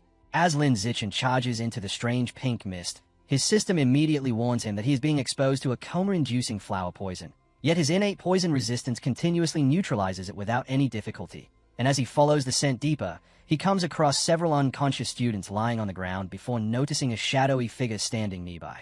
Realizing this must be the branch leader of the plant god cult, the mysterious woman reacts with surprise upon seeing that Lin Zichen is completely unaffected by her poison and was even able to sense her presence, remarking that it now makes sense why the higher-ups were willing to go to such lengths with an elaborate ambush just to capture someone possessing his level of strength. Without engaging in further conversation, Lin Zichen suddenly bursts forward at incredible speed, catching the masked woman entirely off guard, and before she can respond, he drives a devastating punch straight into her face, instantly defeating her. Then as he stands over her fallen body, Lin Zichen absorbs her life essence, and his system confirms that he has devoured a significant amount of life source from both the Shadow Night Cat and the Ghost Giant Shark, with their spectral forms, manifesting behind him as his Codex progress rises sharply. Meanwhile, back at the main battlefield, Instructor Lu Tianrang decides to push himself beyond his limits in order to defeat his powerful opponent, roaring in fury as he forcefully overactivates both his forearm demon ape and saber-tooth tiger genes, causing his body to surge with an explosive, fiery aura as he launches himself at the man with a red-horned mask, who hastily raises a defensive barrier while calling the instructor a madman for risking his sanity by overusing his beast genes. Undeterred, Instructor Lu smashes through the barrier and lands a brutal, blood-splattering punch directly into the masked man's chest, sending him flying through the air with tremendous force until he crashes violently into a rocky wall. And as the battered, bleeding figure collapses to the ground clutching his chest, he realizes just how close he came to death, noting that he only survived because of his prior fusion with the resilient life-and-death toad gene. Furious after taking such a devastating hit, the man resorts to drastic action, pulling out a mysterious dark red seed while blood streams down his face, placing it into his mouth before dropping to one knee and commanding his enemy to die as dark energy begins to surge around him. And in response, a colossal wave of massive dark purple thorny vines erupts from the earth and hurtles toward Instructor Lu Tianrang at incredible speed. Unable to evade the overwhelming assault, Instructor Lu Tianrang's tiger form is brutally pierced by multiple thick thorns, and a large spray of blood bursts into the air as he is skewed mid-E. Meanwhile, away from the central battle, Lin Zichen regroups with Shen Qinghan, Shi Wei, Lu Moyu, and the rest of the students, and Lin Zichen feels a brief sense of relief as he notes that the military students carried antidotes which allowed everyone to recover from the coma-inducing flower poison, meaning they are now able to evacuate quickly. Suddenly, Lin Zichen's sense of danger erupts with a violent warning. Cold sweat breaking across his body as shock and alarm flood his face, because he can clearly feel the terrifying aura of a high-level Tier 6 enemy rushing straight toward them at incredible speed. In the next instant, a figure bursts out of the forest like a projectile, the man in the red-horned mask charging directly at the group while dark, razor-sharp vines extend from his back like living weapons. The moment Lin Zichen sees that furious advance, a wave of dread crashes over him as he realizes with certainty that Instructor Lu Qian has already been defeated. Lin Zichen quickly turns to the teammates he just saved and tells them that he can already sense the masked man who controls those vines closing in fast, and since Instructor Lu is nowhere in sight, there is no doubt the instructor has fallen. He then makes it clear that the enemy's target is him alone, so he intends to act as bait, drawing the pursuer away to give everyone else a chance to escape, firmly ordering them not to look back or worry about him, stressing that staying would only turn them into dead weight. Without giving them time to argue, Lin Zichen suddenly bursts forward, sprinting alone into the dense forest tangled with massive vines. And as he disappears, Shen Qinghan calls out desperately, begging him to come back alive, while Lin Zichen shouts his agreement over his shoulder as he speeds away. Left behind, Shen Qinghan stands beside Shi Wei and the others, hands clenched tightly against her chest, her thoughts turning bitter as she faces her own weakness, fully aware that at her current level she cannot help him at all in a fight, and the only thing she can do is stay away so she does not hold him back, even as she wishes with all her heart that she was stronger. Meanwhile, leaping rapidly across enormous roots and twisting vines, Lin Zichen glances back and confirms that the masked man is indeed chasing him, which means Shen Qinghan and the rest are finally out of danger. Yet as he continues observing his pursuit, a subtle unease creeps in because something feels wrong. The enemy's speed is far too slow for a high-level Tier 6 expert. The man in the red-horned mask is still relentlessly closing the distance, but his clothes are badly torn and his body is covered in blood from earlier injuries. Watching closely, Lin Zichen analyzes the situation and concludes that the enemy's severe wounds have drastically reduced his strength, bringing his combat power down to around high-level Tier 4, which places him only one tier above Lin Zichen. The moment this realization settles in, Lin Zichen forms a daring plan, deciding to use this unexpected weakness to reverse the situation and eliminate his pursuer. As Lin Zichen climbs over the massive roots, the red-horned masked man stops below and looks up at him with a mocking expression, assuming his prey has finally run out of stamina and given up on fleeing. And without hesitation, he launches a rapid barrage of sharp, dark vines straight toward Linden. Lin Zichen reacts instantly, weaving through the attacks with swift evasive movements. And while dodging, he continues to assess the threat, quickly realizing that the vine's attack power is much lower than expected, which leads him to understand that the masked man is deliberately holding back because he intends to capture him alive. Recognizing the opening created by his opponent's intent to capture him alive, Lin Zichen chooses to exploit it, deliberately letting one of the thick vines slam hard into his back, the force launching him through the air before he crashes violently into a massive root formation and leaves behind a deep crater. Slumping against the tangled roots, he quietly activates his natural camouflage, concealing his true state while making himself look completely incapacitated. The masked man closes in on his fallen target, cursing him under his breath yet grudgingly admitting how fast he managed to run, convinced that such speed must have come from some newly developed military stimulant that pushed him far beyond his natural limits.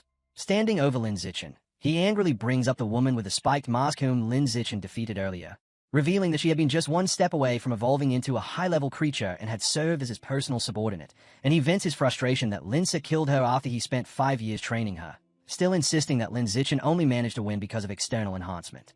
Lying still with his eyes shut, maintaining the act of a defeated opponent, Lin Zichen silently connects the details, realizing the woman being described was the peak ordinary Tier 9 branch leader of the cult. The masked man's attention then drifts to Shen Qinghan, and with a twisted grin, he remarks that the blue-haired girl accompanying Lin Zichen is extraordinarily beautiful, surpassing even movie stars, before declaring his intention to capture her and force her into becoming his new servant once he is recovered from his injuries. With a confident smirk, The masked man extends his large hand toward Lin Zichen, stating that for now he will simply take him back to complete his mission, completely unaware that his target is waiting for this exact moment. As the enemy moves within perfect range, Lin Zichen quietly readies himself, recognizing that the opportunity for a decisive counterattack has finally arrived.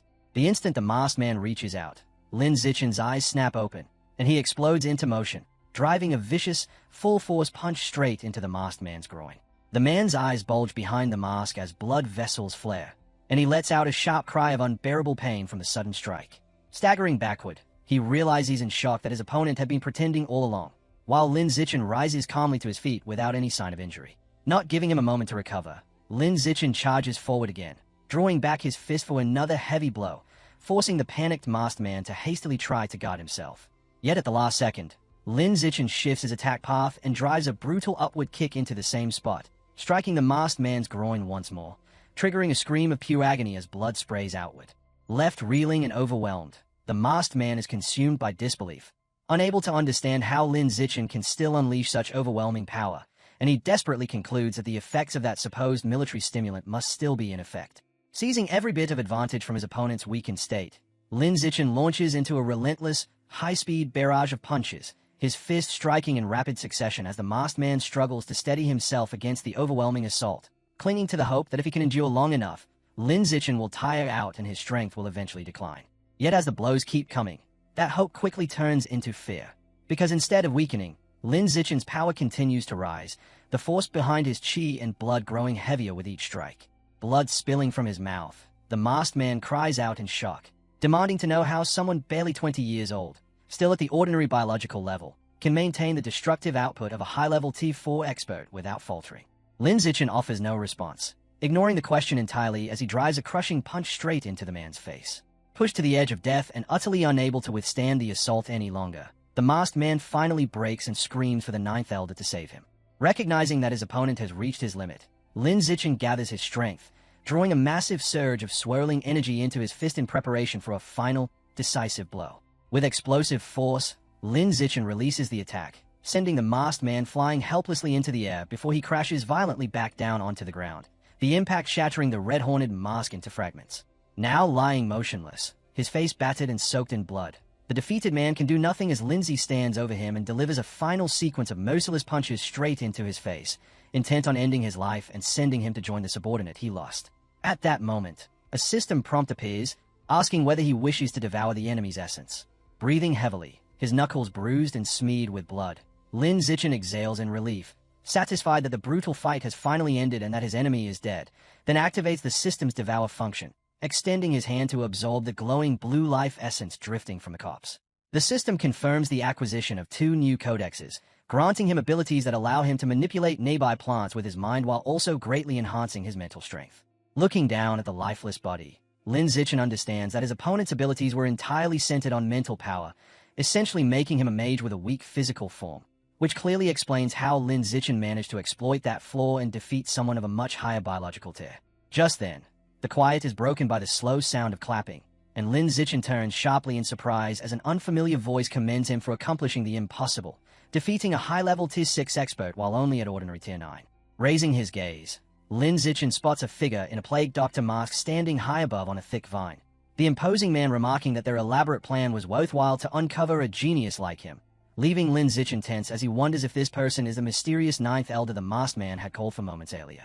Standing high above the battlefield, the divine envoy openly expresses his surprise at finding someone with talent as extraordinary as Lin Zichen's on Earth, and as he speaks, he casually lifts his hand, instantly triggering a violent eruption of dark, razor-thorn vines that surge upward from the ground and coil tightly around Lin Zichen. Bound completely, Lin is seized by overwhelming dread, fully aware that there is no way he can break free and that the one before him is a truly dangerous rare-level expert.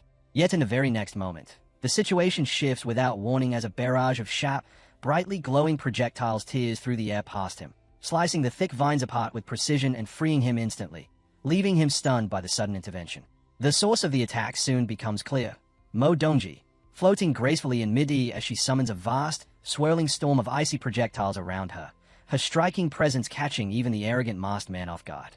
Suspended calmly within the storm of her own power, Mo Dongji explains with confidence that she had already anticipated the plant god cult would target Lin Zichen after his exceptional performance, and so she remained hidden nearby, waiting patiently for them to act.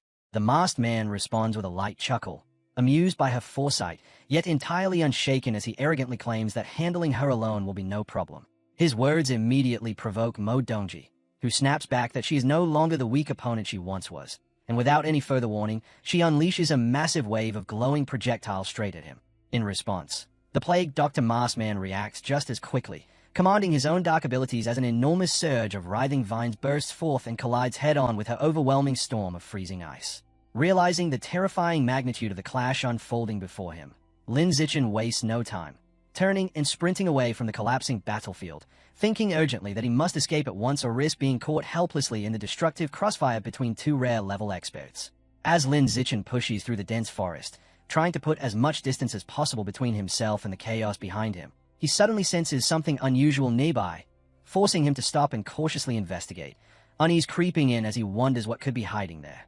To his shock, he finds Instructor Lu still in his massive tiger beast form, completely ensnared and tightly bound by thick, thorny vines. The trapped instructor quickly notices Lin Zichen and urgently calls out, asking for immediate help. Seeing his formidable instructor reduced to such a helpless state, Lin Zichen decides this is the perfect moment to test the biological attributes he has just gained. His eyes flare with intensity as he concentrates, channeling his mental energy to activate his newfound ability to control plants. To the instructor's complete astonishment, the vines binding him begin to loosen on their own, retracting back into the ground as if obeying an unseen command, leaving him utterly confused as he silently questions how such a deadly trap could suddenly unravel by itself. Now fully released from the suffocating vines and standing safely beside Lin Zichen, Instructor Luan Rang listens as Lin Zichen explains how everything unfolded, with Lin Zichen deliberately stating that he managed to eliminate the masked man through a swift sneak attack while the enemy was already severely injured, adding that once the magic user died, the vine ability naturally shut down. Accepting this reasoning without suspicion, the pragmatic instructor immediately points out that they cannot afford to linger, urging that they regroup with the others and evacuate the area as quickly as possible, a plan Lin Zichen agrees with without hesitation.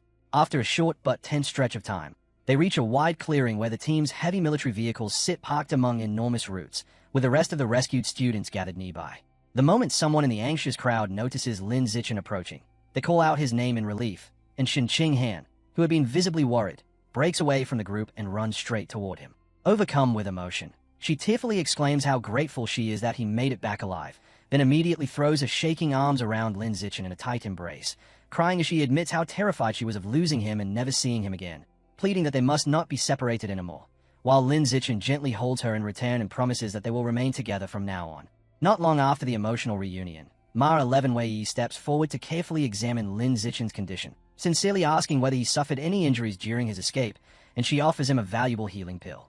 Lin Zichen politely refuses, assuring her with confidence that he is completely fine and has no need for it, but Shi Wei refuses to take no for an answer, firmly pressing the pill into his hand and telling him to keep it in case he needs it later, a small but meaningful act that leaves Lin Zichen visibly surprised.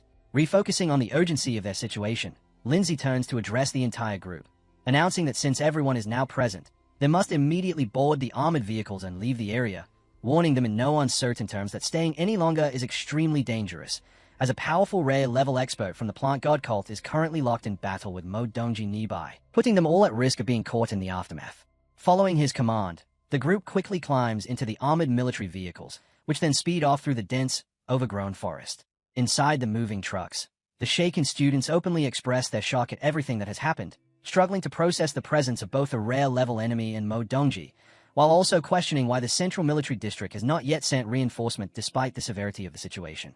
As the roaring convoy pushes forward in a desperate attempt to escape, a mysterious Bayfoot figure suddenly drops from the sky, descending at high speed before landing directly in their path in a burst of radiant pink energy. The sudden appearance draws immediate attention, and someone inside the vehicle calls out hopefully, wondering if it might be another instructor.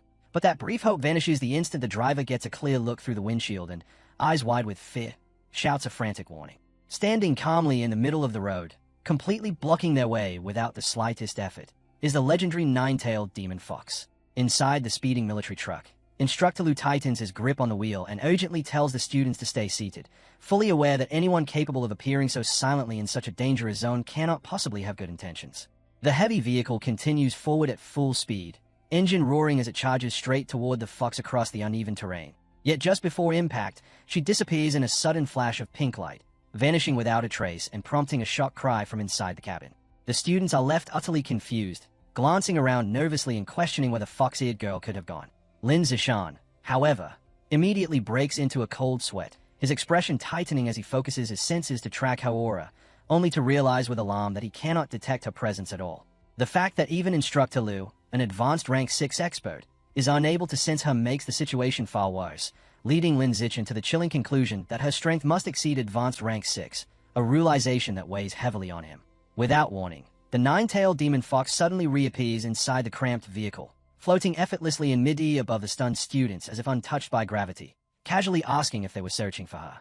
Instructor Liu reacts instantly, demanding her identity as his body rapidly transforms into a massive tiger beast, roaring as he launches a direct charge at her from the driver's seat. She does not move to dodge, remaining completely composed as she meets his attack with a calm gaze, her red eyes glowing brightly as she activates her hypnotic power. In an instant, Instructor Liu's eyes shift to the same crimson glow, his fierce charge halting abruptly as his entire body freezes, falling under her control without resistance. Now seated comfortably among the terrified students as though the space belongs to her, the nine-tailed demon fox casually instructs everyone to exit the vehicle. Liu Yongjian watches in shock as the controlled instructor silently obeys, stepping out of the truck without hesitation. Maintaining her poised, commanding presence, she makes it clear that she has no interest in anyone else and that her only target is Lin Zichan, ordering the remaining students to leave at once. Recognizing that even their powerful instructor was subdued in mere seconds, the students quickly come to the same conclusion. They must escape now and think of a solution later, though a few hesitate, clearly unwilling to leave Lin Zichan behind. Stepping forward, Lin Zichan raises his hand decisively, shielding his teammates as he signals for them to retreat and orders everyone to get out of the vehicle, fully aware that he alone is the target. Through the front windshield, he watches Zhao Yuanzhong safely climb out, calling back for him to take care. But before the moment can settle, Shen Qinghan suddenly grabs Lin Zichan's arm, tears in her eyes as she refuses to leave, declaring with trembling resolve that she will not let him face danger alone again. Lin Zichan responds softly, urging her to go first and trying to reassure her despite the obvious threat surrounding them. But the emotional exchange clearly irritates the nine-tailed demon fox, who raises her hand and releases a pulse of glowing pink energy that instantly lifts Shen Qinghan into the air. Lin Zichan shouts her name in alarm, but before he can react further, the fox flicks her hand and violently hurls her out of the vehicle, sending her crashing straight through the glass windows as his voice follows in panic. Rushing to the shattered opening, Lin Zichan looks outside and quickly finds Ma 11 Wei and Shangguan Yuying helping Shen Qinghan back onto her feet among the surrounding trees, and seeing that she is standing and appears unharmed aside from torn clothing, he finally lets out a breath of relief. With the others no longer in immediate danger, the nine-tailed demon fox slowly steps closer to Lin Zichan, her gaze fixed on him as she declares that it is finally time for them to talk, addressing him with a teasing tone as her little servant. She explains that both his powerful physique and his appearance meet her standards perfectly, adding that the life energy contained within such a body must be especially rich, which is precisely why he qualifies to become her personal servant, someone she can keep close and draw energy from continuously. Remaining cautious despite his curiosity, Lindsay asks whether she is a genetic fusion user, an exotic beast, or some kind of inhuman entity, and she calmly denies all three, explaining instead that she originates from the origin land and is only half-earthling. She reveals that her mother came from the origin land, while her father was an earthling she despises for deceiving her mother, a man she has never even met. Then, raising a collar radiating pink energy, she states coldly that men, in her view, exist only to serve her, and presenting the collar to Lin Zichan, she asks whether he is willing to wear it and become her personal servant, emphasizing that she has been completely honest with him. Lin Zichan calmly asks what will happen if he refuses, and she responds without hesitation that he has neither a reason nor the right to refuse. Rather than answering directly, Lin Zichan says he needs time to think, though internally he is deliberately stalling, hoping that the military district or President Yuan will arrive in time to pull him out of this situation. Attempting to sway him further, she tells him to appreciate her beauty and flawless figure, mentioning that countless beings in the origin land desire her, then asks again if he is truly certain he does not wish to become her servant. Yet Lin Zichan remains firm, repeating that he still needs time. At that, her patience finally snaps, and with a cold, threatening look, she questions whether his hesitation is because of the little sister waiting outside the vehicle, and before Lin Zichan can react, she vanishes and reappears outside in an instant, moving faster than sight, grabbing a terrified Shen Qinghan by the face as she coldly declares that she will kill her instead. The moment the nine-tailed demon fox threatens Shen Qinghan's life, Lin Zichen explodes into motion, charging straight at her and delivering a powerful punch to her head, immediately sensing that something about her feels like a false body. In the next instant, reality snaps back into place. Lin Zichen is on the ground, his fist having cut through empty air, stopping just short of a bewildered Shen Qinghan, who asks what he is doing.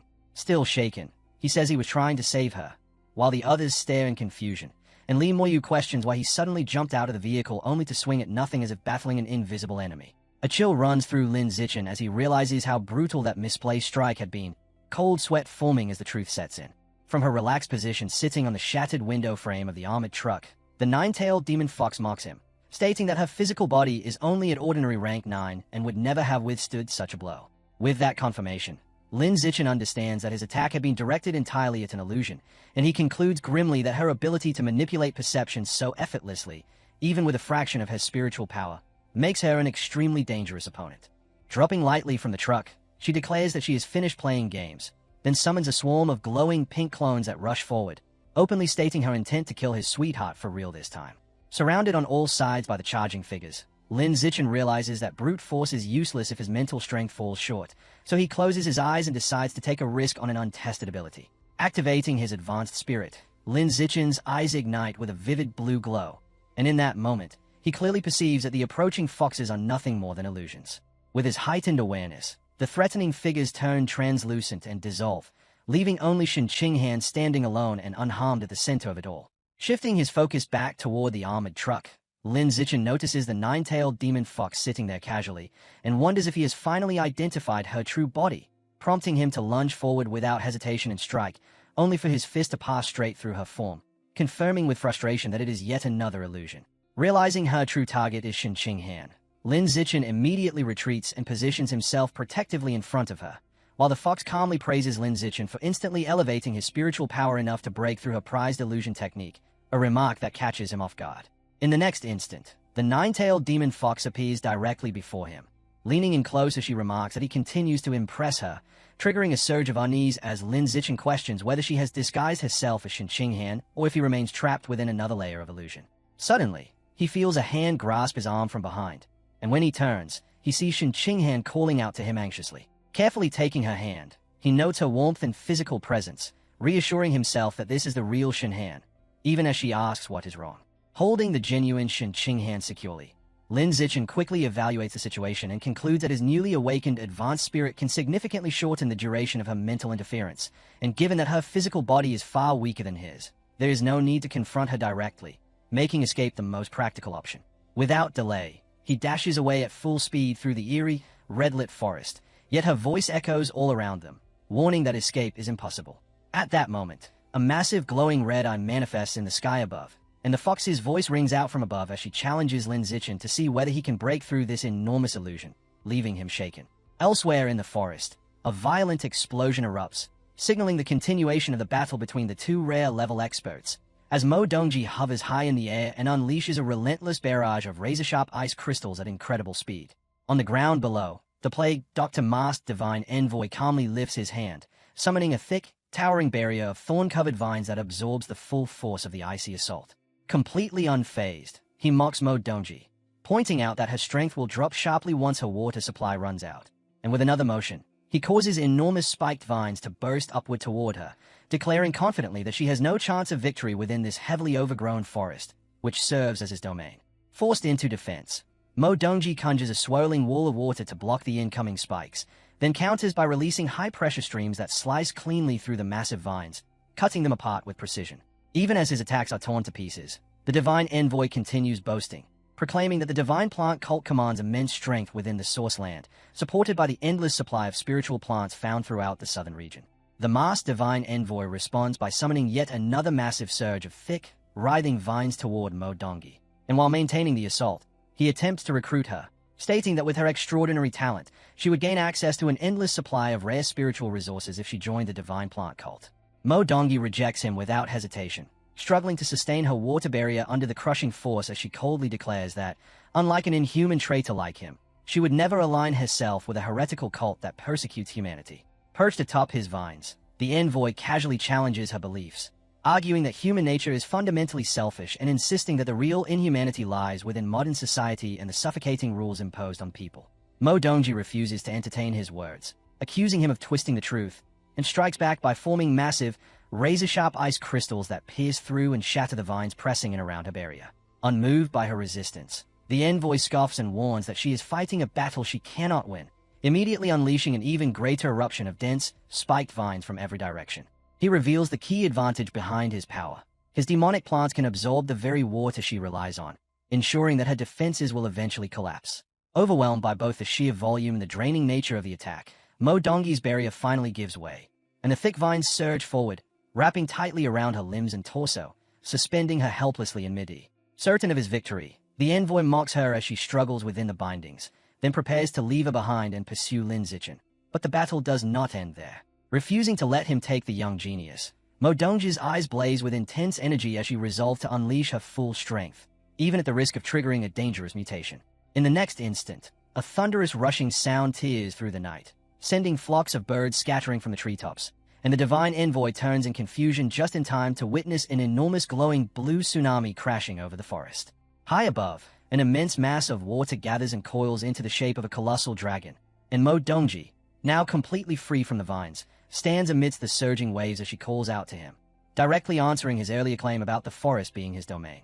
With a decisive gesture, the gigantic water dragon forms behind her, and she declares that she will simply flood the entire region and make it her own territory instead. The surroundings dim as Lin Zichen supports a dazed Shin Qinghan, and without warning, the environment shifts into an illusion filled with swirling blue currents and fish gliding through the air. Lin Zichen immediately recognizes the strength of the technique and realizes that the demon's power has deeply clouded Shin Qinghan's mind. But upon activating his advanced spirit attribute, he feels a sense of relief knowing his own consciousness is protected and that the illusion will not hold him for long. As expected, the watery mirage soon dissipates, revealing the nine-tailed demon fox standing once again within the vine-covered forest. She is visibly surprised that Lin Zichen endured her technique and questions whether his biological level is truly only ordinary Tier 9, marveling that a resource-poor planet like Earth could produce someone with such talent, and remarking that had he been born in her homeworld, the origin land, he would already be at the rare level. Convinced that remaining on Earth wastes his potential, she once again invites him to return with her as her personal servant, proposing an exchange where she would use his life essence to grant him evolutionary resources so they could grow stronger together.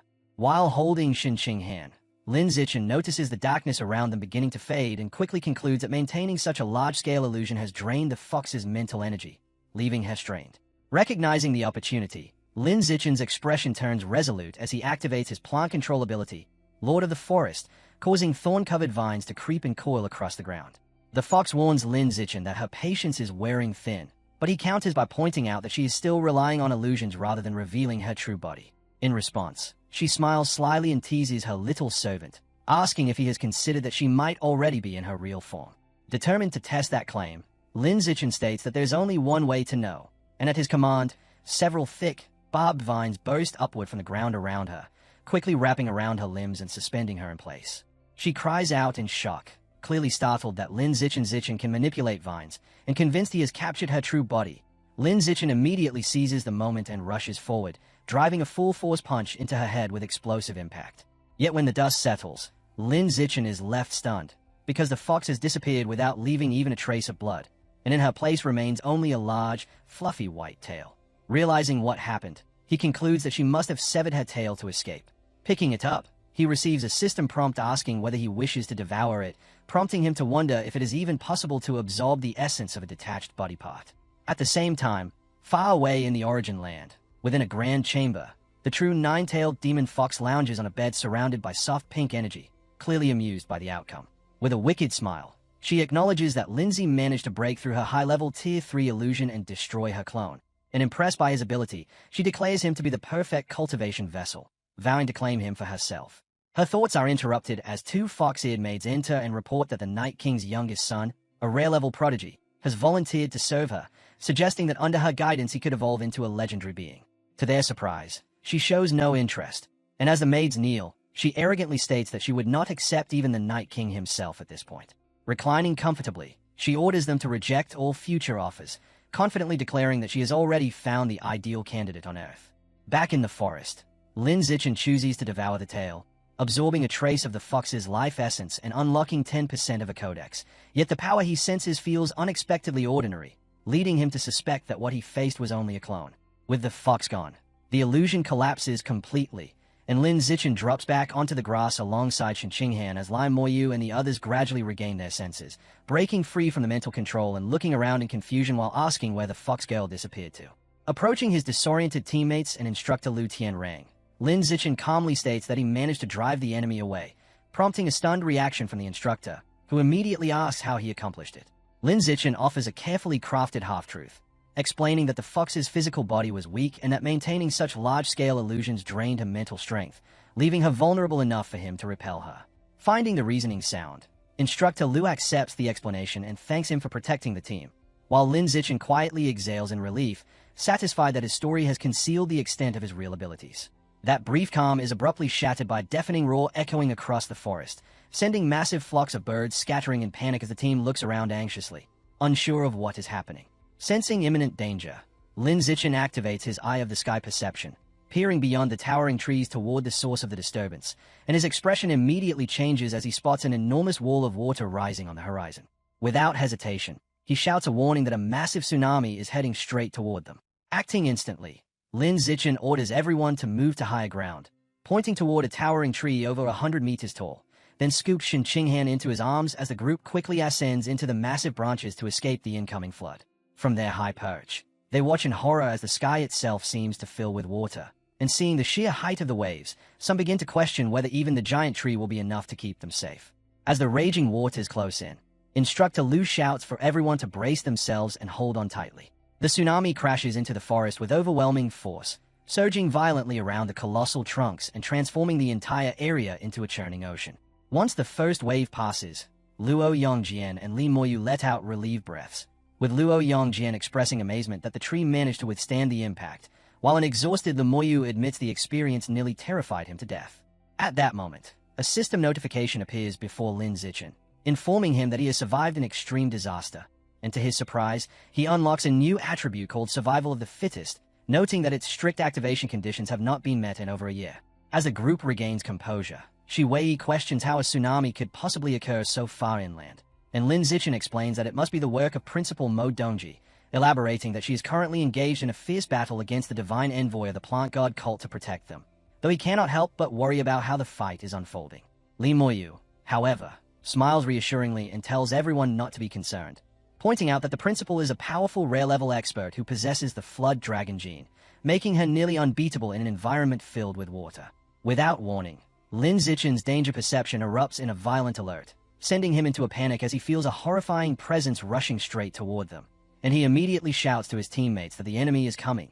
Focusing through his heightened senses, Linsa lifts his gaze and catches sight of the masked divine envoy vaulting from treetop to treetop, moving effortlessly above the flooded forest. And as that overwhelming figure rapidly closes the distance, Lin Zichen breaks into a cold sweat, struck by a chilling realization that if this envoy is pursuing them, then Principal Mo Dongji must already have been defeated.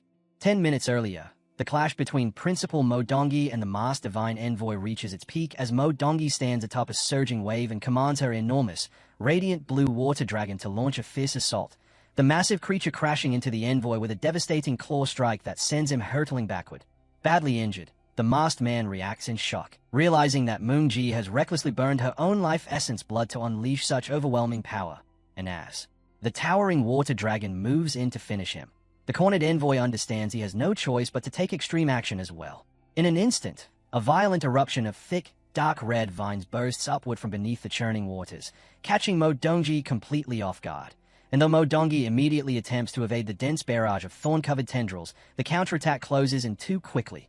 Hovering safely above the flood, the envoy reveals that he too can sacrifice his essence blood for strength, and under his control, the empowered crimson vines twist and coil together at high speed until they fully enclose Mo Dongji within a tightly packed, spiked spherical cage. With his opponent trapped, the masked envoy taunts the principal and then withdraws from the battle, leaving the area as Mo Dongji strikes the thick vines from within, throwing heavy punches in an effort to break free. Having secured her containment, the divine envoy immediately leaps away across the submerged canopy, heading directly toward his true objective. Back in the present, Lin Zichen informs his anxious teammates that the principal has been defeated, and as he senses the cult's envoy drawing closer, he explains that he himself is the enemy's real target before volunteering to act as a decoy to lure the threat away. Without a moment's hesitation, Lin Zichen dives headfirst from the towering branch into the deep floodwaters below, while Shen Qinghan calls out his name in alarm, confirming that he too can feel the overwhelming presence approaching. At that moment, the injured instructor Lu Tianrang takes control of the situation and orders all students to evacuate immediately in the exact opposite direction of Lin Zichen to maximize their chances of survival. Beneath the surface, Lin Zichen plunges deeper into the water and observes the masked divine envoy continuing the pursuit from above the treetops. And once he confirms his diversion has worked and his teammates are no longer in danger, he understands he no longer needs to remain near the surface. Diving further down, Lin Zichen activates the newly acquired water affinity attribute granted by his system, fully aware that relying on this ability is his only hope of escaping alive. And as he navigates through the submerged forest, Lin Zichen reasons that since the envoy did not appear critically injured, the confrontation with Principal Mo Dongji was not a fight to the death, leading him to conclude that she is most likely still alive but trapped. With that in mind, he redirects his path toward the source of the tsunami to rescue her. But just as he commits to this course, his danger perception suddenly flares again, warning him of a rapid attack surging up from below. With a sharp twist of his body, he barely avoids a gigantic spiked red vine that rockets through the water past him. While above the surface, the divine envoy stands atop a towering mass of demonic crimson vines and stares in shock at the speed this ordinary human displays underwater. Deciding he can no longer afford to underestimate the boy, the envoy resolves to end the pursuit immediately and, with a forceful gesture, drives the enormous cluster of red vines plunging deep beneath the surface, sending them surging after Lin Zichen as he desperately dives further down. Even so, the overwhelming scale of the attack proves impossible to fully evade, and as Lin Zichen recognizes the vast gap in their power, the thorn-covered vines rapidly catch up and coil tightly around his limbs and torso, locking him in place without any room to move. Feeling the capture is secure, the divine envoy clenches his fist in triumph and declares that his prey has finally been caught. Yet just as he prepares to pull Lin Zichen in, his confidence abruptly falters when the tension in the vine suddenly disappears. Far below, Lin Zichen moves freely through the water, while the confused envoy cannot understand how his magically controlled vines have lost their hold, completely unaware that Lin Zichen is secretly countering the trap using his newly obtained plant-controlling ability. Unwilling to accept what he is seeing, the irritated envoy assumes his technique malfunctioned and, determined not to let his target escape, unleashes an even larger and denser swarm of red vines to ensure the capture. The immense thicket of spiked vines tears through the water and quickly engulfs Lin Zichen once again. Wrapping around him with crushing force as the envoy confidently declares that escape is now impossible. But in response, Lin Zichen calmly activates his Lord of the Forest attribute, and to the envoy's utter disbelief, a faint glow surrounds Lin Zichen as the magical vines instantly slacken, losing their ability to restrain him.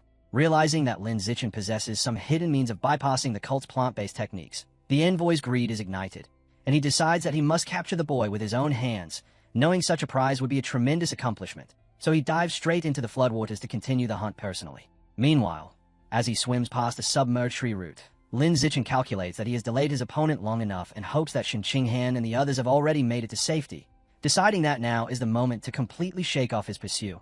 As the envoy closes in, Lin Zichen activates his natural camouflage ability, blending seamlessly into the underwater surroundings and remaining perfectly concealed while the envoy passes by without noticing him.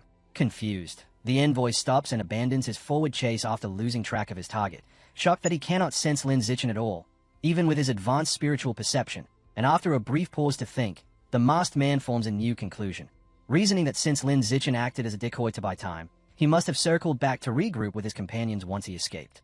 Fully convinced by this logic, the envoy immediately changes direction and rushes toward the fleeing students to intercept them. While from his completely hidden position, a calm Lin Zichen watches in silence as his enemy takes the bait and swims away. With his pursuer no longer on his trail, Lin Zichen immediately turns and heads in the opposite direction, fully aware that if everyone is to survive, rescuing the trapped principal must take priority.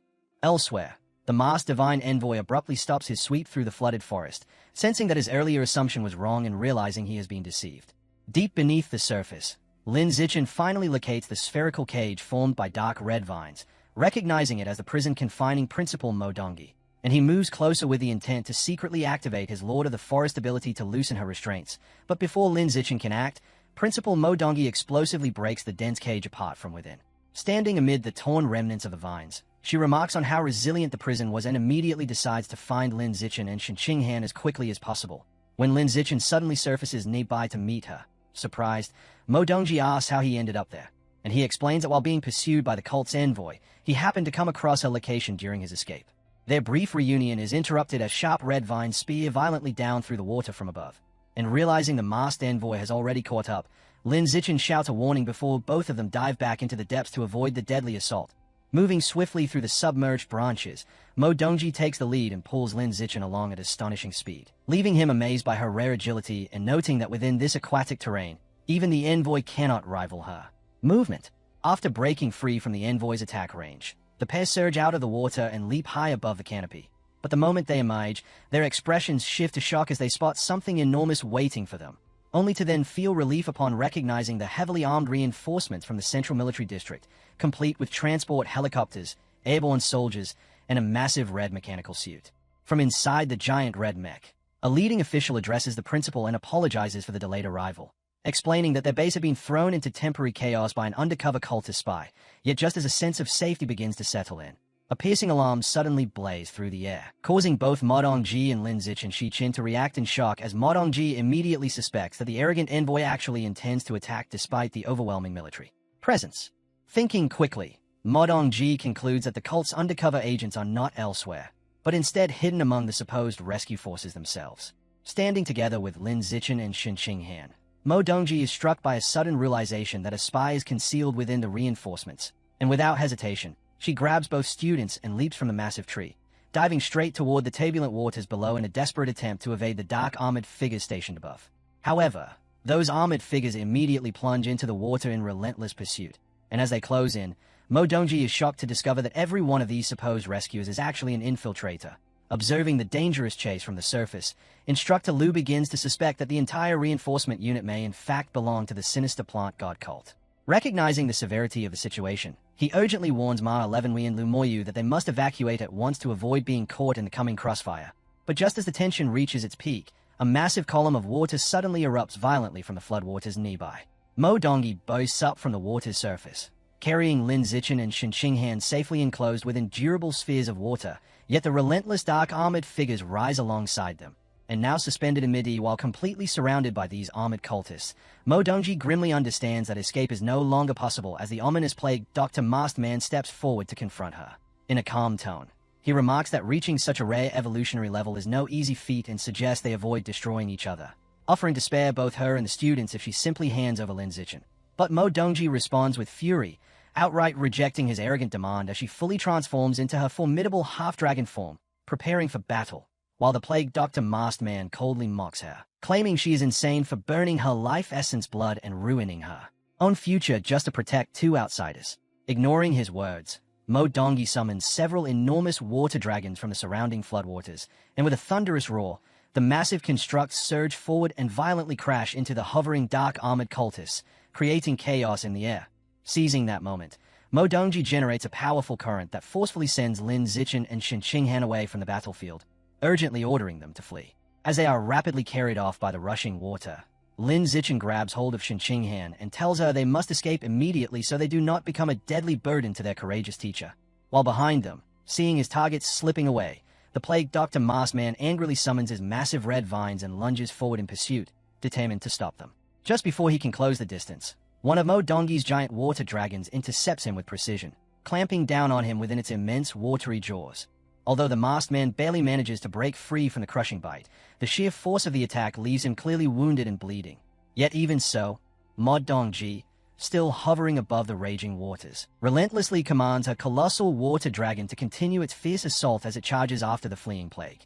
Dr. Masked Man, without warning, Moon Jae is completely caught off guard when the massive red mech from the supposedly allied reinforcement team suddenly unleashes a barrage of missiles in a treacherous sneak attack, the heavy projectile slamming directly into her summoned water dragon and instantly destroying the enormous construct in a fiery explosion. From within the towering machine, the traitorous lead official declares his intent to kill her as the mech fires a colossal, highly concentrated energy beam straight from its chest.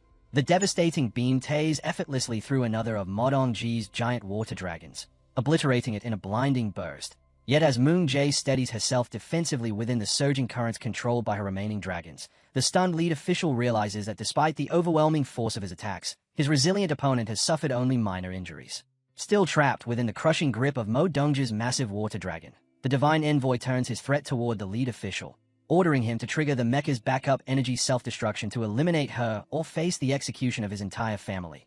And though the lead official clenches his teeth in visible fury and distress, He is left with no choice but to comply, knowing his family is being held hostage by the cult. In her half-dragon state, Mo Dongji surges forward through the churning waters with ferocious intent, closing in on her enemies, while the lead official, apologizing to his superiors, activates the self-destruction of his towering red mech at the exact moment Mo Dongji lunges to strike, causing the colossal machine to erupt in a catastrophic explosion of fire and energy that rips across the flooded battlefield. When the blast subsides, Mo Dongji floats on the water's surface, her half-dragon body scorched and smoking from the point-blank detonation, and she curses inwardly in frustration as she realizes her regenerative healing is far too slow to restore her strength. Wounded and with no time left to act, she can only watch as the distant silhouette of the divine envoy leaps away across the canopy, now free to continue his pursuit. Deep below, Lin Zichen swims through the water with Shen Qinghan in his arms, but a growing sense of dread sets in as he realizes the powerful pursuer is closing the distance once again.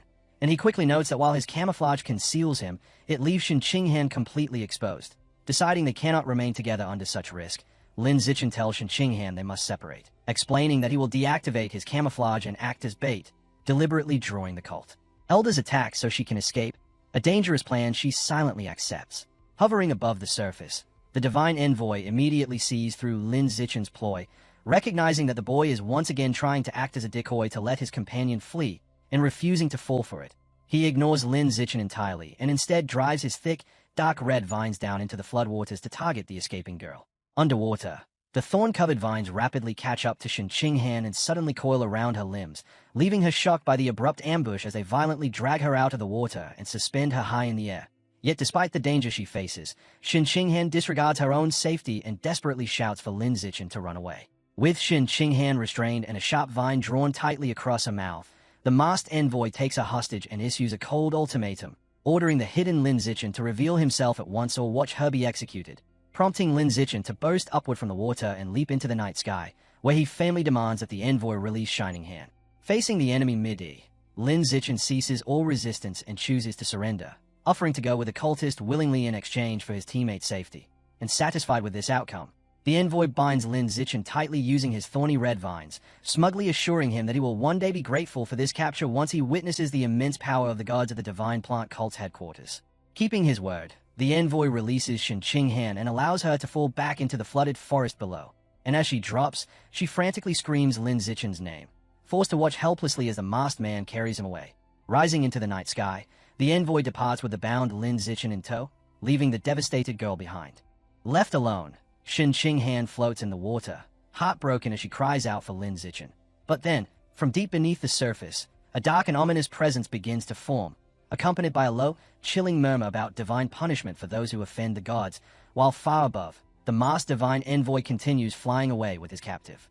As Lin Zichen is carried through the air, a sudden and overwhelming surge of water erupts directly beneath them, exploding upward with such that it shocks Lin Zichen, who realizes in that instant that his danger perception failed to warn him of the incoming threat.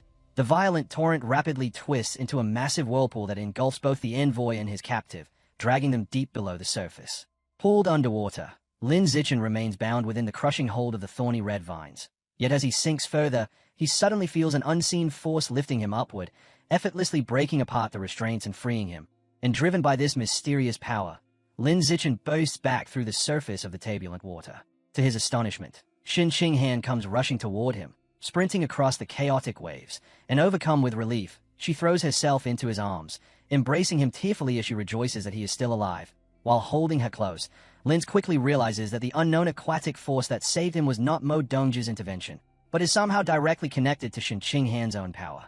At that moment, the masked divine envoy rises out of the water once again, and filled with fury, he hovers in the air as he unleashes a massive barrage of thick, thorn-covered red vines, shouting angrily that his opponent has forced him to such extremes. Stepping protectively in front of Lin Zichen, Shen Qinghan manipulates the glowing water around her and firmly declares that she will never allow the envoy to take him away. In response, the envoy's body undergoes a grotesque mutation as dark, fleshy wings tear out from his back, and he immediately dive-bombs towards Shen Qinghan. But towering columns of water surge upward from the raging sea and form into gigantic hands that intercept his descent, and those immense watery hands slam into him and crush him with overwhelming force. Pinned in place and bleeding heavily from the devastating blow, the defeated envoy desperately pleads for his life, mistakenly believing he is facing Principal Yuan, and offers to reveal the hidden truth behind the deaths of that principal's children in exchange for mercy. leaving Lin Zichen and Shen Qinghan both stunned by the sudden confession, as Lin Zichen internally questions what this secret truth could be. However, the glowing water infused with intense blue energy continues to surge without pause, and as the envoy stares at it, his eyes widen in terror when he finally realizes that he is not facing Principal Yuan at all. Yet before he can expose the true identity behind the power attacking him, the massive watery construct crashes down once more and completely obliterates him. Standing safely while holding Shen Qinghan, Lin Zichen looks down in shock at the mutated corpse of the high-ranking cultist floating lifelessly on the waves, and as he processes the abrupt death of such a powerful enemy, his system prompts him, asking whether he wishes to devour the body. As Lin Zichen reaches out and touches the envoy's remains, the system instantly absorbs the vast life essence within, significantly enhancing his plant control and spiritual attributes. He cannot help but marvel at how a rare-level expert of such terrifying strength was eliminated so effortlessly, without even the chance to resist, all because of the mysterious power Shen Qinghan possesses. Not long after, a fully recovered Principal Mo Dongji arrives in her half-dragon form and immediately asks about the whereabouts of the cultist elder. But choosing to protect Shen Qinghan's secret, Lin Zichen lies and claims he never saw the masked man, and Mo Dongji accepts his answer, without pressing further. Before long, the military district's heavily armed rescue fleet finally arrives, filling the sky with aircraft and armored soldiers as they safely extract both students and instructors, and later, inside a military facility, Officer Heling discusses the chaotic incident with Mo Dongji, noting that fox demons typically remain neutral within their own realms and rarely appear on Earth, leading her to deduce that they specifically came in search of a cultivation vessel and deliberately targeted Lin Zichen.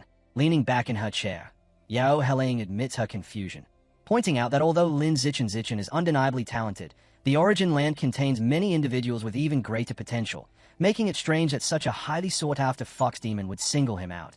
Setting aside the matter of the fox girl for now, Mo Dongji leans forward with a serious expression and asks Yao Heling for an update regarding the internal crisis within the military district.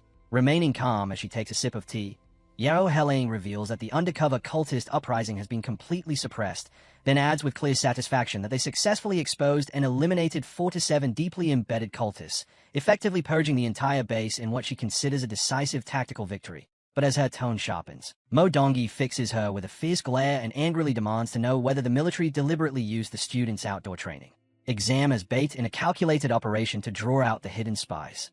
With a composed smile, Officer Yao Heling presents a wooden box, and inside rests a futuristic syringe containing a newly developed and highly potent anti-mutation reagent designed to treat severe after-effects from intense combat.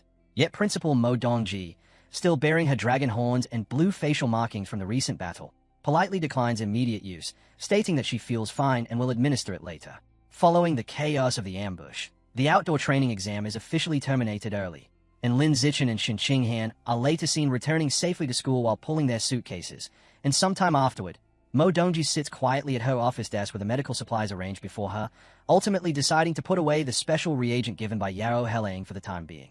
Adopting a more serious tone, Mo Dongji addresses Lin Zichen, explaining that she had already anticipated that the plant god cult's undercover agents would target him after he demonstrated such overwhelming talent during the camp assessment, and standing beside Shen Qinghan in the office, Lin Zichen takes the chance to ask about the true nature of the plant god cult while also inquiring about the exact biological level of the masked cultist elder they encountered.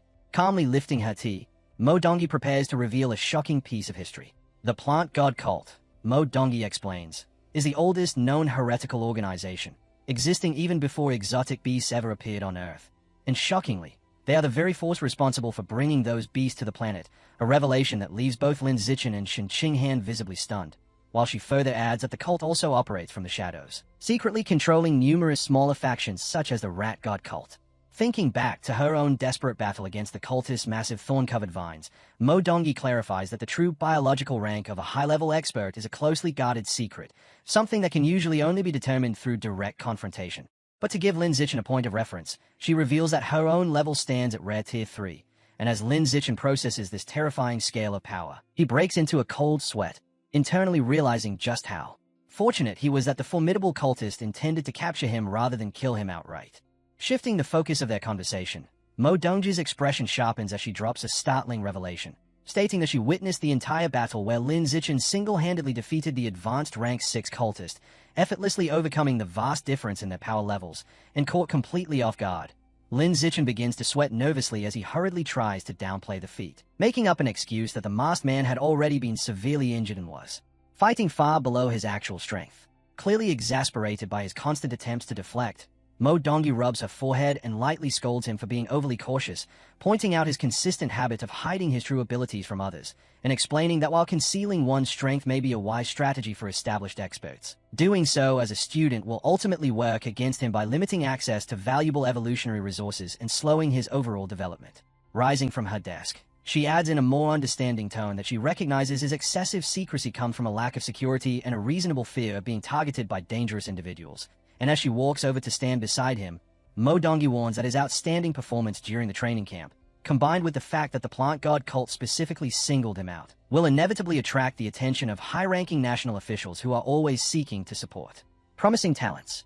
Placing a reassuring hand on his shoulder, she firmly advises that the smartest decision he can make now is to openly display his abilities and secure the backing of a powerful supporter for protection. And although Lin Zichen nods in agreement, he internally settles on a compromise, deciding that he will only reveal his physical and spiritual strength to the public while keeping his more heaven-defying system attributes strictly hidden. Later, he arrives at his family's apartment building and calls out to announce that he is back. And as he steps through the front door with his luggage, he is greeted by his surprised parents, Lin Yang and Zheng Wangxin, with his father immediately asking why a month-long training program ended in just 2 weeks, to which Lin Zichen casually replies that the camp was cut short, and overjoyed to see him return safely. His mother eagerly offers to cook all of his favorite dishes. Later, as the family gathers around the dining table to enjoy a hearty meal, Zhen Wang calls out to get his attention and share some good news, and with Lin Yang gently placing a hand over his wife's stomach, the couple happily reveals that Lin Zichen is going to have a younger sibling. An announcement so sudden and unexpected that Lin Zichen is completely caught off guard, left staring blankly while holding a bowl of rice. Gradually recovering from the shock, he asks if his mother is truly pregnant with a second child, and she joyfully confirms it, explaining that they only discovered it a few days ago while expressing her hope that it will be a sweet baby girl, prompting his father, slightly embarrassed, to explain their reasoning by admitting that ever since Lindsay Chen and Shen Qinghan left for university, the house has felt far too quiet and empty, and since they had no idea how long they would have to wait for grandchildren, they decided to have another baby to keep them company. Seeing the genuine happiness and affection between his parents, Lin Zichen responds with a warm smile and gives them his full support, reassuring them that it is a wonderful decision as long as it makes them happy, while also pointing out that their financial situation is stable enough to support as many children as they wish. Later, lying on his bed while browsing a school exchange app on his phone, Lin Zichen reflects on his recent battles and comes to the realization that relying solely on physical strength is a serious weakness, recognizing that he must also strengthen his mental capabilities so he will not be defenseless against spiritual-type opponents. And with that in mind, he decides to further enhance his advanced spirit attribute by spending 800 school credits to purchase a large quantity of 9-tone soul wine meat for mental improvement. As he continues scrolling through the shop, one particular item catches his attention: dimensional rat meat, and he is immediately taken aback by its steep cost of 100 credits per pound.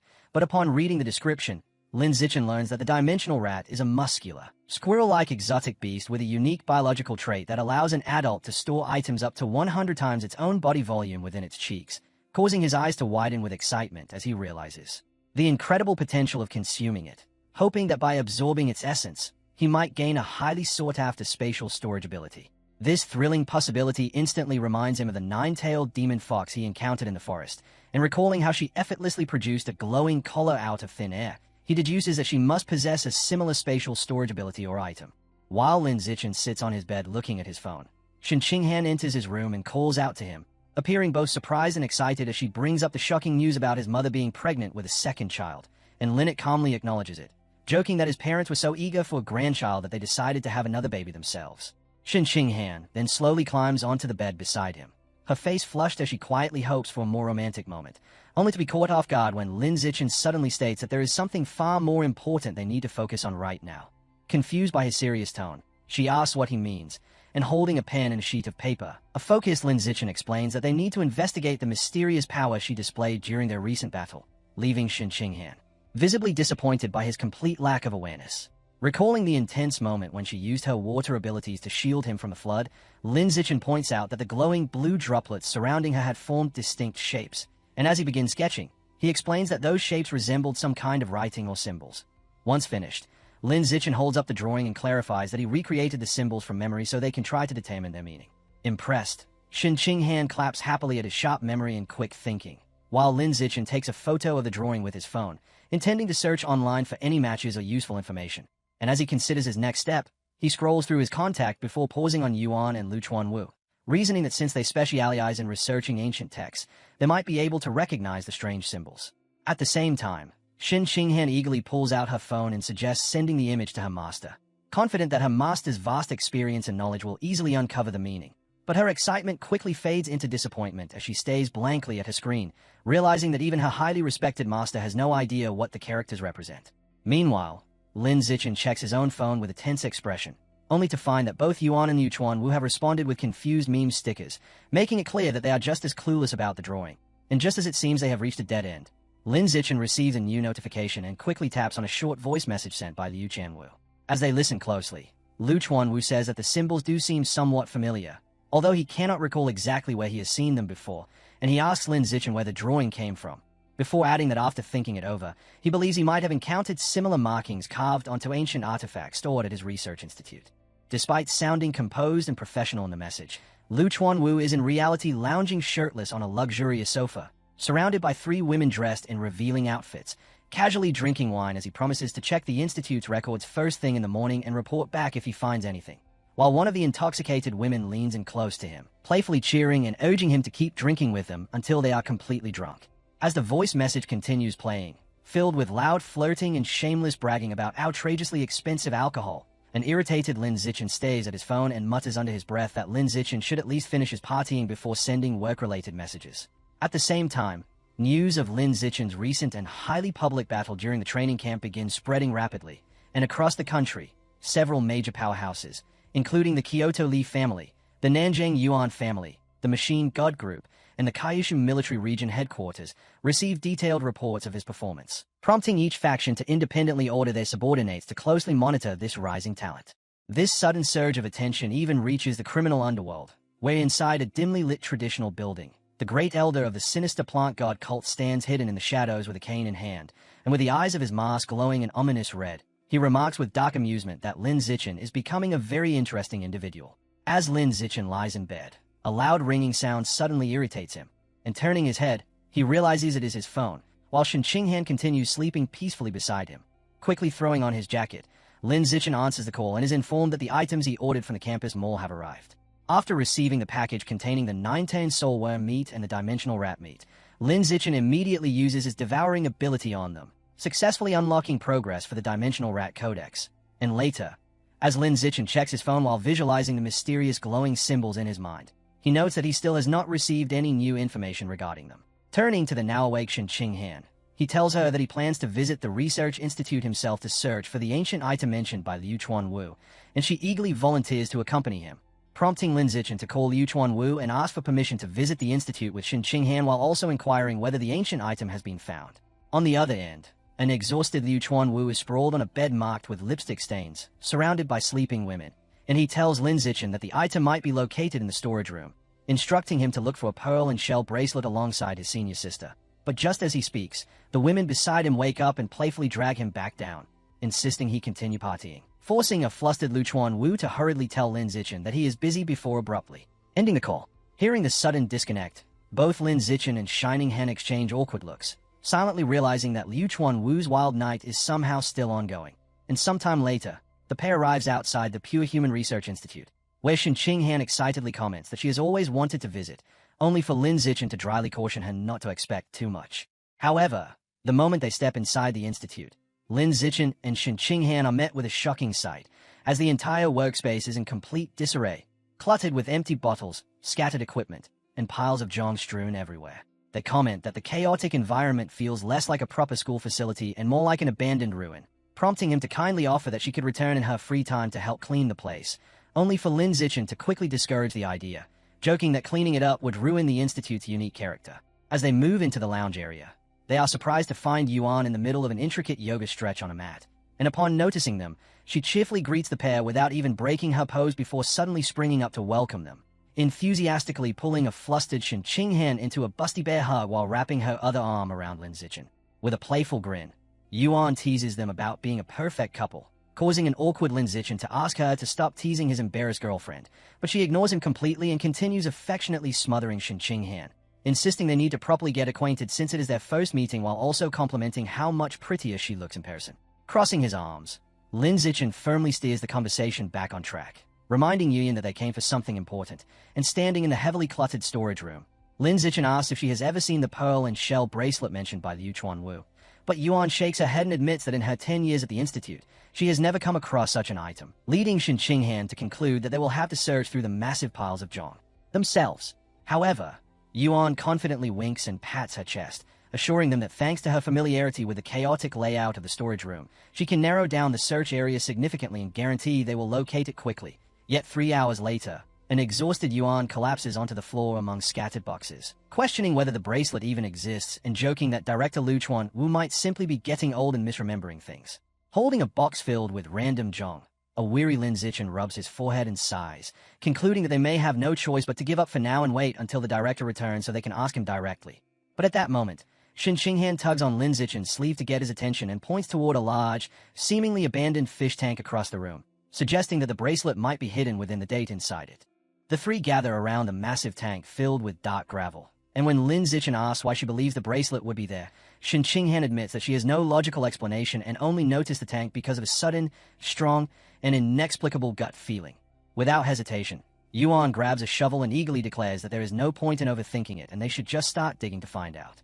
Before long, all three of them are left staring in complete shock at what they uncover, as Yuan expresses her amazement that Shen Qinghan's random intuition turned out to be perfectly accurate, revealing that they have successfully dug up a beautiful bracelet made of pearls and colorful shells from beneath the gravel. Holding the newly uncovered bracelet, Lin Zichen studies the carvings etched into the shells with careful attention and quickly realizes that the patterns match perfectly with the style of the mysterious glowing water symbols that Shen Qinghan had produced earlier. At that moment, a tired and slightly disheveled Liu Chuanwu finally arrives at the Institute and notices that they have already found the item, prompting Lin Zichen to immediately question him about the bracelet's origin. And after wiping a bit of sweat, Liu Chuanwu explains that the answer goes back 20 years to a deep-sea expedition. He recounts that during an exploration of the ocean floor near Double Sun Bay in Shanghai City, he accidentally discovered an entrance to a set of ancient submerged ruins, and upon entering a cave within those ruins, he came across a massive mural carved into the stone, depicting a central goddess-like figure emerging from a shell while being surrounded by dragons and mermaids. He then reveals that the pearl and shell bracelet was found resting on a stone directly beside that very mural.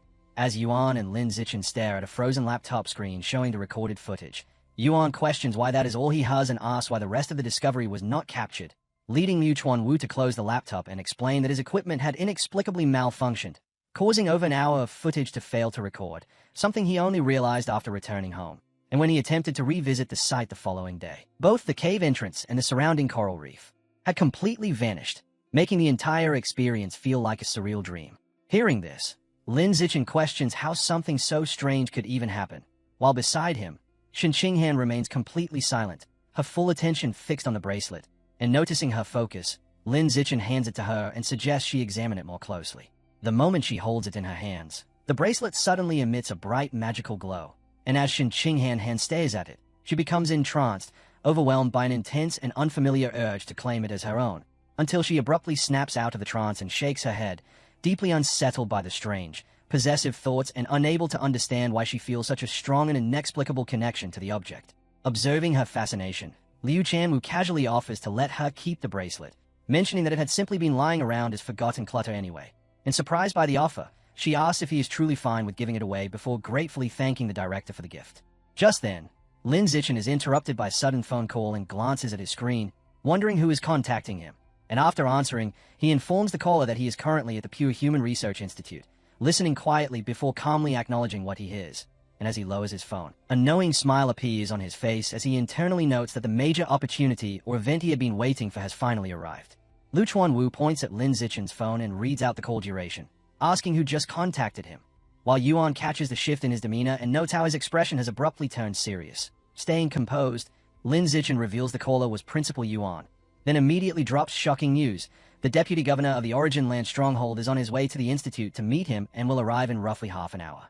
At this, Liu Chuanwu and Yu Yin are left completely stunned, their faces draining of color as they cry out in disbelief, because the deputy governor is a legendary-level powerhouse standing at the absolute peak of Earth's combat strength, second only to a single individual. Ignoring their reactions, Lin Zichen instructs Director Liu Chuanwu to quickly compile and organize all their research on the pure human path so they can present a complete report upon the deputy governor's arrival. Overwhelmed, Both Lu Chuanwu and Yuan begin shedding tears of joy, with Yuan expressing heartfelt gratitude, saying that having a genius like Lin Zichen join them is an immense blessing that has finally drawn the attention of such an important figure to their long-neglected research, while Lu Chuanwu echoes her sentiment, feeling that their years of effort are at last bearing fruit.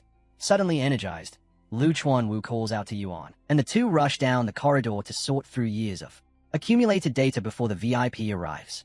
Not long after, Yu Yin, Lu Chuanwu, Lin Zichen, and Shin Qinghan stand together in the Institute courtyard, looking up as Lu Chuanwu announces the guest's arrival. Above them, a massive military transport aircraft hovers, whipping up clouds of dust as three figures emerge. Principal Mu Dongji leads a distinguished, white-haired man dressed in a heavy fur-colored coat, the Kaishu State Deputy Governor Yi Yongxing, accompanied by his military aide, Secretary Zhang. With a stern expression, Deputy Governor Yi Yongxing addresses the group, stating his strong interest in their pure human path research and instructing everyone to move inside for further discussion. And once they enter a comfortable lounge, he takes his seat on a sofa. With utmost respect, Lu Chuanwu carefully presents a folder containing the Institute's pure human path research results for review, and as Deputy Governor Yi Yongxing flips through it, he remarks that he once briefly explored this path when it first emerged but ultimately dismissed it as a dead end after watching every genius who pursued it fall into mediocrity. He admits his surprise that even now, after so many years, there are still people stubbornly devoted to studying it. After returning the documents to Secretary Zhang, Yi Yongxing turns his gaze toward Lin Zichen, Lu Chuanwu, and Yu Yin, acknowledging that they have indeed achieved tangible results, then brings up Lin Zichen's case specifically, pointing out that despite his outstanding performance in the military zone and the massive bounty placed on him by the plant god cult, his official biological level is still recorded as ordinary Tier 9. Fixing his eyes on Lin Zichen, the deputy governor reveals that he can clearly see the young man possesses the physical vitality and spiritual strength of an advanced Tier 2 expert, and realizing his secret has been exposed, Lin Zichen notes internally that his natural camouflage ability is completely ineffective against someone of Yi Yongxing's level. Meanwhile, Lu Chuanwu and Yu Yin stare at him in total shock, stunned to learn that his true strength has already reached advanced Tier 2. Breaking into a nervous sweat, Lin Zichen realizes he has both overestimated his concealment skills and severely underestimated the perception of a legendary-level power haze, while Yi Yongxing firmly instructs him to stop hiding his abilities and, from this point on, to display his full strength as a pure human while challenging the top geniuses of the genetic fusion and mechanical paths, because he wants to personally witness the true upper limit of pure human potential. In response, Lin Zichen respectfully explains his hesitation, saying he concealed his real power out of fear that standing out too much would draw relentless attack from cultists and endanger his family. But Yi Yongxing assures him that since this is a direct order, he will guarantee the absolute safety of Lin Zichen and his family. Having obtained the exact assurance he needed, Lin Zichen accepts the terms and promises to demonstrate the peak capabilities of a pure human.